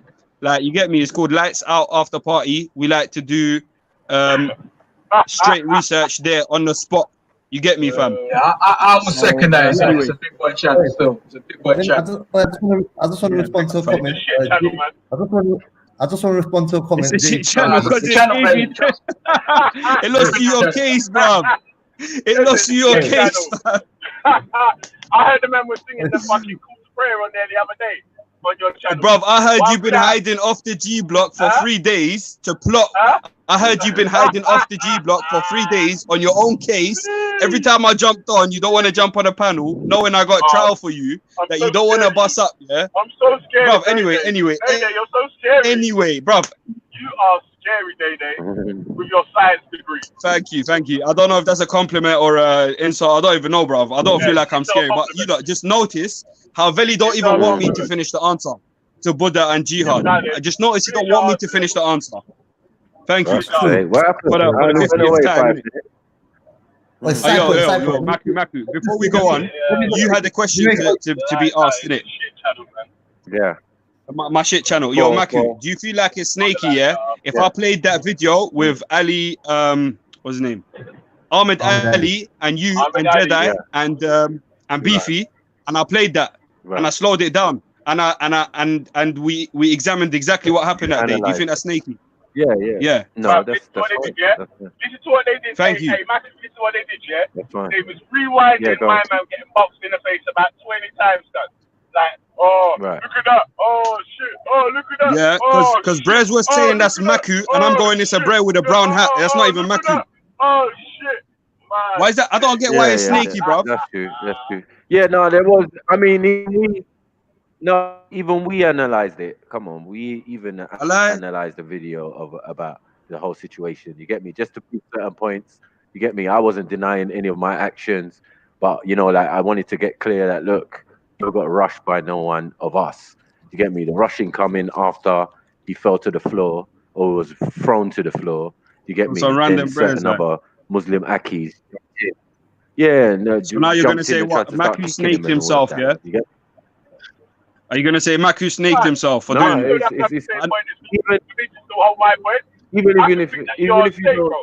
If you don't, okay. Yeah, you know. Alright, cool. You can have that. They ain't what I'm mad at. But we can clearly tell it wasn't because of that you got mad. It was because of the video I played with Condom Hat Boy, yeah? That's when you got mad and why. But let me finish, please, what I was saying. Yeah, so Buddha, Ali Jihad, yeah, I'll tell you, carry on. So the next thing is Raj came onto the chat and he asked me, yo, what happened between you and Veli?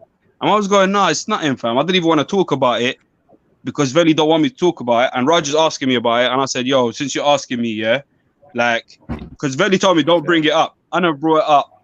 My man's asking me, what you want me to say? No, I'm not going to tell you. Like, man told him, innit? Like, basically, came onto my channel. Man played a video of him, called man a snake. And then 2 seconds later, man, it says, you have been banned from this broadcast. I should have screenshot that, really.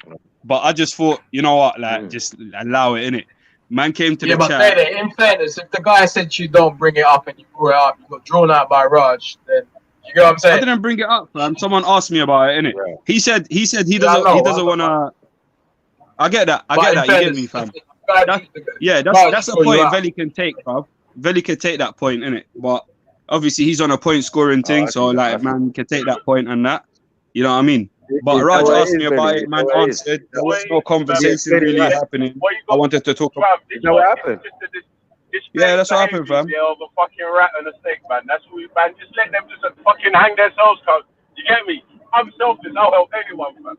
Anyone that feels like I deserve help, man. Anyone that's a rat, bro, man.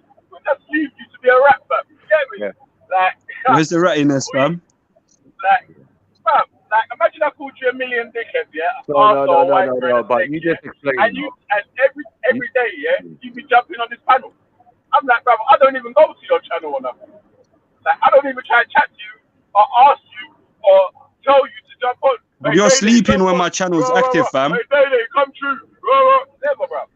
So, you get me? I'm like, bro. Yeah, but man's not there in your comments on your channel going, oh, Veli's a snake, Veli's a rat, Veli's a this, Veli's a that. Am I there on your channel doing that? I'm sure if I was there in your comments going, Veli's a snake, Veli's a rat, you'd be like, yeah, come on the thing and tell me why I'm a snake, why I'm a rat. You tell me, hey, Day, you tell me one thing, yeah, that you can say that I snaked you. Bruv, you snake everything, blood. You slithering succotash, bruv. I'll explain something to you. You asked me a question. You asked me a question. Let me answer the thing. You asked me a question. Yeah? I will answer the question. So this is exactly what I mean. You're asking me a question now. You don't want to answer. That's snaky business, fam. Take it. Take it or leave it, bruv. Bro, if you like you get me, fam. You can call it whatever you like, innit? What do you call that? What do you call that? Say that was air. It sounded like air. Did anyone get that sounded like air. Okay, so you're an airy bread then. That's what you're saying. You know, let me make a comment. Let me make a comment quickly. I'm just reading the comments. J Bogey. And in due time, Ali Jihad will be another snake. People forget the guy's anti-black rhetoric and beef with certain non-Muslim black individuals at Speaker's Corner. People never learn. J Bogey, don't judge me by your standards, mate. You know what I mean? The whole just drop his comments to yourself. Yeah, continue. Yeah, so Hold on. Ali, you have to explain that one still. Another thing. What's that about? Yeah, Ali. Another thing is that whatever situation, right? We're all online. One second. One blood clot thing that man ever tried to move snaky with this little pussy with. Name something you pussy. That man's saying. Oh, bro, you just called me snaky and you can't name nothing. Bro, look. First of all, I didn't call you a snake. You called me a snake, innit? No. I didn't call you. First of all, look. Everyone watch this, yeah? First of all, you're on trial, not me. Second of all, you called me a snake. I didn't call you a snake. Wait, listen, bro. All right, so right now you're asking me a question you don't want to answer. You airy bread. You're air, fam. I want the answer. I don't want no. Am I gonna answer the air? Does the air want the answer?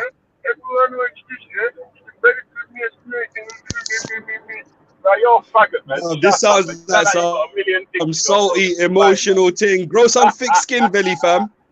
Right, I got thick skin. I like grow some thick skin, bruv. That's why you're still practice what you preach, fam. Yo, practice what you preach, bruv. Bruv, listen. All I'm saying, yeah, you are here on this channel. We don't know anyone could come. All views are endorsed, but not. Bruv, you blocked me, fam.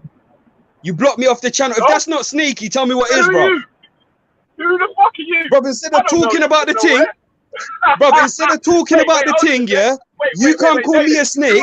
You can't back your talk. That is sneaky in and of itself, bruv. And I still didn't call you a snake. You get me? Day, do I know you? Have I seen you before, Day? I'll prefer not to answer that question. Have I ever seen you before? Have I spoken to you in person before? I'll prefer not to answer that question. Right then, man. Shout out then, man. Don't tell me nothing about that, man. I don't owe you nothing, guys. Like, what you I never said you owe me nothing. Did I say you owe me something? I don't like. Do you see how you just answered something that? Did you see how? Tell you I don't give a shit what you say. You just answered something that. What? That's it. You're asking me for explanation. So why'd you block, man?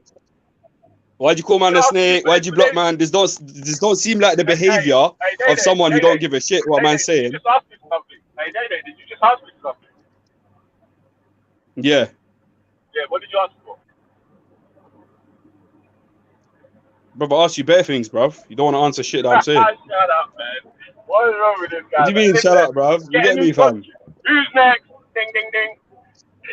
That's it. So my man running from the case, yeah. That's it. All right, cool. You get like we got the whole jury here. You get me, fam? I could pull up my thing on my channel. Obviously, we can see. No, me up for a minute. If you said that when your video was up, or if you said that when the Ahmed Ali video was up, but clearly for some reason you don't want me to talk in it. You don't want me to fully finish anything that I'm saying. So, Veli, let me ask you something. Yo, one sec, yeah. I need to swap a couple of new people, man. So, who wants to swap?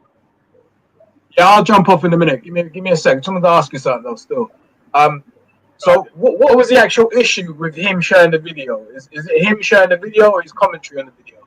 I didn't have an issue. So where did all this snake thing come from? Why was there a snake then? Actually, I don't have to explain myself to anyone. All right, cool. All right, swap me off. I'm gonna jump off. Take it easy. Chat soon. Wait a second. Yes, you do. This is G Block on trial. I think you don't know what this video is about, bruv. Have you read the title before coming in? Bruv, have you read the title? So there you go. There you have it, ladies and gentlemen. G Block on trial. Their best answer for 3 days in a row. 3 days in a row. All their best answers when smoke and heat get to them. I don't have to explain nothing. You know what? Let me ask you a question. I ain't got to bruv, you're on trial. Don't you get that? Yeah, I'm on trial, man.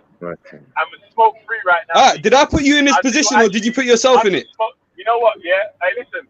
You know, fucking. What does Marv say? Smoking. I like smoking, innit? Man's are getting smoked, bruv. Did I put you in this position or did you put yourself in it? You're getting smoking, man. Who put in who? All right, well, that's what you see, and that's another L for you. If you actually see things like that, that's just an L in life, bruv. Like, pause yourself, man. I'll pause. I feel like, you know what? I'll close this case. I'll close this case because obviously I can't finish my case. I'll close it and I'll give someone else the floor. Please, feel free. And when James Jones comes on, I got some cases for him as well. I got more cases for you, but I feel like you're done out here, safe. When James Jones, I got a case for him. Big up everyone. You get. Your case is done. What up, y'all? You got a case of the Dunstan. That's what your case is. Yeah, man. Your case is the case of Dunstan. Veli. Veli. Yeah. What was that about? What was that about, bro? I know. We don't even know what that was about. Like, that was nothing with us. Exactly, me? bro. Like, we couldn't even jump in and chime in on that because, like, Shit, man. That was. Hey, Veli, make sure you argue over something better, bro.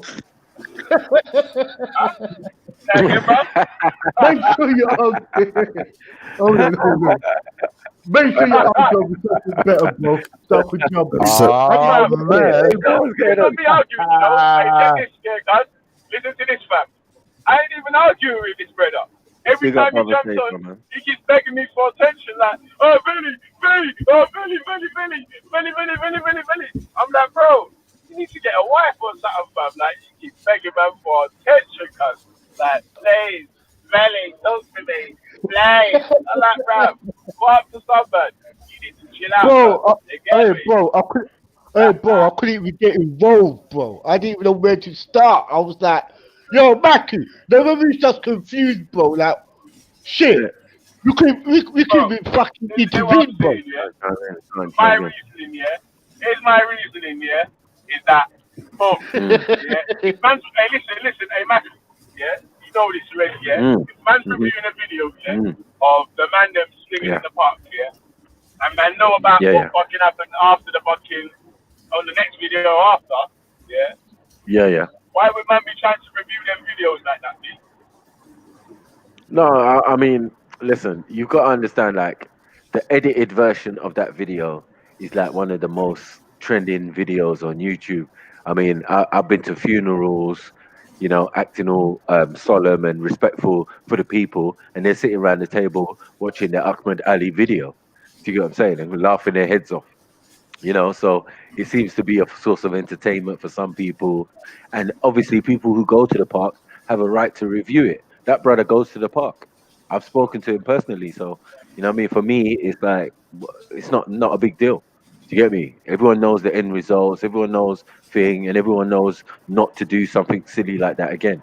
We got to give respect to Ahmed Ali because he tried to defend his corner. But at the end of the day, it was like, it's a bit of a ridiculous thing to do. Do you get what I'm saying? And even me, as a grown man, I wouldn't do it. Do you get what I'm saying? I wouldn't take them risks. So let it be an example. And now we've got the youngsters, the rappers, trying to do boxing. Do you get what I'm saying? Trying to show them that, look, fighting is better than pulling out a gun or a knife, which is something I definitely emphasize after these situations. I'm not going to have anyone on camera taking liberties with man. Do you get what I'm saying? As a black man, do you get what I'm saying? I'm always going to defend my corner and defend my brother's corner. And I'm going to try and make people refrain, from the idea of putting their hands on us. You get what I'm saying? When we're in an environment of discussion and debate. You get what I'm saying? Like, don't bring the road thing into it because we well versed in that. We come from that. But we leave that behind. Bros, I mean, gas to do what? You get what I'm saying? Like, gas to do what? We've gone months down the line and nothing ain't happened like that. You know what I'm saying? Like, so it's not really, everyone's entitled to their opinion and to analyze things. I don't mind personally. Once you come on YouTube, you know that's what's going to happen. Do you get what I'm saying? So everyone's going to have their opinion about certain situations, certain things that happen. I can't get emotional about it. You get what I'm saying? Or see it as snaking or anything like that. If I didn't want that to happen, I personally would have not done those actions. Even though I'm saying those were reactionary, do you get what I'm saying? But I would have not done them actions because I know certain people don't edit their videos and that's going out to the universe. You get me? But I'm not ashamed of my actions, so no big deal. You get me? This is what real niggas do. You get me? If you fuck with real niggas and try to touch them and put your hands on them, we'll fuck your shit up. Lesson to be learned, isn't it? But Veli, you should know, Veli, you should know of all people, bro. Whatever goes up on YouTube, I'm saying you should know of all people, fam. Whatever goes up on YouTube, man will just take it, chop it up, scrutinize it, review it, and all types of fuckery, bro. You know what I mean? Yeah. And it happened to me, even when I'm trying to talk fucking positive. It happened to Veli. It happened to Veli. Veli knows. Veli knows. It happened to Veli. Yeah, man. So Veli, man, you got your fan members giving it all the go, giving it all the mouth with you. Welcome to the club, bruv. He's a fan. He's definitely a fan. Welcome to the club, bruv. Yo, Belly, Yeah, you I'm child. gonna try that shit with me, but it don't work. Hey, Yeah, but you at the know. end of the day, though, at the end of the day, right, Belly, you are guilty of being a believer, having faith, Yeah. having morals, Yeah. having principles, yeah, You get the morals of all religions. You pick and choose from the best religion. 1 minute you're a Rasta, next minute you're a Christian. I understand the thing, fam. Yeah, you're onto the Easter egg. Get me and everything. I get it. So the man them is gonna say to you. Hold on, Belly, cool is that session. Hold on. Hold on. The court is in session. Alright, you what, bro? You what? Hold on. If I'm lying, hold on. Never. I've never claimed to be a Rasta or a Christian. Belly, I'm you on pick fire and on the choose. Bible. I'm Hold on on. fire on the Quran. I'm on fire on all religions, bro. Fuck them. Hold on, No, sorry, Belly. you're not real Rasta. You're not Belly, real Rasta. why you bugging Not Rasta? at mommy's house. Not at mommy and daddy's I'm not house, Rasta, you know. man. I never claimed to be Rasta, fam. What do you mean? Alright, listen. You are guilty, yeah, of being.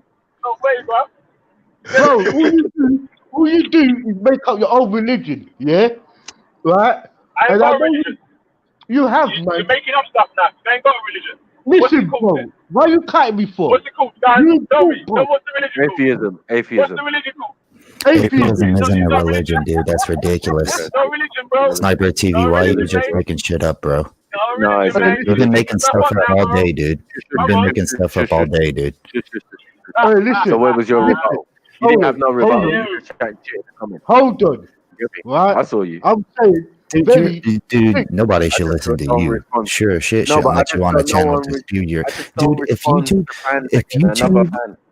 if Get me? YouTube saw this channel, they would strike it down for giving misinformation, bro. What are you talking about? If they heard got the shit my own you were opinion. saying, they would take this video down for lies and deceit. sit down. He's another tab, bro. Hold on. Remember, Shut we up, man. Hold on, Belly. Let's rob us so much, yeah. Man, I'm making up else for G-Block, bro. Okay, Sniper TV, you got proved wrong 2 times in 2 minutes. I don't know about that. Yesterday, yes, you did. That's proven. Yesterday's video is proven that you were proved wrong in 2 minutes when you tried to speak about DNA. For one, you did not know the actual percentage that we had sequenced.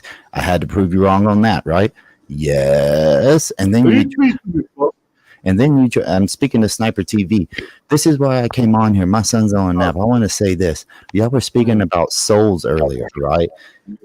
Sniper TV, you were talking in circles about rectangles, bro. It was ridiculous the way that you were talking. No one knows about what you're talking about. So no one ever spoke about no rectangles. You know what I'm saying? Like, here's just the making thing. up stuff. Here's You know what the I'm saying? thing. Like, I didn't say that you were talking. you hear little bits. You really don't understand the English language, bro. Smoke some more weed, calm down, and listen. You might learn. So One this is. second. I remember it Blake wasn't me another- just talking. Remember, I'm talking to Rob. I'm talking to many various different people. People are getting that work. And you're You know what saying I'm the saying? same shit, and it's all wrong, and it's ridiculous, bro. No, bro. It doesn't matter because if you really Sniper had something TV. to say, you would Sniper have said it TV. at the time. No, You no, can't because I come in had my later. son. My son's asleep right now, so I get to come on for a little bit.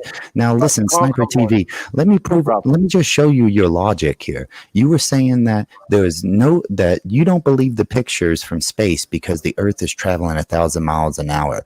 I never said that. You see, that's why I said you should watch the thing, man. That's why I said you should watch the thing. You said you didn't believe that picture. You said you didn't believe that picture because you didn't understand how it wasn't blurry. I swear to you, that is what you said. dude. Yes, it is, dude. No. Even Rob agreed with me. He said there are pictures, right, taken from the Apollo and blah blah blah. We agreed on that. We agreed the camera being used, moving at a distance, and the Earth moving at 1,000 miles an hour might cause a problem in the actual picture you see. Why they have to edit the pictures. So I'm not saying that the pictures ain't real. What the hell were you talking about? No, I didn't say that you didn't say they were. What did I say? I said that you were saying that they were blurry. Oh, they're blurry. That's why people take pictures out of airplanes all the time, bro. It happens, dude. You're illogical, dude. You're Hold on here. Take it back to Snapper. Take it back to Ben. Don't let him have that on you, bro. I know. You are illogical, dude. Because I have a photographic memory, it allows me to remember what I fucking said. A photographic memory. I'm not gonna have this idiot. Yeah, a photographic memory, but you can't remember how much of the DNA sequence has been done. Gotcha, bro. Gotcha. Because your mic is very good. Do you get what I'm saying? That means nothing, bro. Do you get what I'm saying? Talking over me while I'm trying to talk doesn't seem fair. You spoke all fucking day and you spoke nonsense, bro. I'm saying you're trying to quote what I said and you're getting it wrong. So do I not have the opportunity or not have the thing to rebuttal you and say, no, man, you've got that incorrect in what you're saying, because I never said it like that, or what you're saying. It makes no sense.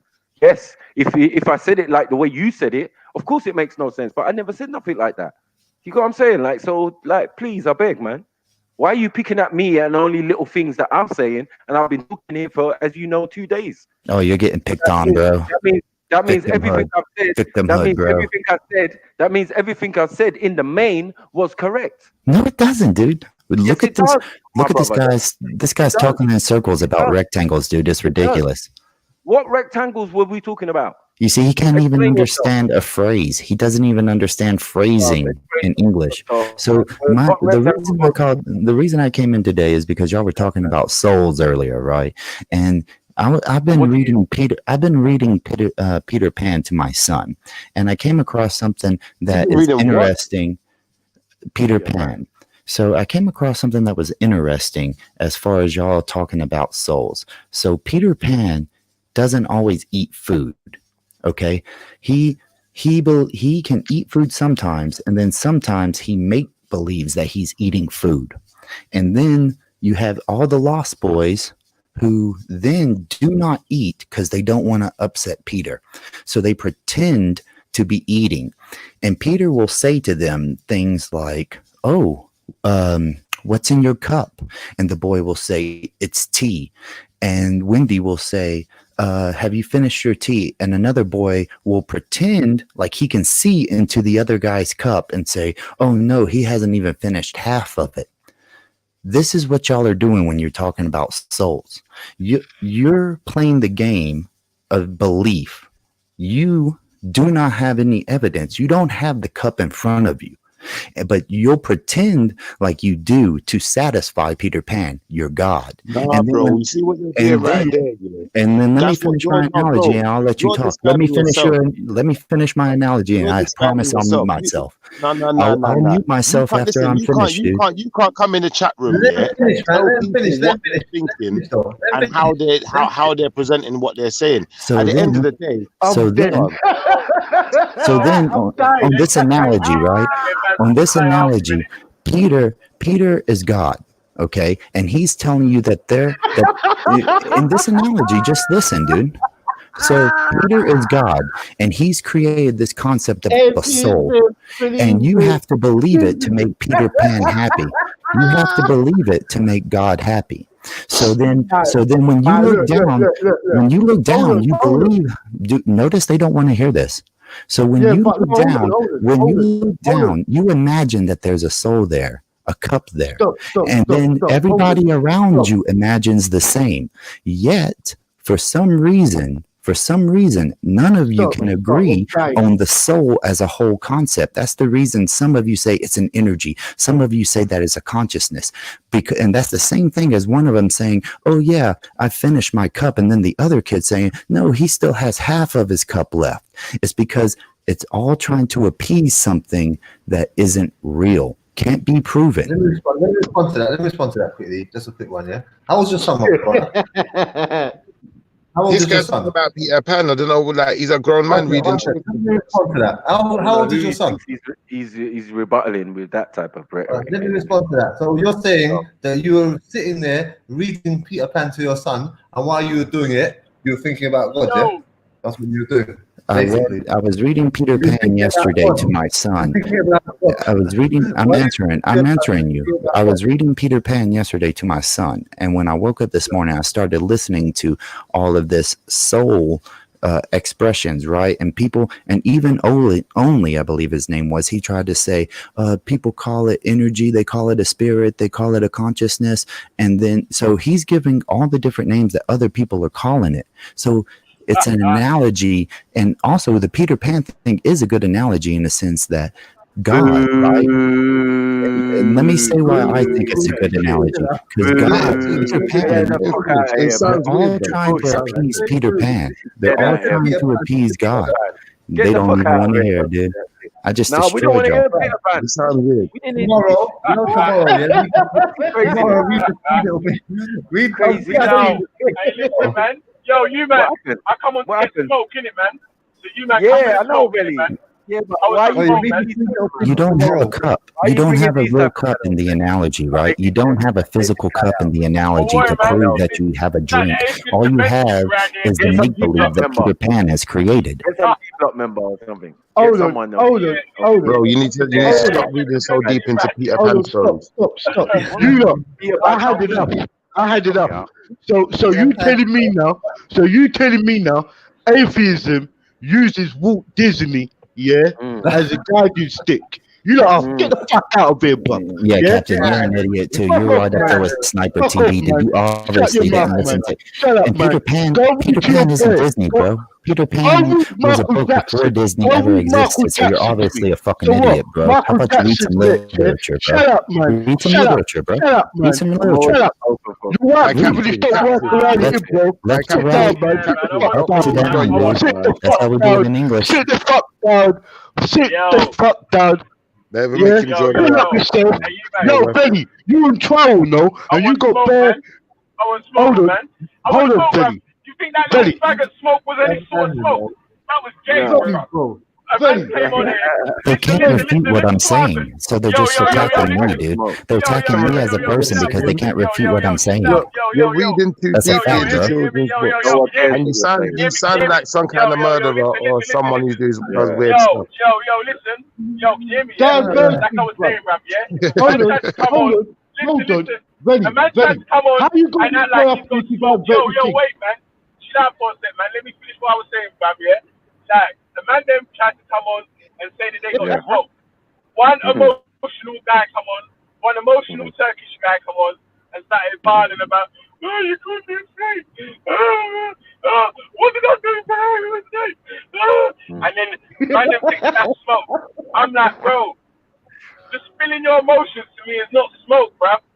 Bring some smoke, fam. Hey, yo, my son woke up. I have to get off here. I appreciate you letting me on. In that one, no, that one, you was definitely Valley. In that one, you was definitely the winner because at the end of the day, he actually said you asked him not to say something, and with pressure from Raj of all people, he said something. So he kind of killed himself. Yeah, he kind of killed himself with that. So that's plain for everybody to see. So there's no argument there. You know what I'm saying? So you know what I mean. Don't get agitated. I want smoke, fam. I hear you. But we can bring smoke, but obviously you're bringing in distractions now and again. You're not done show, bro, man. Bring this smoke. Yo, Benny, you put in this diversion here, bro, yeah? You allow my man to come in to attack Matthew for you to get warm up. We got the atheist defense team on the smash round now he's got energy. Hold on. So Captain, yeah? Hold on. Oh, what's Fabulino got to do with it, though? One second. Hold on, he's back. First of all, Veli didn't tell man, don't bring it up on my channel. Veli said he don't want to speak to me about it, innit? That's what Veli said. So when Raj asked me what happened, I answered what happened, innit? Veli, did you tell me don't speak about that on my channel, or did you tell me you don't want to talk to me about it? I'm gonna let you deal with this again. Exactly. Emotional. No. Here's the thing. The reason you're calling me emotional is very clear, innit? 1 second. The reason you're calling me emotional is very clear, innit? Because you preach, yo, man gotta have thick skin and all that shit, yeah? But bruv, you got emotional that day, and I'm pointing that out, and because I pointed that out, that you got emotional, you wanna say everyone's not emotional except you. You know what I mean, bruv? I played one video of you you started calling man a snake, bruv. If that's not emotional, I don't know what is, fam. And on top of that, you told me, come on G Block, we talk about it. Man came on G Block to talk about it, and you didn't want to talk about it. Why are you crying, Can I say something? I'm crying. Billy, you on your own, Why bro. are you crying, bro? It's nothing to cry about. Someone give me smoke, man. Can anyone give me some smoke, please? You got the smoke, bro. You failed to see it. Yo, Shifa, I want to hear Shifa smoking it, because I know Shifa got smoke for everyone. Hey, listen. Who is the guy that sounded like a fucking serial killer, man? Emotional smoke, man. You get me? I don't want no emotion. Can you hear me properly? Yeah. You can deflect your emotions onto everyone else, but you get me? The case is clear. The case is closed. No emotional smoke. No emotional smoke. Oh, real smoke. I like the diversions, though. I like that you tried, didn't it? At least you tried, though. At least you tried. At least you tried, fam. Again, why a fully grown man spend weeks begging, man. I'm like, bro, you just keep begging, man. You get me? Nah. Big grown man wanna come chat about something he can't back in it. That's what a big grown man is doing. Beggy. You're so beggy. Yeah. Bro, listen, you put yourself on trial. You wanted it, you got it. Now you're getting pissed and emotional and crying, and now you're saying I'm getting emotional and all that. You get me? Safe, bro. So hold on, one second. What? I mean, obviously we can't know. We can't know what. Hold on. Obviously we can't know that 1 minute. Is that how moral you are? Yeah? You don't even show evidence, which man is presenting. What evidence, bro? Are you not listening to what I'm saying? I'm on my mobile phone. How can I play this? I can't share screen on my mobile phone. I told you to jump on and share the thing in it. Share it. Michael, you can play it. Michael, you there? Yeah. Can you hear me? I can ask a question. Can you hear me? I don't think you can hear me. Yeah, we can. Yo, Beefy, can you hear Matthew? No, let me come back. All right, cool. Yeah, Shifa, go on, bro. Cool. Yo, who wants to swap places for Raj? I'll give Raj my spot. Shifa, go on, bro. What did you want to say? Yo, Shifa, you there? Something happened. We don't know what's going on out here. Yo, can you hear me now? Yeah. Yeah, who is the guy with the serial killer voice, man? He was weirding me out, cause what, the Why So Serious guy? Yeah, why so something? I don't know, man. He says, why so religious? Why so religious? Oh, why so religious? Yeah.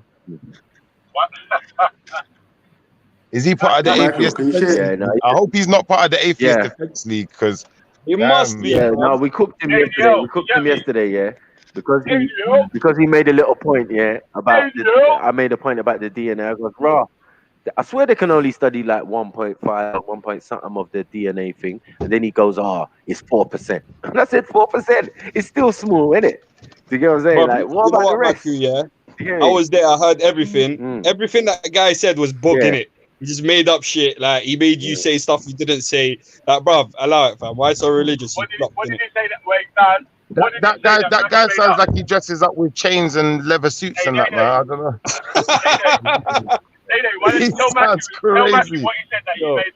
That Matthew said, didn't it? Tell us what Matthew said. No. Yeah. You tell me what Why So Religious said that Maku said that Maku actually said. You tell me that. How are you gonna answer me? You didn't understand the question, did you? How do I answer you didn't even understand the question. I'm not on trial, bruv. You're on trial. Okay, all right, mate. So answer the question, innit? You don't know then, yeah? That means you don't know. No, you answer the question, innit?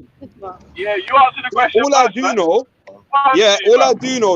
Really is that he's a deflector. what I just said was not what Maku said. What he said, Maku said, Maku did not say that. You get me? He just had to make shit up to make it sound like Maku said something. That's what I'm trying to say. What did Maku say? What did Maku say? What did he say? You want me to tell you everything Maku said? What did he say? Bro, listen, I'm telling you everything Why So Religious said that Maku said. Maku never said any of that. So if you can prove And what was that that? anything that White Soul Religious said, that Matthew said, he actually said, I didn't say it was right or wrong or nothing. I Yeah, just so why are said, you what did he backing it? say? Why are you backing his I'm bullshit? not backing it. Are you dumb? Do you know Bruv, what, I'm do you know what literally asking the telling you, question yeah. is? Yeah, but do you know Bruv, what asking listen, the question is? Day. Do you know what asking the question is? Do I know what asking the question is? Yeah. Yeah. No, well, that's what I was doing. I was asking you a question. You're asking me, what did Matthew say? Yeah, I asked you 2 questions. What did he say and what did Matthew say? Because I don't know what none of them said. Bruv, Matthew just said And what he then now said you're trying when to... the bro was here on the panel, deflecting. innit? Like, you want me... Yeah, it's deflection, bruv. Like, decoys and deflections. What do you want to The tell Bible me then, time, man? No, Veli, stop. What do you want to tell me then, man? No, stop. Because listen to this dumb point, yeah? Wait, let me make this point, yeah? It's you though, Beefy. Let me make this point to you, yeah? Let me make this point to you and to everyone else that's listening, yeah? Because I don't know why everyone is acting like they've never read a book or got knowledge from anyone else. How the fuck did you get any of the knowledge you know if you never got it from outside of your own brain? Like, Let me answer this question. This is the answer to your question. I read Peter Pan, yeah, and it gave me the secrets of the universe. I learned everything I know. No, that guy's really weird, man. That guy is very strange, cause I'm scared. Like, you see, if I met a man, yeah, if I met a man and he said to me, "Why are you so religious?" Wearing a pair of leather trousers and chains and whips and stuff, like hooked onto his belt and stuff, like, I'll be worried. Cause is that your team, yeah, Veli? Is that your team there, yeah? Talking about, I was reading. I was reading Peter Pan to my son, and I thought Peter Pan doesn't eat food. Blah blah blah. What? Peter Pan is in, fam. You're right. Another elf with a you, massive elf. Peter Pan, you know. Another one, like, yo, bloody hell. Fam, he's one of them ones that read the story. He started punishing himself. He said, "I'm going to punish myself to please Peter." I do believe in fairies. How is man punishing himself to please Peter, though? I'm confused. To please next man and them thing that he wants to please the next man. But wasn't you know, like, even if we was going into it, yeah, we was like, wasn't Peter Pan a concept of Mary Jane? Innit? Mary Jane, it was in the mind of Mary Jane that Peter Pan existed. So it's like, what are you talking about? Why are you talking about Peter Pan? Why do we have to listen to this? You get me? I don't care about Mary Poppins. I don't care about none of that. Like, what's this? Funny though. It was funny. Oh, Veli, don't go, man. Veli, don't go, bro. That's your man, then, bro. Back your man, then, bro. I can see my man with, like, you know, them choker colors, the color that go that chokes up your neck.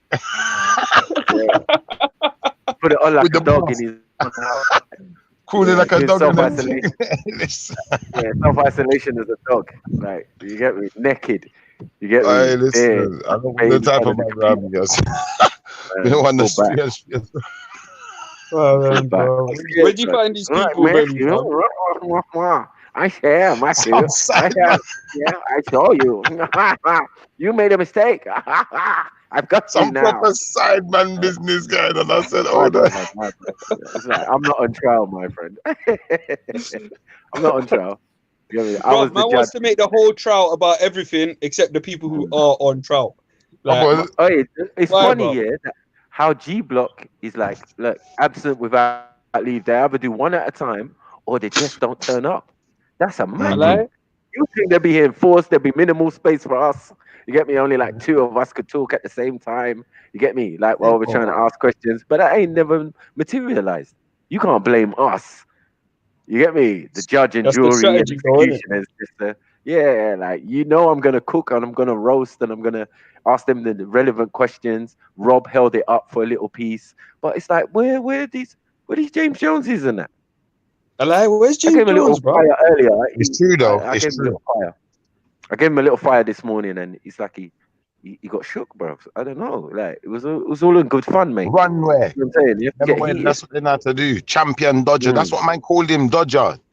You get me? Because them man are the champion dodgers of the century. I'm telling you. They dodge bullets like the Matrix. I'm telling you.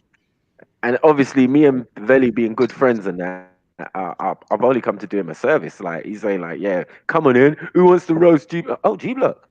Oh, atheist. What, anything associated with G Block? Yeah, man, I'm on it, man. You know me, I'm on the block, blood. Bare times, blood. Pushing man, tapping man's pockets. You get me? What's going on? I thought that. Belly. You got Bernie Bay, American Marsh Muslim in the back. I thought that guy was the atheist 80-minute part of the flipping the atheist squad, man. They come to bring the fire in it with the color, the choker chain and all of that. Yeah, the choker chain. You got him. You know, like you bring out the ace. You know, like when you bring out the ace, and then the ace starts talking about Peter Pan. It's a mazza. You just let you down, like, oh man. Secret weapons, bro. You gotta take them back to your scientists, bro. Yeah. What happened when you try cheating? Cheating cards. Before you had aces, but you had a couple jokers in there. You got and we weren't playing that. The tone of the man's voice, though, like, you can't really be coming on these kind of programs with that kind of tone to your voice, talking about reading Peter Pan stories to your child. Like, who is this child? Like, do you actually have a child? Like, I don't know if I believe him. I don't know. You know what he did? You know what he did? He came in here. I think he kidnapped someone's you. No, he came in here. He tried to intellectually box me in the face. You know what I'm saying? And then proceed to tell us about Peter Pan. I was like, okay, all right, look, I'll fall back. You want to box me? You want to analyze and say, like, I was wrong on certain things? All right, we can talk about it. Okay, give you your space.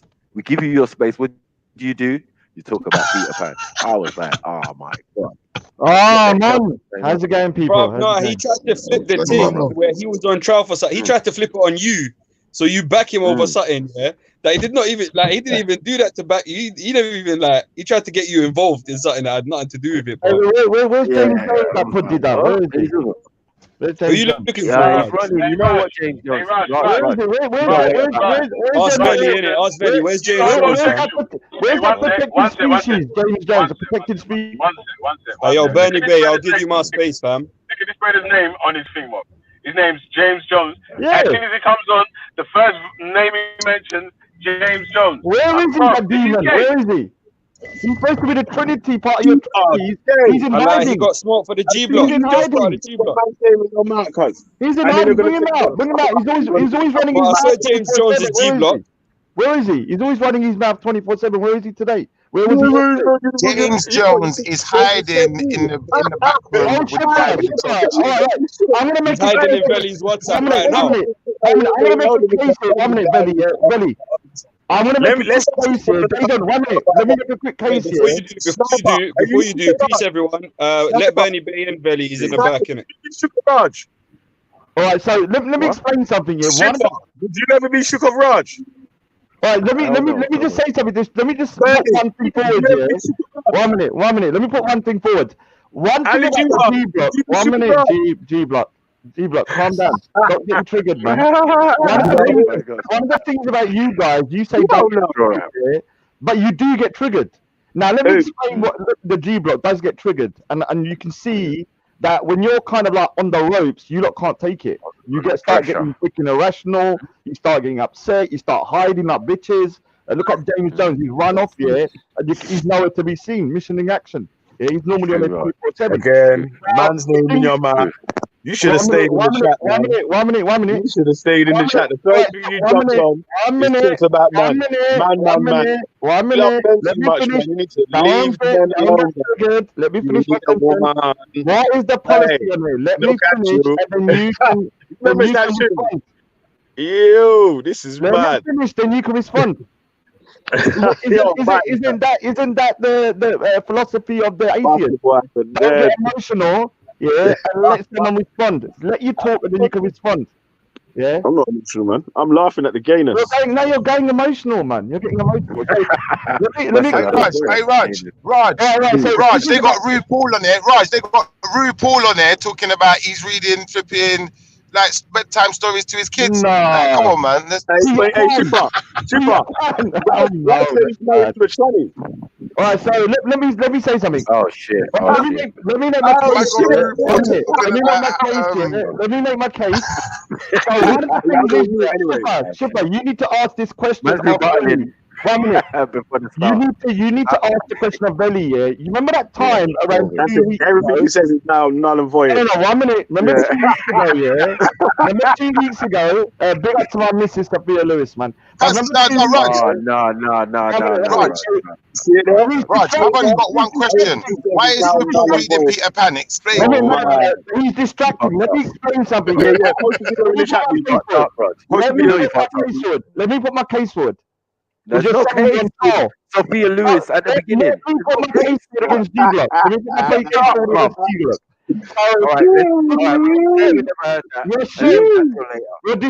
You're distracting because you know what I'm going to say is going to distract you. You're going to get. You said Sophia Lewis. Yeah, big up Sophia Lewis. That's my missus, man. Don't worry. So he's trying to distract you from what I'm going to say next. Now, one of the things is that you say don't get emotional. Don't let emotions run yourself. You know, religious people get emotional. Now, one of the things is a couple of weeks ago, 2 weeks ago, Shipper was on the channel. And he was reading some stuff that, you know, I might not agree with you, Miller, but you lot are getting emotional. Rob was malfunctioning. Sparks were coming out of his transistors. You was crying. James Jones was whinging. And guess what, Shipper? That particular live stream is not on his channel anymore. It's been removed. Ooh. It's the only one that's not on there. Why did you remove that particular thing? Because it made G-Bot look emotional. Yeah, and that's one of your main kind of like arguments against theists, that we get emotional when we're talking about God and stuff. So where is it? Yeah, but they had to deal with me that day. Let me ask you a question. Hey, Shipper, my G. Oh, shit. 1 sec, yeah? God's punishing him. he can't. Imagine God punishing him. That's a good one. Yeah, it always happens, man. Like his mic just cuts out in the wrong way. So Shipper, he deleted the video. He said it's because over 18 hours. Like, he's got loads of videos going over 18 hours and they still upload. That one, because everyone was getting emotional. Remember that day, Shipper, when he was reading and they were just malfunctioning? And I remember. And they become emotional, didn't they? Didn't they become emotional? Because the thing. Was emotional. Do you know what it is? What I was reading, it was basically pointing out that, you know, within atheism. Yo, I've got a phone call. Give me 2 seconds. I'll be back. Oh, it's Rob. It's Rob on the phone. Rob's like, I'm going to come to save you. James Jones. James Jones is on the conference call. Man. It was just saying atheists could do some really weird stuff in the future. That's what it was, and they didn't want to hear it. They was like, no, this isn't us. This is some weird atheist. But they don't realize they're all in the same bracket. You can't be atheist. You can't be half atheist. You can't be half Muslim. You can't be half Christian. But the main but the main argument they have is you atheists get too emotional. Now, if you're becoming emotional yourself because someone's critiquing your atheism, then you're in some kind of cult as well. You're in a cult because you don't like people. You don't like people critiquing your way of life. It's a religion. It's a religion. I've been saying it's a religion. It's a religion of conjecture. They had their hierarchy. So Christopher Hitchens is their God. Yeah, Richard Dawkins is like their Jesus Christ. Yeah, and all of these other guys are like their little disciples. They had their hierarchy. Try criticizing Christopher Hitchens, yeah? They're gonna start crying like bitches, man. Hey Raj, did you say Richard Dawkins is their Jesus Christ? Yeah. They talk about these people. They talk about them like they're prophets and messiahs. Oh, praise the atom of the evolution. We were monkeys and now we're men. What happened to Stephen Hawkins, man? Yeah, R.I.P. and that. But what I'm saying is, and Steve Jobs as well. Like, yo, they know him well. You know what I'm saying? Like, hey, even big up to the atheist of the atheist, Lucy. Big ups to Lucy. The first big ups to the atheist ancestor, Lucy. May you go in peace. Oh no. I don't know about it's sounding strange. I hope Ted Bundy's not atheist. I thought they put a hit on you, Schiffer. You've been gone for a couple of weeks. I was like, where's Schiffer, man? He's not been a pro. No, I'm about. I'll be honest now. I've been taking a little bit of a break. I had like some other stuff I needed to get on with. I just started my own show as well. So, you know, it's hard work, man. There's only so much Get in hours the private chat. Yeah, I'll put a link in there still. I'll put a link in there. I like to support my people. So. I'm disappointed in the G Block though, man. They're behaving very emotional, man. Yeah, I'm not gonna lie. I'm kind of disappointed, man. And the Michael Jackson that's been going on has been tremendous. I mean, the moonwalk. I've seen bare stuff like, you know. Come on. No, but the thing is, they've been taking the bullets. So guess what, man? James Jones. They were like, that's like their god now. They will not let him get hurt. They want to. Remember that? Demon. Where's the demon, man? Why are you protecting him like he's the omen or something? Hey, Schiffer, 1 sec here. Are you gonna take advice from a man that's married to a tranny? Is that what time it is? Yeah. Ad hominems. It's about the message. So I know what you're trying to do. Bro, I don't take advice from no trannies, man. You're getting emotional. I don't know about all this tranny business. All I know is that guy who was talking on behalf of the atheists sound like he wears a tight collar around his neck, a pair of leather trousers, and carries a whip. So what did he say? He's an atheist, so I'm worried about you guys, man. I didn't hear what he said. Wait. And Raj, you know full well, is the tranny an atheist or not? She's actually an atheist, from my understanding. Right, She's one of the kids. She's one of the she's part of G Block. What is this about? I'm out. Yeah, man. Just know that Raj is married Do you know what? I got married in the atheist court, though. Cool. Whatever. Marriage ceremony. Civil partnership. It's one of your atheist type of marriage. Yeah, that's cool, mate. Nah, Raj, there ain't no such thing as an atheist, because when you try to identify them and group them together, they say, nah, we're not the same. We don't exist. No, you know what it is. You know what it is, Schiffer. Hey, just like our religion, they have different sects. They got different sects. For a tranny, a million sects. Yeah. For a tranny who grew up in religion, they know they're going to hell, innit? So atheism is perfect for you, innit? Yeah, for the trannies, yeah. Right. So this is what I'm trying to say. 50% of your atheist base is going to be people who are running away from the truth or what their family think or what, you know what I mean? It's the LGBTQ community. Right. They don't like when I say that. Don't go there. Don't go there. And it started with, you know what it is? It shouldn't be L. It should start with A for atheist. Hey, disclaimer warning to the chat people. You're right. No, it is. It is. The Wapian DM. I haven't DM none of these brothers. The LGBT came out of their mouth by Wait, hold on a sec. Hold on a sec. Are you gonna say that I'm a fucking tranny in the park ain't a Christian? Is that what you're gonna say? No. Are you gonna say? I'm saying Sophia Lewis. Why ain't a fucking Muslim? Why are you running?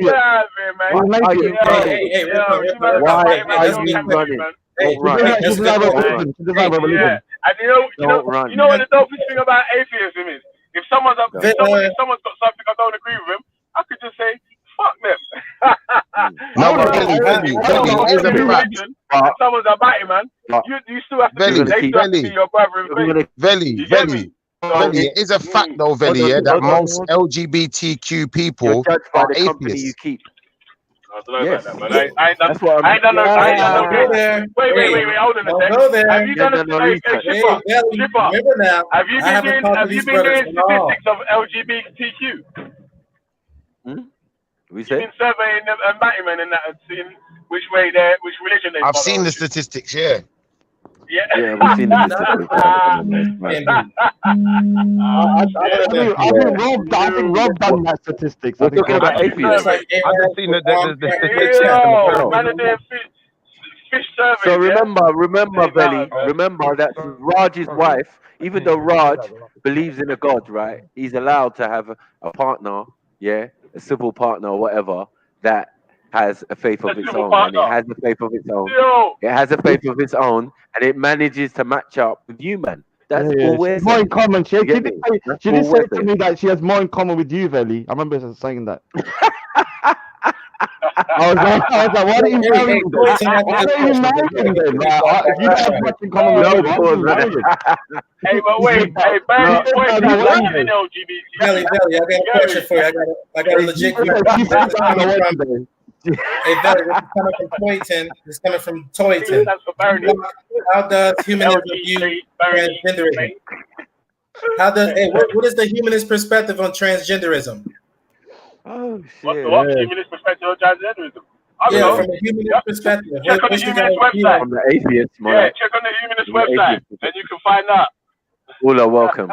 What they say about transgenderism. They say everything's welcome. Everything's welcome. What does Islam say? What does Islam say about transgenderism? Belly, you could have known this information yourself. Don't run. You can answer questions. Yo, Belly, the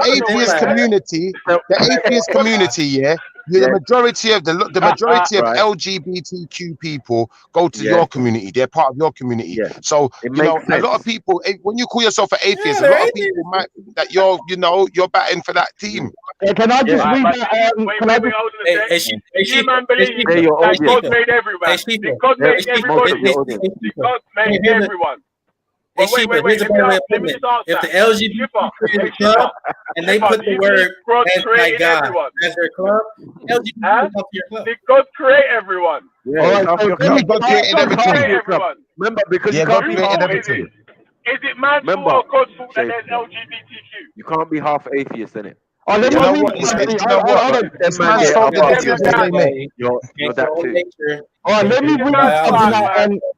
read something that Ultra Funky sent about being a humanist.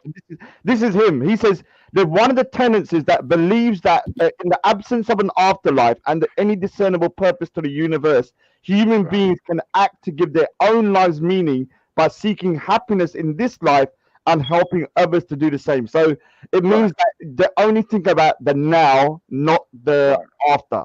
And so that's why you have a lot of people. Thank you. Yeah, that's here. There's now, as in like now on Earth. Hey Raj, this famous guy made it real simple. He said, do unto thy will shall be the whole of the law. I mean, the thing is, that's what do what thou wilt. Satan's verse. Come on. Do what thou wilt. So you can't see that to me. Yeah, but you can't see that that's a slippery slope though. If you're just living for the now and you're not thinking of the after, LGBT, you're going to stop lying, man. One of your Trinity sent me that. That he said this is what you live by. I didn't. Let me give an answer to that, man. This is a Because batty you man. answered a lot. Let me answer one question, man. Let me answer, yeah. No, but at least you're trying to represent the LGBTQ community. Yeah. You're getting booked. I'm not gonna lie. Let Belly speak up for his people. Let Belly speak up for his people. It's a bit like a 4-foot midget going into a fight with Mike Tyson, but still, man, respect the 4-foot midget. Yeah, come on, Veli. Talk your piece. Say your piece, man. Come on, man. Represent the LGBTQ properly, man. Come on, man. By the way, Belly, I've been That's Raj's wifey, man. Are you talking about? Yeah, and you. It's Raj's wifey and you. Let me explain something, Belly. Let me explain something. Wait, Wait. Raj, let me ask you a question. Let me ask you a question first. Are you married to Sophia Lewis? All right. So first of all, under Sikhism, we don't agree with the transgender issues. I'm kind of going a little bit against my own faith in a way, whereas atheism would totally and utterly accept that. Now I will get stick from my own. There's nothing wrong with that, though. I don't know, but I let them do their life. What do you want me to do? Kill them? If you atheists built the club, if you atheists built the club and put on the top, no gods allowed. The LGBT will come to your clubs. That's what I'm saying. Rainbow flags everywhere, YMCA, men with leather chaps on, and all that kind of stuff will be going on, man. Yeah, but and that came from Brother Islam Bay, Morris American Muslim. Are you ridiculing the homosexual community, right? No. I'm trying to say to you. Are you taking the mickey out of him, right? One minute. All right, so he's not. I don't agree. What are you doing, yeah? Hold on. Hold on. First of all, he's a pervert. He's a pervert. Let me tell you. I Let said them live their life, man. 1 minute. I said from the beginning. I I am my own boss. Let me I don't have to worry about my superintendent being homosexual. Let me control so let me explain something here. I personally, as somebody that's from religious faith, doesn't agree with homosexuality. I do think it's not right. I think it's the way to live is to be a man and a woman. But it doesn't mean I want to treat them badly. But in a lot of Sikhs here would probably frown upon LGBTQ. I'm gonna be honest with you. Because why are you taking the mickey out of the LGBT? I'm not taking. I'm trying to show you hypocrisy. I'm trying to show that your way is not perfect. Hold on, because you're always gunning for religious people, saying that you're constantly going about religious people being X, Y, Z, but you have your own form of doctrine as well. Your religion told you to be that you don't agree with it. You have who's wrong? Why are you letting him escape? Raj. Or the transsexuals. Raj, don't let him Don't worry, Melly. You got Funky Dread to help you now, man. LGBTQ. Come on. Because they got on me for bringing it up. I haven't talked to you this morning. I haven't talked to Rob at all. I don't have Let me say that again, though, yeah? I'm not against anyone for being LGBTQ or whatever, yeah? Everyone's to live their life or whatever, you get me? I'm not against it either. Or whatever. But we just want you to identify with your brothers and sisters. Yeah, but you talking about. We just want you to identify with your brothers and sisters. Let me just say one bit. We just want you and Raf to identify with your brothers. Sophia Lewis is a Hebrew Israelite. 1 minute. Hey, bro, we just want you to identify with your Hebrew Israelite. Why are you upset, bruv? Let me say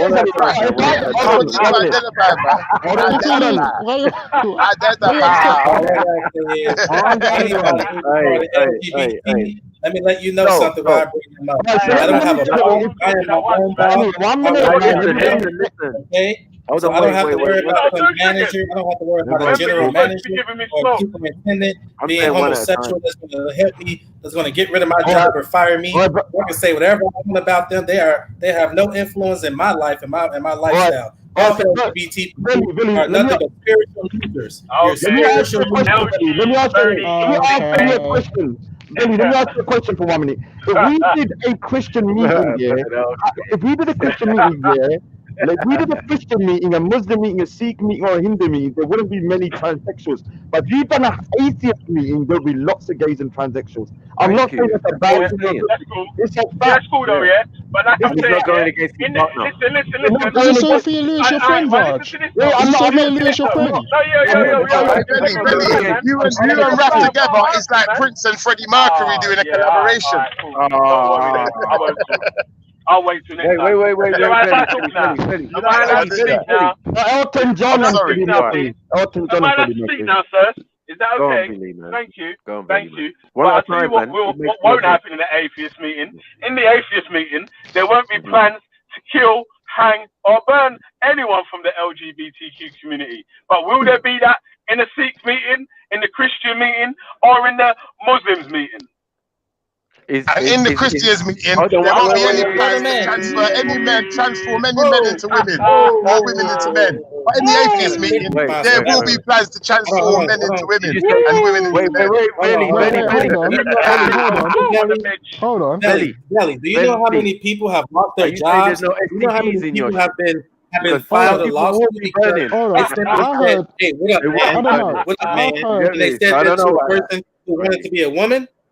But yeah, he was born a man. You know how many people lost their jobs? I've heard they've had plans to kill non-believers. TV shows and had to be filed all type of lawsuits for simply going, "Hey, what up, man? Oh my God, I'm a woman. How does he call me a man? Because you're a man. Like when you came here, you were a man. You know how many people lose their jobs because of the LGBT community? There was a recent article right now. Somebody in Nike, some Why are you woman talking to me about it who then? wanted to be called. Hey, Bernie, in the atheist camp, they got plans to sleep with dog and cat. What you man need to do, yeah? You know all the issues you got with the LGBTQ community. I'm big. Go to the LGBTQ community and tell them about it. Don't tell them about it. Exactly. They're part of your community. Got bare betting on your mind still. I don't even know a gay person. Like, and you're telling me those are gay issues. You're talking to us, but you and Raf are doing bestiality, mate. You and your atheist mates are doing bestiality. You sleep with your sheep shaggers, mate. That's atheist way. Here we go. Hey, I got a question for the atheist. What are you talking about? I got a question for the atheist. Okay. Tomorrow, let me say something to the YouTube listeners. Yeah, they are, man. They're tight. Shaggy doing them boy there. Familia. Yo, you man. Let me say something to the YouTube listeners. Yeah? Yo, you man. Everyone listening on YouTube, yeah? Listen to who talks about the gay community for the longest. Yep. You don't want to bring up Sophia Lewis. We weren't talking about Sophia Lewis. You was trying to derail the conversation. Right. Pause your Muslim brother. Maku, pause your Muslim brother. But Maku, pause your Muslim brother.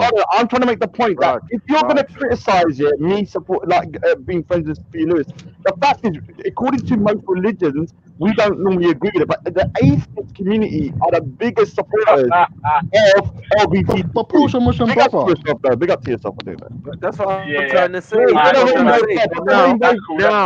let them live their life. I ain't trying to kill them. I ain't trying to join them or whatever. I'm trying to live my life, innit? Yeah. Right. I ain't trying to tell no one else how to live their life. You let them live their life. You said really. Yeah, but Belly, there's atheists that deal with bestiality and blowing cow batty and them thing there. Oh no. How do you explain this? Yes. What do you mean? Blowing all the letters of the alphabet. But people Israelites eat their babies. But people Israelites eat their babies. You know you guys are working on the letter P now. Keep your pocket. You know they're working on the letter P next. You know they're working on it. No. They literally. I'll tell you what, But they should have money on their mind, but they got gay on their mind. There is. I don't know where this homophobia came from.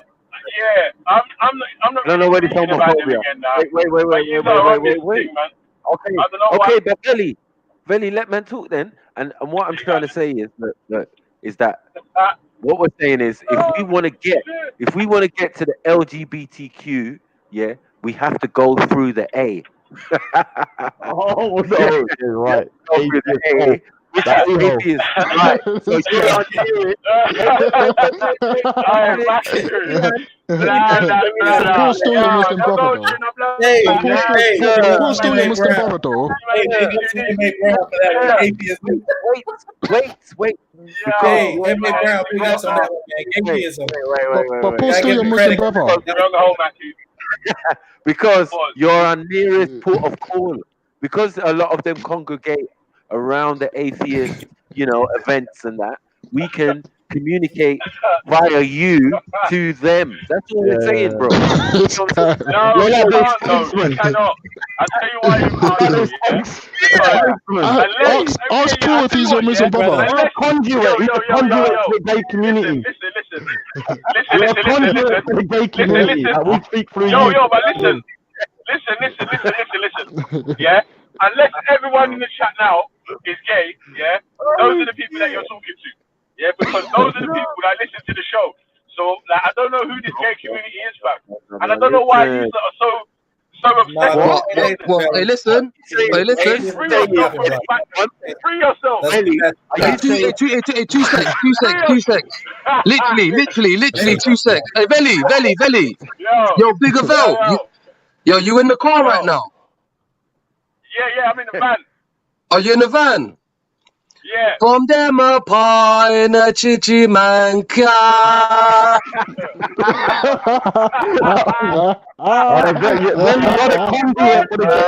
LGBTQ community. The P block is a conduit for the LGBTQ community. He's a covert op. If anyone wants to give a Brown, man, that shit was I'm unapologetic with it, man. I don't give a fuck about these LGBT people, man. They're causing confusion in the uplifting of fallen humanity. We have fallen as a people. We need to uplift. Putting dicks in each other's asses and licking clicks is not going to solve the problem. We need to come together. Look, the LGBT, they got here because of a man in the woman. Think about that. Why do you think about this stuff? They think about what guy. You know, that's what I think about what gay ass came. Hey, Maku, talk to this brother, man. What's wrong with you, man? Why did he talk about drinking batties and all them things there? What is wrong with this guy? I don't know if he said that, but yeah. Hey, look, I'm not gay, man. I'm not the one with brown face on the front and the back of my underwear, man. That's the first problem. When he's in jail, don't you learn? Hey, look, I'm not the one that got blue stains on the front and the back of my underwear. That's their problem. That's their issue. Everyone's putting you gay block, man. A gay block. Oh no. Hold on, wait. We're finding it strange. Don't do that, man. Don't call them gay block. There's so much. What the fuck is wrong with you? Hold on, there's anti. Hold on, but don't get look. This is where it is. They get caught up on sensationalism, other than worrying about the topic. We're not trying to. Listen. I said to Raj, right? Raj, does your friend or partner or whatever, what is their ideology and thing? And he said atheism. So now we have somebody that we know who comes on the panel sometimes, well, not comes on the panel, but comes in the comment section and all of that, and blah, blah, blah. And someone you know in person, you get what I'm saying? Who can you can identify with? You get me? And say like, and also she said that, and she also said that, she also said that atheists believe. Wait, 1 second. You know her too. But this is Raj's bad. This is Raj's bad. Cool. You get what I'm saying? This is Raj's bad, and I said that. She has said that religious people, are the most abusive towards it, and the atheists seem to be the ones that are most accepting. And all we're trying to point out is that I agree we should treat everyone. Let me finish. Tell them who's in the DMs tomorrow. I know, I agree. A lot of religious people are in her DMs here. I'm not gonna lie. But the thing is, what did you say? Rewind that, right? Yeah, I said it. Yeah, there's a lot of people in there. But the thing is that when it comes to outwardly, most religions there do not agree with LGBTQ. Now, when it comes to atheism, there is You're not saying it. Why are you not allowing me to speak? Yeah, see, it's not fair. Hey, man, wasn't that Shakira didn't do any of this when he was on the panel? Notice that Shakira didn't do any of this when we were asking him questions. Just mainly atheists though, because obviously that's the ones she's gonna allow in her DM. And most of the guys that are probably going towards her probably are atheists. I mean, the atheists. The atheists are getting through. Listen, the religious person is getting screened, and the atheist is automatically going through. That is a fact. Yeah. Okay, cool. No problem. She even said that.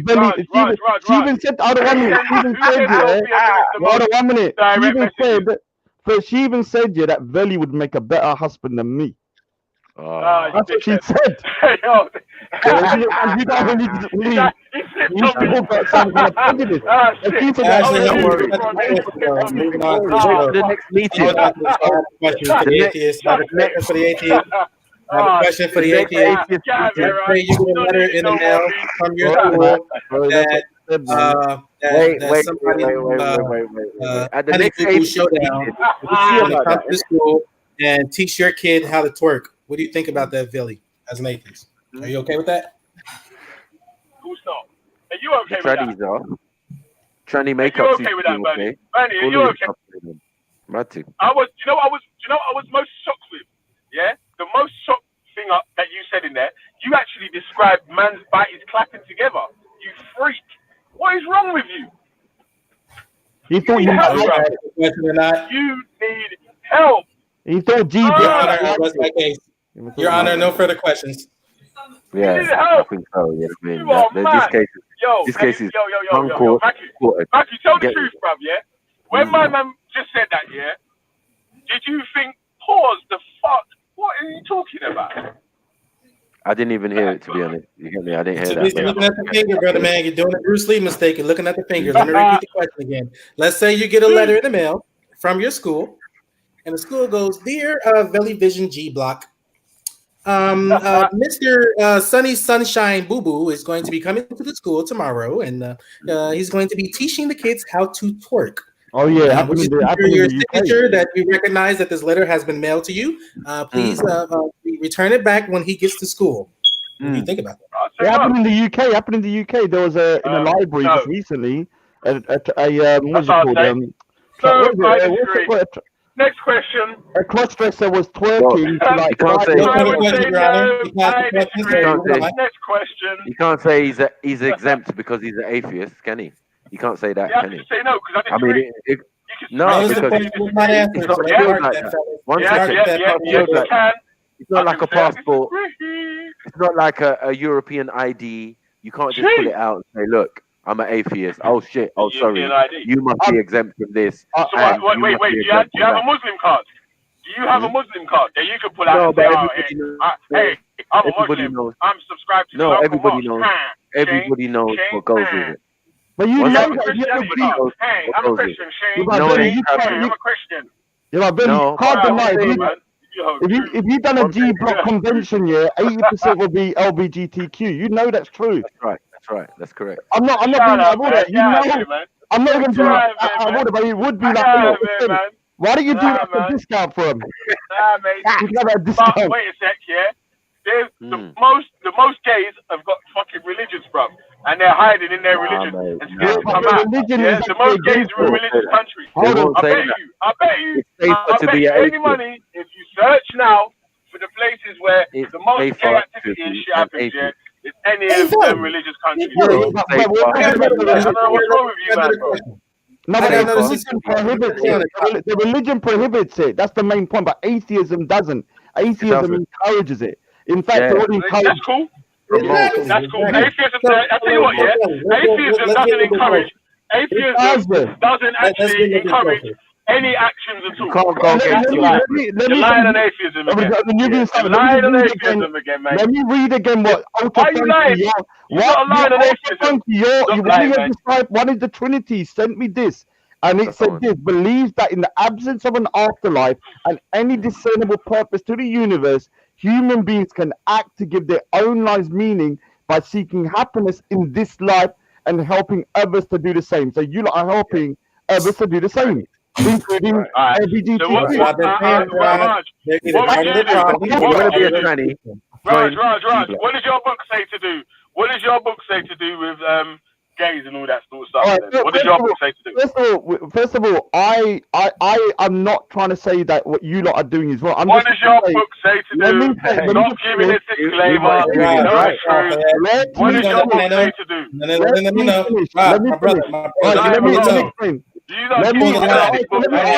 me answer.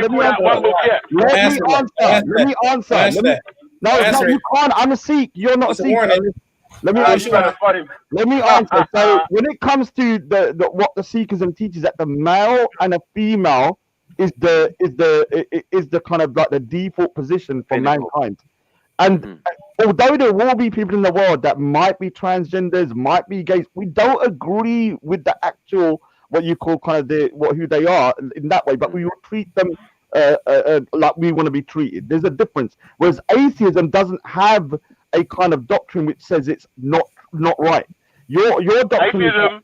Listen, why you made a mistake there, yeah? Let me finish. Here's the doctrine of atheism. Here's the doctrine of atheism right here. Here's the doctrine of atheism right here. Here's the doctrine of atheism. Let the pigeon land. You don't have a doctrine. Because you don't keep trying to put down atheism, and you don't have a doctrine. That's the doctrine of atheism. Hey, if your son came to you right now and said, all right. Bless up. Don't have a doctrine, man. Bless up. Bless Oh, up, no, man. he said Bless everybody up. know everything. Let me just finish All my right, sentence. because man. I'm Them. mid-sentence. All right, man. Them. Bless up. Bless No, up. let Bless up. Raj conclude. Good, Let Raj good, conclude. good, good, good, Calm good, down, good. Bless up. So Bless up, man. Them. what I'm trying to say, No, Raj. No, that please, I was includes you, man. mid-sentence. I beg you, man. I was Ask them why they're so Raj, obsessed with I was gays, bro. that They literally keep talking mid-sentence about and gay, then gay, cut gay. me. includes. And I'm like, bro, what are you Raj, talking about? Let There's me nothing just finish gay my over here, sentence. bro. You lot are mad. But you lot are not Yo, letting me finish my sentence. I was literally yo, mid-sentence and I yo, was yo. Raj, kick back. Chill out. oh, come All right, on, good, man. good. I was Give time. Yeah, mid-sentence. Raj. I know it's once in a while it comes up, but Yeah, just but kick back, yeah. but So let me just just finish cool, for Raj. 10 seconds. Yeah, just cool, man. Just cool. Hey, that's a So good what I question. wanna I'm ask, gonna make sure I'm gonna pin that on all Rod when he right, gets home. yeah, all of that. So okay, cool. I'm listening in, no problem. Yeah. So what I want to ask, I'm gonna start with Bernie first. Yeah, bottom right, and I'm gonna work my way around. All right, cool. What would you have? What would you do with gay people, Bernie, or LGBTQ and all the rest of it? What would you have done with them, Bab? Well, if they entered my town and they wanted to live in some of the apartments, and it was obvious that they're gay because or lesbian or whatever, then I would say you can rent whatever you want. It would be the same price as anybody else who lived in my town, and I will simply invite them. I will invite them, not tell them, not force them, but I will invite them to a conversation to understand why they're spiritual losers. I would invite them. Mm-hmm. Anything else? I think you're missing the point. Hold on, Max. I'm coming to you, Snips. Anything else, Bernie? Other than that, if they accepted the invitation, even if it was for entertainment on their end, something for shits and giggles, then after that, I would say, well, thanks for hearing me out. You guys are welcome to go back and go back into your apartment that you rent from me, and peace and love. Cool.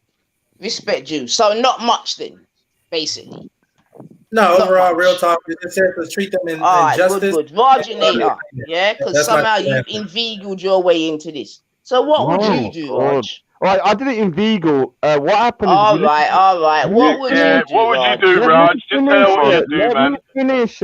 So the reason this topic come up is not because of me. Listen, Let Raj, me I don't want to hear all that.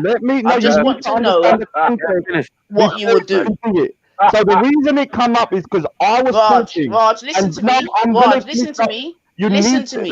Think about this like a black and white drawing, No, Raj. I'm not going to do it We like that. don't I'm need doing no my own colour. way. No, you need to. What because the would point you have is this. with Let the me just finish persons? my sentence. Yeah. So the point is, when I jumped on, Veli, I was not talking about homosexuality or nothing. Veli said, don't listen to Raj because he's married to a transgender. Now, I have friends that are transgender and friends that are gay. I have no issue with them. Now, the point is that he brought this up as a way to discredit me. Now, what I'm trying to say to Veli is that you're discredited now, man. Although I don't agree with abusing or mistreating these people, if you're going to bring it as a way to discredit me, then I'm going to show you that your particular ideology actually encourages this, whereas my ideology. What matters more? Someone's ideology or someone's action? Raj, with all due What's your respect, action? George, I didn't You're ask you that. telling man that you're married to a transgender. All right, so for me, what's wrong with you, bro? I'm waiting. Don't come. Answer the question. All right, so come on, Andy. Please answer the question. Yeah, go to the question. You're asking what would I do with them? Nothing. Like for me, I have friends that are gay and I have friends that are transgender. I treat them how. Okay, so another one, just chattings. Yeah. No, it's not. I'm trying to prove a point. Yeah. All right, Snips, what would you do, brother Sniper? What would I do? I would, what I would do or what has been done, because what we would sit down explaining. What would you do, Bab? That was being done. Yeah, what would I do? What would you do? Because remember, you have to sleep at night. Yes, I would encourage them to become either join G Block or become atheists.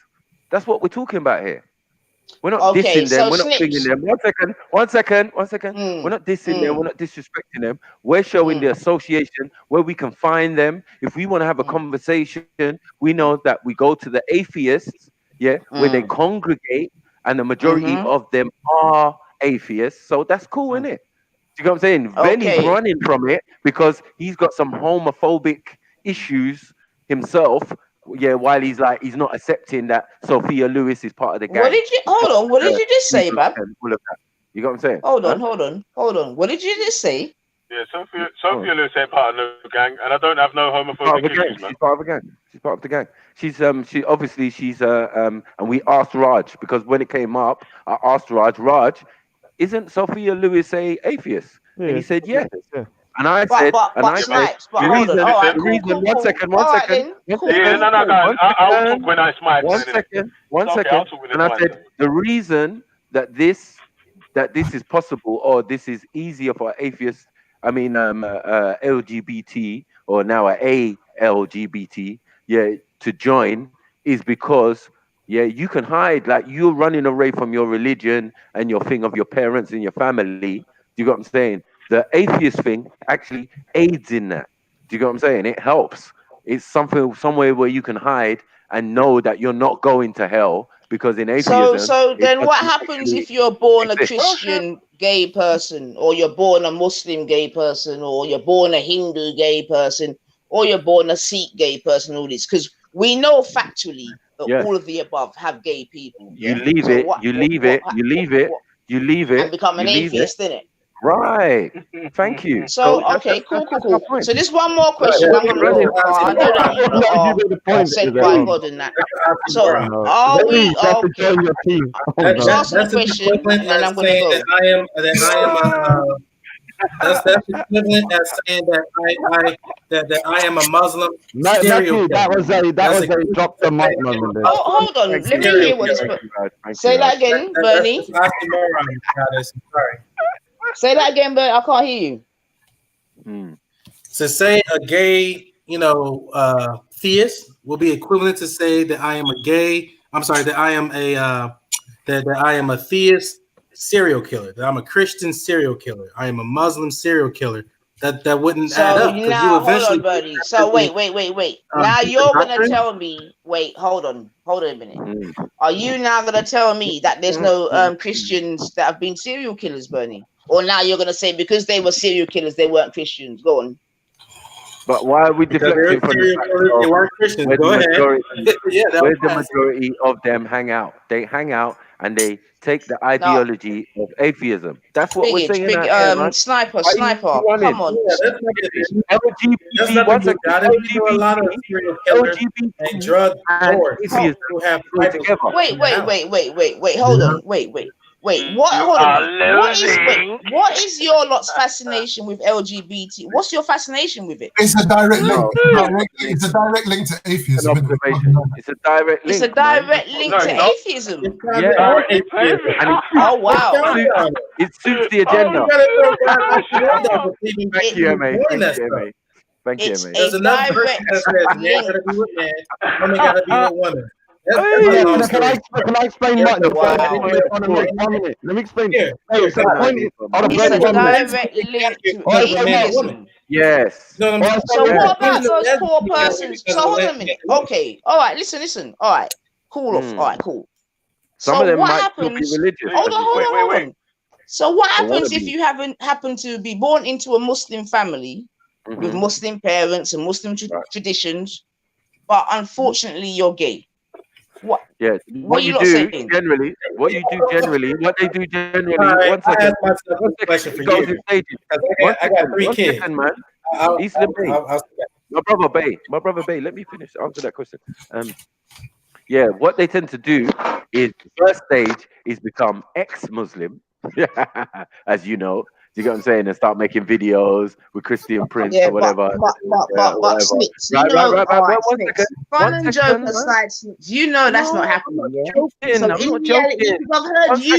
I've heard you talk these things on the opposite side when you start saying about. All right, are you going to let man finish? Are you going to let man finish? Thank you. It's just a simple thing. What I'm trying to say, right, is that once you've become an ex-Muslim, there's only one thing left. There's only one thing left. You don't deal with the Sniper. religion no So more. are you saying that all the Oh man. are you saying all Fuck's sake. Muslims that are gay are now ex-Muslims? Is that what you're saying? Are you saying that there are no practicing gay Muslims? Is that what you're saying, bro? They are practicing, yes, there are, and they're doing it in secret or whatever. They're not actually necessarily coming out and saying, But it's I'm going gay. against the doctrine. That's the point. That's One what or I'm trying two. to say. Right. But in the main, a lot of them leave their faith. So everybody knows this. Everybody's leaving Christianity, leaving thing because of this gay thing, and they just want to be accepted. So the reason, hold on. So one of the main reasons why people are really leaving such things is because they're gay.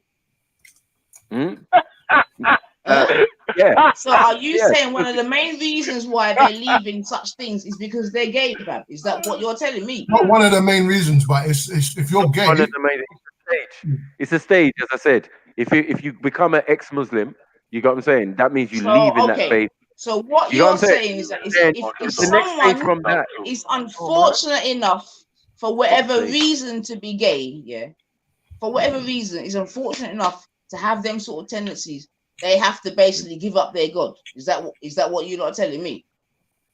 No, I'm saying that is what we see. That is a observable thing. No. I'm asking what you're telling me.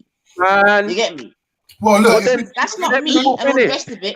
But I'm just trying to put myself in such a situation whereby for whatever reason, I'm in a situation where this is my. Do I now give up my God? That's not the real respect. Asking us to answer and then asking questions again. It doesn't make sense, 95. All right, go on, man. Go on, man. You know what I'm saying? I go next. You know what? Yeah, you can't check anyone's channel now, man. Where's my babe, Queen J? Yeah, obviously that's not the real respect, is it? He wouldn't fucking like that. Oh no, that 4 o'clock little chat still coming up. What I mean, I'm not here to have no big argument. But it's something anyway, I've often thought about, like, what do we think about the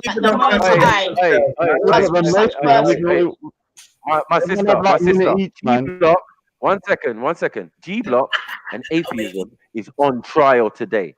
You understand? And it's been on trial for the last couple of days. So it might be 1 second, man. You're not listening, man. You're not listening. So you coming in and saying what you're saying is kind of deflecting from what we're trying to run joke and Don't take it personally, like we're trying to go on. Yeah, like why are you defending them anyway? Like move, man. No, it's out the way, man. Like, you're just gonna wait, collateral damage, man. What the hell, Listen, man? All right, gentlemen, calm down. All right, sorry, I didn't come to fuck up the party, so I do apologize. You get me? I should have answer your question. All right. I should have worn my stilettos. However, it was a very serious question that I'm asking in it because I'm hearing what I'm hearing. I'm just asking, like, what would you do?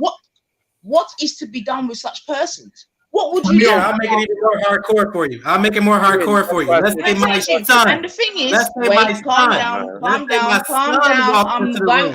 to leave now. Calm down.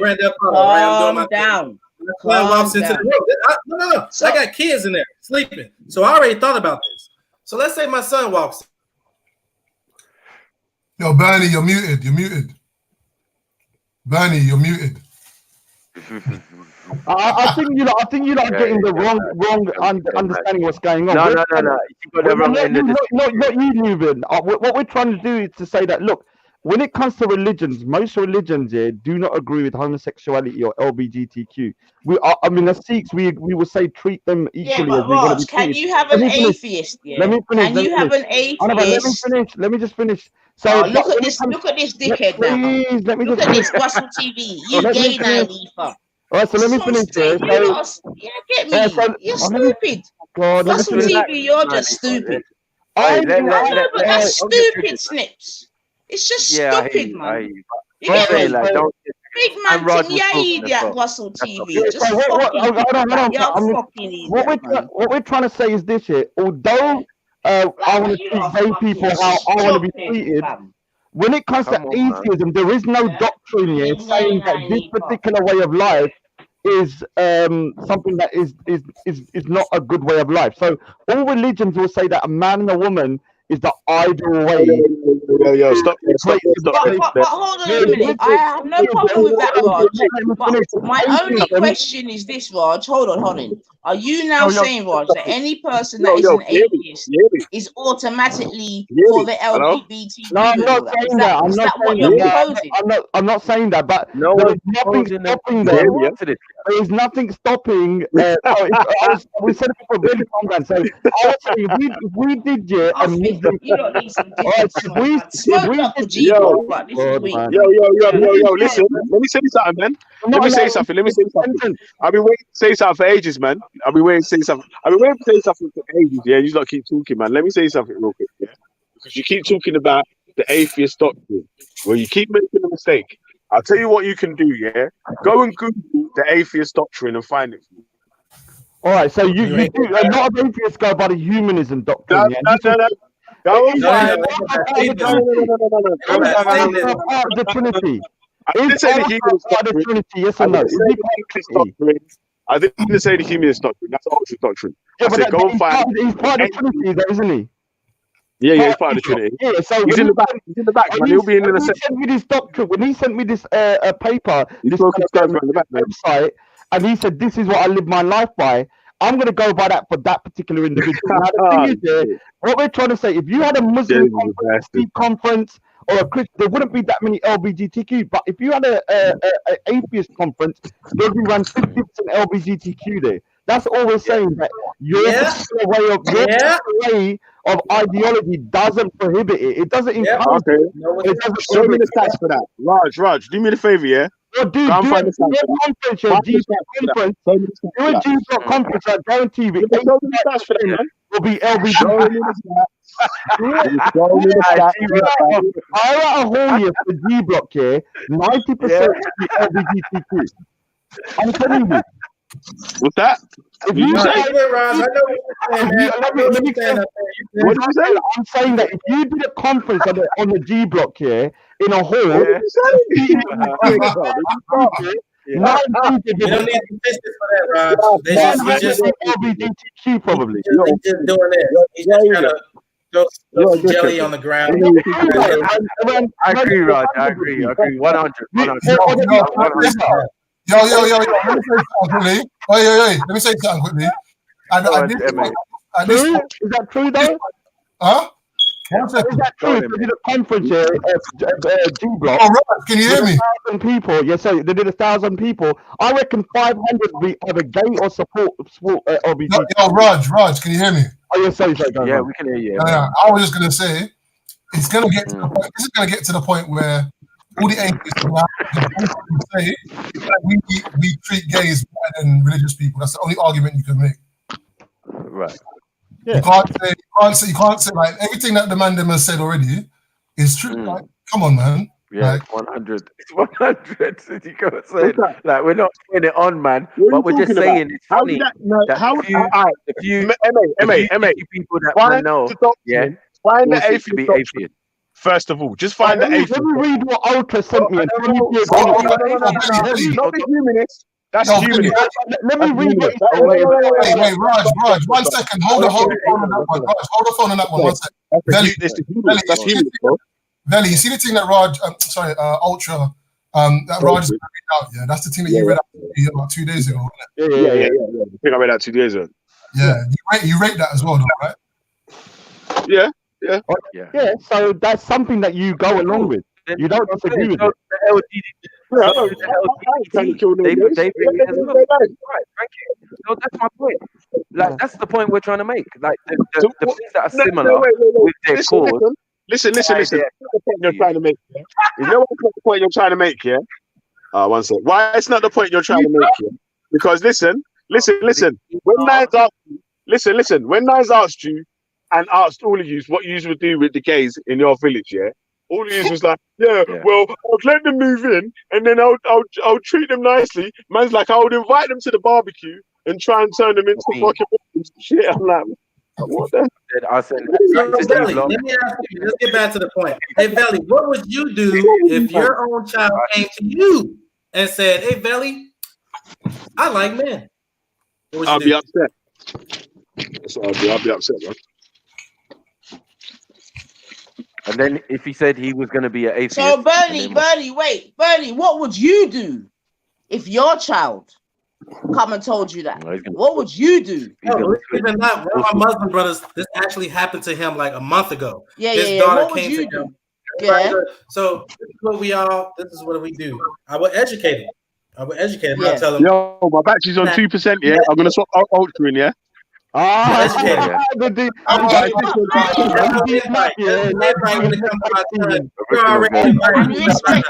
Ultra. Respect due to that, Bernie, and it could be argued there's nothing else you can do, isn't it? What else can you do? I would say that, you know, every man and woman has masculine and feminine vibration.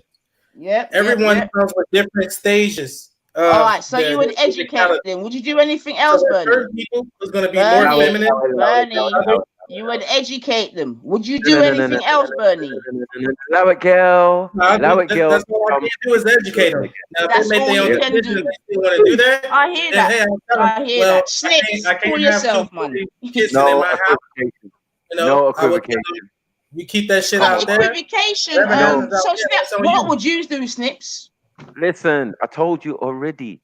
Because of the circumstances we're going to lead them towards atheism because they do that anyway. There's no okay, so what you're saying, all right. So would you throw them off a building? Would you kill them? Would you exile your child? Where was that relevant in our conversation?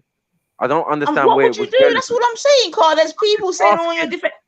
I'm asking, where was that relevant? We never made those claims. All we said what would you do? was the connection. One second. All we said was the connection between Sophia Lewis, LGBTQ, and atheists, and then also in turn G-Block. Do you get what I'm saying? Oh, Snips, you know what? No problem. I hear you, man. All right. You're just going too far. Like, all right, Snips. No problem. Did you hear my response?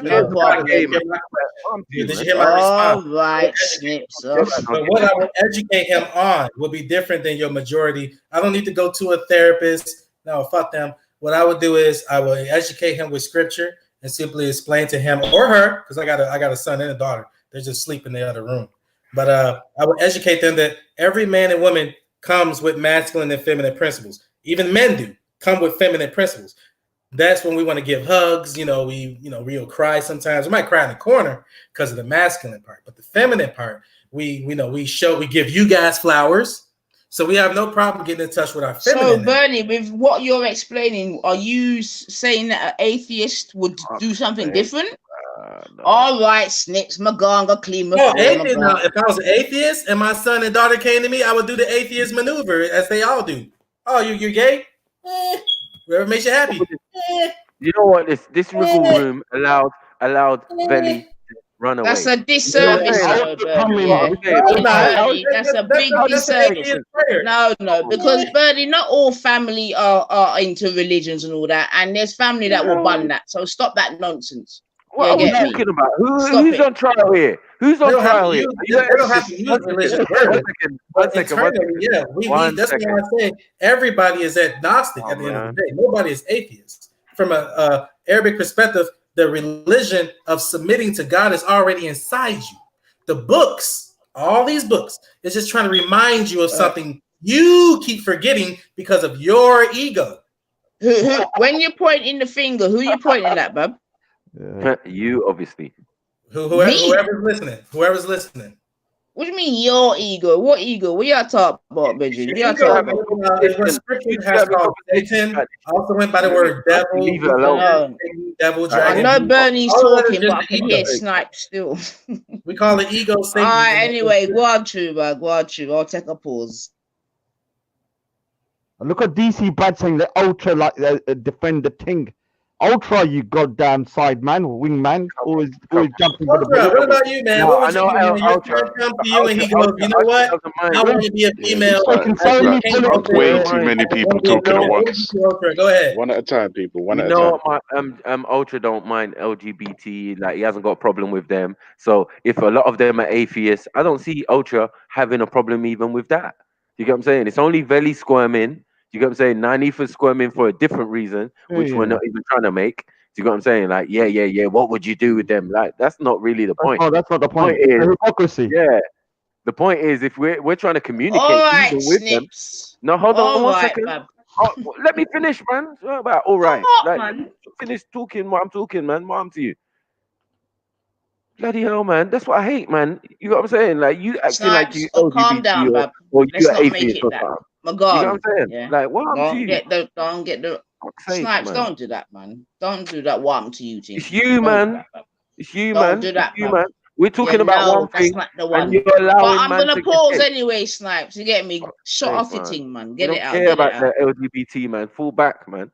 Fall back with that talk, man. We don't want to hear that. You know what I'm saying? We was trying to make a different point. Pose the question, man. Sorry. Why? Gosh. Why? You just now you got Brother Bernie on some other thing talking about this and that, and if my son was this and like long. What do you mean? I've got that. Brother We were Bernie. talking That about come Belly. from his own mouth, man. Oh Man's a man, big man. We are talking about, man. Stop it. Listen, All right, if y'all you divert kiss the and make up. conversation, Let's kiss and make up, y'all. Y'all two kiss you and make up. divert Let's the get back to the surface, topic, Joe. Atheists on the block. Atheists on the block. listen, man. You see, Only atheists This is my kiss the whole point. woman. This is my whole point. No one allows people to speak. Like every time you try and talk, someone cuts another person and blah blah blah. Do you get what I'm saying? Like it don't make no sense. I always try and let a person finish what they're saying. Usually, do you get what I'm saying?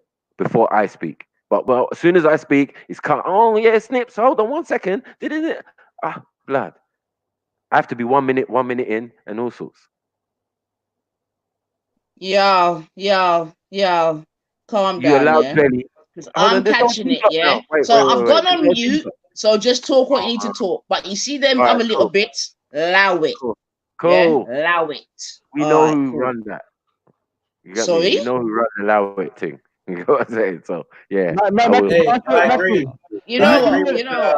You know what, Snipes? I'm gonna allow you. I'm gonna leave you lot to it. Stop calling out women, man. I know I will be it's time honest and say I don't even have that tendency myself. Mackie, on a serious note, Mackie, if people in a conference, on a serious, if they do a conference, we know if it was a Muslim, Sikh, or Hindu, there wouldn't be many LGBTQ people openly. Whether that's right or wrong is not the point. We're trying to make a point. If G Block done a conference, like say, for 1,000 people, how many of them do you think would be from an LGBTQ persuasion? A lot of them because of the connection with being atheists and having that atheist point of view. Do you know what I'm saying?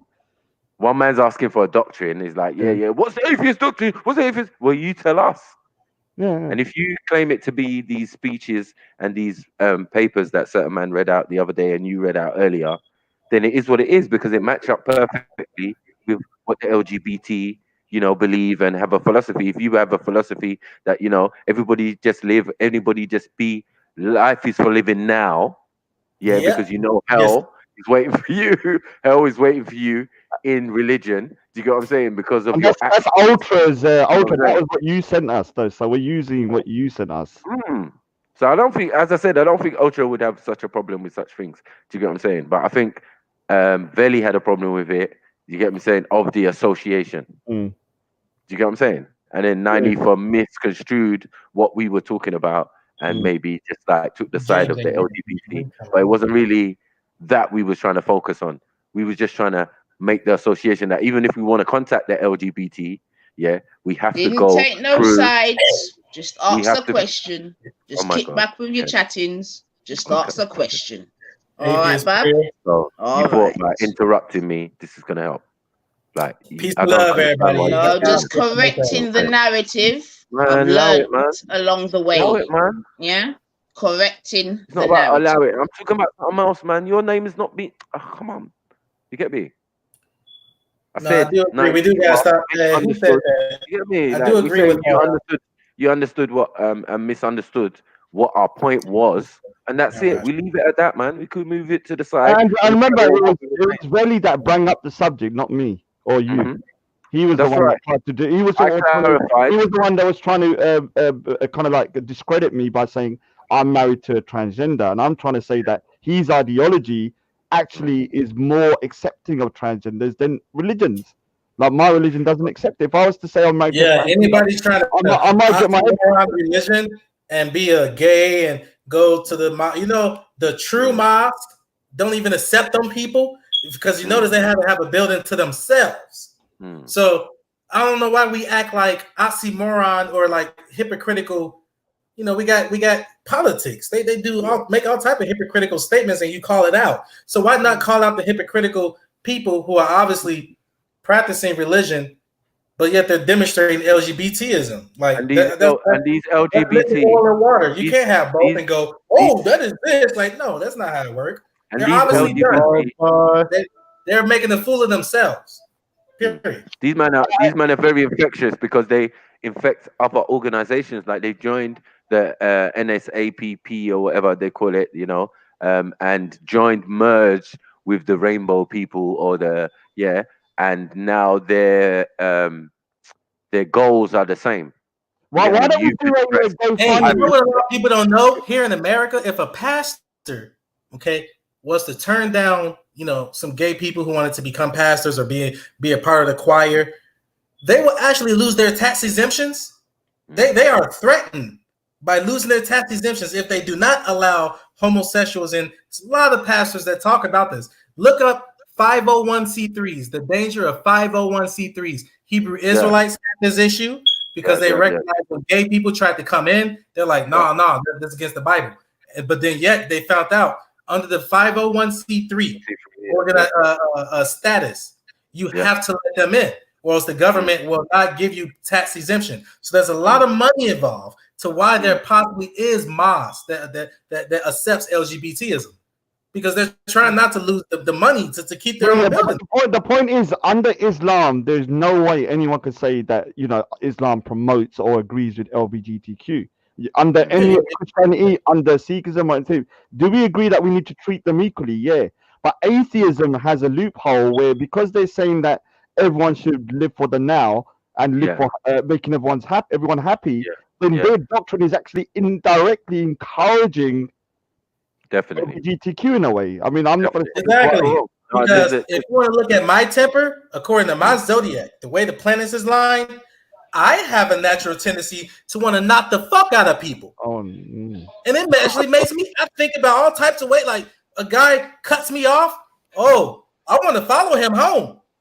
But it would make me happy but yet my religion keeps me in control of that. But they get you see what I mean? How far does the floodgate open? Because pedophilia, they're next. The letter P is now going to be in there. LGBTQP. You're the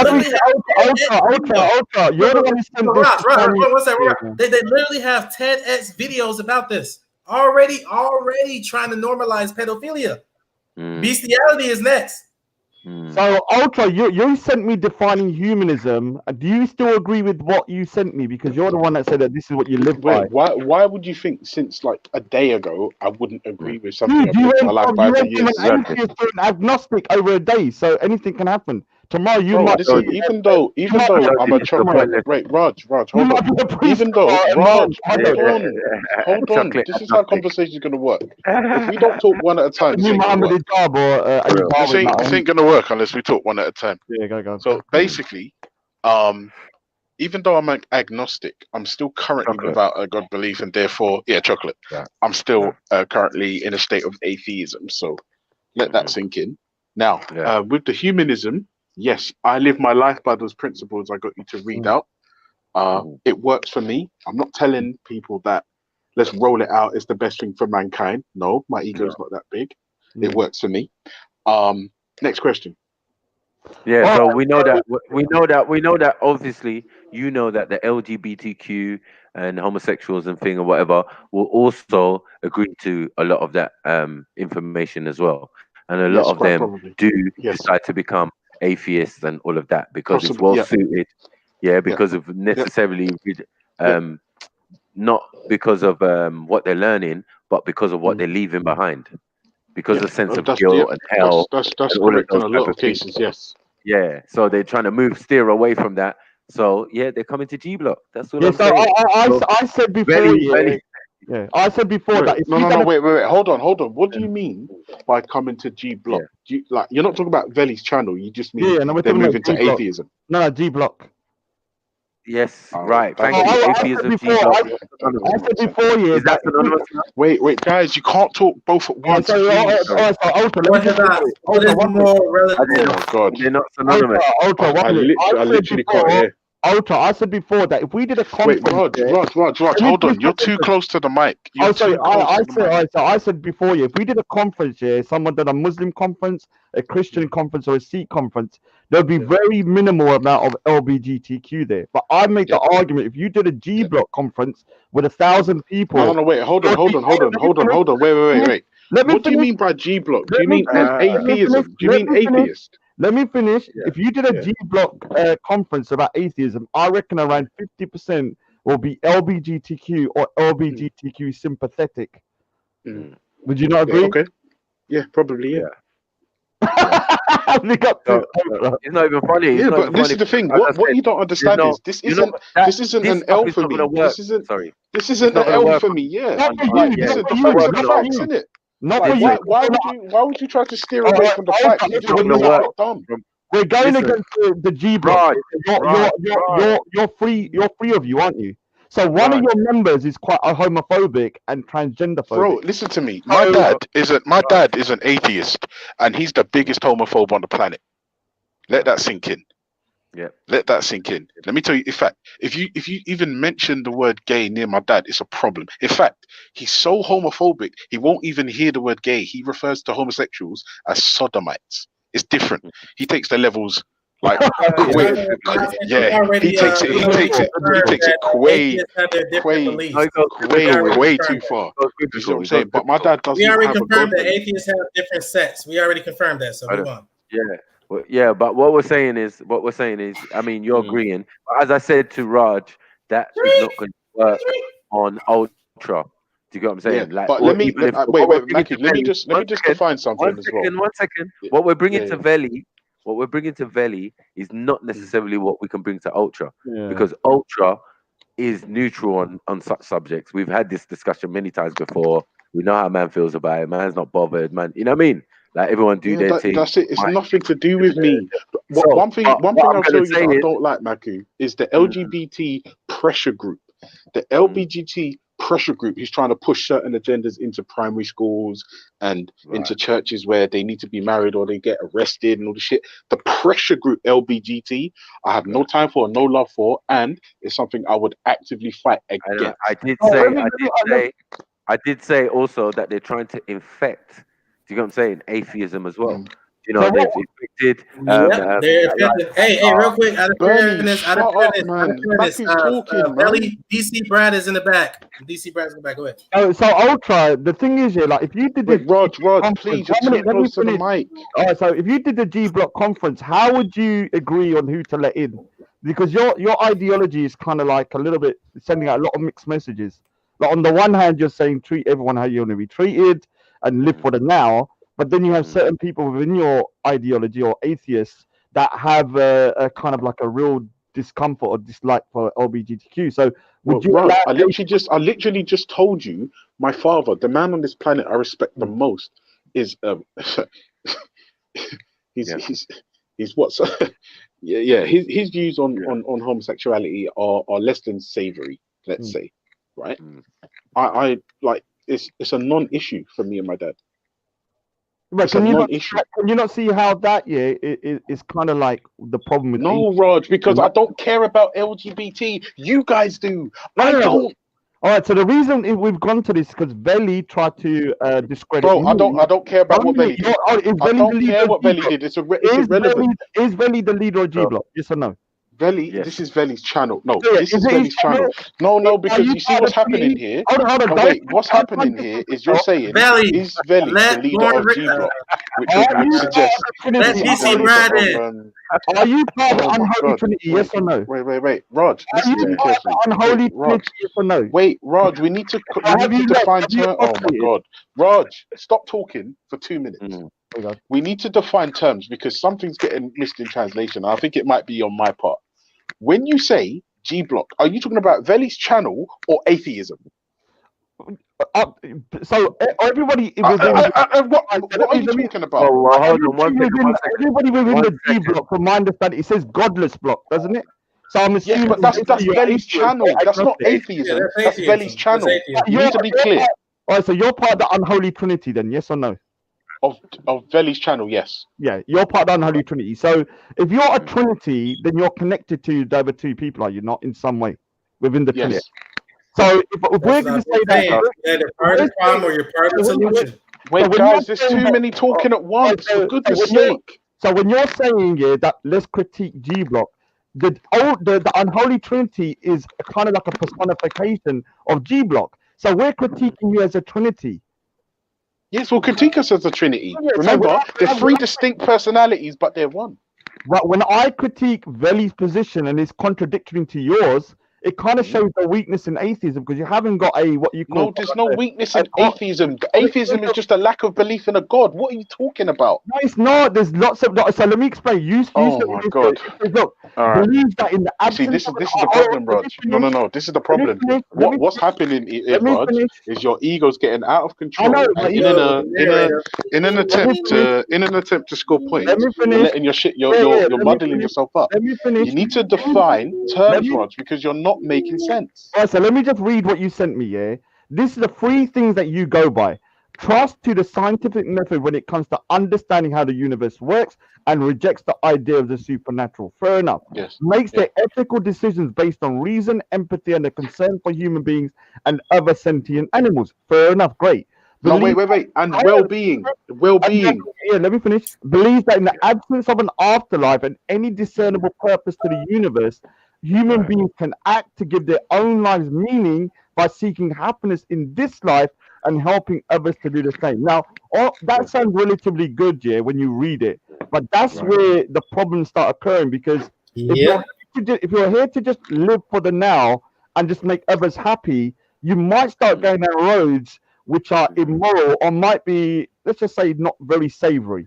Yeah. Explain to me give me an example of what you're talking about. I don't like using this argument because it's kind of I kind of get a bit of a bad taste, but there is a legitimacy to it. Raj, real quick, just out of fairness for those who gets in on the Brat chat, DC Brad is in the back. Please, somebody let him in. So I'm not comparing anything to anything. Look, I could see a point in the future if something was just based upon atheism alone, that if somebody in the future, like maybe in 100, could actually put the argument forward that they want to have sex with animals. And that because that makes them happy. Hold on. Wow. Because that makes them happy. Wow. Raj, that happens today. Are you wowing? There's already debate. There's already debates about it, Wower. There's already debates about this, bro. Now, they could argue by your particular, the humanism doctrine, that human beings can act to give their own lives meaning by seeking happiness in this life and helping others to do the same. So wait, Raj, let me respond. Raj, let me respond. Raj, let me respond. Let me just. I'm literally. Let me respond, Raj. I'm literally going to respond. Let me finish. So there could be in the future some crazy guy who's now going, okay, I want to be happy. I want everyone to make me feel happy and let me do what I want to do. And one guy could, I'm not saying they would, could use that as a way, as a loophole to do X, Y, Z with animals. Is that can you not see that might be a possibility, even if it's a small possibility? Right, can I respond, Raj? Right. Do people fuck animals today? Probably, yeah. You broke out. Say it again, you broke out. Yeah, that's it, bro. Yeah. Like it's happening today. And let me tell you, do you know what the funniest thing is? All the man them that are beating animals. Like all the videos I've been sent, it's namely Asians and Arab dudes doing that shit. All right, so racist. Oh God, racist. Oh, that's a lie. I made the Ultra into a racist. Big up to myself. Hey, Raj, Romanians. Romanians do the best. Hey, yo, can I ask a question, Ultra? Ultra, real quick. I'm gonna be quick. I'm only about to leave. Ultra, and this show's been going on for past 11 hours, and I just want to know: has there been any claims towards G Block that is relevant, true, anything, or it's just been like to be honest with you, I'm not gonna lie. I had like today, I wasn't on the G Block. I haven't heard much. I was otherwise engaged. But you missed out, man. I'm not gonna lie to you. I'm not gonna lie to you. When people say LGBT, ultra, it doesn't matter. Yeah. It hasn't. It's not me. That's nothing to do with me. Like when No, Raj but is saying, we when know Raj that. is saying, oh, in the future people could say bestiality. It's happening today. Religious Yeah, it's people like do it. Yeah, It's a but nonsense. It's what a we're saying that's is, nonsense where I'm argument. and Ultra. That's what I'm yeah, trying but to what say. we're saying And is, one second, what we're Marku. saying. 1 second. Let me Yeah, talk go to on. Ultra real quick. I only need a couple Go of on. minutes because literally, Go on. I think I had a stroke twice, and I think I'm retarded now. So I need to really talk to Ultra to make sure I'm not losing my mind here. So we can Yeah. agree, Ultra, that for the past 11 hours, nothing has been brought forth that is like I feel That like he Billy. knows. Nothing has been brought forth to quantify that personal person's sexual preference does not equate to their ideology. Because if someone decides, hey, I don't believe that there's a God, but I also want to be with a woman, what is an atheist that's straight? Like, what do we do about them? Fuck. But no, I'm glad. I just wanted to make sure. But Brad, why don't you we do this know. in the conference call you have with them every day? Daily Do conference. what in the conference call? Do what in the conference call? Why don't you just do? What Why don't you conference discuss call? your wins and losses on the conference call? Daily 1 hour conference call you have with James Jones, you, Rob, and all of them. Like, why? Don't What discuss it conference here. call? What conference call? Raj, You know I you swear to have God, conference calls. Raj, your turban Listen, is too Brad, tight on your head. Your you're doing turban it is too too. tight on your head. Brad, Hey, You need to Belly, loosen up, let okay? Born Rich Brad, Club's in. Born Rich Brad. Club is in the back. Let me in. Hey, Wait, DC Brad, hold on, DC hold on, Brad, DC hold on. Brad, Maku, DC Brad. did you say Yeah. that the Romanians are beating animals right now? Yeah. Wait. All right, hold on. One more question, Maku. Is Go on. Romania an Orthodox Christian country? Romanian's actually Muslim. I didn't even know, bro. Listen. All I would ask you to do, my brother, is just if you find out, I think. then just that'll just tell you everything you Well, need I to know. know a couple. Hey, Raj. Romanians. Hey, Raj. What, One thing I noticed, man, Nubian. One second. And you know a couple Romanians, yeah? Yeah, bagging them boys. One Spiritus in particular. Is Spiritus an atheist? Is he a religious man? No, he's an atheist. Do you know what I'm saying? And he's from Yeah, but Romania. Spiritus is a massive arsehole, though. So And no. Spiritus is a massive arsehole. But there's loads of arseholes from all walks of life, man. No, we are. Yeah, Don't think that me and don't think. Israel. Hold on, one Assholes. second. Me and don't think that me and Ezra didn't, you get me, hand his ass to him when it came to this subject about bestiality. We looked it up, we got the facts, we showed the information, we showed the articles, we did all that. You know, those are the hangout days. Do you know what I'm saying? I hope you cleared your browser history. I'm not gonna lie. After doing all that research. Yeah, no, it was fucked. It was fucked. I'm not Allow They want to question them. They want to display this annoyance. It's like, oh my God, why are you even asking these questions? Funny thing is, especially Come on, y'all. You guys on the block. Welcome to our world. The bottom line is, Spiritus had to accept that, yeah. And he said, "Yeah, I don't care. What's the matter with it?" But hold on 1 second. Is that what he said? You don't have no morality because you're an atheist, and we know why you're atheist, because when you're going to do ungodly stuff, yeah, that's what the godless thing allows you to do. Do you get what I'm saying? So, Maku, you have religious people doing the most heinous acts, bro. Just the other day, some fucking religious nut just blew himself up in a concert. And then just shrug your shoulders and go, I wanted to do it. That means nothing. Bernie, you're just literally saying nothing. Bernie, you're literally saying nothing. I know, for real. That's the point we're making. You guys have no other conversation other than the religious input. You guys have no conversation. Bernie, but Bernie, you're not actually you're not adding anything. How can you let Raj add more to a conversation than you? That's embarrassing. Hey, what are you talking about? You want me to start gunning for you, ultra caper? No, wait, hold on. Raj, plunger, canter, bun, plunger, pudida, canter, bun. You actually got good pronunciation. Rainbow Ultra. Rainbow Ultra, there's no problem with that. Hey, we don't have a problem with that. All we're saying is, anyway, all we're saying is, you know we're not wrong. You know we're not wrong when we know that the percentage of the people that your pops don't like, yeah, could be at a atheist or a G block or whatever, you know. Like God, Maku, this is really pathetic. There's no could be. I'm not gonna lie.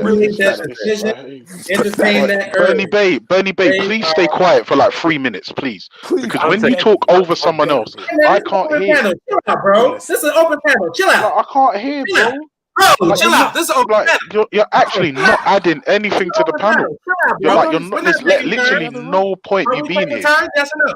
Like, what have you Are we added? taking turns? Yes Like, or no? Maku put me on trial. Even Raj put me on trial. You've done nothing. Yeah, man. You like what Well, is you this? guys do nothing either. Has anyone have anything? I You just guys asked do you, nothing does either. anyone have anything? What's not us? We have no conversation. Hold on, we So you had get no. mad at yourself, bro. Yeah, calm that down. Open panel, bro. DC Brad, we've been here for hours and we talk about the soul, we talk about space, we talk about G many Block's different on trial, people. bro. G Block's You go, on no, trial. no, So but yeah, but what I'm saying, you gotta show how you their can't atheism is like one inferior, second, man. and 1 nothing has second. been done. You can't even show. You can't listen. But who are you asking? You're asking Ultra, who just came in. He's one of the unholy Trinity as You know well. what I'm saying? And he just told you he didn't know, what had been said or what was really because he was doing stuff. That is simple. Like, why are you doing that? You can't come in with that statement when there's L's been taken all day. There's been proper L's been taken, and some of them have been in good sport, like man like Rob.